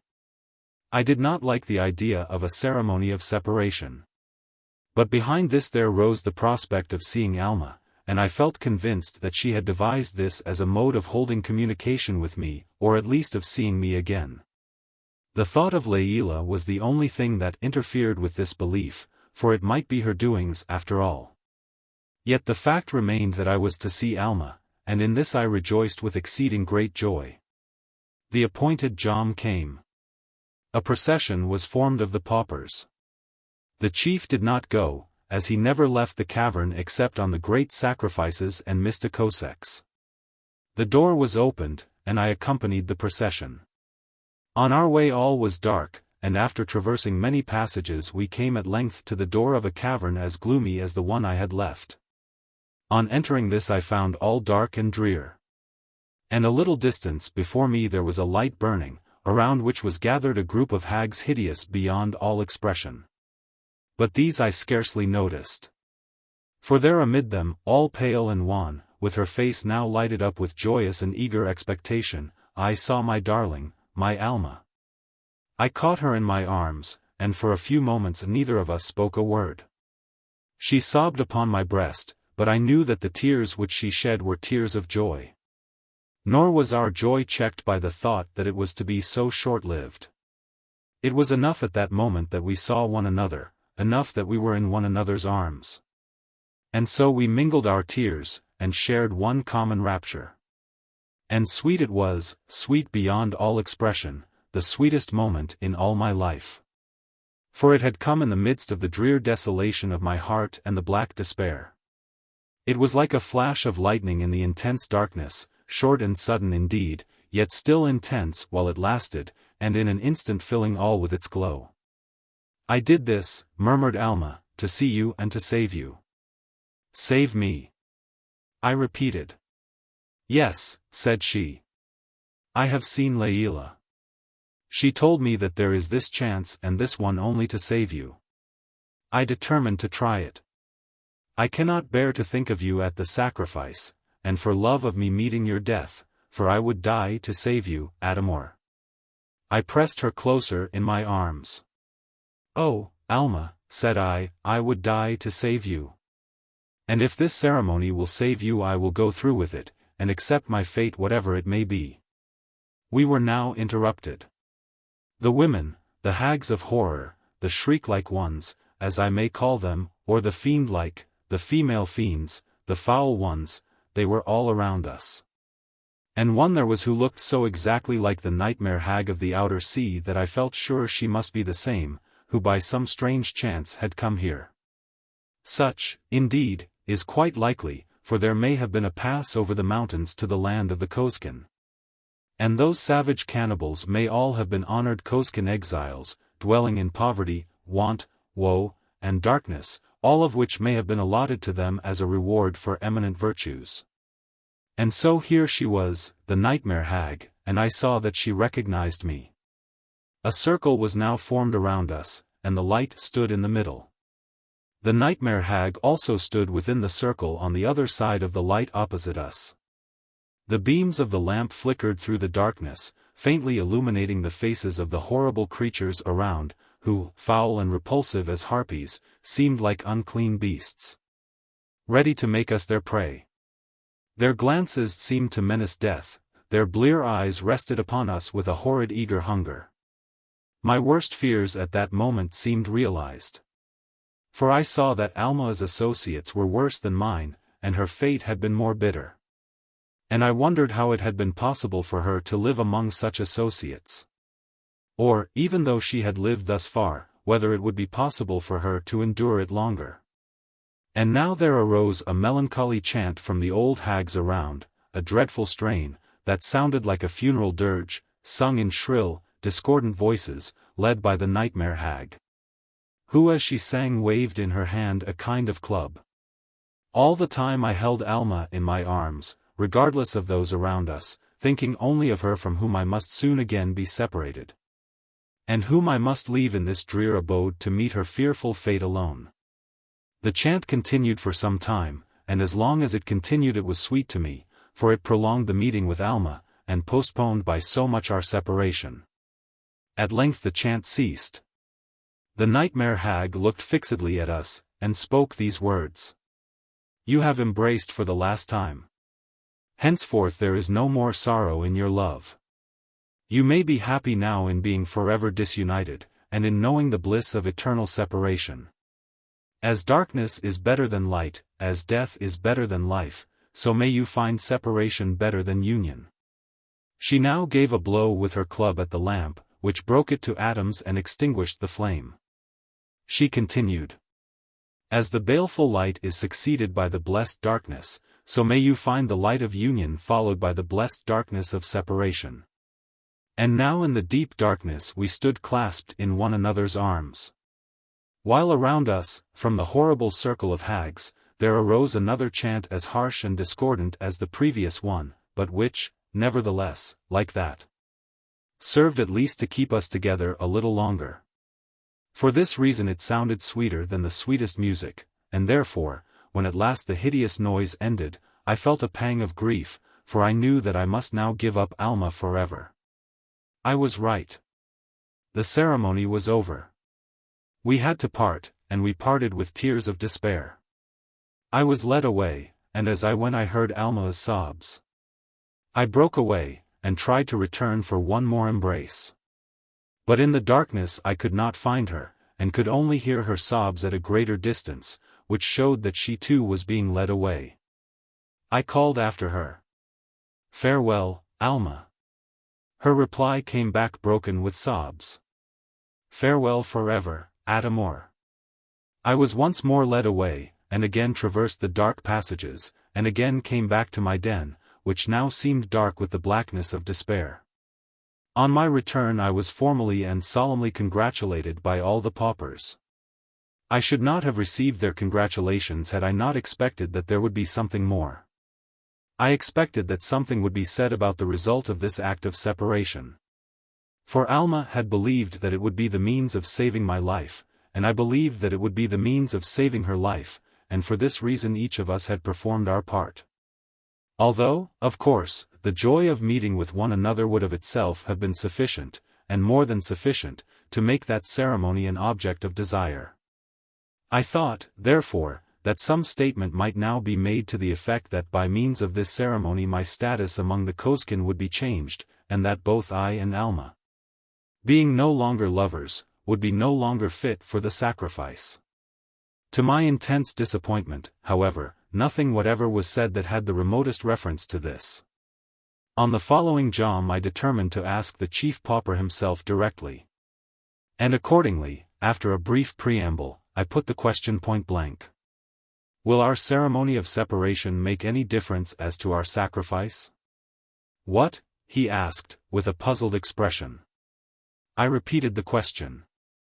"I don't understand," said he, still looking puzzled. Upon this I once more repeated it. "How can that be?" said he at length. "How can the ceremony of separation have any effect upon your sacrifice?" The ceremony of separation stands by itself as the sign and symbol of an additional blessing. This new happiness of separation is a great favor, and will make you the object of new envy and admiration, for few have been so fortunate as you in all the history of the Kosekin. But you are the favorite of the Kosekin now, and there is nothing that they will not do for you. "But we were separate before," said I, indignantly. "That is true," said he, "in point of fact. But this ceremony makes your separation a legal thing, and gives it the solemn sanction of law and of religion. Among the Kosekin one cannot be considered as a separate man until the ceremony of separation has been publicly performed." "I understood," said I, "that we were chosen to suffer the sacrifice together because we were lovers, and now since you do not any longer regard us as lovers, why do you sacrifice us?" At this question the chief pauper looked at me with one of those hungry glances of his, which showed how he thirsted for my blood, and he smiled the smile of an evil fiend. "Why do we sacrifice you, Adamor?" he replied. "Why, because we honor you both, and love you both so dearly that we are eager to give you the greatest of all blessings, and to deny you nothing that is in our power to bestow." "Do you mean to sacrifice both of us?" I gasped. "Of course." "What? Alma too?" "Certainly. Why should we be so cruel to the dear child as to deprive her of so great a boon?" At this I groaned aloud and turned away in despair. Many joms now passed away. I grew more and more melancholy and desperate. I thought sometimes of fighting my way out. My firearms were now my chief consolation, for I had fully made up my mind not to die quietly like a slaughtered calf, but to strike a blow for life, and meet my death amid slain enemies. In this prospect I found some satisfaction, and death was robbed of some of its terrors. Chapter 30. The Day of Sacrifice. At last the time came. It was the end of the dark season. Then, as the sun rises for its permanent course around the heavens, when the long day of 6 months begins, all in the land of the Kosekin is sorrow. And the last of the loved darkness is mourned over amid the most solemn ceremonies, and celebrated with the most imposing sacrifices. Then the most honored in all the land are publicly presented with the blessing of death, and allowed to depart this hated life, and go to the realms of that eternal darkness which they love so well. It is the greatest of sacrifices, and is followed by the greatest of feasts. Thus the busy season, the loved season of darkness, ends, and the long, hateful season of light begins, when the Kosekin lurk in caverns, and live in this way in the presence of what may be called artificial darkness. It was for us, for me and for Alma, the day of doom. Since the ceremony of separation I had not seen her, but my heart had been always with her. I did not even know whether she was alive or not, but believed that she must be. For I thought that if she had died I should have heard of it, as the Kosekin would have rejoiced greatly over such an event. For every death is to them an occasion of joy, and the death of one so distinguished and so beloved as Alma would have given rise to nothing less than a national festival.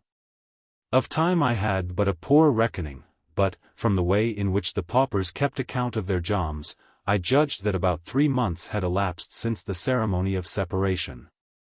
The paupers were now all joyous with a hideous joy. The chief pauper was more abhorrent than ever. He had the bloodthirst strong upon him. He was on that jom to perform his horrible office of Sar Tabakin, and as he accosted me he smiled the smile of a demon, and congratulated me on my coming escape from life.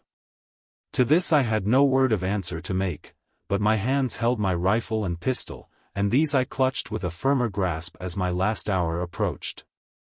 The time of departure at length arrived. Soldiers of the Kosekin came, following the paupers, who went first, while the guards came after me. Thus we all emerged into the open air. There the broad terrace already mentioned spread out before my eyes, filled with thousands upon thousands of human beings. It seemed as though the entire population of the city was there, and so densely packed was this great crowd that it was only with great difficulty that a way was laid open for our passage. Above was the sky, where the stars were twinkling faintly. There was no longer the light of the aurora australis, the constellations glimmered but dimly, the moon was shining with but a feeble ray. For there far away over the icy crests of the lofty mountains I saw a long line of splendid effulgence. All golden and red, the light of the new dawn, the dawn of that long day which was now approaching. The sight of that dawning light gave me new life. It was like a sight of home, the blessed dawn, the sunlight of a bright day, the glorious daybreak lost for so long a time, but now at last returning. I feasted my eyes on the spectacle, I burst into tears of joy, and I felt as though I could gaze at it forever.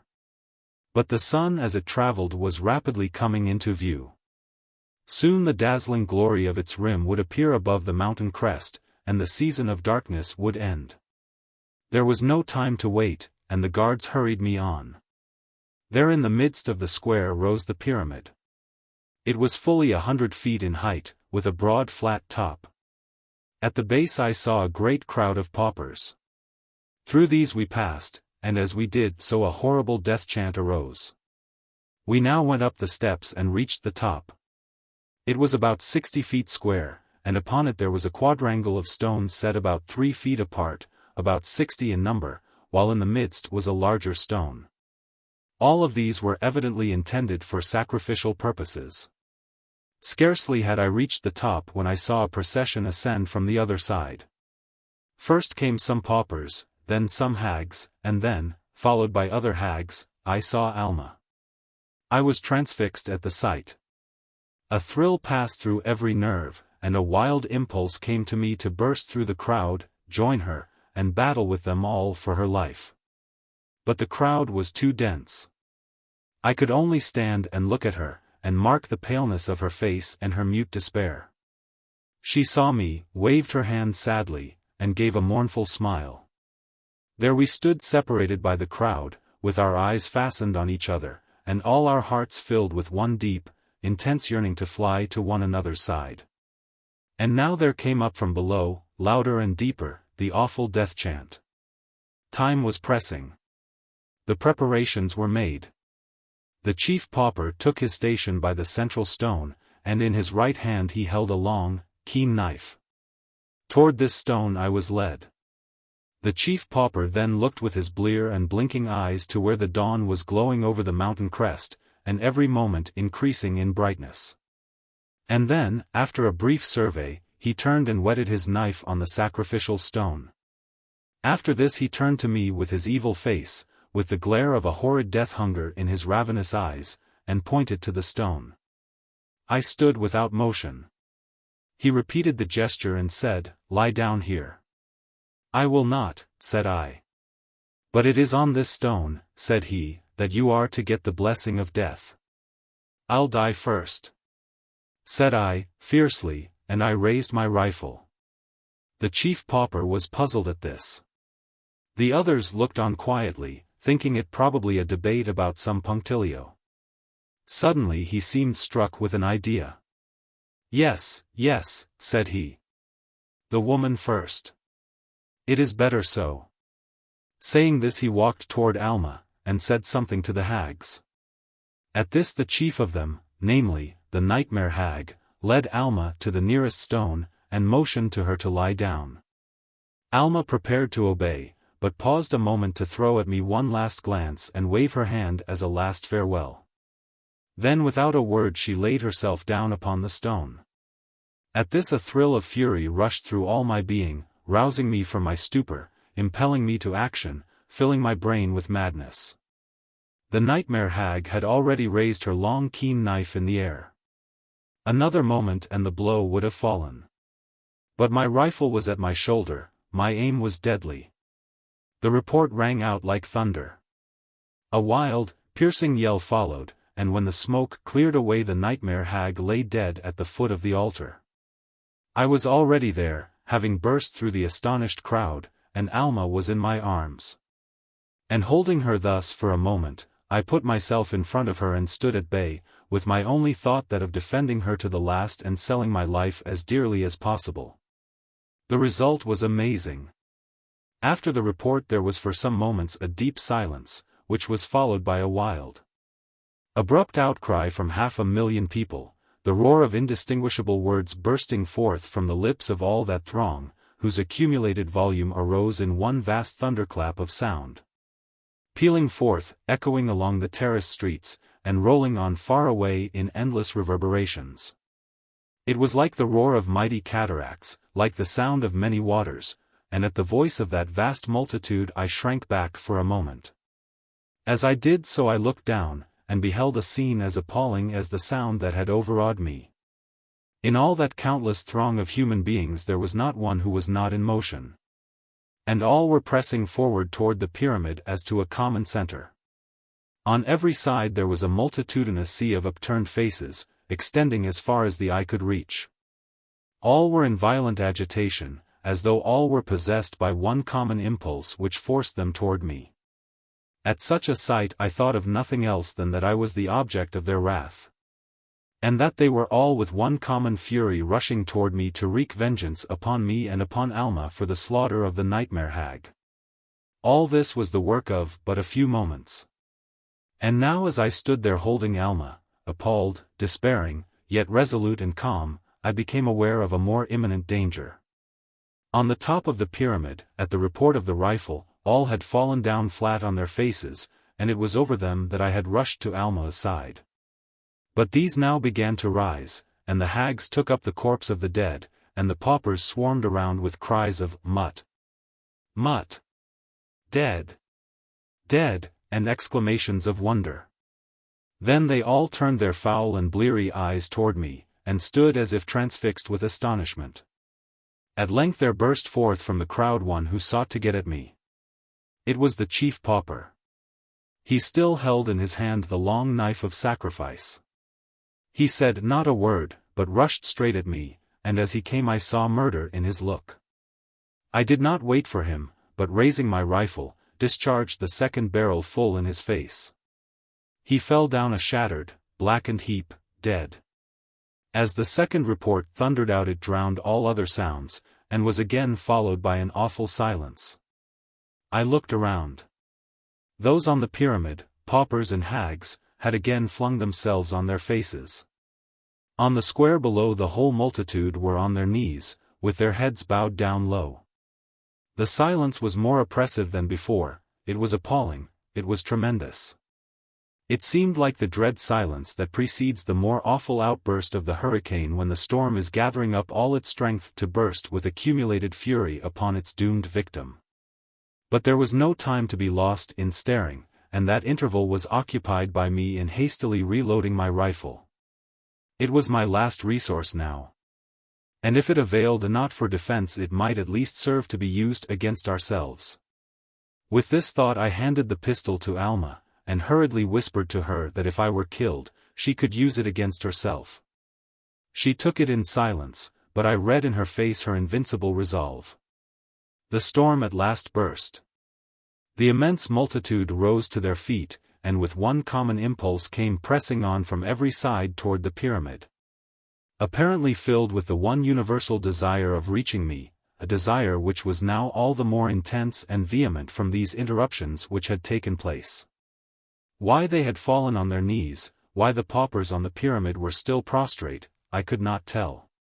But I saw now the swarming multitude, and I felt that they were rolling in on every side, merciless, bloodthirsty, implacable, to tear me to pieces.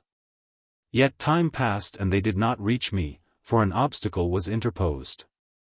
The pyramid had smooth sides. The stairways that led up to the summit were narrow, and did not admit of more than two at a time. Yet, had the Kosekin been like other people, the summit of the pyramid would soon have been swarming with them, but as they were Kosekin, none came up to the top. For at the base of the pyramid, at the bottom of the steps, I saw a strange and incredible struggle. It was not, as with us, who should go up first, but who should go up last. Each tried to make his neighbor go before him. All were eager to go, but the Kosekin self-denial, self-sacrifice, and love for the good of others made each one intensely desirous to make others go up. This resulted in a furious struggle, in which, as fast as anyone would be pushed up the steps a little way, he would jump down again and turn his efforts toward putting up others. And thus all the energies of the people were worn out in useless and unavailing efforts, in a struggle to which, from the very nature of the case, there could be no end. Now those on the pyramid began to rise, and soon all were on their feet. Cries burst forth from them. All were looking at us, but with nothing like hostility. It was rather like reverence and adoration, and these feelings were expressed unmistakably in their cries, among which I could plainly distinguish such words as these: A.P. Ram. Mosel Ainen Wakosek. Sopet Mut. The Father of Thunder. Ruler of cloud and darkness. Judge of death. These cries passed to those below. The struggle ceased. All stood and joined in the cry, which was taken up by those nearest, and soon passed among all those myriads, to be repeated with thunder echoes far and wide. At this it suddenly became plain to me that the danger of death had passed away. That these people no longer regarded me as a victim, but rather as some mighty being, some superior, perhaps supernatural power, who was to be almost worshipped. Hence these prostrations, these words, these cries, these looks. All these told me that the bitterness of death had passed away. At this discovery there was, for a moment, a feeling of aversion and horror within me at filling such a position, that I, a weak mortal, should dare to receive adoration like this. And I recoiled at the thought, yet this feeling soon passed, for life was at stake, not my own merely, but that of Alma. And I was ready now to go through anything if only I might save her, so, instead of shrinking from this new part, I eagerly seized upon it. And at once determined to take advantage of the popular superstition to the utmost. Far away over the crests of the mountains I saw the golden edge of the sun's disk, and the light flowed therefrom in broad effulgence, throwing out long rays of glory in a luminous flood over all the land. I pointed to the glorious orb, and cried to the paupers, and to all who were nearest, in a loud voice. I am Adamor, the man of light. I come from the land of light. I am the father of thunder, of cloud and darkness, the judge of death. At this the paupers all fell prostrate, and cried out to me to give them the blessing of death. I made no answer, but leading Alma to the edge of the pyramid, told her to fire the pistol. 1,000,000 eyes were fixed on us. She held up the pistol and fired. Immediately after, I fired both barrels of the rifle, and as the reports rang out and the smoke cleared away, I heard a mighty murmur, and once more beheld all prostrate. Upon this I hurriedly loaded again, and waited for further revelations. All the time I could not help wondering at the effect produced by the rifle now, in comparison with the indifference with which it had been regarded at my first arrival in the country. I could not account for it, but suppose that the excitement of a great religious festival and the sudden death of the chief pauper and the chief hag had probably deeply impressed them. In the midst of these thoughts the whole multitude arose, and once more there came to my ears the universal uproar of innumerable cries, in the midst of which I could hear the words, Ap Ram. Mosel Ainen Wakosek. Sopet Mut. Chapter 31. Conclusion. In the midst of this the paupers and the hags talked earnestly together. Some of those who had been nearest in rank to the late chief pauper and chief hag were conspicuous in the debate. All looked at me and at Alma, and pointed toward the sun, which was wheeling along behind the distant mountain crest, showing a golden disk. Then they pointed to the dead bodies. And the hags took the chief hag, and the paupers the chief pauper, and laid them side by side on the central altar. After this a hag and a pauper advanced toward us, each carrying the sacrificial knife which had belonged to the deceased.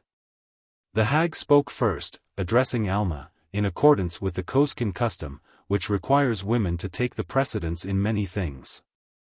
Take this, she said, O Alma, consort of Adamor, and co-ruler of clouds and darkness. Henceforth you shall be judge of death to the women of the Kosekin. She then handed Alma the sacrificial knife of the chief hag, which Alma took in silence. Then the pauper presented me with the sacrificial knife of the chief pauper, with the following words. Take this, O Adamor, father of thunder and ruler of clouds and darkness.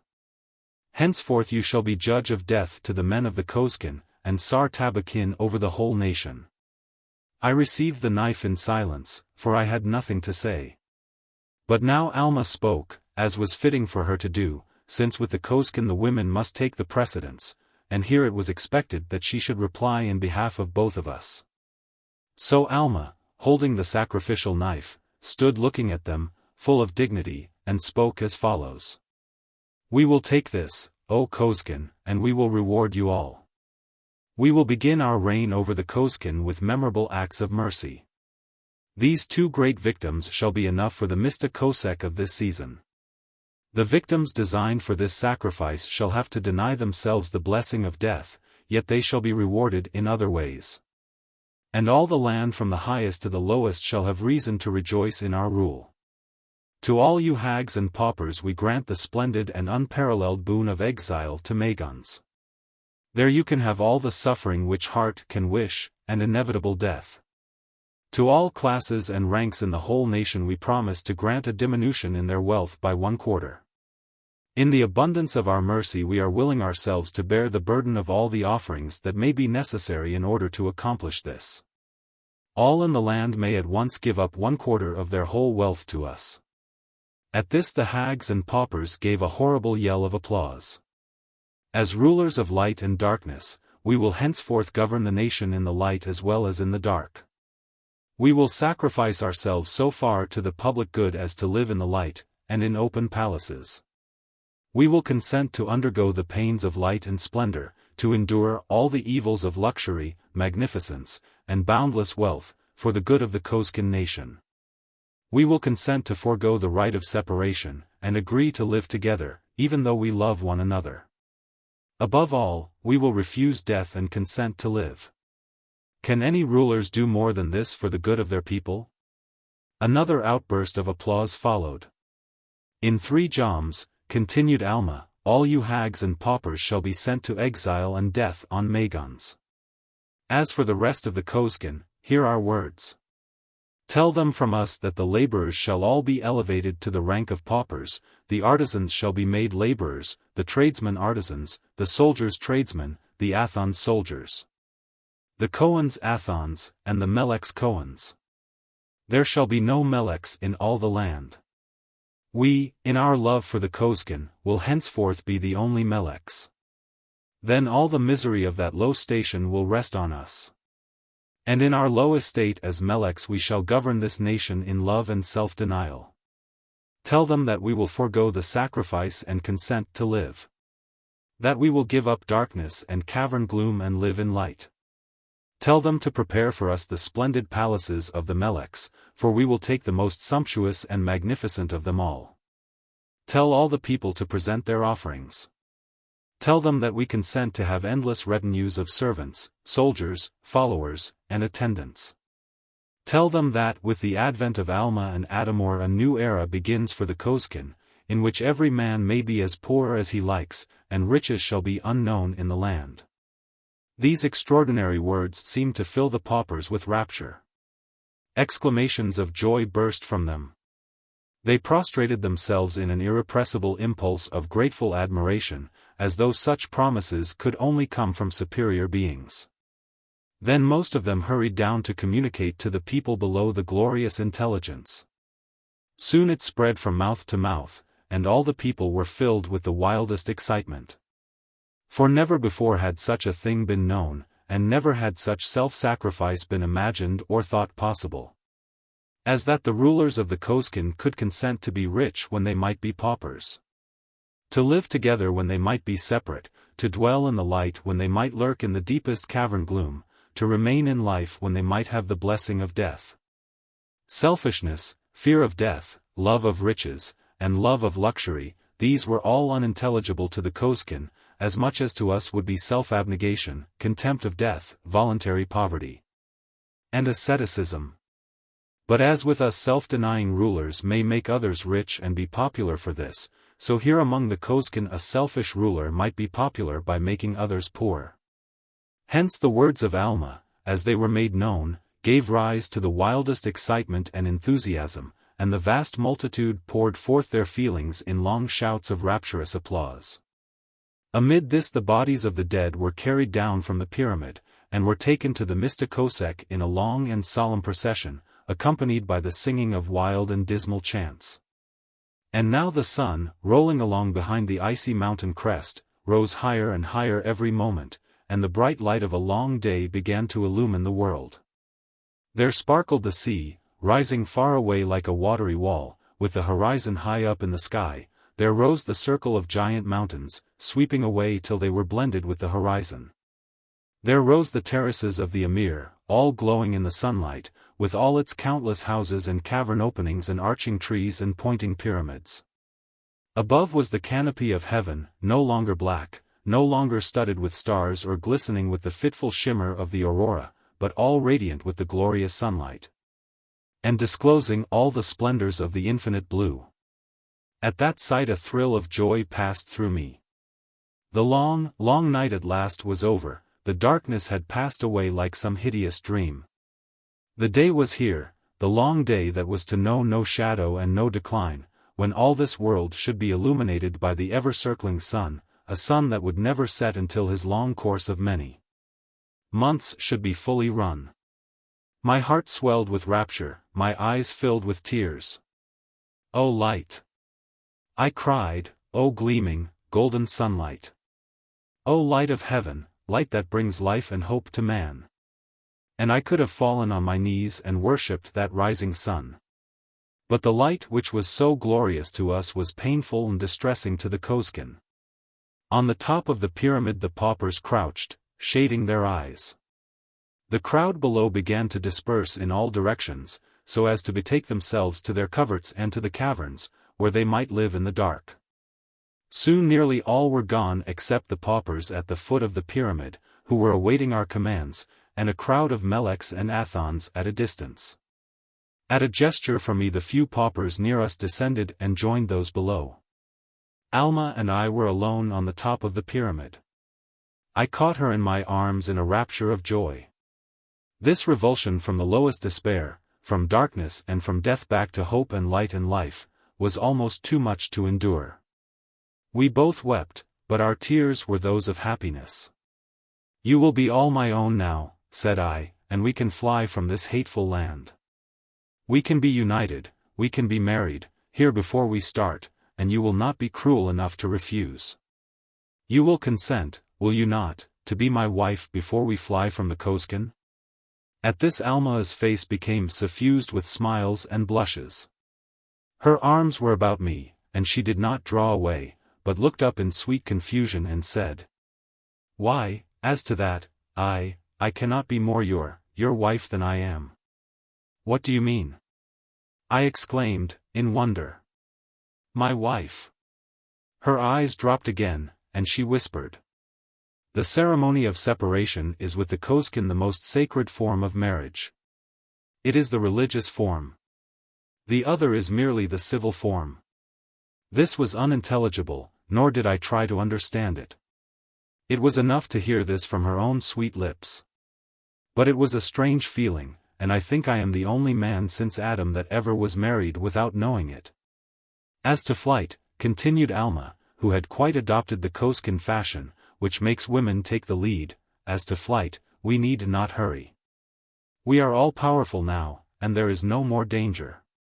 We must wait until we send embassies to my people, and when they are ready to receive us, we will go. But now let us leave this, for our servants are waiting for us, and the light is distressing to them. Let us go to the nearest of our palaces and obtain rest and food." Here Featherstone stopped, yawned, and laid down the manuscript. "That's enough for today," said he, "I'm tired, and can't read any more. It's time for supper."